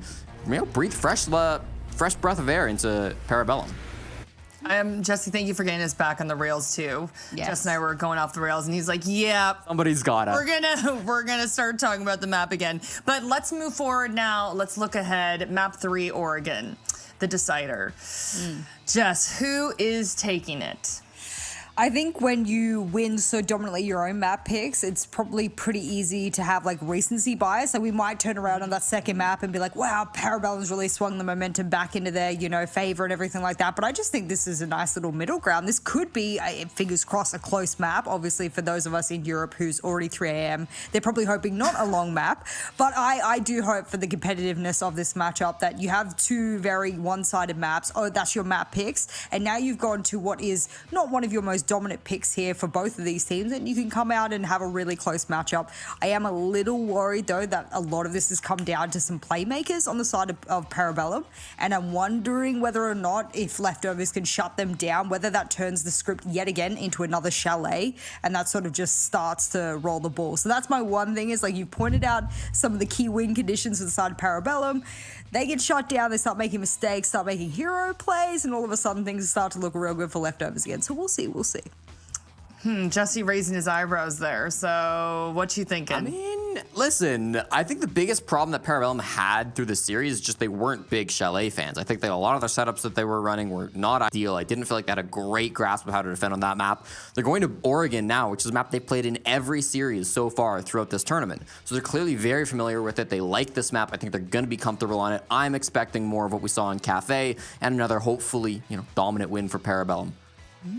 All right, well, we shall see how map 3 plays out, and I love them to pieces. Ollie and Demo, let's go to them in the cyberpunk basement. Ollie and I have been picking on each other every single break. Pick. Jackie, Jesse, Jess, thank you all so very much. I'm not entirely sure what you're on about there, Jackie, but I think it's been friendly throughout the breaks. We've been having a good time here on Games Without Borders demo, and we are going to be going into our 3rd and final map here tonight. Leftovers versus Parabellum. We are headed to Oregon because guess what? We need to find a winner between these 2 teams. We could not have had 2 different maps to kick things off. We get a 7-1 for Leftovers. We get a convincing bounce back win on Cafe for Parabellum. And now here we are. Where does this go, Demo? Who knows? Take your pick. Who stomps who? I'll be honest, you have 2 choices to make. Well, you've got 3. And you're not going to like the 3rd. Don't say it. I mean, I think that we have a winner no matter who wins, don't you? No. Do the fans and the viewers and the audience and everybody watching at home not win because everybody gets to watch? Well, no, because everybody because everyone wouldn't win, because if Leftovers beat Parabellum, or if Parabellum beat Leftovers, then that team that loses, they lose. They don't win. So not everyone actually wins. Okay, but we could get a majority win. No. No, because then what about all the Parabellum fans or all the leftover fans? What about the neutral fans though? Who's neutral watching this? Hands up in the chat if you're a neutral fan and just love the game that is Siege. I believe you've rocked up to a football match. Let's say it's Manchester United versus Manchester City. You're not seeing Liverpool fans there, are you? Well, you've just named one of the biggest derbies that's probably incredibly difficult to get tickets for. This is Twitch demo. Anyone can go to twitch.tv/gamers or /GWBPS and watch the show. So it you know, I don't think it's a fair comparison. Fans have came in. Pretty atypical. That Flores ban, dominant as ever. Thatcher, no surprise. Valkyra. Yeah, all fairly standard stuff. Probably the only thing you could look at and say is Kaid's open, so it kind of forces you into Maverick every round pretty much on the attack, which Parabellum have realized that, even though there's no Kaid on the board.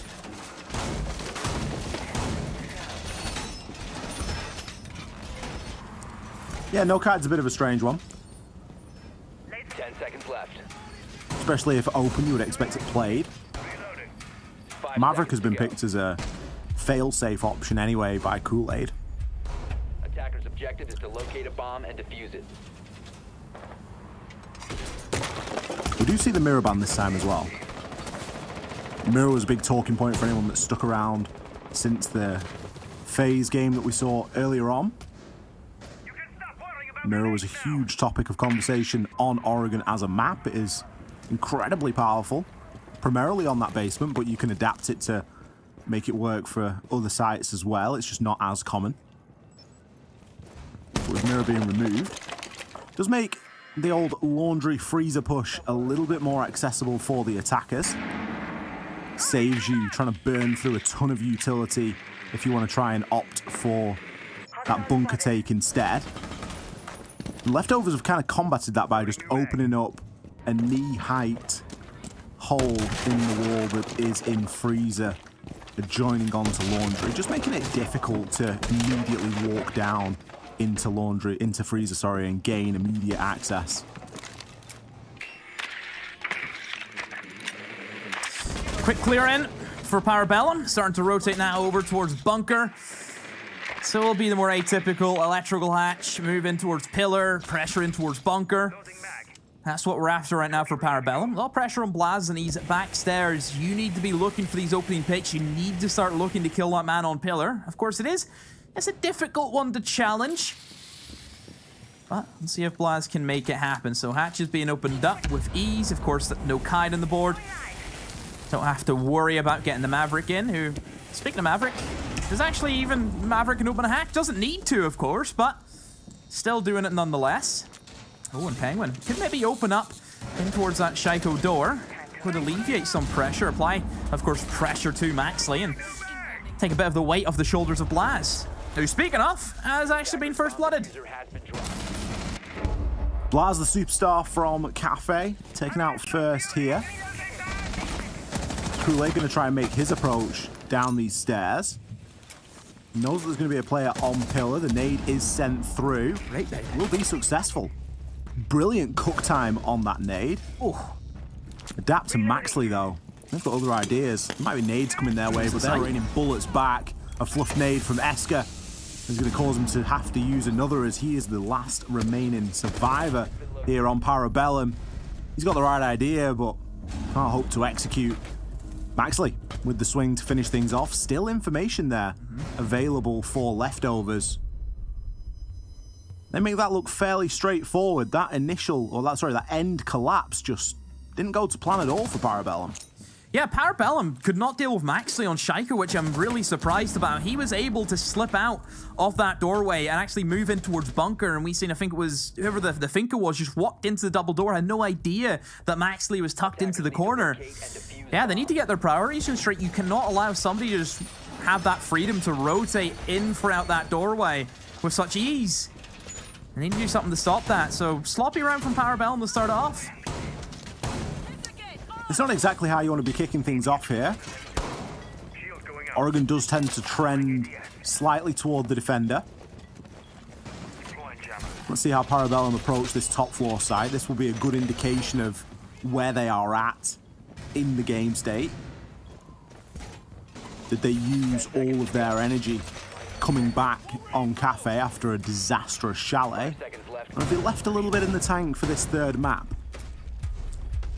They're going to be bringing the Monty. Late 6 pick out there for Penguin. Obviously feeling like Slow and Steady will win this race, opting to bring the human drone.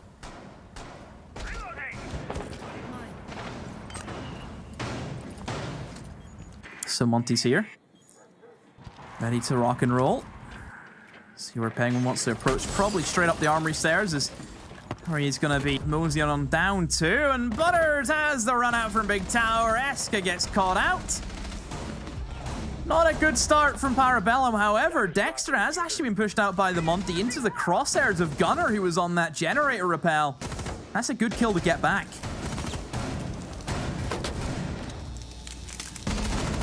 Penguin doing his job dear. Quite as well as he could be doing. He's got a big old shield there to protect him from things like that. Adapt. Manages to find a way around. Kool-Aid just going to go for an aggressive swing. Picks one off at the top of those white stairs and finds the second. I thought that was a dead cert that he was going to be taken down there. Butters, he tries to join the party, but Blaz shuts him down from the top of white. Doesn't even need to burn this laser gate. Just rain bullets through it. Kool-Aid just taking swings and winning his gunfights. I was really surprised that the Monty got picked off so easily. Don't know how Penguin let that happen. But yeah, a bit all over the place. It was certainly there up in the air, and well, it's Parabellum who caught it as it did. So Leftovers dropped their first defense. They will have another go upstairs on towards the kids. Are they going to have that same extension in towards Trophy?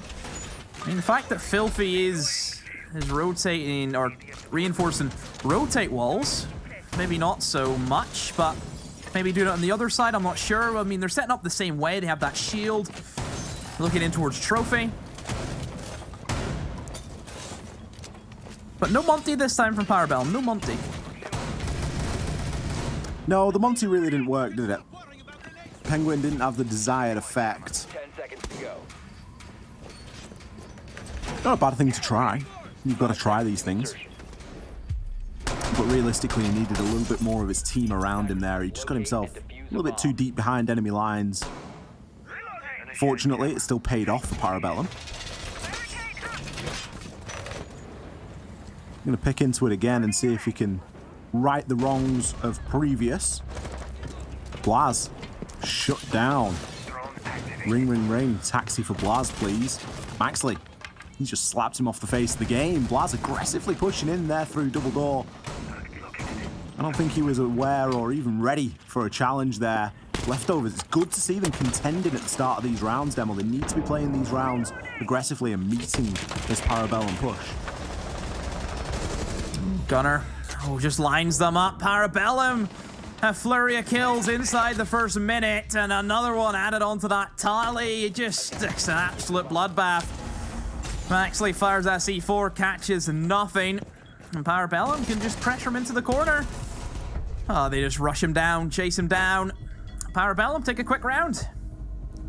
For the way that round started, it's shocking that it ended in that fashion.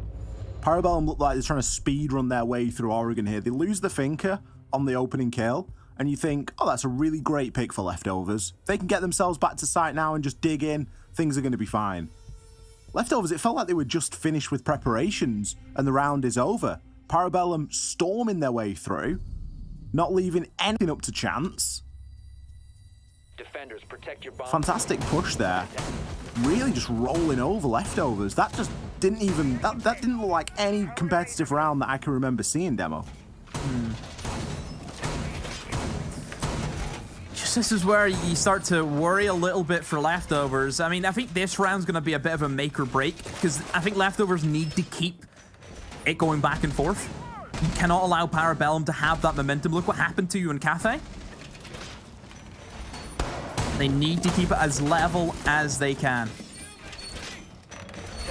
Downstairs is where we head. Last time, Leftovers not really wanting to initiate in a roam game. Very passive, very turtle format on the bomb site. Locate a bomb and defuse it. And, I mean, at the end of the day, it did work out well for them. Like I said, I think Parabellum played a little bit sloppy. So we'll see if they can rectify those mistakes.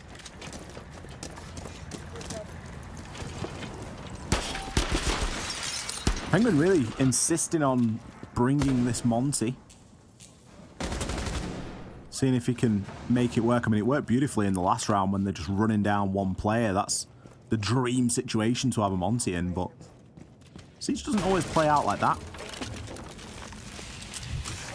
Esker going to get himself in upstairs and see if he can assist with some of this early roam clear. Use that sledgehammer to open up a couple of lines of sight for him to work with. Hatches, of course, are going to be a focus here, but Gunnar, a little bit ahead of the pack. He's already down inside a freezer. Likely will rotate out of there, but just putting that pressure on early, making sure that these defenders are well and truly hemmed in. Blaz nearly grabs himself some fantastic time in there. Just put a couple of shots in onto Maxley. Doesn't need to push it for the meantime. Can instead wait for the drones to catch up. Gunnar, here, there, and everywhere. Last time I looked, he was in freezer. All of a sudden, he's in blue. Waiting to go through that barricade. A couple of holes already have been shot through it, so we can spend a bit of time now hopping into a drone, seeing if he can bait anybody out of there and just waiting for his team to catch up. Half the round gone. Of course, those smoke canisters, they're going to be the big talking point. I'm surprised we're not seeing the Goyo be brought in by leftovers. So we mentioned before that Goyo could be so strong on this bomb site. You can see straight away Parabellum trying to target that player in Shaiko door. That was the issue that they kind of fell into last time, wasn't it, Ollie? Was they just allowed Maxley to rotate back and forth with ease, and nobody really being able to contest him. And he's still alive and kicking at the moment. You can see him running back and forth between the stairs, between the doorway. He will open up a bit of an angle, and Maxley even challenges on the Esker, will find a kill, but there's the trades. That's better from Parabellum. They have been able to see what the weakness was that they fell to last time, and they'll be able to stop that. Still the round not over yet. Leftovers not in a bad position given that there's 38 seconds left. Gunnar, only player with a gun in his hand. Penguin, of course, being on the Monty, can provide that information, but Gunnar needs to be playing with him here. Penguin is already pushed up, taking control of Elbow. He can look to try and block this rotation off. There's no explosives that are going to cause him any harm here, and with all the toxic babes having been spent, not going to be too concerned. Gunnar grabs himself one onto Adapt. He's been able to break these down somewhat quite nicely. Penguin needs to try and get active here. Gunnar finds himself a third, needs to pick up this fourth, but Penguin does it instead. Monty with the shield drawn, spots the player out proned and is able to pick up that finishing kill. If he hadn't, you bet your bottom dollar that Gunnar would have found it. Wow. Good recovery from Parabellum. Wasn't looking good for them. They've managed to make it work. Big bad LMG. I mean, what can you say? It's just Gunnar there. And of course, that Monty making things work also. But like I mentioned about Parabellum, they were able to see where they fell short last time. And I think being able to notice that, yeah, if we eliminate this player from Shaiko, it just alleviates so much more pressure. It stops them coming in from blue. It stops them pushing in towards pillar. Yeah, I think Parabellum just adapting well. Parabellum have continued, haven't they? They've managed to continue that form they found on Cafe over, and they've managed to drag that and translate it through into Oregon. 3 rounds on the attack. Certainly doesn't come easy. Already standing to make this a good split, a good first half. And it looks as though they're having a little bit of fun with it as well. Penguin taking challenges with the Monty. A couple of players getting multi-kills. We've had Kool-Aid popping off, who by all accounts has been one of the quieter members of the team. Blaz is still sitting on 1 and 3. We're waiting for him to really get activated. It's all been on Gunnar at the moment to lead that kill charge. Parabellum can just go through the motions. If you didn't know better, you'd think you were watching the last round. Esker doing exactly the same as he did before. Gunnar, same position.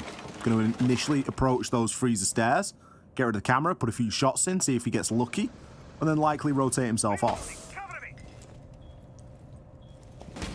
Gunner looking to get that early entry in with that LMG. Quick peek here or there, does make himself known. Now Kool-Aid can come in, sweep across and get these hatches open.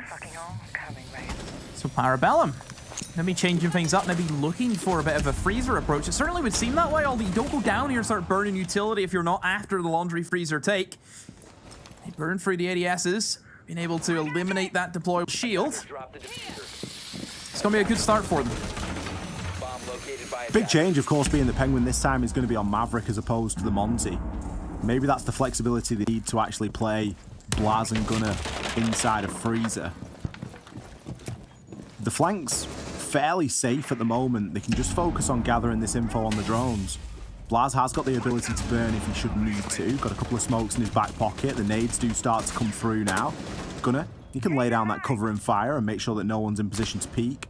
They know that somebody's playing inside a freezer, but they are quite deep. Right back near the door. Penguin can try his luck with a nade. Just continually pulling the pin until the call and the info is there.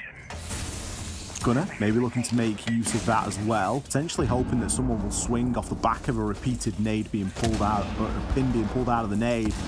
Penguin eventually advances on through, picks himself up one with the nade, but Dexter is there, glasses activated. Maxley as well. Kool-Aid, you've got to push in, you've got to play big. Gets shut down by Filthy. That's the diffuser cold. Gunner, you got loads of bullets in the LMG. It's time to use them. Can he find the head? Eventually does. Dexter, he gets shut down as well. Maxley playing way back near the bottom of those stairs, just outside of Harry Potter. Blaz, he's going to start to try and get this diffuser down. There's tons of information still left up. There must be a bulletproof somewhere calling out every single move. A messy gunfight. Blaz keeps himself alive. Pistols have been drawn. Maxley, that's likely not going to be good enough. You can't pre-fire with a pistol, my friend. Not against the F2. Blaz, a quiet game up until now, but a very important plant and a kill to lock in that round. Oh, a lot of messy gunfights, Ollie, in that round, it has to be said. The one inside a freezer. The Warden just peeking in and behind the box. I thought that surely Gunner would have won it. A little bit cleaner than what it was, but oh, this is whenever you start to worry just a tad. And then almost Blaz getting taken out by the swing from the Jaeger. Jaeger just missing too many shots. Oh, it was a close one, but Parabellum 4-1. They lead, Ollie. Oh dear. Cracking start for Parabellum. The pressure really is off at this point. There's still, of course, a game to be won here, but they've put themselves in such a great position. Leftovers, they're going to be banging the head against this site again. There's got to become a time where you think, just leave it. Just go somewhere else. Don't put yourself through it. You haven't really been too successful down here. You need to try and come up with something new. Take us into meat and kitchen. Take us into meat and dining. Do do something. 5 seconds to insertion. Attacker's objective is to locate a bomb and... Oh. Final round. On the defense. I'm sure Leftovers, if you know it's a fire on defense, you're probably thinking, I mean, we're happy that it's about to be over. But they know they need this round, Ollie. 5-1 down on Oregon. Going into an attacking half doesn't happen. Very rarely does that happen. It's been very one-sided to the attack at the moment. So Leftovers, they need this next round. I mentioned that Leftovers cannot allow Parabellum to get momentum. Unfortunately, Parabellum have momentum. Yeah, it's going to be difficult now for Leftovers to start picking up these pieces. You know, typically, if you see a team repeatedly go down to one site or repeatedly go to one site, they're going to be coming up with radically different ideas. You know, they're thinking, you know, gunfights didn't go our way. We can do this better. We can do that better. We can avoid that unnecessary death there. There's not even been a roam presence attempted here from Leftovers. Not that I think that that's necessarily the answer, but it just doesn't seem like they're willing to try things right now. They're just hemming themselves in, giving the entire map over to Parabellum. And as such, Parabellum aren't suffering for time when push comes to shove. Kool-Aid going to now try and open up a little bit of a line of sight here. Just give himself something onto that Shaiko spot.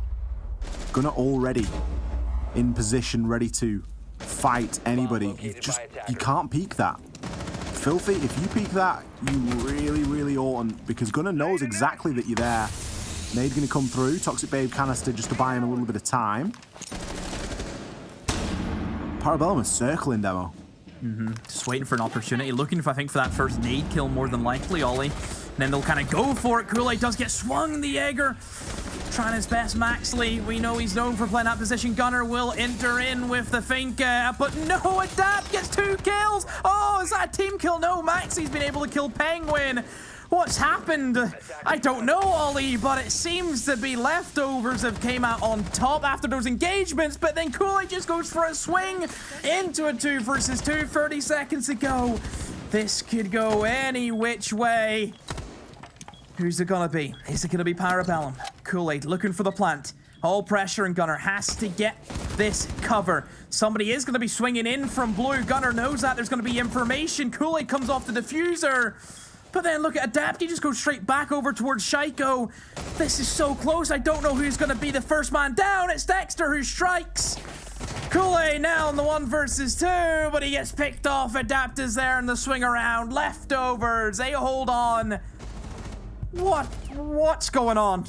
It was a fairly messy round, wasn't it? It all started around Pillar and Harry Potter. We see Kool-Aid hop over here. He was anticipating someone to be there. Puts the shots in. It was actually the Razor Bloom that picked up one of those kills there. Kool-Aid obviously didn't help matters, but it's likely that the attacker was dead to rights anyway. For all the information that Parabellum had, they didn't know that someone was playing hard right of those stairs, which is a little bit of an oversight, really. Gunnar also suffered. He wasn't able to make that rotation in quickly enough. Smoke did a fantastic job of cutting Gunnar out of that entire fight. If Gunnar's allowed to cross there, he's allowed to get a challenge onto Elbow, or better yet, push in through Shaiko Door, it's an entirely different story. And Smoke did a great job of cutting off that access. Good time to get around for Leftovers, gives them a little bit of something to work with, bit of light at the end of the tunnel as they switch sides. 5 seconds remaining. Yeah, something that Parabellum and I have to think about is, okay, we dropped that round to Leftovers. They're going to be feeling a bit of momentum now, aren't they? Thinking, okay, it's not as bad as what it could have been. We can still try something. So Parabellum, I think, still need to be on their toes. But typically, this next round is going to decide things, Ollie. Whenever you see a 4-2 split, there's a big difference between going into a 4-3 and a 5-2. Yeah, there really is. That's when things can start to get extremely difficult. Parabellum is going to choose to go downstairs to open things up here. They've actually opted for the Cade. No Maverick being brought from Leftovers. Of course, they do have 6 picks, so that's an active choice to not bring it.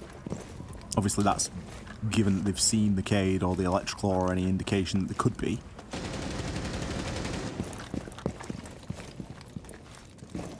Again, no real roam game present. Parabellum equally happy to sit back into the site. A couple of key differences, though, is they've actually brought the Goyo this time. That's great for area denial. They're really going to be able to buy themselves a lot of time with that.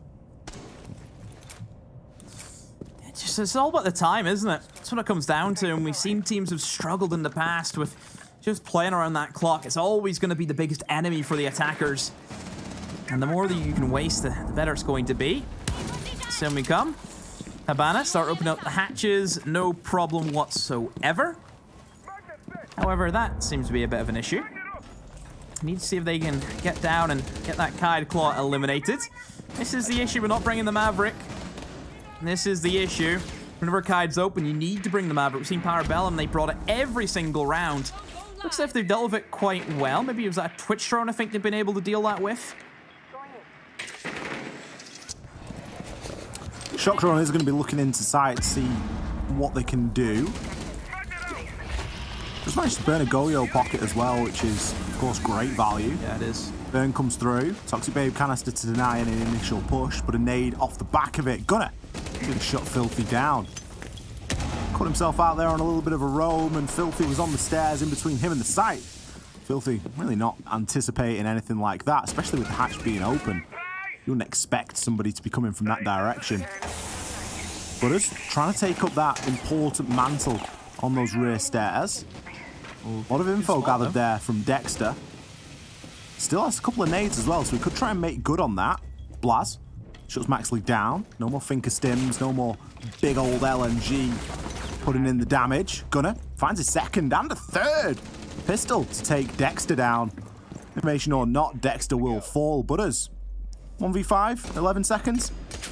I'm an optimist, but I don't fancy your chances here. Picks himself up 1, 2, and 3. Butters, excuse me. If you had another 10 seconds, I'd be extremely excited now, but the clock is likely going to pitter out. Not before Esker picks up that final kill and collects.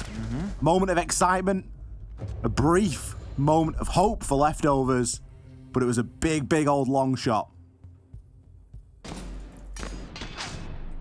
Oof. Just seemed to line up for him there, but doesn't matter. Not really. Still didn't win the round. Only padding the stats at the end of the day. 5-2. Big old gap now between Leftovers and Parabellum. 2 more rounds is all Parabellum need to win this series and move on to tomorrow's grand final against Space Station. We head to Meeting Hall and Kitchen, Ollie. Not upstairs the kids, which is probably what everyone was expecting. Attackers need to locate and defuse. We go to meeting. You got to expect the unexpected, Demo. I don't think Leftovers are going to be too bowled over. They've got much bigger fish to fry than the bomb site that they're going to be attacking onto. You can see Butter's going to 6 out from the 0 onto the sledge. Trade off a little bit of that information for a lot of soft destruction. 10 seconds to go. Parabellum. What a bounce back they've had, Demo. You think back to this team on Chalet? It was looking like it was going to be a super quick series.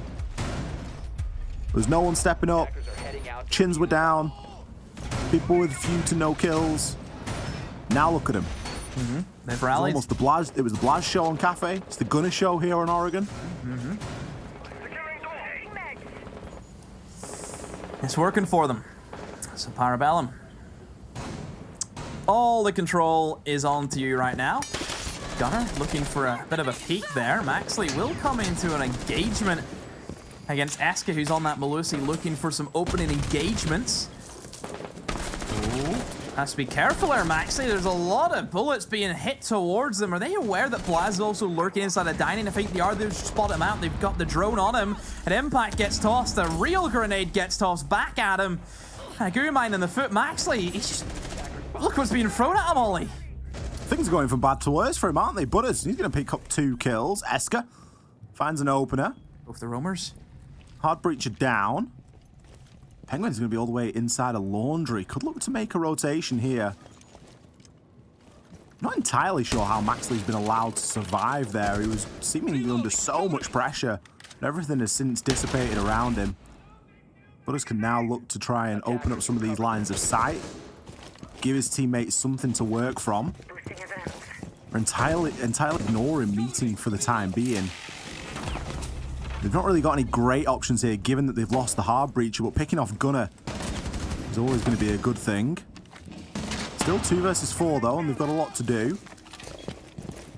Single doorways are all that really needs to be watched here. Obviously we do have Maverick, so a blowtorch hole can be made, but that's a little bit more of a slower process.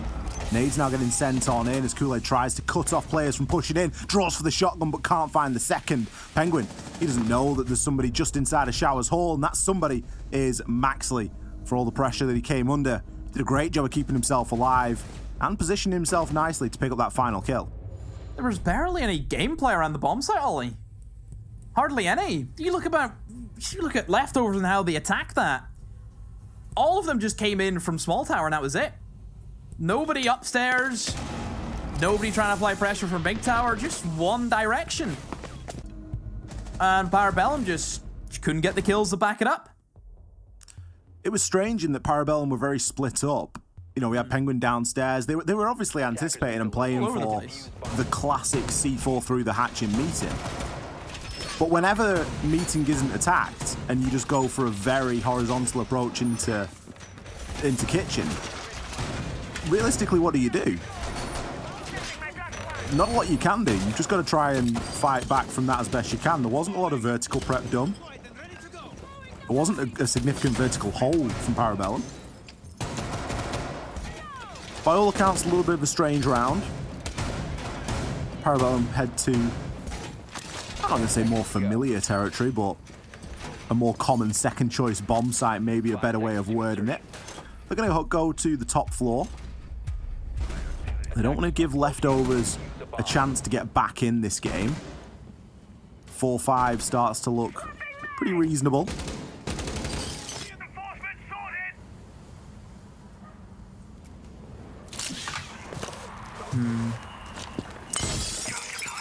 Ready to go now as we head in for round 9.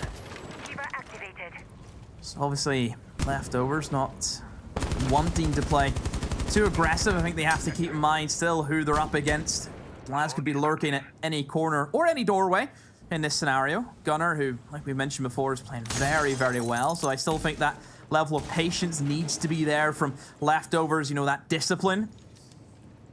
See, Blaz, he has an idea that somebody's looking to come in to the top of Big Tower, and Maxley will do a bit of the drone work. Blaz may be looking for the run out. It will be perfect time, and if he goes now, could maybe catch Maxley by surprise, who is looking elsewhere. He just isn't going to happen. Instead, Penguin's going to come over, try and open up some lines of sight for him. Stops that swing coming in.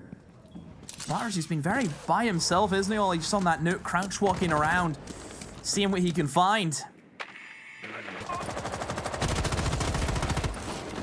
Adapt, trying his luck, just opening up that barricade. By all accounts, a fairly slow approach here from leftovers. Losing Dexter fairly early on is going to limit this vertical nade play that they can do, but fortunately, Butters and Maxley still have a couple of nades in pocket, and Filthy for that matter, if he gets into position to use them. As the Maverick, his attentions are likely going to be elsewhere, more notably getting open this attic wall. It's going to be on Butters to try and do damage from below.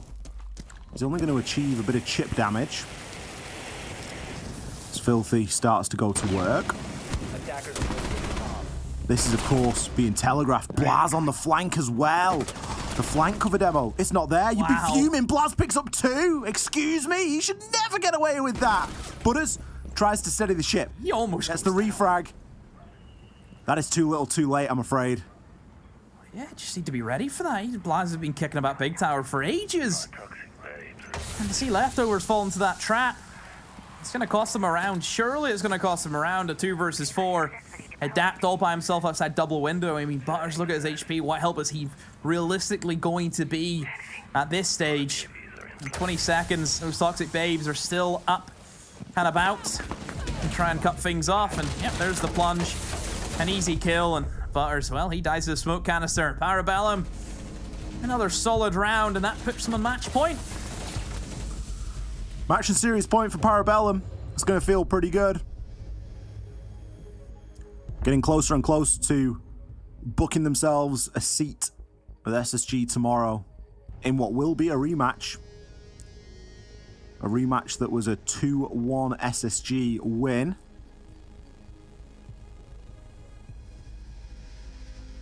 Got to get it over the line here first, though. 3 chances before we start thinking about an overtime. And they're able to head downstairs into the basement. It's been a kind sight so far for Parabellum. Leftovers not having the same prowess in terms of utility usage and time management that we saw Parabellum have here on Oregon, at least. The info game for Parabellum tonight has been extremely good on attack. Not that it's been terrible for leftovers. But I'm starting to get concerned, Demo. I'm seeing a 3-player repick, and I'm not too keen on what it's being repicked into. We've kept the Finker. Maxley's giving that up, giving it over to Butters. Problems are going to be the Blitz and the Ying. We could be in for a quick one here, Demo, if this does go through as a rush round.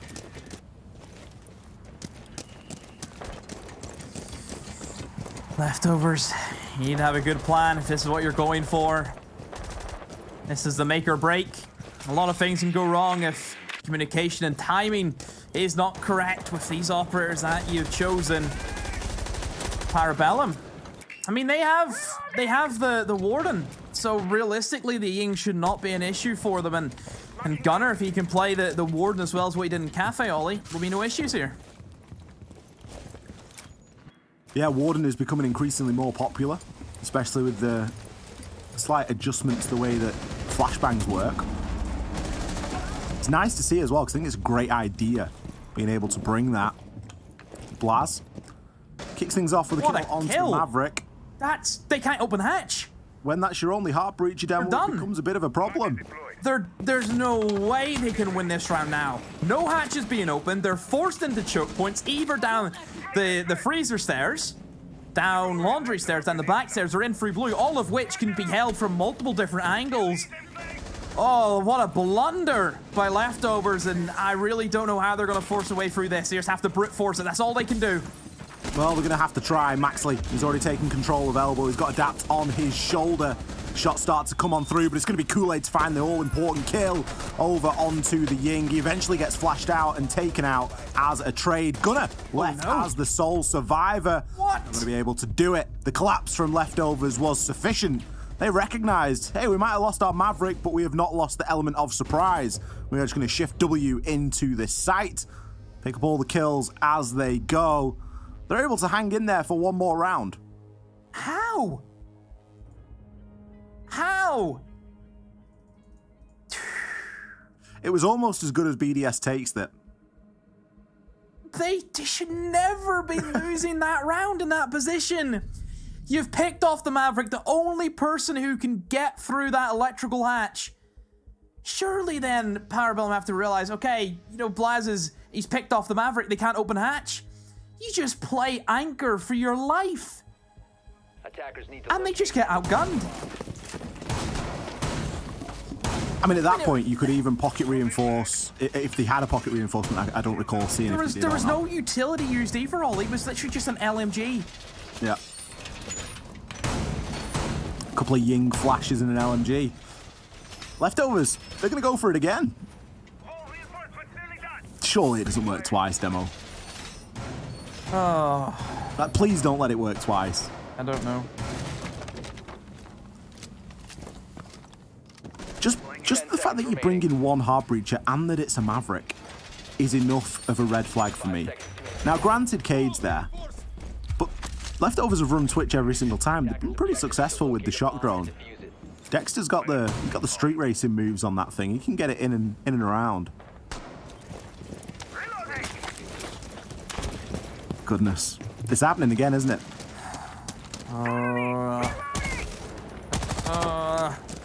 Right. I'm open to suggestions.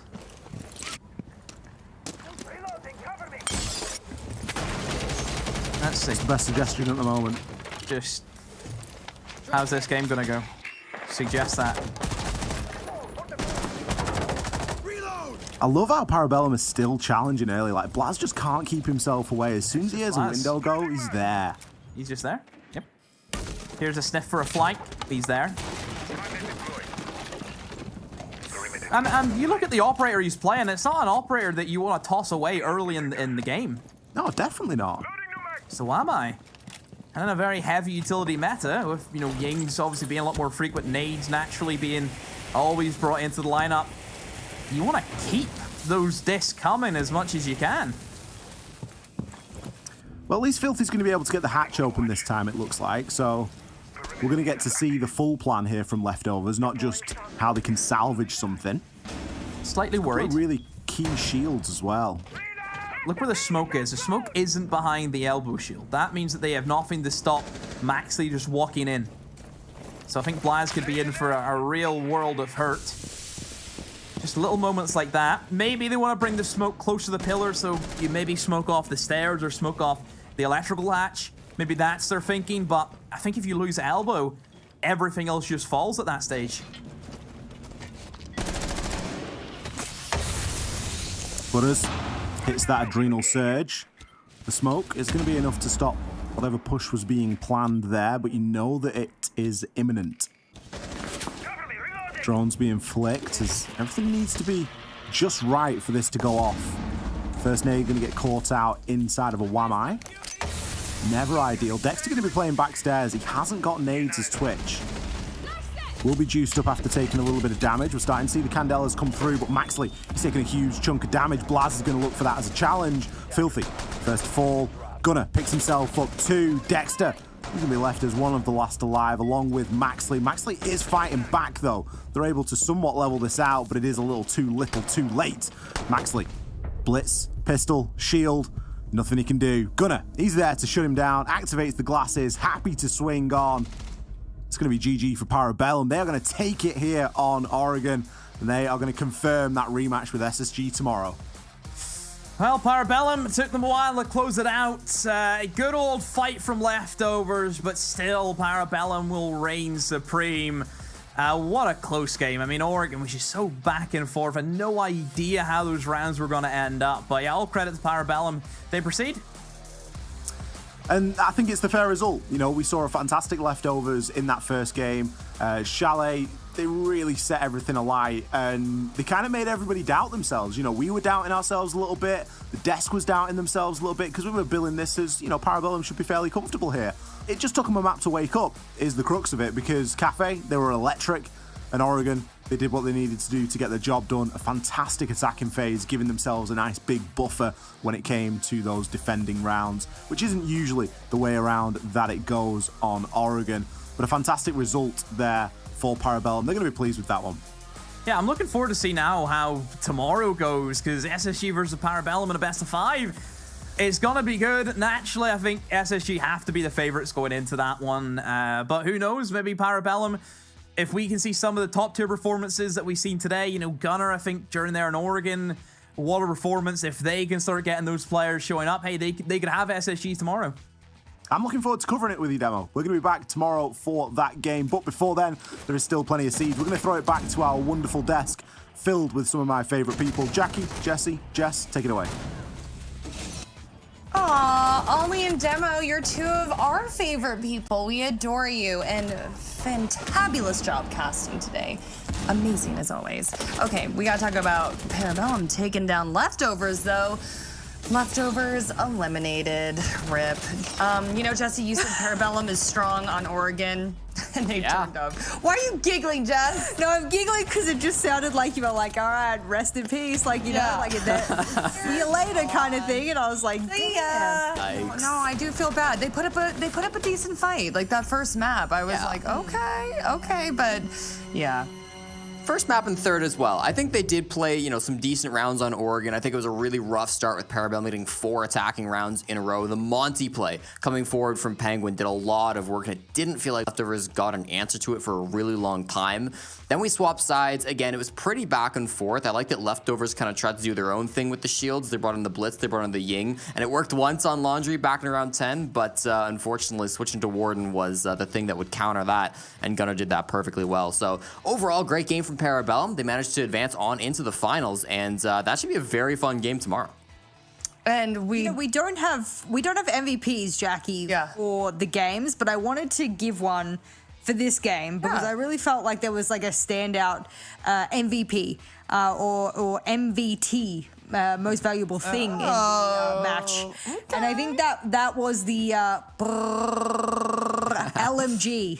I think we absolutely have to put that on a pedestal on the echelon that it deserves to be on at the moment because it was wielded well. A lot of people are talking that it's OP. It absolutely is. I mean, the fact that Gunner can walk into Freezer holding down mouse 1, miss the first 35 bullets, but still gets an opportunity to readjust and be able to, you know, engage in that fight and then win it, I think is a little bit ridiculous, but I think there's people who utilize it well, and Gunner is one of them. He was, you know, if there was an MVP, he would be on the top there for me outside of the LMG. Okay, and we just had the NA bracket up, so I do want us to kind of go through what we saw today here. So let's do the EU bracket, and Jess, I'll put you in the hot seat for that one. Sure, so that was Rogue defeating Victus. Yeah, that was one of those games where if Rogue hadn't have beaten Victus, there would have been question marks about whether or not, they were putting up the performance we would expect of a Tier 1 team. There was a tweet that was put out, I believe, by Leon after that match that you see in the lower finals there, and he said that if Victus, don't make, Challenger League or Tier 1 soon, then he just thinks that's insane. So I agree. I absolutely agree. I think Victus has played an excellent, really good fundamental siege from top to bottom. Attacking well is very difficult as an individual, let alone as a team, and I think that they've done that really well. So whilst they might be knocked out, we saw so many good things, but Wild and Rogue, they get that one map advantage. That's why you see it 1-0 currently. Whoever goes in the grand finals with the upper bracket will take that one map advantage. So Rogue will quote-unquote fight from behind, but they should still be the favorites, albeit it is a revenge grudge match. It's Corey, it's Aces. I mean, these guys will want to absolutely paint the walls with Rogue because they've got a little bit of a story to tell, I think. Yeah. And let's talk about LATAM a little bit, Jesse. FaZe taking down Escolinha.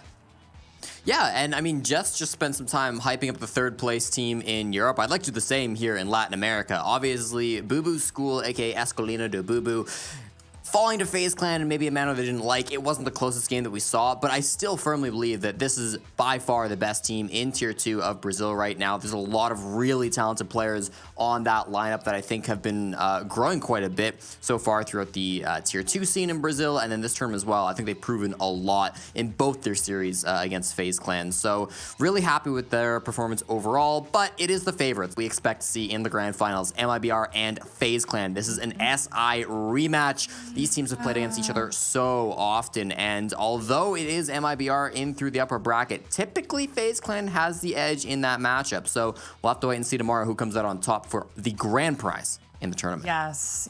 So we had a ton of great matchups today, but as we've been saying, the grand finals for these regions tomorrow. So let's roll up the schedule here. You do not want to miss this. Rogue versus Wild for EU. For LATAM, the 6 invitational rematches, Jesse was saying. FaZe versus MIBR. And then we got NA, SSG versus PB. So make sure you write down those times on your calendar. So, because I have been all messed up with my time. Yes. Oh, that's why the times are a little different, right? They're all best of 5 grand finals. And the reason I want to highlight that is shout out to Jacob, who did swap the last game with me. I'll work the LATAM game. I'll work the first 2 games. He'll work the NA finals with your man Jesse, so that I'm not up at 2 a.m. for a best of 5, which that one could go the distance as we were just talking about. So if you are in EU, look at those CSTs and do note that they are all best of 5s with 1 map advantage. That's something I didn't click in my brain as to why all the times were different. I'm like, it's because we got a best of 5. I'm looking forward to it. I'd also like to know, and I don't know if production in our ears can tell us, is it infinite OT on the maps, or are we going to cap it? Are we going to cap these OTs? I mean, I'm curious because we don't get infinite OTs very often in Siege. That's true. It won't be, I believe. I think, yes, the production confirmed that it won't be infinite OT because, of course, we still have to stick to that fixed schedule that you just saw. So, yes. Okay. Best of 5s, y'all. Who knows how that'll end? So I definitely want to say thank you to Jess and Jesse. Y'all are fantastic as always. A big thank you to all of the talent. Yeah, bring them back on here, B-Boop. Look at those beautiful faces. I love you too. You're 2 of my favorites, and Ollie Demo and all the talent. Y'all are fantabulous. And also, I do want to say thank you to everyone behind the scenes. Y'all have been working so hard. And of course, we got to say thank you to everybody watching at home. We are just so deeply appreciative of you. We love the Siege fam so much. So, y'all, we'll see you tomorrow. Don't forget, grand finals. See you later. B-Boop, shut it down.